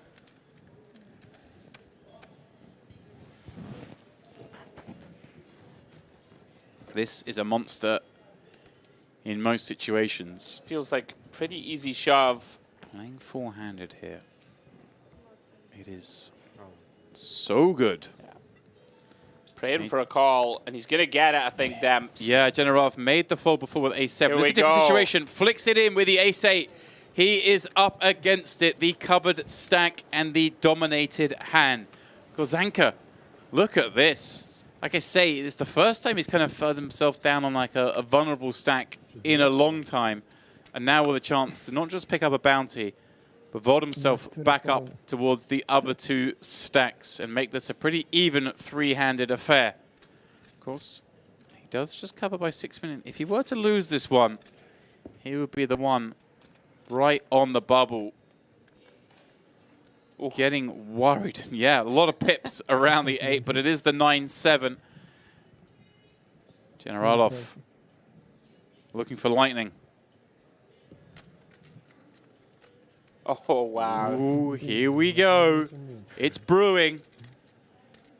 A 10 and 8-5. 10 live outs are in the deck. He starts with the same equity. He finishes with, but he finds the 8 on the end. A brutal blow to Godzdanka, who is left with just 6 million in chips. Generalov lives again. My goodness, James. Andrew, I keep harking back to it. I told you this man would be shortless with 4 left and would at some point have the chip lead heads up. Look at him. The smirk can't be hidden by those glasses. My goodness, more lives than the Terminator.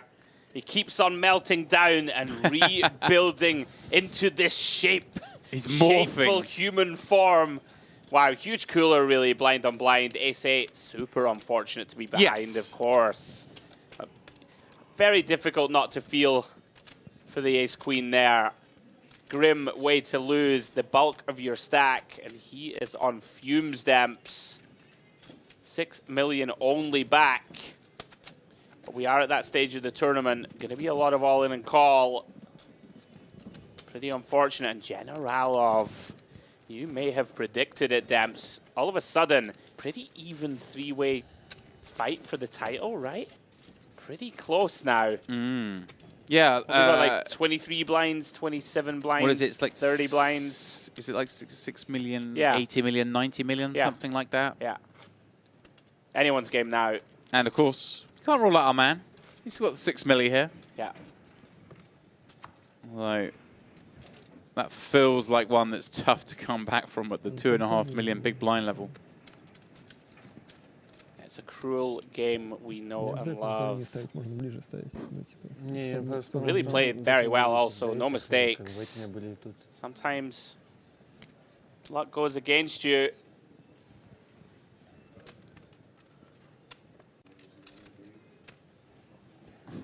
And with that 6 million stack in play, Savenkov knows the drill. Oh, he's limping. Oh, pardon me. Wow, okay. Yeah, I'm not a big fan of this. Yeah, I thought this would sure be a raise. Sure, you know the other two stacks are unlikely to want to tangle with a guy with 6 million still in play. I wonder, was this like some sort of advanced play where he's thinking, well, if I limp and then there's a jam behind from the 6 million chip stack, it's like reopen the action, and so therefore those guys kind of find it hard to call, but everyone's so incentivized just to knock him out. I wonder if it's just like a... Yeah, I don't get it. Because if you raise and he rejams for 2.5 blinds, then the other guys could call potentially and try and check down. Suits everyone. It's a curious one. As it is, he sees a King 7-9 board, flops a gut shot. And a gut shot that if it were to come in... comes... would be absurd. Catastrophic. Yeah. So it is. Double gut shot on the turn. Although he might not always start out the way we like, Andrew, just find a way to win the pot. Absolutely. Credit to him. Targeting those 7x, 9x hands that are going to have a very difficult time continuing.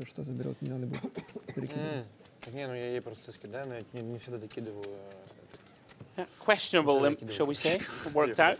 Ну, вот сейчас ставишь, можешь вот так поставить просто. Ну, понятно, что ставить.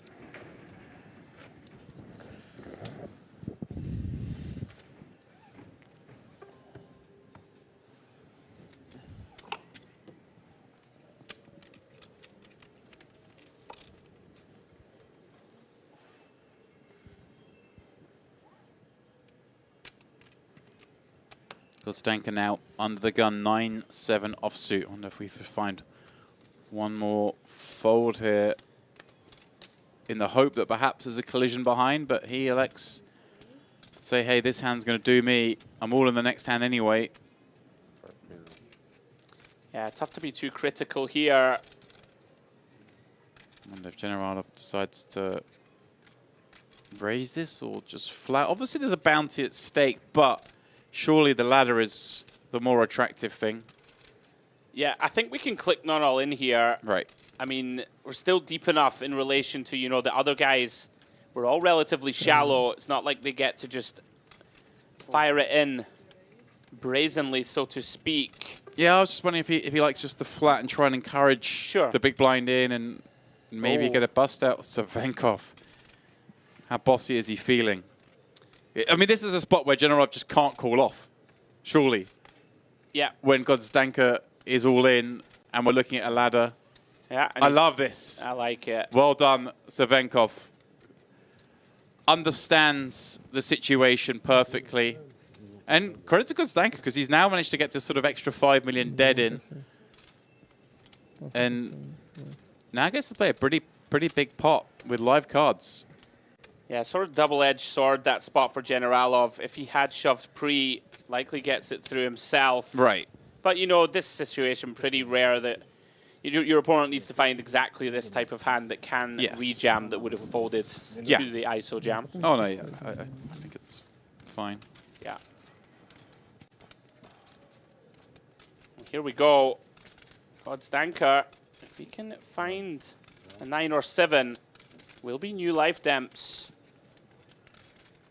Savenkov looking to dole the knockout blow. Well, 5-5-5 is useless if your name is Godstanka. Savenkov looking to hold to pick up another bounty and take his 3-way. Well, of course, a 4 would put a house on board, get us a chop. 9 or 7 would get Godstanka the victory. Ace is not one of those outs. Vadim Godstanka out in 4th place, good for $28,400. A man who really sort of never was at risk much on this final table or final 2 tables, seemed pretty relaxed. The winner, of course, of the MPP Open event last time out here, when we last had this event in 2022, effectively going to defend the crown. And credit where credit's due. If you win the tournament last time out of 1,000 players, and then you come 4th out of 1,200 in the defense, that is pretty epic. Would have been an outrageous back-to-back Demps for sure. And credit to him, really put on a fantastic display. Can't really fault, can't think of any big mistakes, just very, very solid. Picked his moments, got it in as a huge favorite, you know, to be 3-handed here and in contention to go back-to-back. Bravo, sir, well played. GG, 4th place. We are finally at the business end, James. Everybody now $41,000 locked. All in contention. 85K for the win. Still big money jumps.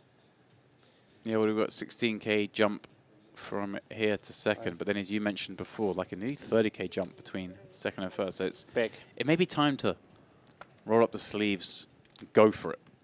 Not to mention, of course, the bounties, not insignificant. Savenkov here with another shove opportunity, in my opinion, James. You know, Burton here opening off 28. Yeah. Yeah, I really like it. The ace-4 suit is just too attractive. Credit to him, finding all of these shoves. You know, Bossing it. Yeah, he is. Burton gets his fingers burned. Not a lot he could do. Very reasonable open.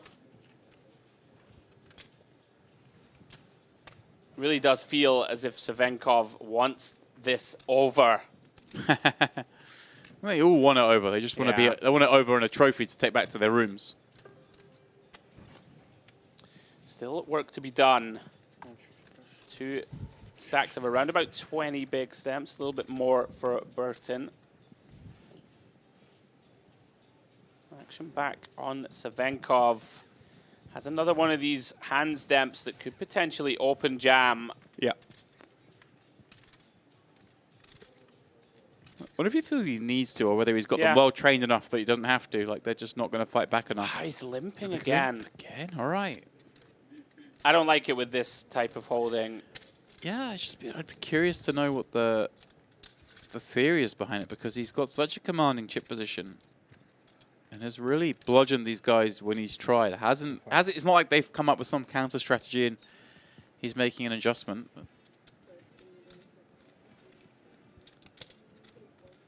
No, he's going to stab his second pair when check 2, as he should on this King 8-7, but Burton with that gut shot and overs to the 8, finds Jin on the turn.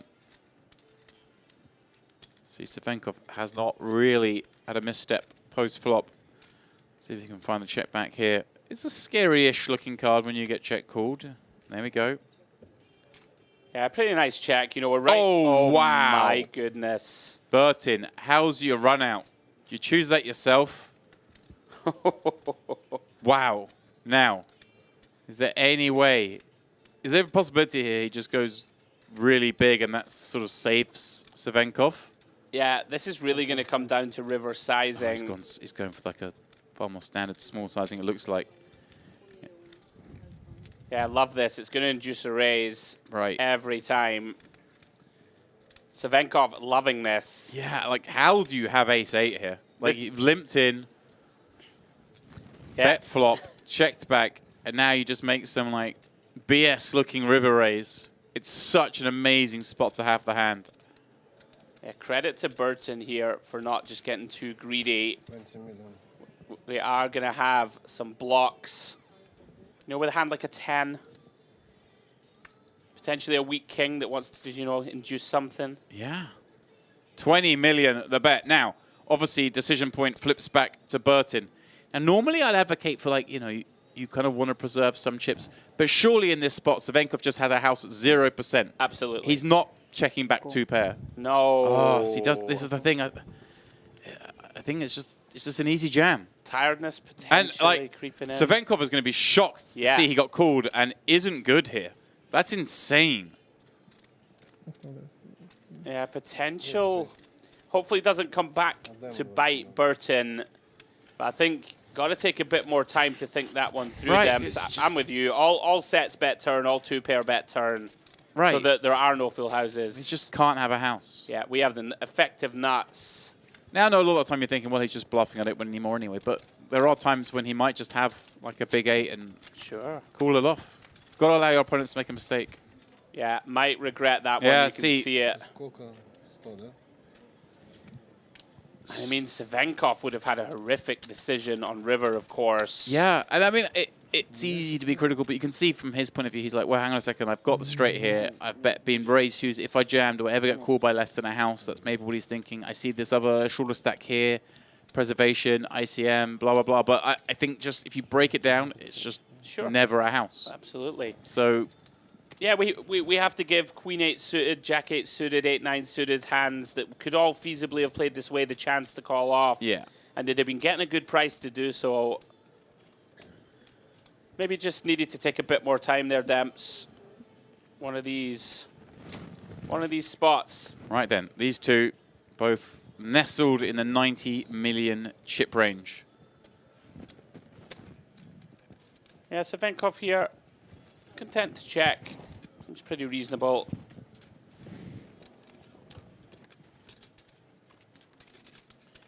Jack 4 deuce. King high still best. Both players with heart in hand. Burton here, gonna go ahead and stab.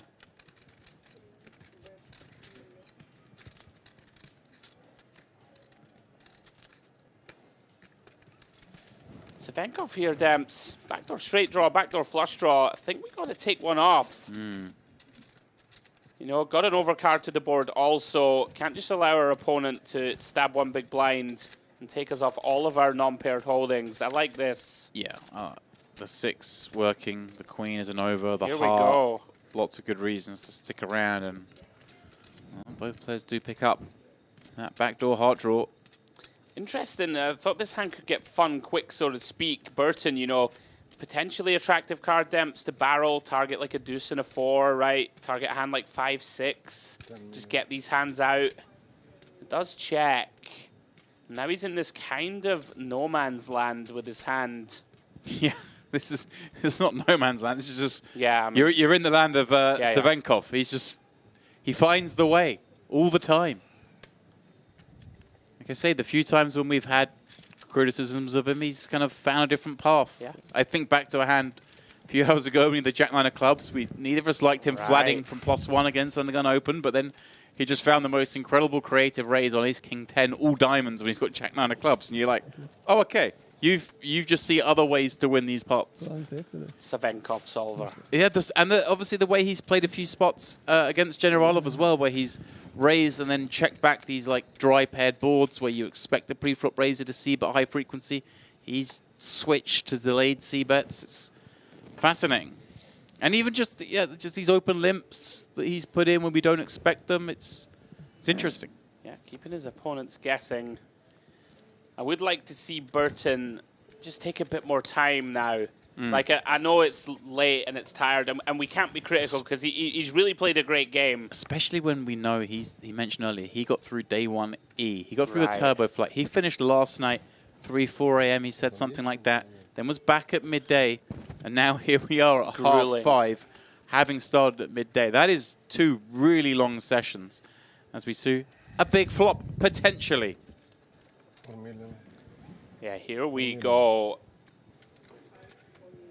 Bottom 2 pair for Savenkov. Shade over big half value pot.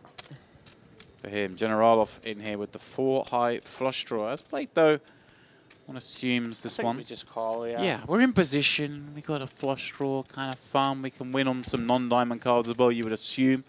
Certainly against the no-pair hands and against some of the 1 pairs even. Well, that's a harder one, but as it happens, the worst card that Savenkov can see in his mind. Yeah, I think one of the benefits here is that I think most Jack X look to raise, get it on the flop. I mean, they certainly should, in my opinion. I think. On the wet texture of a Jack 9-6 2 diamond. Right. We got what 14 bigs back. Oh, excuse me, it's 2.5 mil big. Maybe a little deeper, but I would expect a lot of the Jack X of Generalov to just go ahead and raise. So this makes this really interesting. Here we go. He's going to start bluffing now, which is relatively reasonable, right? Just fold out the kind of no equity stabs, right? The Savenkov just decided to limp stab. Problem is, Savenkov with hard blockers to this board, certainly not folding turn Demps. It's such a horrible card though, isn't it? When you've got that bottom 2 pair, the top card pairs up. But like you say, can't fold this street. No. Takes us to the river. 26 million residing in the middle. A brick on the end. Now, Savenkov surely going to check in flow here. And then the decision point on Generalov. Can he find the barrel? Again, one of these spot stamps, we just referenced one a little while ago. We have the nut low, essentially. We don't love bluffing diamonds, but we know we must bet to win this pot. Yeah. And it feels like we have to go large. If we're gonna, I thought he was all in. That would have been gangster. Has he gone tiny here? Yeah, I mean, I just trying to make, like, better diamonds fold? Yeah, Queen 10, 10-8. I could sort of understand it. I'm not sure why Savenkov is unhappy with this. Yeah, he's just like, really, you just got a 9 and I'm going to lose to you. A 9 goes bigger, I think. Yeah, it will be. Yeah. Wow. Big pickup. Once again, we say that for Savenkov. Yeah, I think for Generalov, if we are going to go small, I actually quite like this. Like, I'd rather this than a third pot, for example, If you're going to go small, go real small. If you're going to go small, just target 10 high, Yep. 10-8, like Queen 7 of diamonds or something that's just going to fold to any size. Yeah. So kind of creative. I think I can get on board with it if we are going to go for the very small size. Well, blinds are now going up once more. 1.53 million, the price of poker. Generalov, the shortest, as he always is, it feels like I say. Just 10 bigs at this new level. Burton with 29. And of course, Savenkov, the man who's been holding the lead for most of this latter stage of the final table, is there, but with just a very fragile 41 big blinds. Only 80 blinds in play. That's the stage we've reached. Yeah, pretty wild stuff. Rare to have half the chips in play and still be in a spot where you could lose one all in and be out in third or close to it. Yeah. He can't go full on crazy. Well, I say he can't. It's Savenkov. He can do what he wants. Yeah, the battle of the three Russians. Credit to all three of them. Put up a hell of a display as we see the completely empty card room behind us. Last three in the building, apart from me and you, James. Well, the good news is the buffet opens for breakfast in an hour and 20 minutes. You've got an absolute hankering, right? I mean, what are you going for? We've got to do it, surely. Oh, I don't know. Speaking of doing it, Savenkov getting back after it. 10 deuce of spades. And here we go, Demps. I think this is a pretty mandatory jam. Generalov against an aggressive opponent. We're three-handed. Can't be waiting for too many more stronger hands than this. No, this is the hand. This is the line in the sand. Yeah, he's gone for the half stack. Yeah. Like it. Again, for those just tuning in. Just in case he makes it this size. And he goes all in, all in. Burton finding something, and Savenkov then deciding to run over the top of it. Then he can just fold, have his 15 million and take his chances, potentially going heads up. Yeah, Savenkov out of the way. Generalov just cannot be put down, Demps. Credit to him. Incredible scrap.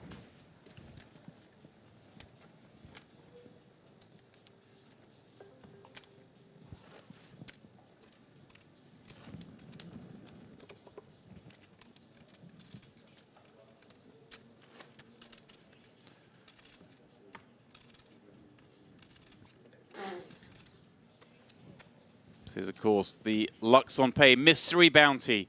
1K buy-in. We had 1,207 entries. We are left with just 3. The curtain raiser here at the Mediterranean Poker Party 2024.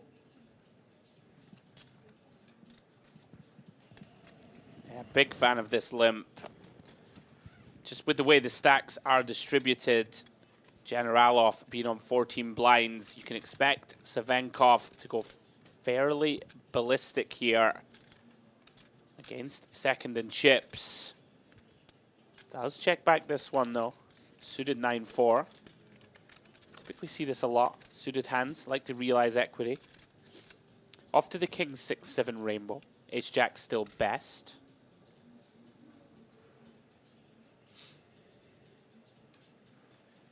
Let's check it over to Savenkov. Really nothing working for him. Does decide not to bluff this one. Ace of clubs turn. Wow, the one time he kind of like shows some restraint, and it's the time it wasn't going to work. Yeah, quite often a big bet or check card, this one. Typically going to favor the small blind, of course. Lands on half pot, hand over.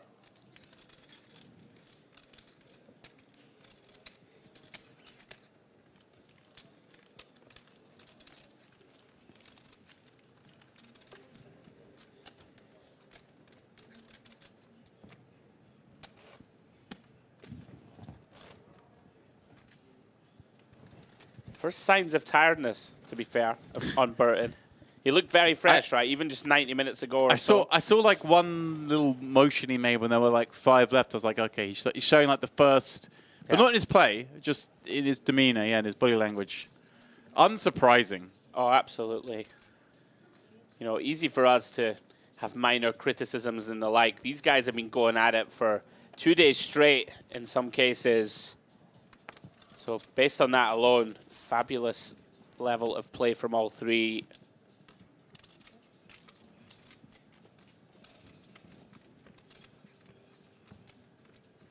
Raise and take. The ace-7.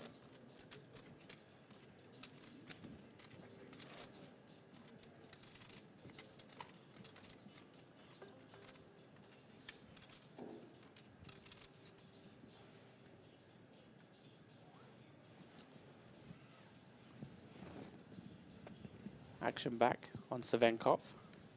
Another one of these blocker type holdings. Do expect to raise, but we have seen him march to his own beat, so to speak. And here he comes, though. 6 million to go.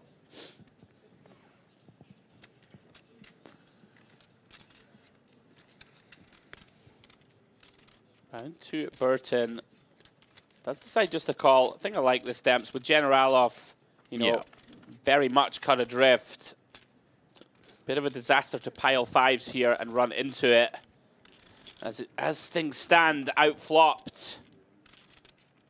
Problem here is, of course, Savenkov going to see bet range here, I think, a lot of the time.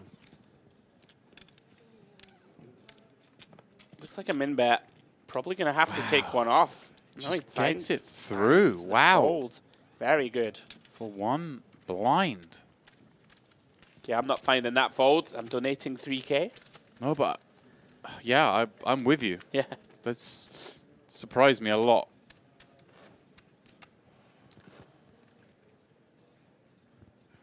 I think in the long run, a little too tight. Obviously not appetizing to call with 2 5s there, no spade. Maybe that swayed it. If you have a spade in hand, becomes much more comfortable to check call. Yeah, and I see, obviously, you're looking at Generalov here with, what, 12 blinds. Do you really want to start playing murky spots in the turn when you know your opponent is capable of dropping the hammer on you? It's true. Now you're calling off a lot of chips with a hand that has no real chance of improving. Yeah, you know what? I think I'm more on board with it than I was 30 seconds like ago. it's a big respect to the player in question that you're going to check fold that to 1 blind, because you just know they're going to make your life difficult. If they never slow down, then by all means. Yeah, I'm with you. Savenkov has shown the most naked aggression over the last sort of hour or so. Burton, case in point, folds the king 4. Savenkov, jack 5 off.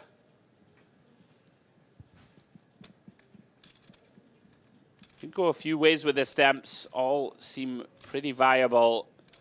Could see limp, could see raise fold, could see open fold even. Seems the least likely of the 3.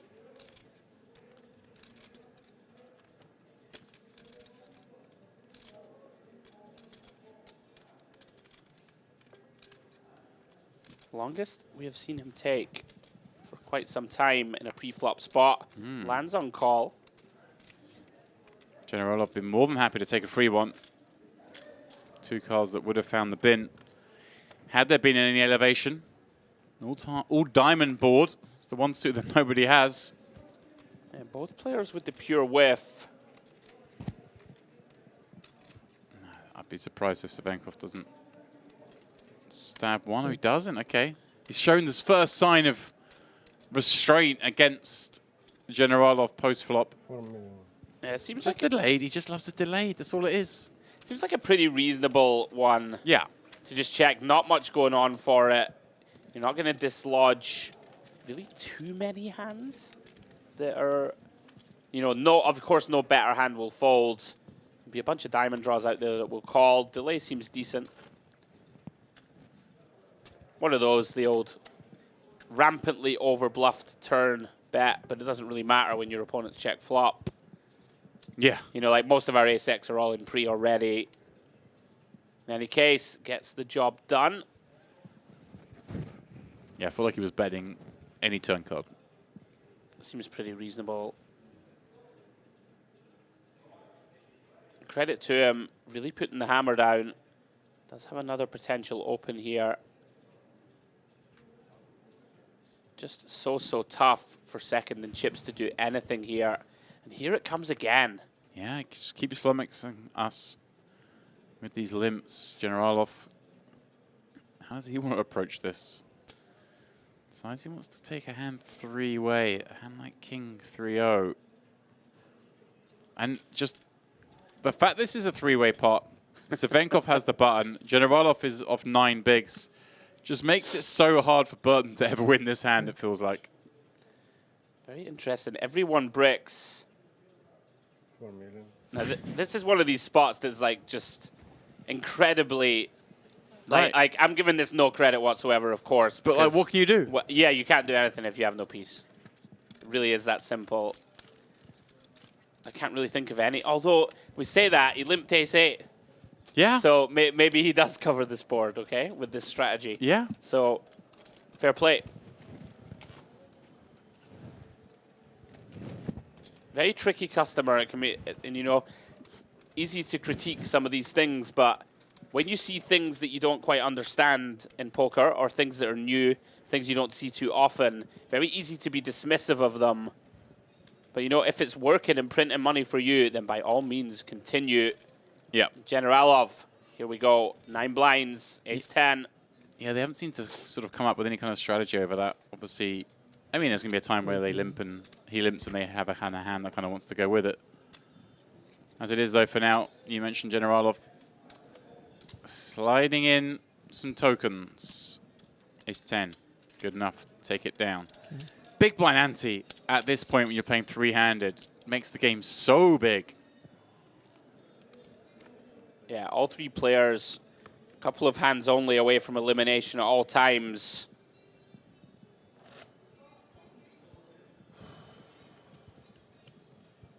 For the first time, some real signs of tiredness from all 3.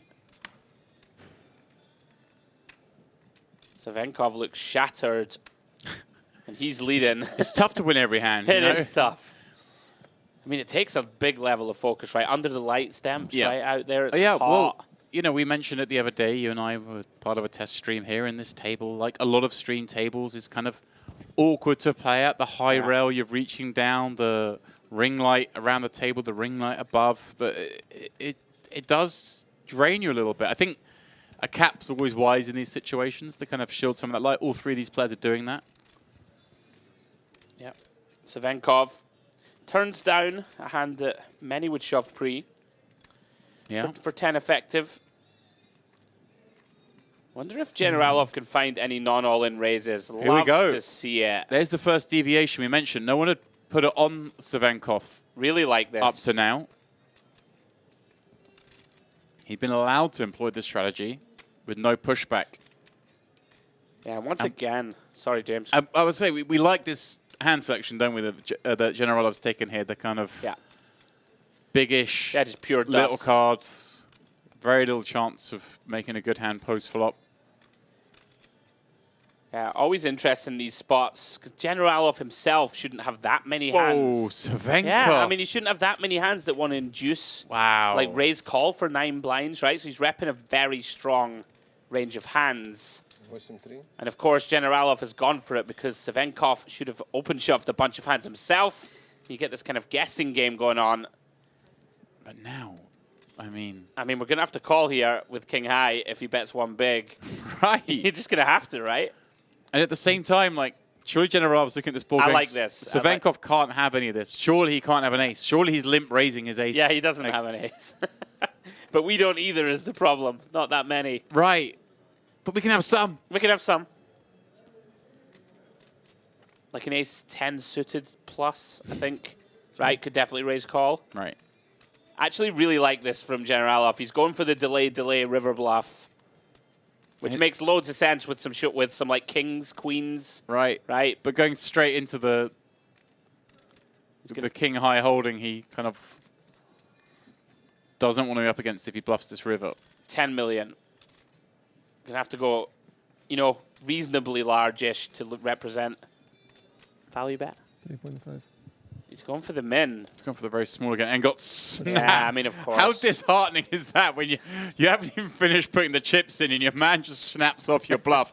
You think you got cutesy. He's limped in. You're like, I've had enough of this. Pop up the 10-3. Double check back. Then find the small. And the guy, oh, yeah, I'll call you, mate. Sorry. Can I have the chips now, please? Generalov down to just, what, 20 mil, 7 blinds. Yeah, that is disheartening. Trying to dislodge some Jack high, queen highs. I like to see a bit larger, I think. Mm. Maybe that's overly critical, but you know, yeah, like you said, you're trying to represent super strength pre-flop with that raise. So then when you are value betting the river, it makes sense. Yeah. You're trying to see you got kings or queens. Yeah. And you're not going to bet 3.5 with those. You know, even a slow played pocket aces, whatever, like Right. Ace king, ace queen, sure. ace jack. Yeah, and they could all feasibly check flop. But they want a bit more value on the river. I think the one blind. Savenkov finding the momentum. Is this a jam? Well, maybe not a jam spot, I guess. Or maybe a jam spot. I could see it for sure. Big blind sitting there with what, sub 30? I think if you ran this hand, it would be in there. I want to see how much Burton actually has. Yeah. Oh, actually, yeah, like fewer than 25 blinds. Kind of surprised maybe to see him even defending with this 5-6 with Generalov on just 7. I don't know. Again, just because it's this opponent. I would fold. 4-5. You know he's going to make it impossible for you. Yeah. Even if you flop one pair, it's very problematic. Savenkov, you know, on sheer will alone, sort of separating himself here. Admirable to find this level of aggression at 6 a.m. He's running out of room to stack chips. Yeah. That's the good news for him. It is feeling like a near certain march to victory at this point. But as we've seen many times in poker tournaments before, anything can happen.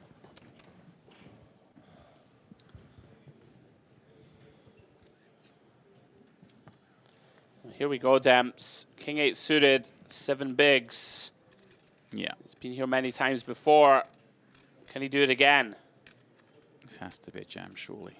Yeah. 9. Yeah. Jam it is.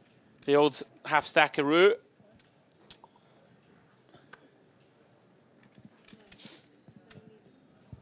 Well, here we go. Savenkov finds an ace, rips it in. They are going to run it for all of Generalov's chips. He is the one, of course, at risk, and he is the one with the weaker holding at the moment. Needs a king, an 8, some clubs, something. He needs help. Kirill Burton, the interested observer. And we'll be very happy to see a 10-5 four-board. He and Savenkov are just 2 cards away from a heads-up encounter. Okay. Generalov, though, has shown the cockroach ability so far today. Oh, wow. He's found an 8. Has he really done it again?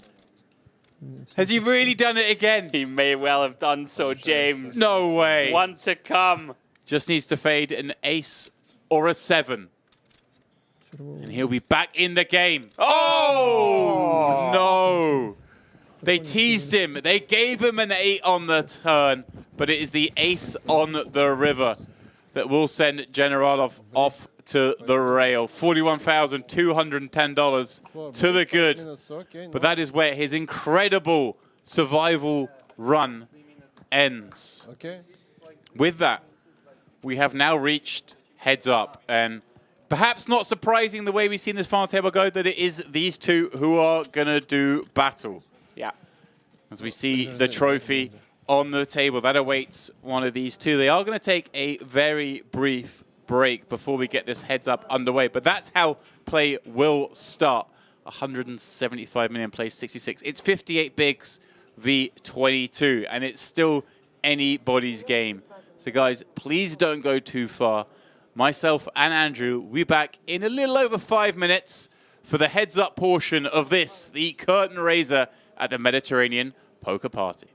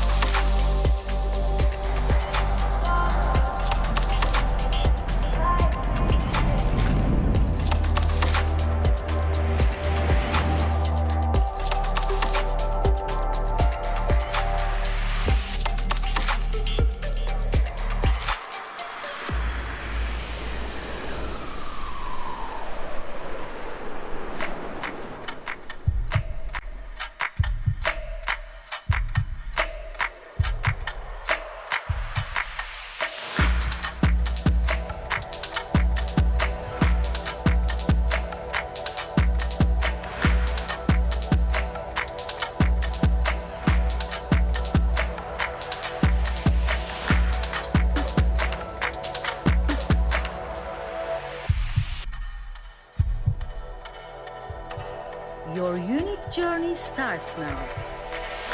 Merit Starlet.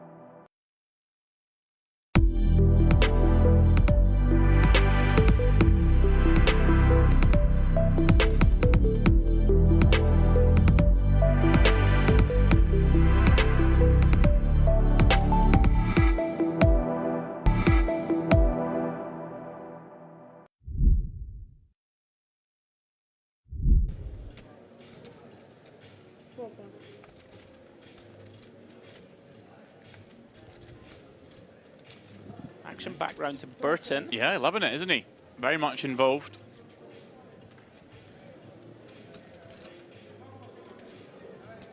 Raising this one up with an unknown hand until now. But it is the ladies. Obviously, had to raise fold the last hand. Here's the man who 3-bet him. Oh, and he sent it in, Demps. Yeah, he's got him. Whoa, I say he's got him. Don't know what he has yet. Oh my goodness. The same action as the last hand. Look at this. We see the open from Burton with 2 queens. Melchizedek with a very, very reasonable 3-bet jam him. Slam dunk with ace-king. And given that he did this last hand with king-queen-o, now waiting behind, wondering. My goodness, you would imagine this is not Hollywood. This stage of the tournament. It does get out of the way, Demps. Is that a call? Oh, call. Here we go. Of course, snaps it off. 2 top-of-range hands, James. Top of range. Absolutely. Cutoff versus button. 2 monster holdings. This is pretty sick for Melchizedek that he could be 1-2 punch out of this one, having had 16 million 2 hands ago. Big flip developing. It is the classic. Yeah, this is the flippier flips.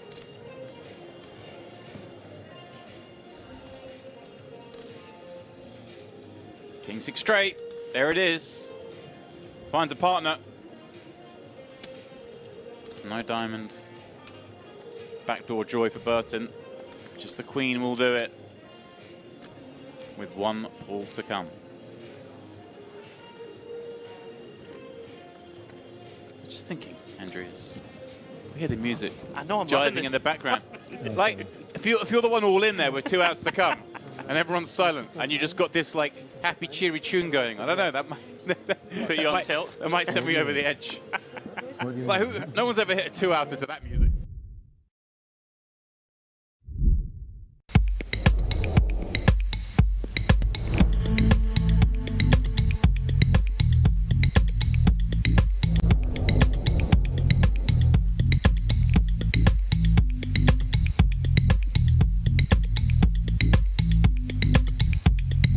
Welcome to Mediterranean Poker Party.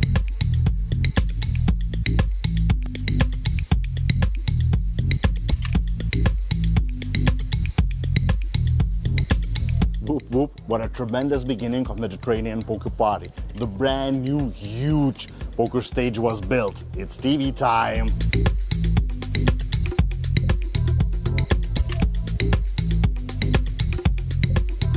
don't forget the main thing that unites nation. A bunch of poker events running now. And I'm from Norway. Turkey, Australia, The Netherlands, Lebanon, France, Bulgaria, Venezuela, Belarus, Iran, Ukraine, Austria, Serbia, Russia, Germany, Armenia, Hungary, Kazakhstan, Italy, Greece, Romania, Moldova, Scotland, Poland, China, Spain, Sweden, England, Georgia, Mexico, Croatia, USA. Lithuania.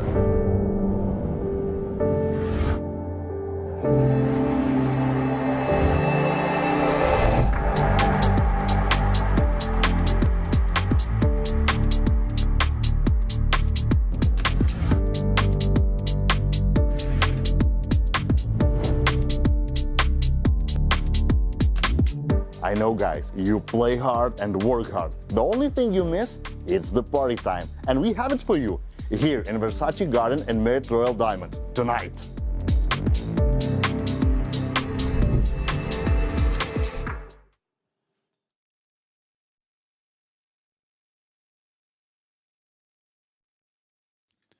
And welcome back for what is almost certainly the final time of the evening here at the Merit Royal Diamond. It is, of course, the Luxon Pay Mystery Bounty. And we are finally down to 2. It is Savenkov. What was the most memorable moment for you? Actually, when we started day 2 in first cut in the tournament, I have like 13 bigs, and the guy was raised from late position. I jammed ace jack from small blind, and the big blind have stack less than me. He calls with, I have ace jack, he have ace 9 suited, and razor called by 2 5s. And the flop came 5, and I got runner flush, get the bounty and triple up. It's was a good start for me. How much was the bounty? The first one was 1K, the second one 1K, and third was 10K. Who, in your opinion, is going to win this heads up? This heads up, I know the Alexei Savenkov.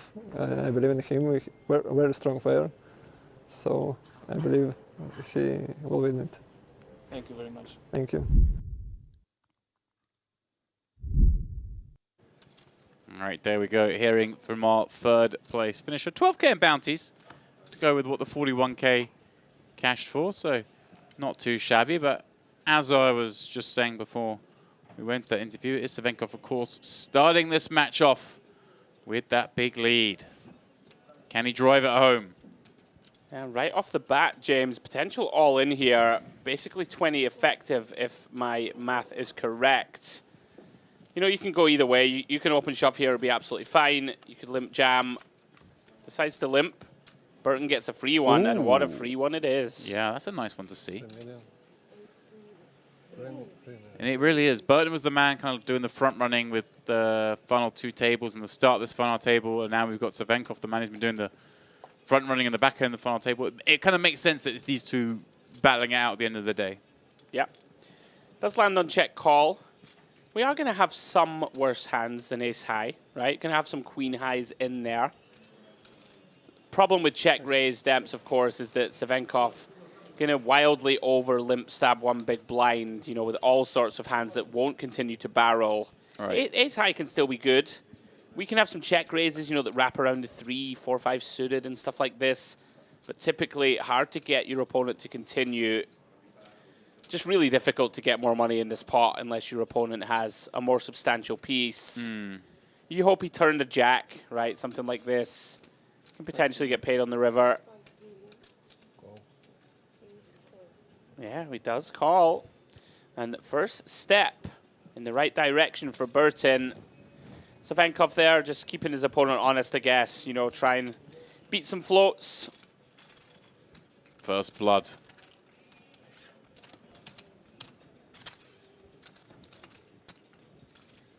You know, heads up, we know it can change quick. 1 double up for Burton will take a substantial chip lead, so work to do for Savenkov if he wants to seal this opening event title.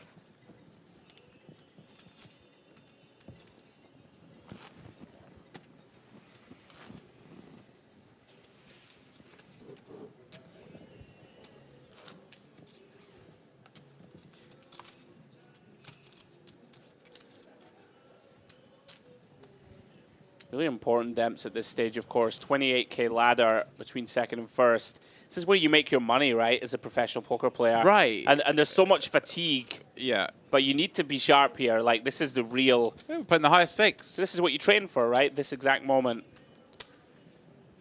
Yeah, exactly that. Playing the biggest we can play.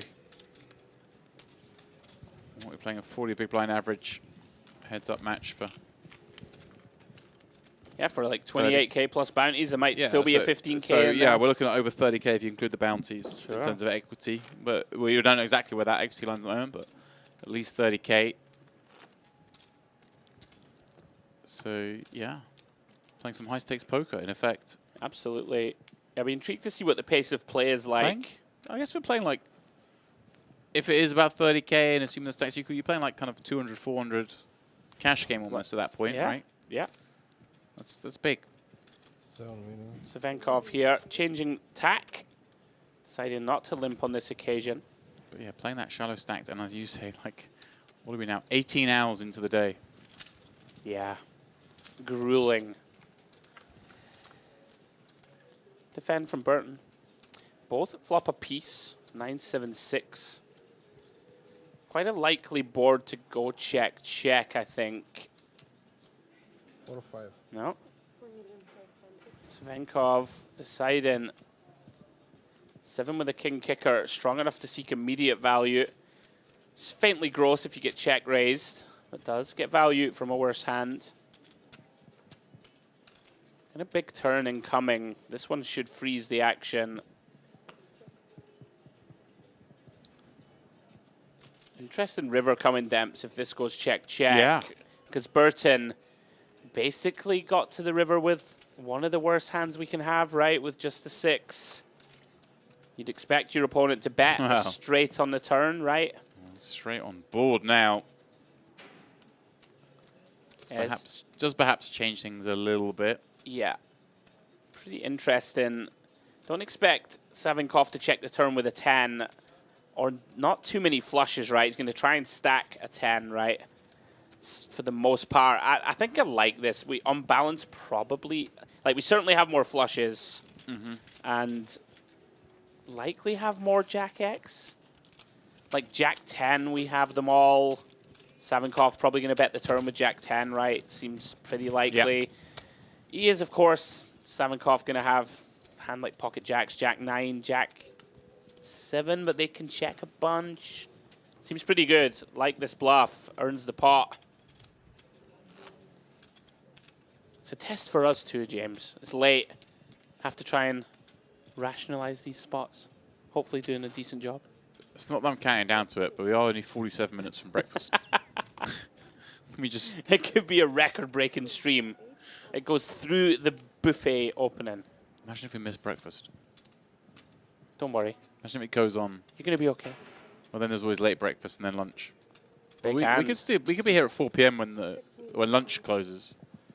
Aye, please no. Oh my goodness, this could be it. This really could be. Well, could be going in. Yeah. Makes sense for it to go in, I think it will go in. Based on how we've seen Savenkov play. No. He shows restraint. Finds the restraint.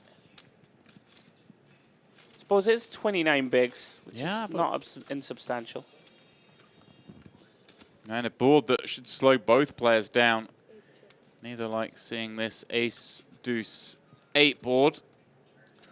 Yeah, Burton probably comes with 1 big blind. It would make a lot of sense to me. Yeah. Just go for that small bet. And Savenkov, 3 straight. Probably got to call 1 Demps.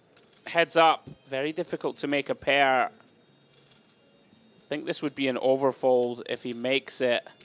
Don't get me wrong. It's not exactly appealing. But we can turn a very disguised set. We can take this pot as showdown when our opponent shuts down. 9 of clubs turn. Decision point for Burton. You know, Savenkov can still have a bunch of ace-X at 29 effective. You know, you don't just 3-bet jam ace-6 off, ace-7, ace-8. They can all feasibly just call. So we can go one of 2 ways. You can seek value from an 8, some king highs. You know, hands like a 10 jack of clubs, right, that floats 1. Like, there's going to be a bunch of these hands in there. Yeah, it looks like he's going to land on that option.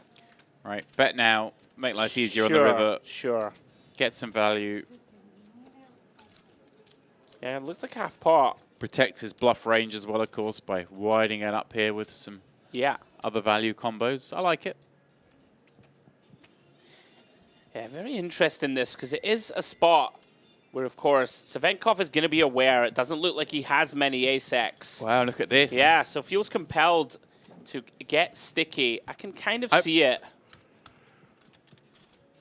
I'm a little surprised he's got sticky with a hand as unplayable as these 2 3s, because there's just so many bad river cards. That's one of them, because your opponent barreling maybe some... There we go, just swift check back as we knew it'd be. But like, yeah, some of the barrels just have so much equity against 2 3s. Look at this. All of a sudden, we're basically neck and neck. Did he just say free rolls? If to say, like, I did well not to jam Didn't pre jam, there? Maybe. Yeah, I'm sure many players, especially after this long of a grind, just rip it in pre. Yeah. Would be absolutely fine, heads up.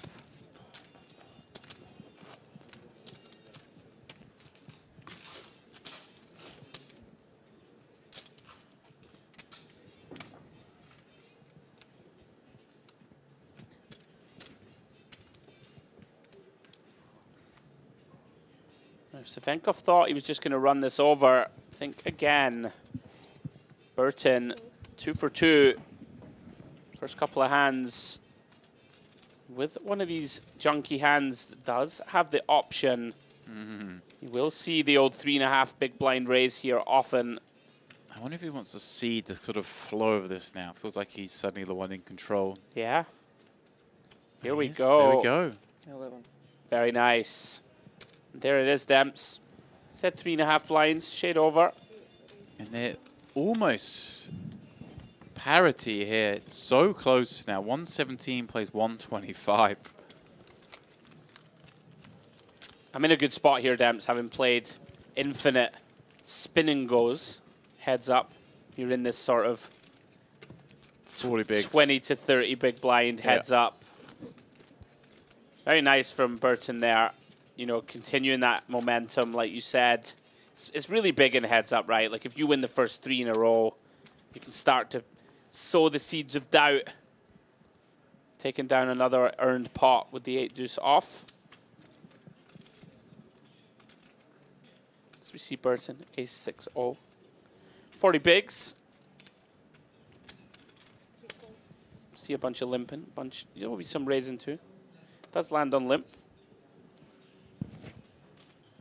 Computer hand for Savenkov. Normally a hand we like to check. Does it do so?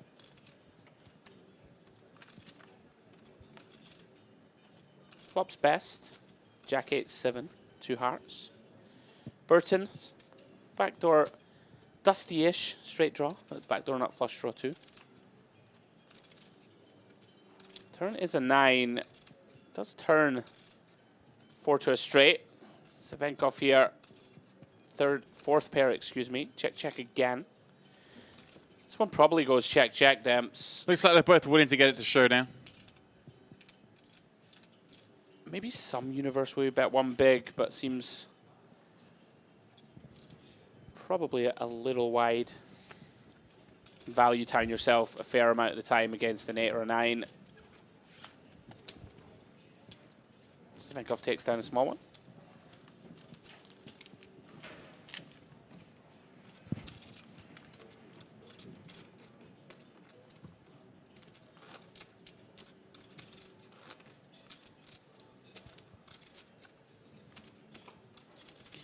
$1,207 entered this thing. Just 2 remain. 1 we know got through the final flight. Man in the foreground here. Kirill Burton. Savenkov, well, we don't know his path, which flight he came through, but he also finds himself here. They're both guaranteed 57,800 plus a bunch in bounties. I don't know what they've already pulled, but we know Savenkov has, what, 3 bounty... Well, he has 4 bounty chips in front of him, so 3 to pull still. The man who's done most of the heavy lifting on this final table, but now finds himself in an even heads-up match against an extremely capable opponent. Yeah. And two guys who've kind of approached this in a little different way. I'd say Burton's been a bit more banging down the front door when he had the chip lead earlier, right? Whereas we've seen Savenkov kind of come up with a bit more of a creative, passive strategy where you didn't expect it in a lot of pots. Yeah, I mean, Savenkov just, first half of that FT sort of just waiting, and then he got chips and just, bang, off he went. You see this one go limp check. Both players basically whiffing. Burton, bottom pair, is still best. Remains so on the 5 of hearts turn. Savenkov here, not a great candidate to start bluffing. Not much going on for it. Burton here could elect to just continue to get this one to showdown. He's going to bet Demps. Just a little equity denial, I guess, against 2 random cards that, like Savenkov holds. Takes this one down.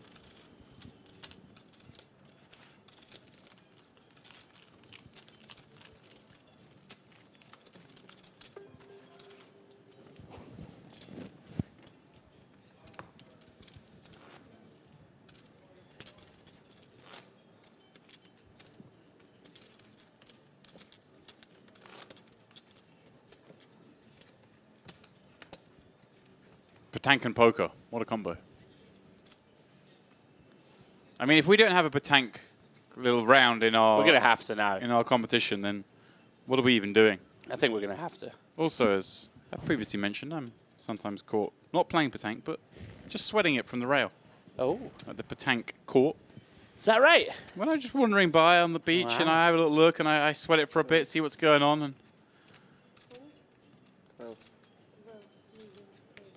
Played a few games in the past, but boule. Boule. Yeah. We see a 4x from Burton. Ace deuce, electing to bump it up. Takes it one down. One of those hands can check, can raise, 40 deep.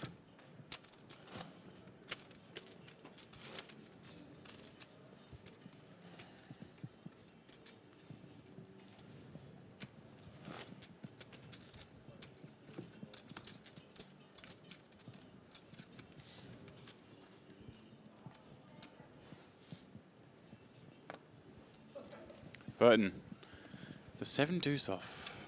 Not many hands you get to walk on the button in a heads-up match with the big blind ante in play, but 7 deuce perhaps one of them.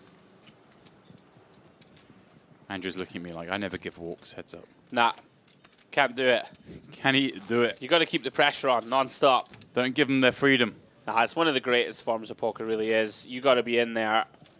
Got to be willing to put yourself in some uncomfortable spots. But yeah, if you have to fold one. It's the one you might let go. I think we can fold that one, yeah. Savenkov won't be folding this. Ace 5. It was very much crash bang wallop for a while. Things have sort of slowed down a little. Yeah, they slowed down, but we have got a situation where Burton has just marginally taken the chip lead, which is the first time Savenkov's not had the chip lead in a very long time. I'm talking hours. Burton here checks it over. We have seen Savenkov stab lots of these boards. I'd like to see check. Yeah, it does find it. 10 of clubs turn. Burton's still best. Likely to seek value, Demps, I think. A 9 seems strong enough. A lot of draws out there. You can get called by a 6 or a 4 that is pot-controlled flop. Bunch of other holdings. Takes it down.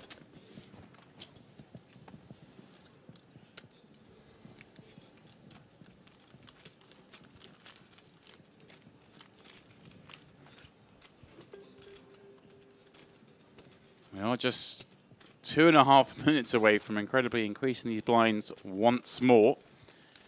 Play would An increase to 2 mil, 4 mil. Wow, we're really making it to the 2-4 milli level. Seems reasonable kind of spot where, when we were discussing this tournament earlier, I was like, that's the kind of the level where I'd be surprised if it didn't finish in. But then, right, we played 7-handed for so long, it's not that surprising that we got so deep before getting to heads up.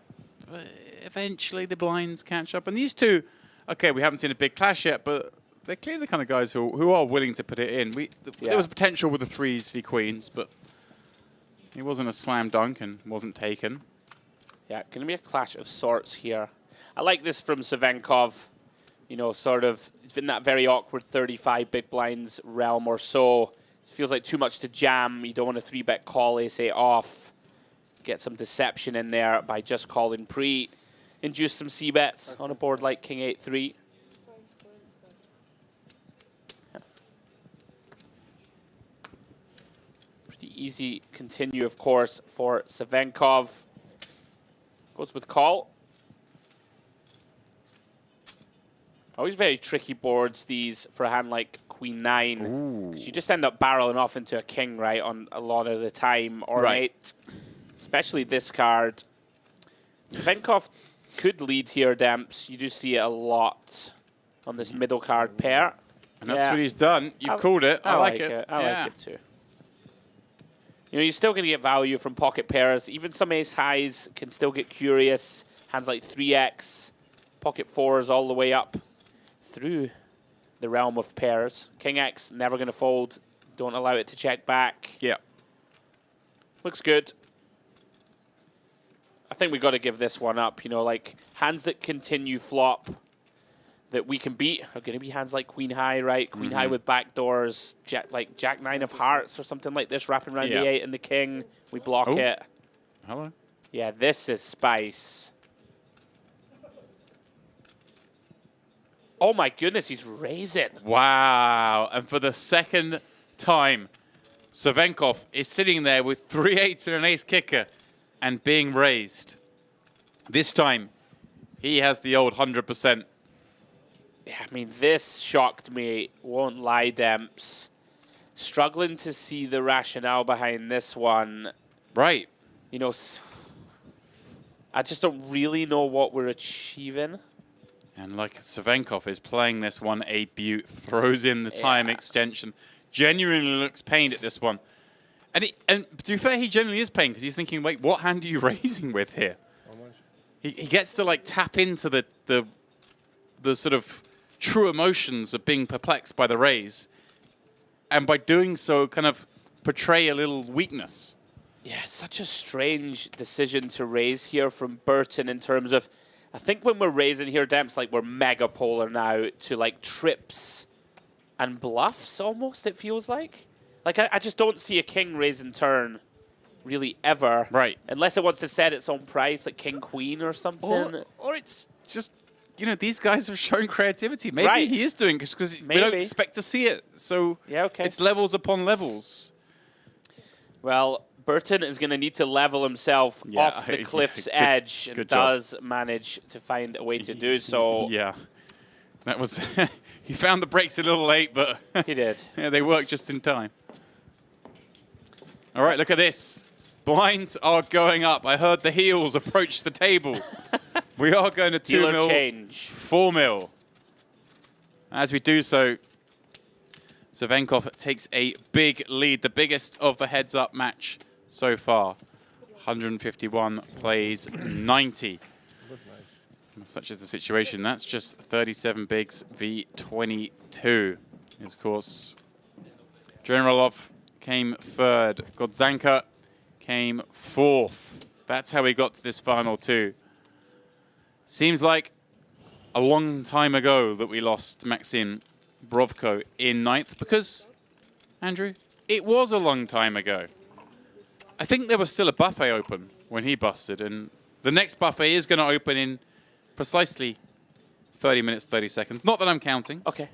I mean, it was that long ago. I really don't remember the gentleman's name. He was here for a couple of hands. He was here? I remember. Jack 10 of diamonds, ripped it in. There we go. Lost to ace queen. There we go. Don't tell me that I don't think about what's going on when I'm in the booth. On an ace 9-7-2 Ace diamond board. 9-7-2 diamonds, too many outs. See. The classic.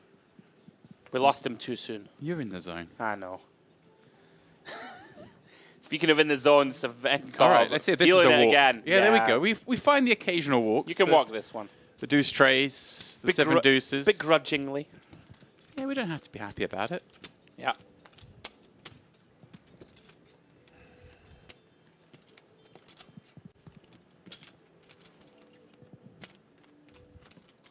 Every hand now critical. Yeah. It's a bit of a cliche sometimes when we come to heads up, but now we have made it to the 2 million, 4 million level. Certainly feels more so. Cards back in the air. And here we go. Big hand for Burton. Ace 10 off. I did say nothing good ever happens, Demps, but he is heads up with it. He's heads up and be looking to try and get all the chips in Absolutely. in the best way possible. Whether deciding to raise... Oh! Hello. Oh, wait. I think he's wants to see a count. I mean, it's going in, Demps. Yeah, just a question. Does Savenkov ever, like... 3-bet call for sure. 3-bet induce. 3-bet call. Hand is way too strong to jam. You want to give your opponent the chance to 4-bet rip some stuff we dominate. Right. Oh, no, he does just jam. Here we go. Through the front door button. Finds it easy. Just throws in a chip for a call. And is a marginal favorite to take the big lead in this match. If he can hold, he will have the 190 million against 50. However, if Savenkov can convert this very pretty looking king, queen of clubs, then he will be our first champion of the series. Wow, what a moment. Two guys who played great up till now. Wow. That's how you do it. That's how you get it done, Andrew Hedley. King, king, queen, flop. No messing about. Drawing to just running aces. Wow. What an incredible flop to finish this tournament on. That is insane. Kirill Burton out in second place. The man who did the heavy lifting early on in this final table. Perhaps a little shell-shocked in the way that one ran out. I'm shell-shocked. He's taking home 57,800. He's got a smile on his face. Wow. It's kind of absurd. But there is your winner. Our man. Flopping a boat. What a way to no less. Savenko just drilled it. Drilled it. Just took over this final table halfway through. $85,000 for him, and of course, a whole host of bounties. Amazing stuff, Demps. Commiserations to Burton. I thought he put up a fantastic display overall. Couple of maybe, you know, tired hands towards him, but you can't be too critical. Commiserations to him. Yeah, very, very unlucky. And wow, a deserving champion, I think, in Savenkov. Demps really put his foot to the floor. Magic. Certainly did. And actually, we're going to have a little word with our second place finisher right now and get his thoughts. What was the most memorable part of the tournament for you? Most memorable? Oh, this is the longest seven-handed I played it so far. It was like 2 or 3 hours. The whole tournament was like good. And the organization was good, actually. The feature with time banks is really nice and makes the pace of the hands on the tournament is quite fast and nice. Yeah, so that's it. What is your favorite part of playing MPP events? I would say the organization, not only despite the tournament, but also the service, the place, everything in high quality is made, so it's very enjoyable place to play poker.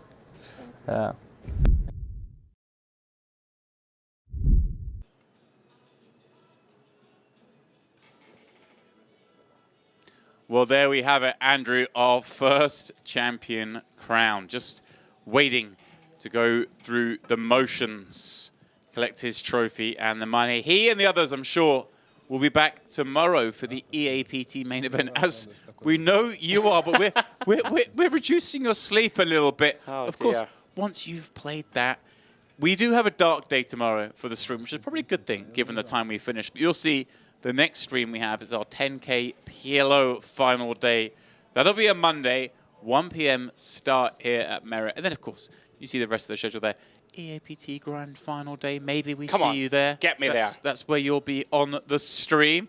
But there we go. That is our schedule of what's coming up. What an incredible day's coverage we've had here. Yeah. I was going to say evening, but it is a morning now.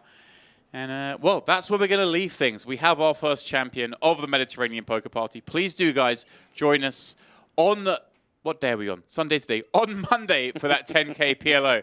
Until then, we wish you all a good night.